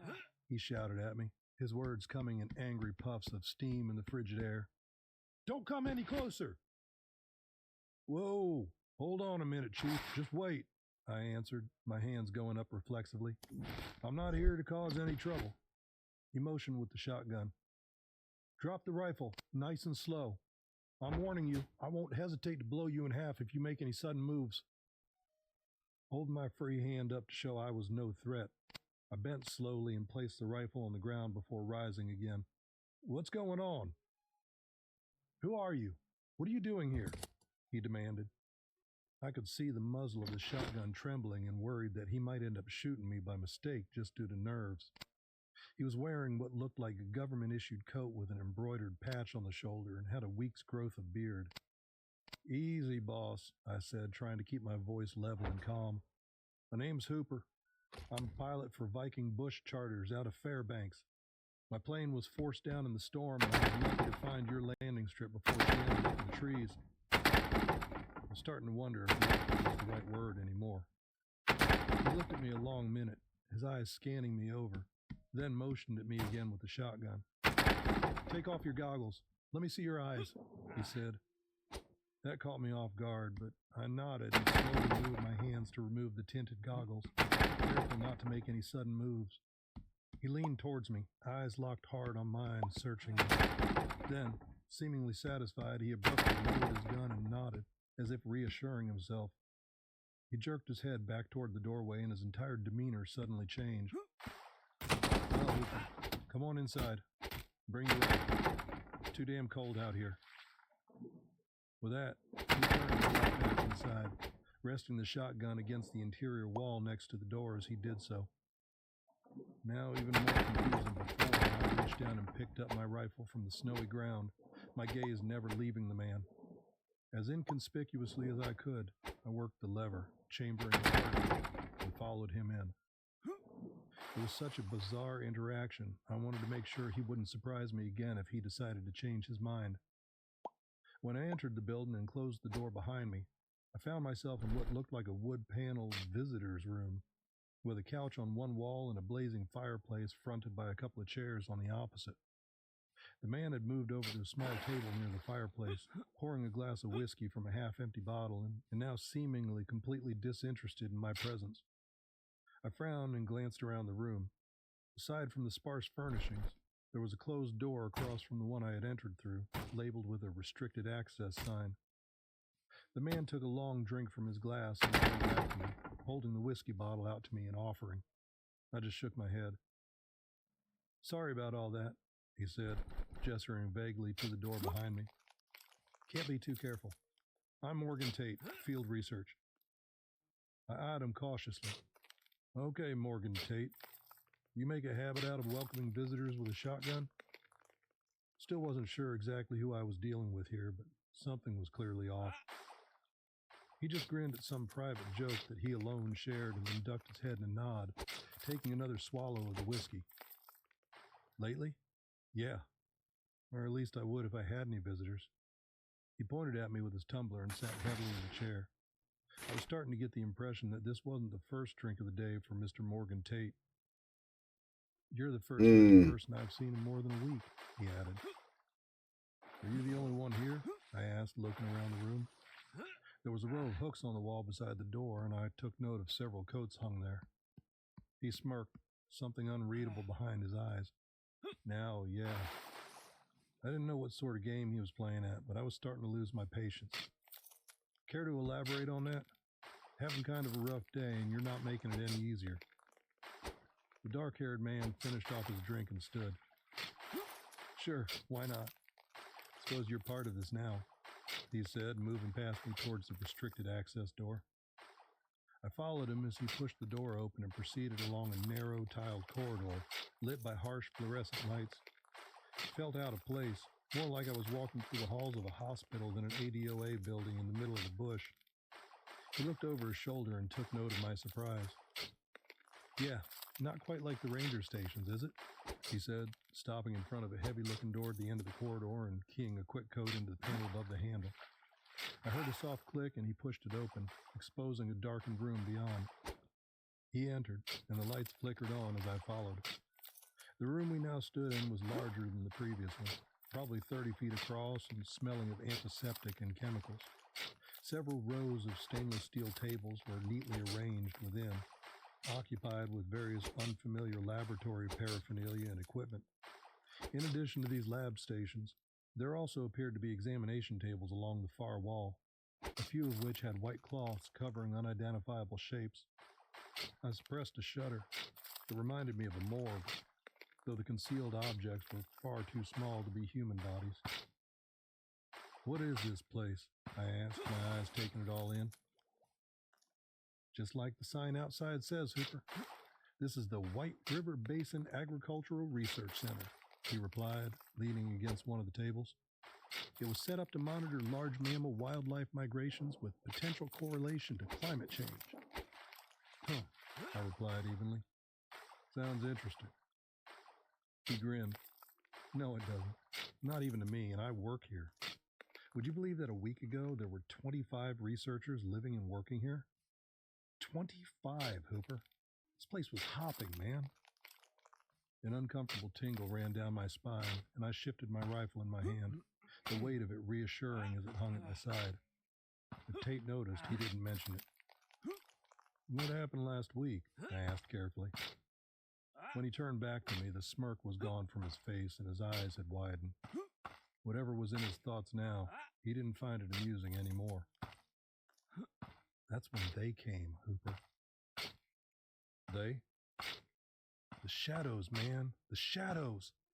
They came from the storm. You remember the storm, don't you?" The storm. I knew what he was talking about, of course. I don't think anyone around here would forget it anytime soon. It was a little more than a week ago when that freak blizzard came out of nowhere, unpredicted and unexplained. What had started out as a cloudless and unseasonably warm morning ended up burying us in nearly 2 feet of snow by the time it was over. The sky had shifted from bright and sunny to a bruised and angry granite color within the span of an hour, clouds rolling so low and heavy that it seemed like you could almost reach up and touch them. Our weather station at the field was clocking sustained wind speeds of 50 knots with gusts up to 85, and we were in a total whiteout condition for the next 14 hours. We were all trapped in the hangar, huddled around the kerosene jet heaters, listening to the wind as it tried to tear apart the heavy steel structure around us. By the time the next day came, Got that? it was just gone. Kind of like somebody Replaced just by the clear blue walked skies into of my the previous morning. Nobody had face. any good explanation for it, but I had heard a couple of the old-timers who ran the machine shop whispering about it in the back. Couldn't make out much of what they were saying. I didn't much care, if I'm being honest. They sounded worried. At the time, I thought it was a little strange that the weather would unnerve them as much as it seemed to. These guys were both full-blood Inuit and hard as nails. It was almost comical to think they'd be worried about a surprise blizzard. No, now that I think back on it, it almost seemed like they were more worried about something in the blizzard. Can't be sure since they kept switching in and out of English. That's the impression I got anyway. The shadows? I asked, confused. His eyes drifted off into the distance for a moment, lost in his own world. In the next moment, he snapped them back to me eagerly, like he'd just had an epiphany, and said, "Yeah, you want to see one?" "Do I want to see a shadow? The hell are you talking about, man? You're not making any sense." But he was already on the move again, walking across the room to another door. He beckoned me to follow, entered his code, and pushed it open. Wordlessly, I followed, unease whispering in my ear. He led me along another hallway, glancing over his shoulder periodically like he was making sure I was still there. "I caught one. The other researchers didn't think it was possible, but I knew I could," he said, and it almost sounded like he was talking to himself more than to me. He stopped at a door marked OR2, pushed it open, and walked inside. I trailed behind him hesitantly, feeling apprehensive about this whole thing. A slow feeling of dread had been worming its way through my subconscious, and I wasn't so sure I wanted to follow this man much further. The whole situation felt wrong, and I was just starting to think that Mr. Morgan Tate was more than a little unhinged. Where were the other researchers he'd mentioned? I'd question whether they ever existed at all, if not for the size of this place and the coats hanging by the door in the reception area. The room I stepped into now was much smaller than the others and had the feeling of some sort of control room. The wall to my left held narrow lockers and a rack of coat hooks occupied by several white lab coats. To my right was a console lined with monitors and keyboards, and above that the entire upper portion of the wall appeared to be an observation window looking into a darkened room. On the opposite wall was one of those airlock doors you see in isolation areas of hospitals, stainless steel and with a small circular window in its smooth surface. The computer monitors were on and were displaying various graphs and streams of data. Tate sat in one of the chairs at the console and started typing into the keyboard. "They're incredible," he said absently. "Like nothing we've ever seen before." I moved closer to the observation window, straining to make out anything in the darkened room beyond. All I saw was a Stygian blackness, though. "You have something in there?" I asked, suddenly feeling very uncomfortable. I wasn't sure I wanted to see whatever this nutcase wanted to show me. "Why are the lights off?" He glanced away from the console for a second and turned an unreadable grin on me. "They're not." With that, he stood and leaned forward, pounding the heel of his fist against the window with a resounding shudder, making me jump in surprise. I didn't quite understand what I saw next. The darkness that had obscured my view suddenly swept aside like someone snatching a curtain violently from across a window and out of sight. But that wasn't quite right either, though. It was more fluid in its abrupt motion, almost like smoke being pulled away by an incredibly powerful and unseen exhaust fan. A muted screeching sound reached my ears, sounding eerily like a poor imitation of a bird of prey. I assumed that the observation room was soundproof, or near enough, and wondered exactly how loud that wailing must have been for it to reach my ears. I leaned closer to the window, peering upward and to the left, where the darkness had disappeared to, but I couldn't see any vestige of it. And then I looked into the rest of the room and drew an involuntary gasp at the horror I saw.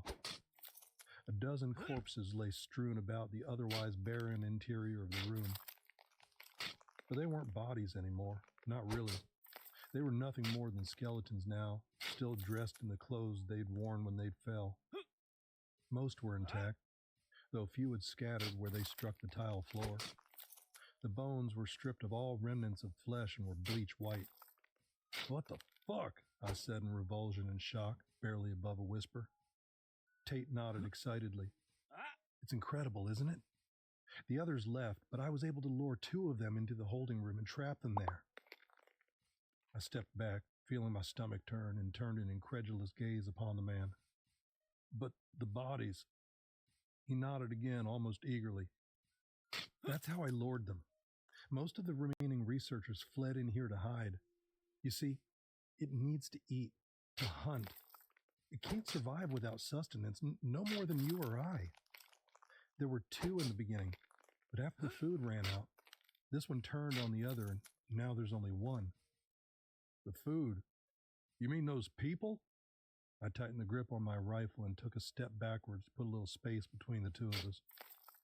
When the shadows came in the darkness of the storm, a few of them were able to slip inside the building before we realized what was happening. Half of the researchers were taken that night in their sleep. You see, they hide and wait for the right moment. They avoid the light. I think it weakens them, but in the darkness, he trailed off, and I saw an uncomfortable smile grow across his lips, almost of admiration, it seemed. In the darkness, that's where they live. That's where they thrive, where they reign. I took another step backwards, my free hand reaching for the door handle behind me and opening it, pushing it with my foot. You're crazy, I said, bringing the rifle up in line with his chest. If he even noticed it, he gave no indication. His eyes had taken on that maniacal glint again, and he stood, giving a small nod that I thought was meant to reassure me. There's no more for it to eat, Hooper.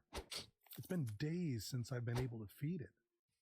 He took a slow step toward me, and I matched it with a retreating one of my own. He smiled and continued, as if explaining to a child. I have only myself left to offer, but that's not enough. Don't you understand? This isn't just a thing, not just an animal. It's far beyond our understanding, far beyond our own primitive evolution. It's perfect. His eyes flicked away from me for a moment to an illuminated red button on the console nearby, and his hand drifted over to it.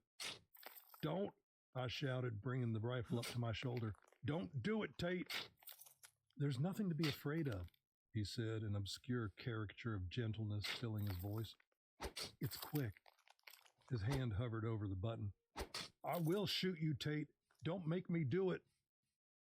From where I stood, I could see another of those airlock doors through the observation window, and to my horror, a swirling mass of impenetrable blackness masked at the threshold. I could almost feel its anticipation. This wasn't the first time it had been fed. It knew what was coming. In that instant, when my eyes flicked away from him, Tate stabbed at the button. With a curse, I squeezed the trigger on the rifle at the same instant, but it was too late. The deafening report in the small room was immense, but even as the round tore through the man's chest, he'd already pressed it. I watched in horror as the twin airlock doors began to retract, and without another thought, I turned and fled as fast as my weary muscles could carry me. Thankfully, the codes required to open the doors weren't needed to exit them, and I flew down the hall and through the research room. As I passed it and threw open the door to the reception area, I heard the wailing screech from somewhere behind me, haunting and otherworldly, echoing through the empty facility, much louder than before. Then I heard another sound, this one the agonized screaming of Morgan Tate. I only gave it the briefest of thoughts as I jerked open the outer door and fled into the snowstorm. I could only hope that feeding time would give me enough of a window to make it back to Maggie. The air had darkened even more with the coming of dusk and had grown colder. Thankfully, the snow seemed to have lost much of its fury, the front now having passed by and leaving me in its relatively calm wake. I ran along the path, just enough light remaining of the day to follow the tracks I'd made on my way in. The rifle was heavy in my grip, but I didn't dare lose my only defense. When that howling screech echoed through the trees behind me, I redoubled my speed, praying that it wouldn't be able to find me before I'd reached Maggie. The frigid air burned my lungs, and my throat was raw by the time I reached the snow-covered landing strip. I almost cried with joy at the sight of my bright yellow Maggie waiting patiently for my return. I reached the cargo hatch and swung it open, throwing myself inside and pulling it shut behind me just as another of those haunting wails reached my ears, closer this time. much closer. I didn't dare look out the windows as I threw off my pack and rifle and climbed back into the pilot's seat. I buckled on my harness and my hands danced over the controls, the startup procedure second nature. Battery master on, fuel selector to center, mixture lever forward, fuel oil shutoff lever down. A resounding high-pitched howl penetrated the cabin, and something black moved outside, rushing from window to window, door to door, searching. It was here now, trying to find a way inside. Concentrate. Throttle at 10%. Fuel pressure pumped to 5 psi. Engine primed. I froze. My windshield had suddenly gone completely black, shrouding me in darkness. Even though I couldn't see anything in the featureless void just a foot away from my face, I could feel its desperation. I felt its sightless gaze, and below that some dark malice, an inhuman, alien hunger. I pressed the starter switch and the 9-cylinder radial engine started turning over, slowly at first, laggard and sluggish. My blood chilled as I realized that it wasn't catching, wasn't starting. My thoughts flew back to the engine problems I'd been experiencing before my emergency landing, and in that moment, I was certain my luck had finally run out. But then, a backfire, then another, then a third, coughing black puffs of smoke from the exhaust. And then it caught, and that big, beautiful Pratt & Whitney radial took over, the loud drone rising smooth and steady as Maggie woke from her slumber. I pushed the throttle forward, inertia pushing me back into my seat. I no longer cared about the engine misfires or the storm. A fiery death in the trees was preferable to whatever that thing had in store for me, I was sure. The snow was deep, and even with the big Tundra tires, I had to work to keep from nosing over as I began to gain speed. At some point, the black mass disappeared from my windscreen, and I was greeted with the glorious sight of an open path before me. With the passing of the storm front, the wind had shifted directions, and I was into a headwind now, perfect for my needs. I pushed the throttle to full and pulled back gently on that yoke. I felt the wheels leave the ground, now free from the snow's drag, and continued my climb until I was above the trees and gently banking back towards the south, towards home. Scared me. As I passed over the landing strip, thought I could just make out a black shape on the ground below, stretching and snaking along after me in its futile pursuit before I lost it in the trees. The engine miss returned after another 10 minutes of flying, but Maggie carried me back to safety. She always took care of me. 40 minutes later, I was back on the ground in Fairbanks and taxiing for the hangar. Stopping the bush plane just outside, I shut her down, unbuckled myself, and carefully climbed down to the runway, where my body fought with itself for which was going to happen first, the puking or the passing out. At this point, I'd happily suffer either. Mike Nichols came jogging out of the hangar after hearing my approach and helped steady me. "Jesus, Hoop, you gave us all a scare," he smiled amiably. "Must have been a hell of a flight. You look like you saw a ghost, man."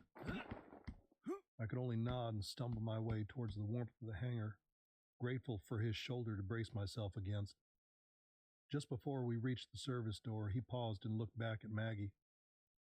"Buck told me you had some engine problems, but he didn't say anything about a fire." I frowned and shook my head. "No fire. I lost some cylinders."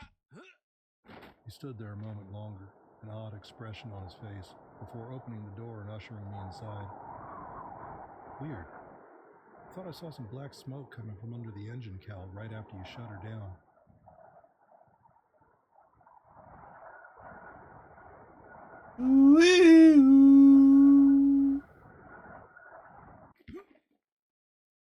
Ooh, yeah, right inside the door.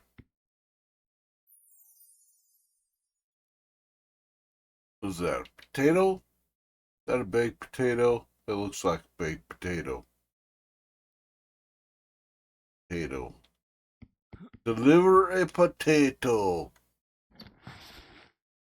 I have no potato.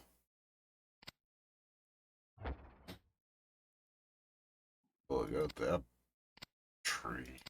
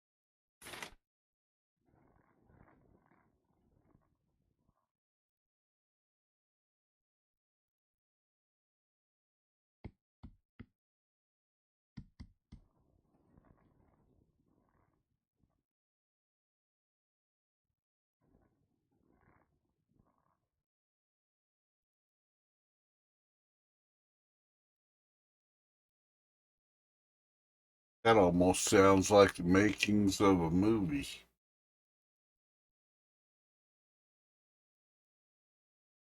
Almost like a script.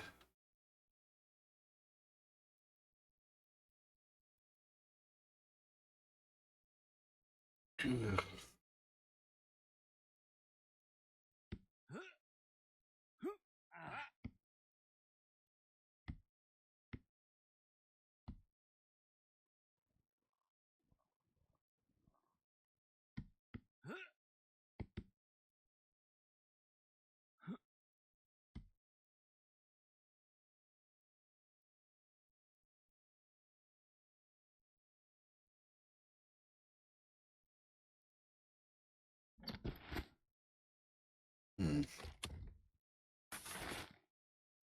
Well, see, back to the mountain base to unload all of our stuff.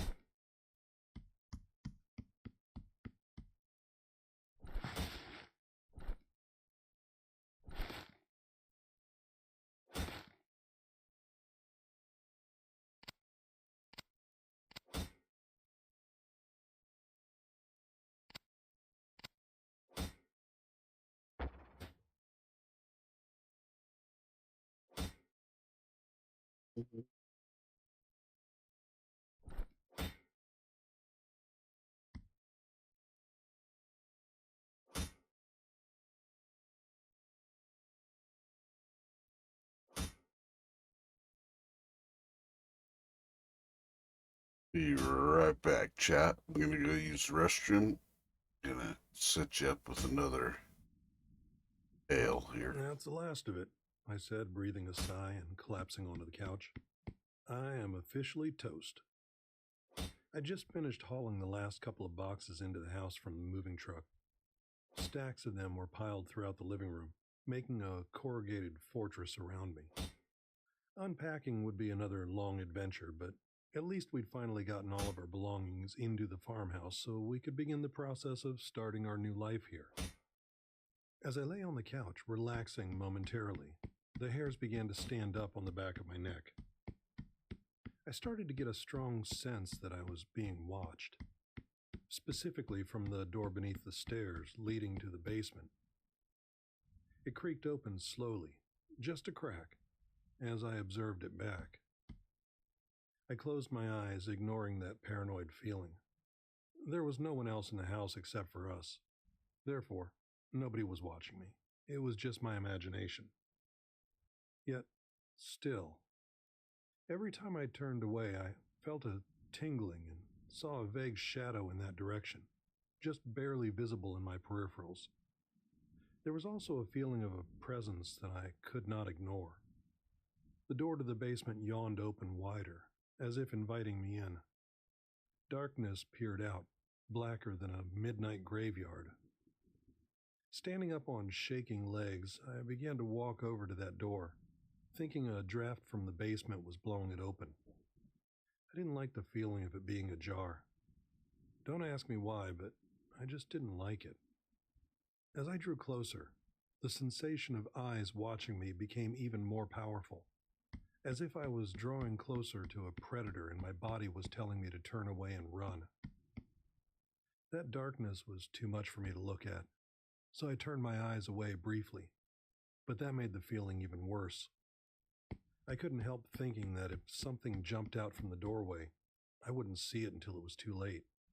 So I looked back again, forcing myself to focus my attention on that eerie blackness. When I returned my gaze to the doorway, I could have sworn I saw eyes looking at me from the darkness for a brief instant. So quick it could have been passed off as a trick of the light.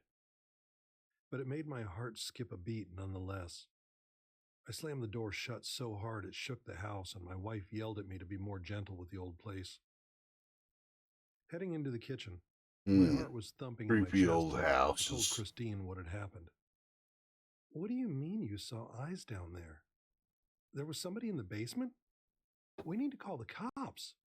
Hang on. I was trying to decide if my overtired brain had imagined it. I thought I'd seen something, but the more I considered it, the less likely it seemed. It could have just been my eyes playing tricks on me. I'll grab a flashlight and take a look. No, you can't. It's too dangerous. The place was locked up, right? So it couldn't have been a person down there. I was probably imagining things, but I'll take a look just to be safe. Are you sure about this? Maybe we should call the police and have them check it out. It'll take them an hour just to get here. We're not in the city anymore, remember? Besides, there's no way anybody could have gotten in here since the owners left. Not unless they had a key. Just let me take a look, okay? Christine reluctantly agreed and took out her phone, dialing 911 and getting ready to hit the send just in case anything happened. I found a flashlight in one of the boxes marked camping and opened the basement door. Taking a deep, shuddering breath, I began to descend. Proceeding down the rickety steps, the beam of light showed multitudes of dust motes and particles floating in the air, being kicked up by my movements. Ancient wooden stairs creaked beneath my foot with each step I took, going down and down, deeper beneath the ground. As I did, that feeling returned again. That sensation of someone watching me. That unpleasant feeling began to grow and blossom into the worst fear I'd ever experienced in my life as I set my foot down onto the dirt-packed floor of the lower level. The old farmhouse had an ancient relic of a basement, I realized. Since we had moved from a long ways away, we hadn't seen the place in person. This was the first time I had been down there. The owners had chosen not to include pictures of the basement in their ad, and I was beginning to understand why. Shining my light around, I saw that there were old pieces of leather and ragged strips of wire, rope, and twine hanging from the ceiling's crossbeams. Crude wooden crosses assembled from broken sticks and small logs hung suspended from these, turning and swaying gently despite the lack of breeze down in the basement. I felt a presence behind me suddenly and spun around, the air turning ice cold. For a moment, I thought I saw a dark shadow shape, similar to a person, but there was no one standing there. Every part of me wanted to get out of there, but I knew I had to make sure the basement was empty. I shone my flashlight into every corner and every hidden space, making sure it was unoccupied. Surely enough, it was. But I did find something. There was a black box in a stone alcove, surrounded by inscriptions carved directly into the foundations of the house. The strange shrine resembled something from a church or a temple, but it appeared darker somehow. Evil. A chill ran through my bones, which seemed to emanate from the stone. Unlit candles and strange black statues surrounded the box, sitting dead center, the focal piece of this creepy, unholy altar. I don't remember taking the box upstairs with me, but nonetheless, I found myself back in the main level, holding it in my hands. It looked curious and ancient. The feeling of someone watching me remained, accompanied by an odd chill which ran through my bones, almost like the temperature in the house had gone down by 10 degrees. "There's nobody down there," I told Christine, who was waiting for me at the top of the stairs. But I found this weird box, and all these crosses were hanging from the ceiling. Trey, creepy. "You need to get rid of that thing," she said, holding up her hands to cover her eyes from even looking at it. "I hate it. There's something wrong with it." "Really? What do you want me to do with it?" I asked. "It's just some old box. Probably somebody's keepsakes." "I don't care. Put it outside and send it away with the trash on pickup day. Just get rid of it." Christine never acted this way. She didn't believe in superstition or curses. She was a self-proclaimed atheist, in fact. But the way she was acting was enough to convince me that she was serious, so I didn't argue. "Okay, I'll put it outside," I said. I brought it out with me into the front yard and tried to decide where to put it. I settled on leaving it in the back of the moving truck. In the glow of the lights inside the box of the moving van, I took a moment to take a closer look at the box. It was ice cold to the touch, I realized.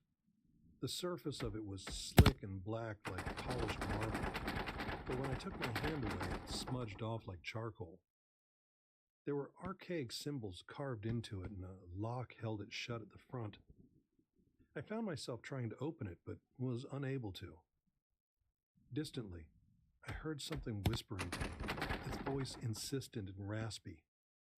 But I dismissed this as just the wind and nothing more. Eventually, I gave up on the box's lock and went inside. My wife looked startled when I walked in the front door. "What were you doing out there? I thought you'd gone to bed. You were out there with that creepy box for over an hour?" No. I started to disagree with her, but then looked at my watch and realized she was right. Unsure of what to say, I told her I was tired and must have zoned out. I needed to get some sleep. Trudging up the stairs to the bedroom, I collapsed on the unmade mattress and drifted off into a deep slumber. As I slept, my dreams were filled with that dark feeling of being observed, as if eyes were watching me closely from the corner of the bedroom, in the shadows. When I awoke, it was still dark outside. I looked around the pitch-black room, feeling uneasy, and saw unfamiliar shapes and shadows I didn't recognize. That sensation of being watched had returned tenfold, and I felt a presence observing me from the corner, where a man-shaped shadow stood. Running over to the door, I went to turn on the light switch. I flicked it to the on position, but the light didn't turn on, the room remaining stubbornly dark. My heart was pounding as I felt that presence staring at me in the room. I wanted more than anything to turn on the lights, but they wouldn't go on. For some reason, I found myself going back to bed, instead of fleeing the room, terrified as I was. I found myself lying back down in bed, tucking myself back in under the covers, and staring at the thing in the corner as it watched me. That dark, unrecognizable shape in the corner of the bedroom began to move towards me, the shadow shape of a person reaching out for me, coming for me. I tried to move, but I found myself paralyzed and unable. I tried to scream, but I couldn't.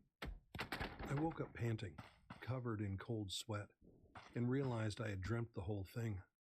The shape in the corner of the room had revealed itself in the morning light, and I saw it was, in fact, a stack of boxes with coats draped over top of it. It was barely sunrise outside, and Christine was in bed next to me. She bolted upright, looking startled, and asked what had happened. I had a horrible dream. It felt so real. You know those waking nightmares when you feel as if you're up and walking around after being asleep, only to realize you were out the whole time? My wife didn't answer. Her eyes were fixed on something across the room. She was looking at the dresser and her jaw was hanging down. What is that thing doing in here? I told you to get rid of it and you brought it up here and opened it instead? She was pointing at something and I followed her gaze to see the black box from the basement was on the bureau. It was open, but I had no memory of doing that. What the hell? I didn't do that. And I definitely didn't open it. Did I? You're telling me you don't remember bringing that box in here and opening it? No. And it was locked. I couldn't have opened it. Just get it out of here. I don't want to look at it anymore, okay? Bring it to the dump or something. Just get it out of the house and far away from here. I went over to the dresser and saw the open box was filled with strange items. A lock of hair, a charred piece of clothing, a cross, and other burnt pieces. There was a powerful odor coming from it as well, unlike anything I'd ever come across. The stench was unpleasant and burnt my nostrils as I drew closer. This is impossible. I know I didn't bring this in here. It's cursed or something. Just get it out of the house, please. My wife was more upset than I had ever seen her, so I put on my clothes and took the box out to the car with me. I didn't know where the local dump was exactly, but I figured I would go look for it. As I neared the town, I saw an antique shop on the side of the road and pulled over on a whim. I wondered if the owner would be interested in taking the box off my hands, or if he could at least tell me what it was. The bell above the door rang as I entered, and a man came out from the back room polishing a brass candelabra with a rag. "Good morning," he said in a friendly voice. "How can I help?" He stopped speaking abruptly when he saw what was in my hands. The candelabra fell to the floor with a loud clang, and he began to visibly shake as he raised his finger to point at the box. "Do you recognize this?" I asked. "Where did you find that thing?" "We just moved in up the road, my wife and I. It was in the basement of the old farmhouse up the street." I moved towards him with my hand out to shake his hand, and I saw that my fingers were smudged black with that box's darkness. He backed away, slamming into the wall behind him and sending a framed photo crashing to the floor, the glass shattering loudly. "Don't touch me! Don't touch anything! Just get out of here! Get out and put that thing back where you found it. If you do anything else with it, you will never get your life back. You should have never taken it from its resting place. You should have never come here." I backed away from him, terrified even more than before, especially now that I knew others were aware of the dark powers this box contained. Whatever it was not meant to be moved. Its resting place was of extreme importance. Maybe that was why the house had been so cheap. It came with a cursed basement. The man began to throw things at me, shouting in a foreign language I didn't recognize, then speaking harshly in English, telling me to leave and never come back. He spoke in prayer-like incantations and made the sign of the cross over and over again. I stumbled out to my car and started the engine, driving back towards the farmhouse, wishing we'd never purchased the place. When I pulled up outside the farmhouse, I tried to decide what to say to my wife. How would I explain to her that the box couldn't be moved? Maybe if we just left it in the basement, the presence would leave us alone. I decided I would just try to sneak in and put it back in the basement without her noticing. I would explain it to her later, or at least try to. The important thing now seemed to be to return it to its proper place Oh, before not something good. really terrible happened. Going back inside the house quietly, I closed the front door behind me as softly as I could and glanced up the stairs. The light was off in the bedroom, so I assumed Christine would still be up there. I went to the basement door and opened it quietly, being careful not to make too much noise in case Christine had gone back to sleep again upstairs. I began heading down into the darkness beneath the house. I was holding the box carefully in my hands, like a live bomb, since I wasn't sure what would happen if I dropped it or did anything wrong. Each creaking stair made my heart hammer faster as I trod down towards the dirt floor of the basement. Finally, I set foot down there and looked around, seeing only shadows. The light from upstairs was dim, and it was the only source I had to see by. My phone was in my pocket, and I kept it there, thinking I would only be down here for a few minutes. Walking across the blackened space towards the alcove which had housed the black box, I began to feel watched again. It was only then that I noticed that sensation had been gone for a while, as I drove to the antique store and back again. Whatever had been in the box, watching me, it had not stayed inside after the thing had opened. It had stayed in the house, with my wife. A loud bang came from the top of the stairs, and the entire basement went completely pitch black in an instant. I realized the door had slammed shut, and I figured Christine had closed it. Maybe she didn't realize I was home. I began to fumble for the cell phone in my pocket, needing a bit of light to feel safe down in this terrifying basement. But before I could grab it, something attacked me. The shrieking wail it made was inhuman and full of rage. It swiped at me with sharp claws in the darkness as I rolled and ducked away from it, trying to escape. I threw the box down to the floor, hoping to get away. As I got up, I hit my head on a dangling wooden cross and nearly got wrapped up in the twine which suspended it from the ceiling. Stumbling, I tried to find my way to the stairs, screaming for my wife to help me. She didn't answer.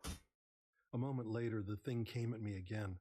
It was fast, but thin and just a bit weaker than me, despite its anger. I managed to grab its wrists and push it against the wall, then tripped it to the floor. I ran up the stairs, stumbling on the steps and scraping my shins, bloodying them badly. Just as I reached the top, the thing came at me again. It was relentless, screaming ancient curses with spittle flying in my face. It swiped at my eyes and got one of them, blinding me. The door was just behind me, so I flung it open and shoved the thing away from me. And as the light from the main level came flooding in through the open door, I saw what had been attacking me. His My wife. tumbled down the steps, cracking her head against the wall on the way down, then falling lifelessly to the dirt floor of the basement below. I took a few shaky steps down the stairs, looking to confirm if my eyes had deceived me. They had not. The thing in the box had stayed behind when I left, and it had possessed my wife, driving her down into the darkness of its lair, where it felt most at home. As I stood there staring at her lifeless body, I saw her begin to twitch. Her fingers began to drum up and down. Then her head began to rock and make a loud smacking sound as her forehead impacted the basement floor again and again, hard.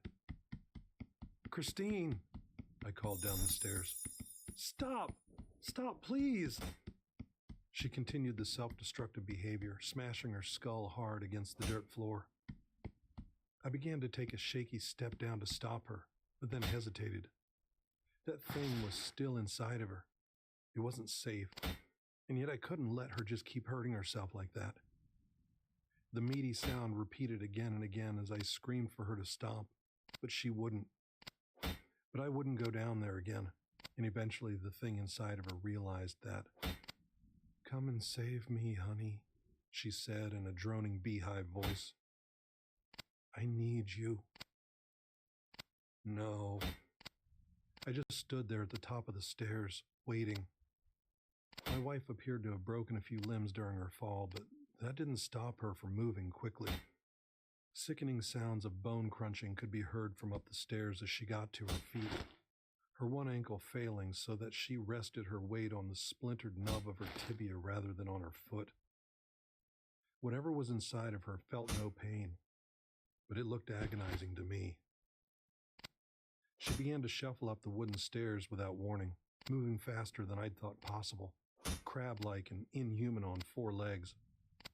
It looked like she wouldn't be able to make it on her fractured bones, and yet she moved like a relentless insect, her other limbs making up for the deficits of the lost one. Using her arms like additional legs, she began to crawl towards me up the stairs, her fingernails digging into the splintered wooden stairs and breaking off as she raced faster and faster, gaining momentum. I realized at the last second that I'd been paralyzed with terror and threw the door shut, just as she slammed into it with a shuddering bang that rattled the upstairs windows and their frames. There was no lock on the door, and I could do nothing except hold it closed with the weight of my body. She doesn't relent for a second, turning the doorknob constantly, pressing with all of her strength against the door as I grip my teeth and fight against her weight. I'm sitting here still, with my back pressed up against the door, my feet wedged against the opposing wall with all the force I can muster. When I finish typing this out, I don't know what I'll do. Maybe I'll try the police and see what they say. My biggest concern is that they'll want to let her out. She'll probably pretend to be normal when they arrive. She'll pretend that I'm insane, that I attacked her. But I know that's not her. It's the thing from the basement. The thing from the black box. Whatever it is, she can't be allowed to bring it back to the surface. It was locked down in the basement for a reason. And that's where it needs to stay.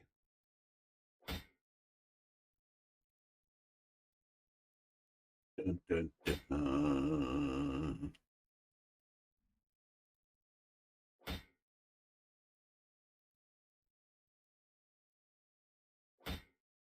Okay, that's gonna be the end of the daytime stream. I'm gonna go get something to eat. I will start the stream back up in hour, possibly 2, but I will definitely be back on in a while. Need to take a break, get some food, walk around, stretch, do that kind of thing. We might play this. We might jump on some Daisy. Not quite sure just yet. We'll see what I'm feeling when I get back on. I will see all you beautiful people in just a little bit. Have fun.